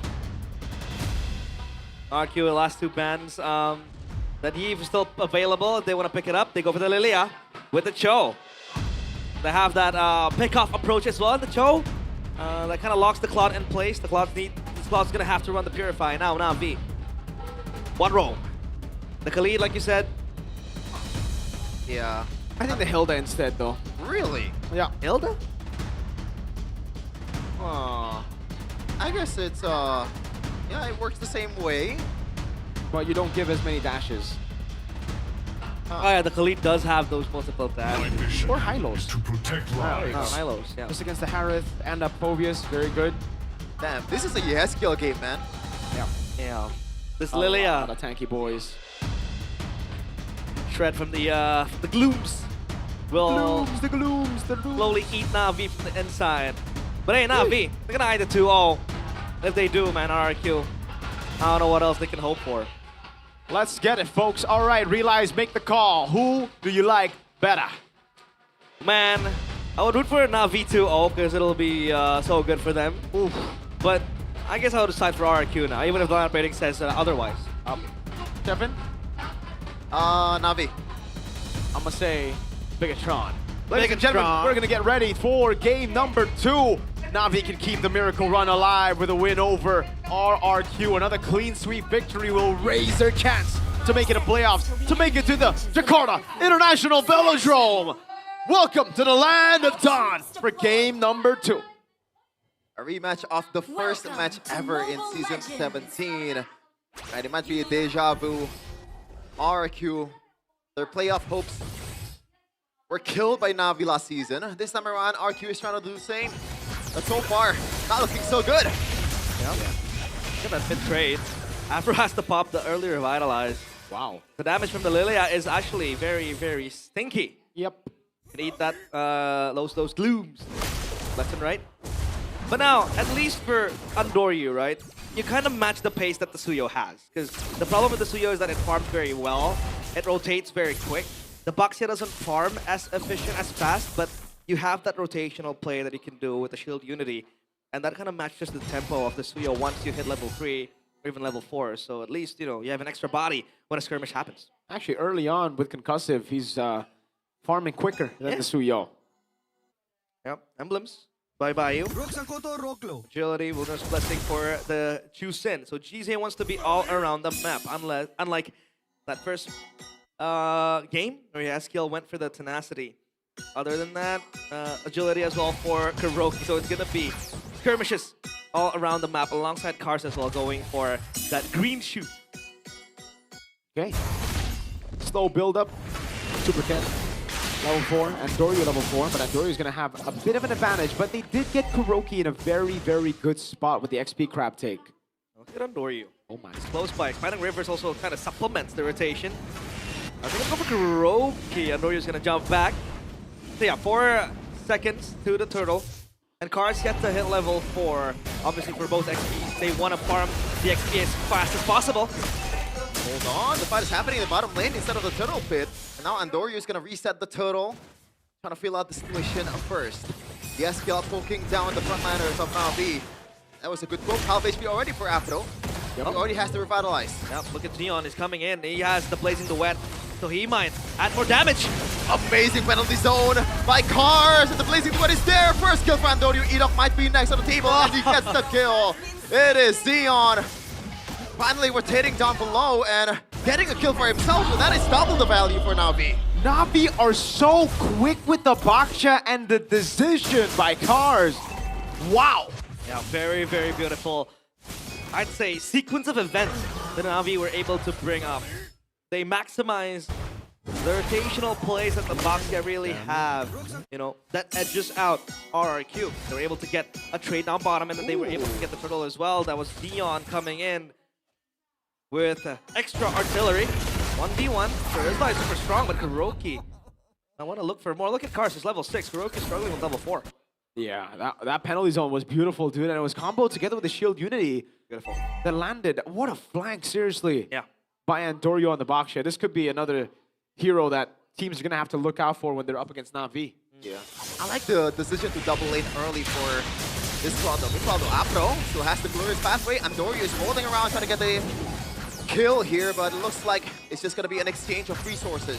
No ultimate has been burned for RQ. Yeah, it's like you're playing bowling with the carpet, and then Andoryu just rolling around. Afro, there's the kick. That's a kick, that's a revitalize. It's enough already. Super Candle gonna get jumped on. Edok getting knocked up in the air and getting brought back to the team fight. Andoryu still wants more. He has skill, will be the target, and he just flickers out of there to safety. I'd say it's almost a 50-50 trade, because then both junglers did get the kill, and the kills were towards the roamers.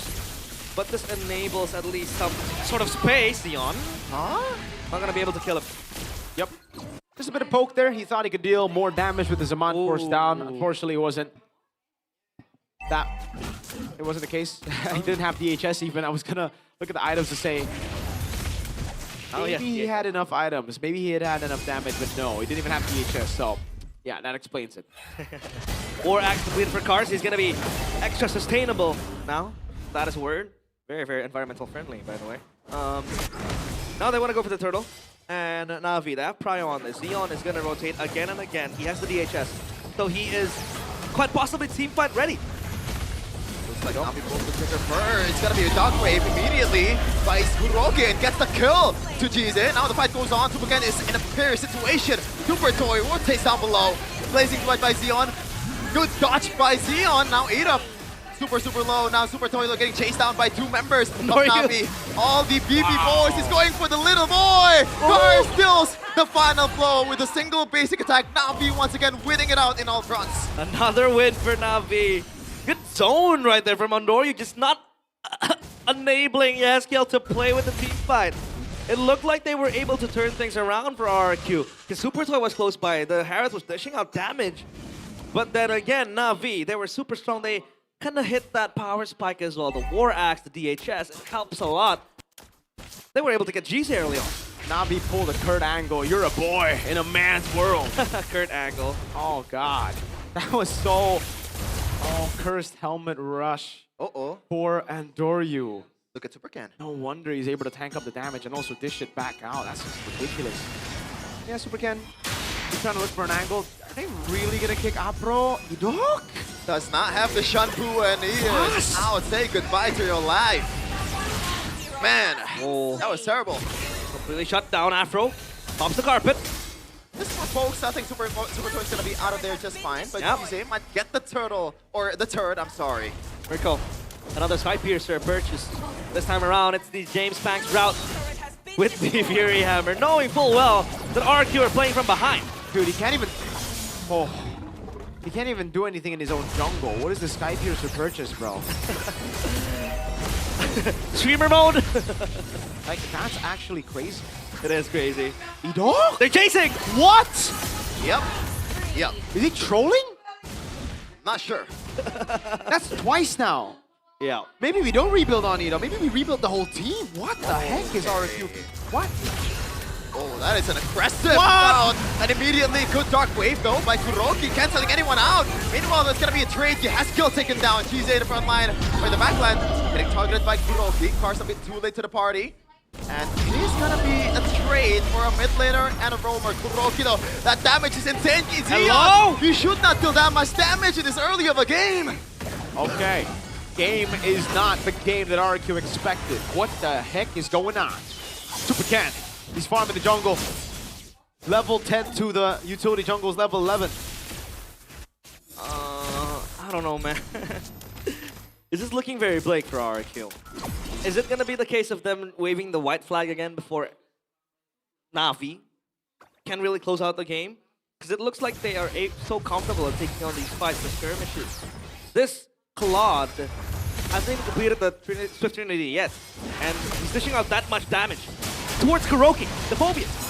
Is Gandoyu rolling, and they are trying to get out of there. Kuroki stuck in no man's land, and there is no way you're surviving that much damage. Another kill by Na'Vi, 6K in 8 minutes. Looking like a deja vu right now. Yeah, Oracle even for cars. He's gonna have extra lifesteal, he's gonna have extra regen as well. So that helps him sustain in the team fight. Now Jize is the one who builds the Sky Piercer too. But that makes sense. It makes sense, yeah, I know. It makes sense. Because like the Juicin, you know, is quite ahead as well, you would say. And this time around, I think it's even harder, Miracle. Because that's the Suyo. Who do you really want to assassinate? Everyone's super safe. No one. You can't kill anyone on the Suyo right now. Oh, Yehezkiel! Oh no, Black Shoes. Man. You know that meme you sent me? Yeah. Which one? I'll show it. I don't think it's safe. It's one of those games, Realize, where it's hard to analyze. They knew that Realize was an analyst, so they were like, yeah, let's play a funny game. Let's play this kind of game. And they knew Chef This is the game. play. Yeah. They gave out the easiest match to play by play. Yeah. Rage bait or... Yeah. Rage bait or I don't know. I don't know how to replace the word, but One of my favorite memes on stream. yeah. W. But I don't see an opening for RQ. I mean, if they can kill 4 players, all 5, that would be nice, but you built the Sky Piercer. You can't get yourself on a killing angle, not a kill threat even. You can't get the stack for what for, right? Yep. Maybe you could try to pick off Sion with a possible kick, but then Sion has to purify. They just brute forced the turret in mid. They didn't use minions. It was just a... Oh, gosh. Where's this where's this all talking that RQ was saying, I think we're gonna drag out Na'Vi alongside us to not making to playoffs. They're playing like this. It's so hard to. I'm sorry. I was about to bring that up, but it's a bit... Oh, man, I don't know. All the players and the coaching staff are doing right now is bringing the org's name down. That's the only thing they're dragging down. Holy Shield taken down. With a... Oh, it's not. It's not taken out. Not yet. Thank God. Oh, there you go. Oh. At least Super Ken is getting a trade off of this. Look, he's up here too. Well, at least the Suyo can activate the side lanes, but what for? Because this Lord is gonna pounce into the base. Yeah, another blazing sweat now from Sion. And the damage is there. Everyone from RQ is falling left and right. 2 kills already. Oh it's over. Sion is gonna go back. Lord coming down. There's the 5-man strong. No way! Sion goes immediately to the base, but the Lord is already getting taken down. Edok, a valiant effort, or maybe not so much. Still 5-man strong is Na'Vi. It's only Super Toy and Super Ken, the 2 supers trying to hold on for dear lives. The bot by Super Toy, but Na'Vi ended up toying with Toy. And that is the fastest series in Season 17 so far. I haven't fact-checked yet. Ladies and gentlemen, what the heck? That was such a quick game! Not the fastest game we've had. The fastest game is still Geek versus TLID, with Geek winning at 8 minutes and 55 seconds. But I think it is the fastest series. 11 minutes and 10 minutes, a total game time of 21 minutes! It's a shame that video won't be available in YouTube in about an hour. Yo, I got the yellow demonetization sign very soon. RRQ takes a 0, and Na'Vi continue their miracle run. Only 4% they say. Well, to that I say, it's 50-50. It either happens or it doesn't. Everything's 50-50. Everything's up for the taking. But man, I don't even know who's my player of the match is. Because everybody played a good game, yes. But man, RQ did not show up at all. Now I will say it boldly, that was embarrassing from RQ. But it is what it is. Not much they can do. Like, well, what do you even want to say to this? What do you even want to analyze? They got diff. That's the only thing you should say here. They got diff. Type of games where I type all chat team diff. Yeah, it was team diff, it was coach diff, it was all the diffs you can possibly imagine. It's literally a gap. It's such a massive gap. It's a canyon. I mean, obviously Kuroki's not playing. Like, he's playing XP and it's not his main role. Is that all it takes? They could have ended the game earlier, but yeah, They wanted kills. They wanted the stat pad. They wanted the stat pad, and the minion was stalled in the mid lane. Should I say this? What? Say it! I feel like we could have put up a better fight. That's crazy. Yeah, they could have. No, he said something, not they. He said, we. Anyways, folks, we're gonna throw it over to our interview with Navi for to win and our live translator, Shapong. Harapan untuk Navi masih terbuka. The hopes for RRQ lives on. Mereka juga untuk ke babak playoff karena 5 tiket To get to the masih playoffs because 5 tickets are still up in the air ini for all of the teams. Navi di minggu ini begitu Navi this kuat. week Ya is nggak sih, super Kars? strong. Isn't it like that, Cars? Navi mode strong. Lumayan. Maya. It's pretty good. It's Tapi decent. kita tahu melawan RRQ di leg kedua Up against kembali, RRQ in leg number tapi kalian 2. berhasil mendapatkan 2-0 kembali. This time around 2-0 again. Apakah memang kayak ya udah kalian udah tahu nih cara untuk memenangkan lawan But it RRQ? looks like you guys figured out RRQ in leg 1. Nggak fokus sama musuhnya sih, Bude. We're not really focused on Fokusnya apa our enemies. Sama tim kita aja. We just focus on ourselves. Fokus ke tim kalian. Hari ini apa yang kalian fokuskan untuk Today, Navi? what's the focus for Navi? Connect satu sama lain. Just Makin be ya, connected mungkin to each bisa other. telepati gitu satu sama lain? Belum. Oh belum. So you guys were able to telepathically Dari communicate mana? with each other? Tahapnya No, not diapain really. Not kalian? yet. Ngobrol aja sih. Ngobrol. How do you communicate? We just talk? Dari obrolan itu bisa menciptakan So, through that talk, gameplay yang apik ya. It created Karena an amazing game 1, gameplay. Game 2, nggak nyampe 12 menit dua-duanya. Because in game number 2 and game number Begitu cepat permainan 1, kalian. it was less than 12 minutes. Faktor apa nih yang membuat game kalian What is the begitu main bersih? factor Disiplin that aja sih makes kita. the game so easy for you guys? Disiplin aja. It's discipline. Kita bakal lihat ya bagaimana We're permainan gonna see mereka di game 1. their play Main here. bareng-bareng nih. Karena Up in the stage, we're gonna see it permainanmu together. dengan Popheus. Because Cars Lagi mau end game. With your- Lompat tuh. Cars. play jauh banget here lompatmu, Cars. was able to dominate the game. Udah You were pasti jumping end around ya. the place, all around the place. Gas terus aja. Emang yakin? Emang kamu gak takut ini bisa jadi momen comeback? Were you not afraid of this moment become a comeback Enggak. moment for RQ? No, Kenapa? not really. Why? Udah pastiin soalnya, Bude. Dikasih udah ada Because it was player almost udah for sure we're gonna win. Karena cuma 2 poin kill dari kalian berikan itu adalah momen-momen terakhir Because kan? 2 of the kills that you guys Momen-momen gave in terakhir game number yang 1 was in the membakar last sama moments, Afro. where Apro and Cars got Diceng-cengin taken down. Enggak. Oh enggak. Where you got, Karena kan tadi did, kalian did hampir all your teammates hampir saja scolded you because menyapu that? No, not bersih really. dengan tanpa memberikan poin kill. Kalau ngelihat hari ini gameplay. Looking dari at today's juga, gameplay, Afro. Apro. Halo Bude. Hello, Bre. Afro. Hello, Auntie. Leg kedua gimana, Afro? Leg 2, lawan how was it? RRQ? Seru-seru. It's Seru, pretty fun. seru It's karena pretty pakai fun. burung, pakai kaja. Is it pretty fun because you guys won?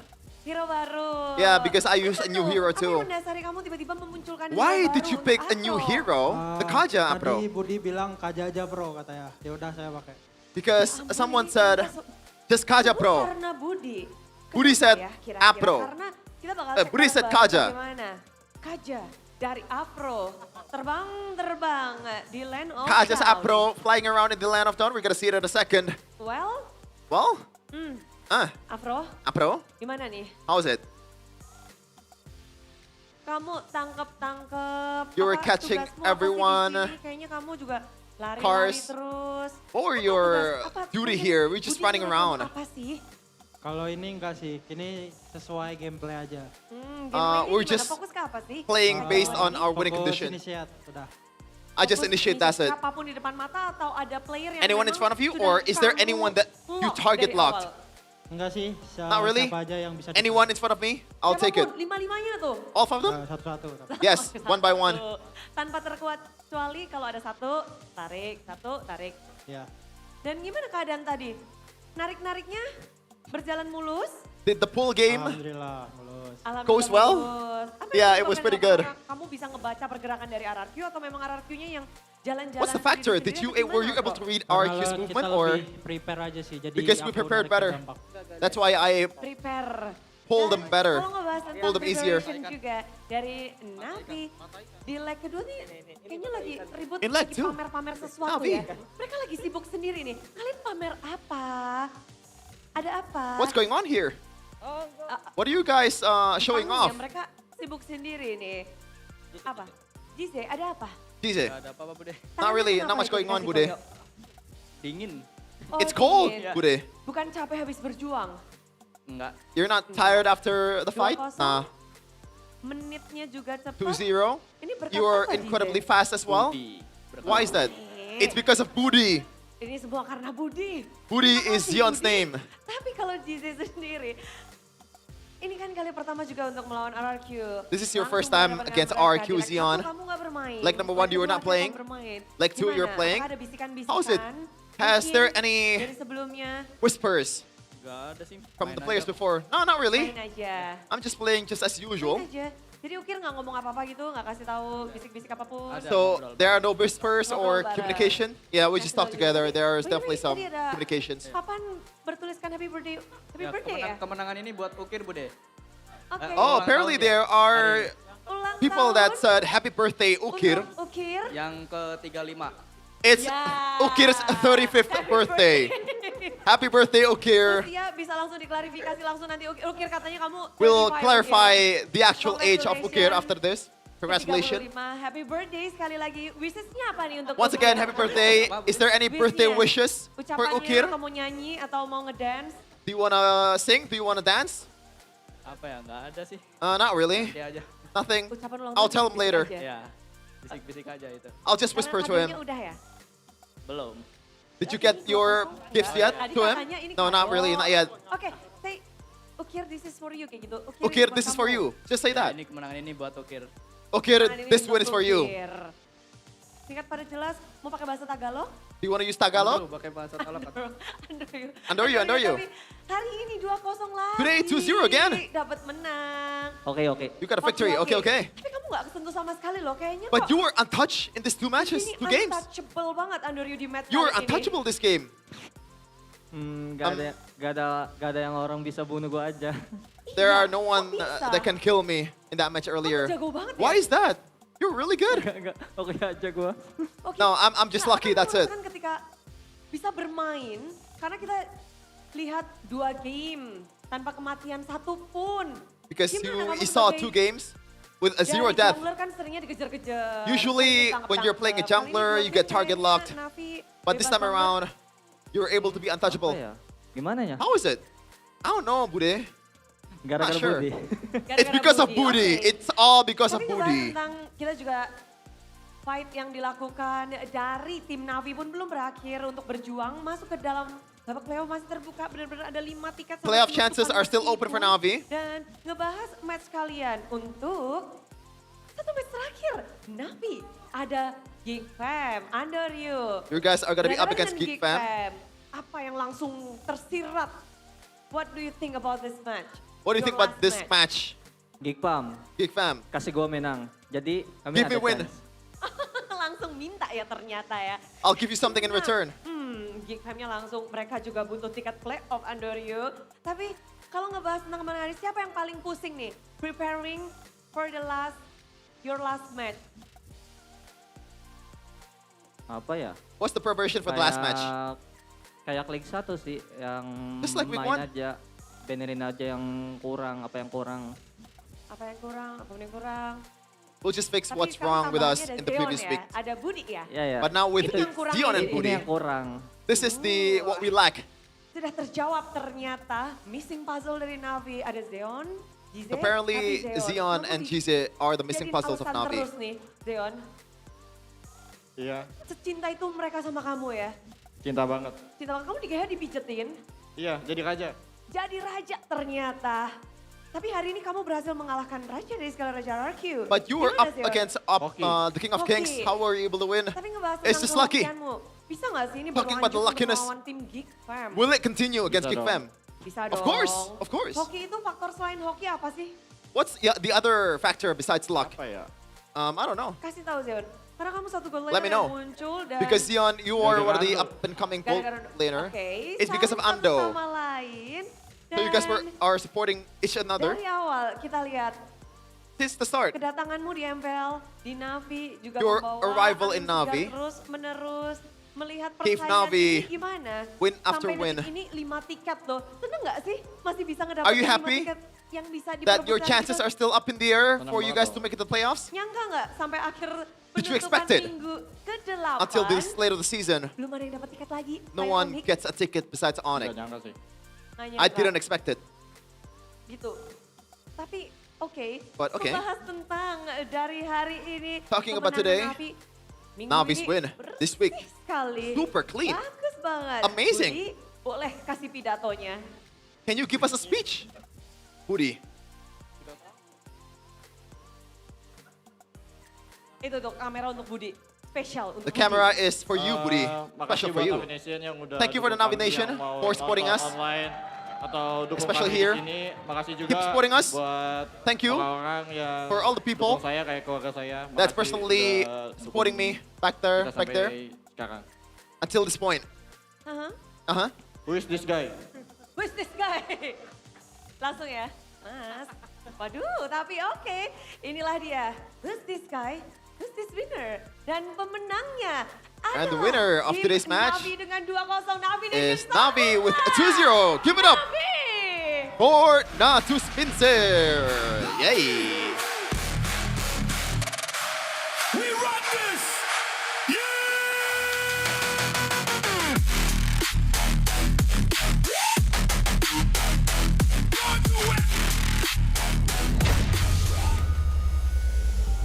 Bang, bang, bang, bang, bang. Bro, it's been a while since we've heard the Navi track back to back like that. It was early Okay. weeks, I believe. Evo's better. Evo's better. Now I was about to say like it's been a while since. Oh, back to back. Yeah, back to back, like the early weeks. Because he was up against BCR, I believe. That's true. That is very true. So I can't believe you forget that. You know? That back to back. Yeah. Back to back. Calm down, Sheffin. Hold on Recovery. now. Good recovery. Hold on. Navi, miracle run. Miracle run.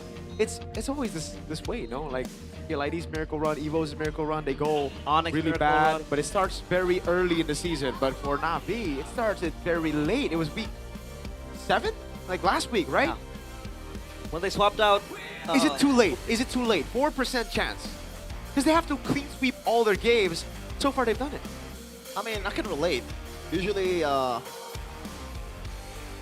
to say something. Get down, Chef. never mind. Calm Never down. mind. Hold on. Never mind. Never mind. Don't- Hold your horses. Oh, But it's better late than never, right? yeah. I mean, sure. You want to make it to playoffs, but then you only have one more game. That is against Geekman, isn't it? Yeah. Ooh. Against Geekman. Their best. So, yeah. 7-9. Yeah. At least all the higher end competitions done. But if you want to be the best, you got to beat the best. With that mentality, they can make it to playoffs with a little bit of hope and being dependent to other teams. Here, listen, I don't like to depend on other people because all they did is disappoint me. But Navi, gonna hold on. That sounds a bit too personal, bro. Well, depend on yourself because at the end of the day, you'll die by yourself. So Dang. it's all you by the end of the day. Some wise words from our analyst today. What about you? You got any wise words? Be like, I'll just... Indo. Di na kayo natuto. Oi! That's wise words, right? Wise That words. is wise words. Wise indeed. That's a good wordplay right there. Let's take a look at the crucial moments here, boys, together with our analyst and with our play-by-play caster here. You have to stop by. I don't know, man. So Scar is just balling out because he had the War Axe. They were all ahead. And Edok, this move What the heck was going on, was dude? super questionable. I don't know what he was doing there. He disrespected the chase potential from Navi because they had the Glorious Pathway. And here you could really see. Usually when this happens, it isn't really an angle. But then they lost Kuroki, they lost Yeskiel, no wave clear. I mean, you have Super Toy, but I think it was under-itemized, if I would say. But yeah, This guy, man. POTM! Our player of the match, Apro! Afro! Dude, Apro, presented to you by the official gaming phone, by the way, Infinix GT50 Pro, but Apro, I was wrong about you, man.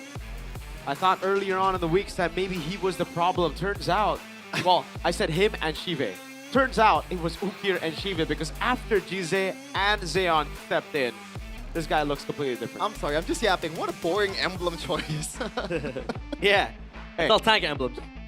You gotta do what you gotta do to win. Yeah. It's all about getting wins. Yeah. Yeah. I'd rather have a Vitality, Tenacity, Tank Emblem, Concussive Blast, High-Lows than a Cho that dies randomly twice. Okay, Jeffin, what's a fun emblem then to run? Master Assassin. Oh, very nice.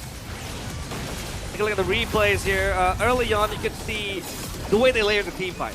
You go in with the penalty zone, and then you have Andori just rolling around. This was a pick-off towards Afro, which I don't think is valuable, but at the end of the day, it became kind of like I'd say, a deadlock. Because like you lose your roamers, both of them, both kills went to the junglers, and even Super Toy was chilling. But there isn't really a way for Super Ken to enter the pit. He was completely zoned out. He couldn't do much. He couldn't do anything, and he still bought the Sky Piercer back-to-back, both games. That kind of begs the question, what is in his mind? And then you see Cars, like I said, falling out. He's just dominating. There isn't really much to break down because Na'Vi was just running over RRQ. You know. Bro, if you like horses so much, play that horse racing gacha game instead of this. Rashi loves that one. Yeah, he does. He likes horses. And yeah, it just makes life easier. Because look at this. This was the Claude before he had the Swift Trinity.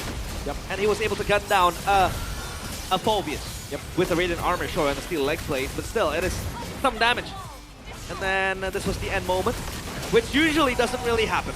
In like a losing but still playable game, this isn't an end. But this was, in the case of RRQ. Yeah. They fucked out, bro. Yeah. They just threw in the towel. I don't know what they were doing. It was stalled as well. The end was stalled because they ran out of minions and the minions were stalled in the mid lane, but they were able to clear it out. They have clocked out. That's the only explanation. 10:52 is the final timer, so yeah. Total game time, what, 23 minutes? It's like a boring office job. You clock in, you clock out. Basically, I think for the RRQ players right now, that's what they're doing, right? Because the way they're playing, the itemization they're choosing. Yeah. Super Ken, you're my GOAT, bro, but why Sky Piercer both games? Like, it's almost like he's done. Uh-huh. And then Edok, bro. It really looks like he's just done. Am I just reaching, or are they just maybe trying to play with the turret aggro? Because that's the only way for them to get a kill, right? At that time, before, I think the Sky Piercer, if you want to reach just a little bit, you know, the return is high. The risk is definitely higher. Sure. I mean, if we want to take the optimistic route. Yeah. Optimistic route. And to be fair, RQ was optimistic before the game. You see the interview with Alyssa? The vibes are all... Is that optimistic or is that acceptance? Yeah. Acceptance, but the vibes are still pretty decent. I mean, that's the way it's about perspective, Chefin. Uh-huh. Some of the kingdoms that I read online, they were saying that the players disrespected the fans. Oh. I think with a performance like this, I'm leaning more towards Realize's point. Yeah. I'm leaning more towards the fans, saying it feels like, I mean, I'm supporting the team in the MPL arena. I bought the tickets. Brought drums with me. I brought drums. I'm supporting with all my heart, and all I'm seeing is them laughing in the back rooms and then playing like this. If they were laughing in the back rooms and they started winning or, you know, had a close game, it's like, sure, they're giving their all. Even though they're out, this is true nothing to lose. This is a nothing to lose that you would expect out of a team that doesn't need to play anymore. Yeah. They're just like playing fun matches, it almost seems. Did you even read what the banner said from the kingdom, Chefin? What is it? The banner said, just keep on playing. Don't worry about us because we will always support you. Damn. And then they come and see that. I would be disappointed. Total game time of 23 minutes. Is that the highest so far in the MPL ID? lowest. The lowest, not the highest. Season 17. I mean, like the fastest. Yeah. I mean, I said it after the game. Like, this is the fastest series this season. I have not fact-checked that. Average game time But this I am season pretty sure is 16 minutes. I'm pretty sure I'm right, bro. The average game time is 16 minutes. Average. I'll bet my house on it. Bang. You a gambler, Chevin. That ain't good. No, I don't have a house yet. I'm renting. That's it. Okay. Yeah. I don't know what else to say. Yeah, shortest game time still held on by Geek. That match against TLID. Oh. Look at the damage now, right? At least I was right in this is a yes skill game because he was the main carrier. Yeah. I think both games were yes skill games. Nah, game one was cooked. It was cooked. This Lilia was the silver lining. 42k damage dealt. I don't even know if this game is worse or game one. Because game one, they had 7,000 damage dealt on their gold laner. Yeah. But I think this is a culmination of game one. Right? We expected much more from them in game one. And maybe it's just a draft thing. Maybe it's just an execution thing. Maybe it's also because of this emergency that Kuroki needs to step in as the XP laner. Turns out, game 2 didn't even go any better. I don't know, dude. I don't know. They don't got no shred. They pick up the Harriet. They pick up the Suyo. They've revealed their damage dealers. There's not too many other mid laner picks to go for. They did go for the Lilia, which is really, really good. The choice, I guess, for mid prio. But, yeah. Navi just took it by a landslide. In every single department, they smacked RQ. They gapped RQ. It was a canyon. It was a valley, I would say. Up top, even the XP lane where we thought Volvius, you know, the poster boy of XP lanes currently. Because back then he used to be Terizla for a few seasons. 12, 13, 14. And, yeah, he's back trying to earn his spot. But, yeah, the Volvius didn't even really, you know, brought the impact you would expect from a Volvius. Wasn't even able to play. And the funniest thing is that in the objective contests, you would argue that, okay, a Suyo with the second skill might have, you know, that potential of taking out the objective, but he wasn't really able to even enter the pit. Navi were just corralling him, circling him like sharks, and this was an unplayable game from Super Ken 2. Game 1, he was completely shut down with a Kaja. Game 2, it's almost the same story. This time, you know, the damage isn't as hard as Game 1. Man. 6-7. 6-7. Shut up, bro. Now that you guys are already seeing the game, like, what do you think about the Chopic? This is a late Chopic, right? It's a blue 4-5. Oh, I honestly thought it was for a pickup type of playstyle that maybe RQ wants to have in the side so that they have kind of like a plan B. But yeah, mainly it was for the mid prio, right? To really help out push.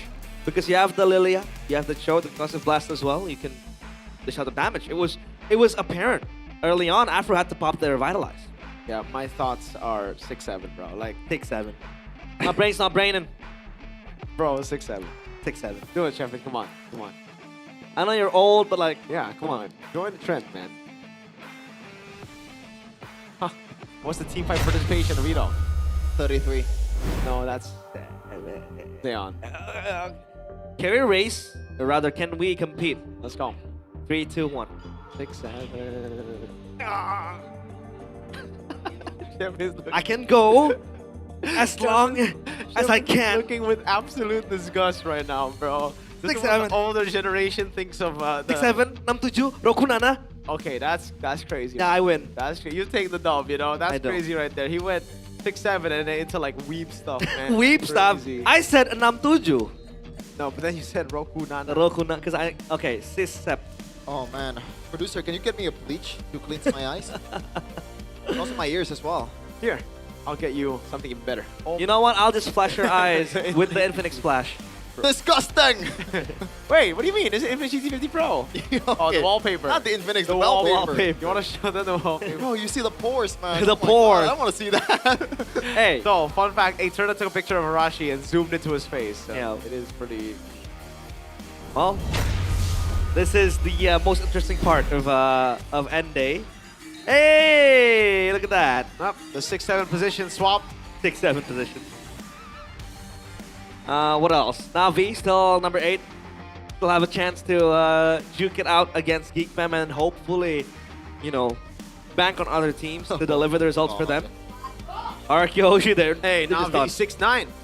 I'm sorry to point this out. The difference between Onyx and RQ is not game win is 41. Wow, you're right. Shout out Dirk Nowitzki, I guess. Wow, minus 41. That's wow. Wow. And by the way, they will still have a chance to not make it a playoffs. That's how close it is. Yeah. 2 to 8 are still fighting for their lives right now. But one thing's for sure, Na'Vi cannot overtake EVOS, Team Liquid, and Dewa because they are already at 8 match points. The maximum Na'Vi can get is 7-9. Wait, so Onyx loss was only against Bigatron and Geek Fam. Yep. Two teams who are now 5th and 6th. I rate those two teams. Yeah. Is there a possibility that all the teams from 2nd to 7th goes 8 to 8? There is, and then there might be a tiebreaker for even upper brackets, you know? Yeah. Upper bracket.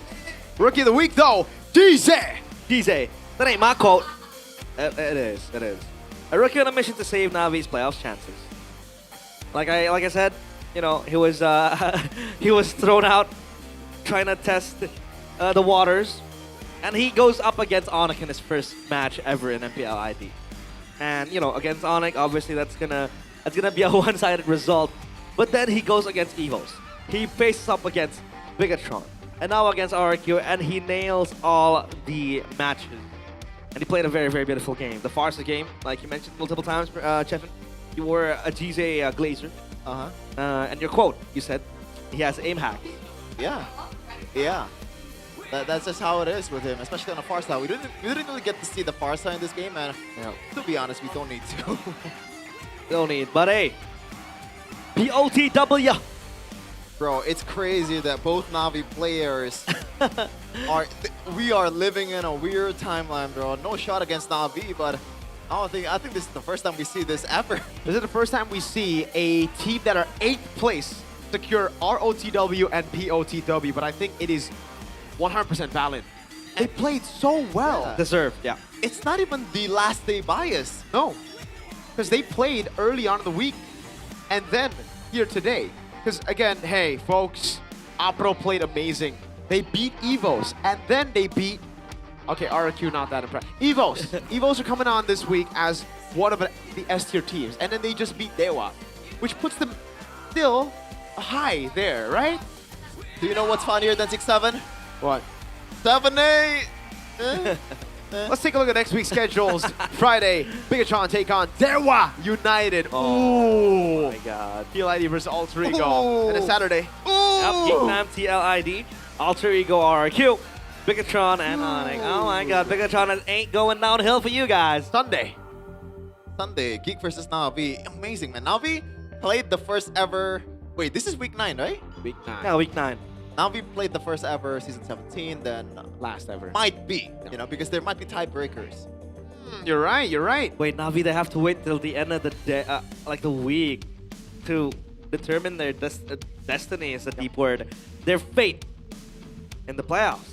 For me, I mean, this is the decider right now. Bigatron, that's crazy. What a week. Dewa and Onyx back to back. Oh man, you've never really watched you've never really watched party Bigatron matches, do you?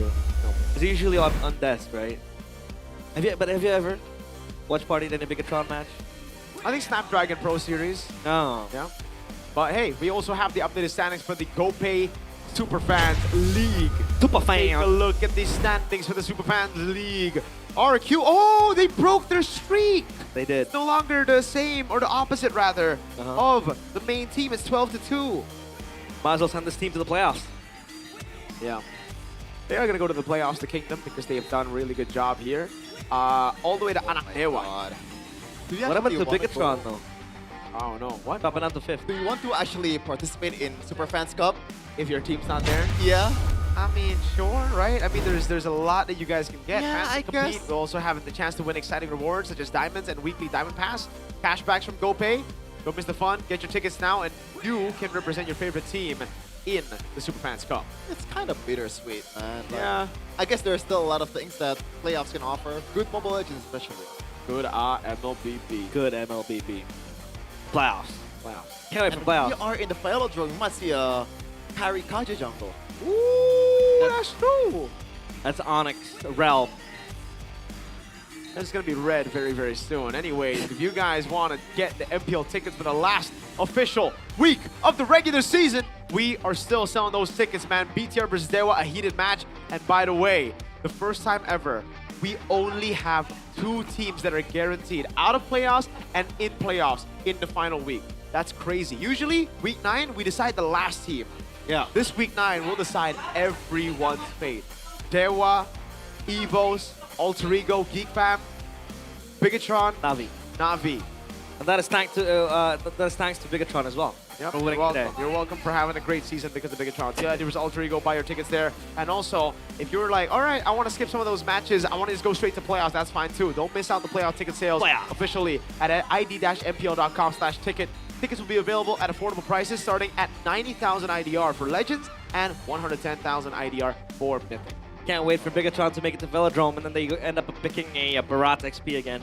I just realized something. Like, someone said it in the comments, both finalists in M7 is struggling to make it to playoffs. Yeah, Aurora barely made it to playoffs. I wonder if Alter Ego are going to barely make it to playoffs too. Aurora was able to secure the last ticket though. Yes. Yeah. That's fine. So Alter maybe Ego also do it. the same fashion. Who knows? M7 was a weird one. Why? Because both of them are now in dumps. Man, I miss Zeta Division. They were out in wildcard. I know. They're not even here anymore. Like they've disbanded. Yeah. Pretty But sad. Junichi's still playing. Junichi! My God. Mui Minette is going though. So Mui Junichi lost to Mui Minette. Yeah. That's the Ego King, Mui Minette. You know Mui Minette? He's a Bruno Global player. Yeah, I know. Is Neymar. That's Mui Minette. Kicks the ball. Oh, he's Mitoma. Captain Tsubasa. Subawa. At least it's not Soboslai, because he doesn't slip. During the wild card, me, Arashi, and I forgot who the other guy is, but we said Ganbate to Zeta. Ganbate. And what did they say? Arigato. Arigato. Arigato. Arigato. Arigato. Thank you. They said. Arigato, thanks. Arigato is a crocodile, right? Yeah. Alligator. Well, folks, it's done for me, Miracle, play-by-play chefman, and analyst Realize here for week number 8. It's over. We're sending it over to host Budiklara Mongstar. Goodbye. Ke-8 telah berakhir. Hari ini 2-0 terus bergulir. Karena kita tahu semua tim sedang berjuang, semua tim ingin mengamankan diri untuk menuju babak playoff. Siapa sangka sampai detik ini kita hanya baru bisa memastikan dari nasib tim Onyx dan juga tim RRQ. 1 slot babak playoff, 1 slot untuk upper bracket, ditambah 1 slot tidak lolos playoff, 1 slot goal sudah terisi. Jadi bagaimana sisa tim akan berjuang untuk mendapatkan tiket playoff? Semuanya akan kita saksikan di minggu terakhir, minggu ke-9. So, Bude juga mau mengingatkan untuk kalian semua, terus dukung tim favorit kalian dan harapan pun masih ada.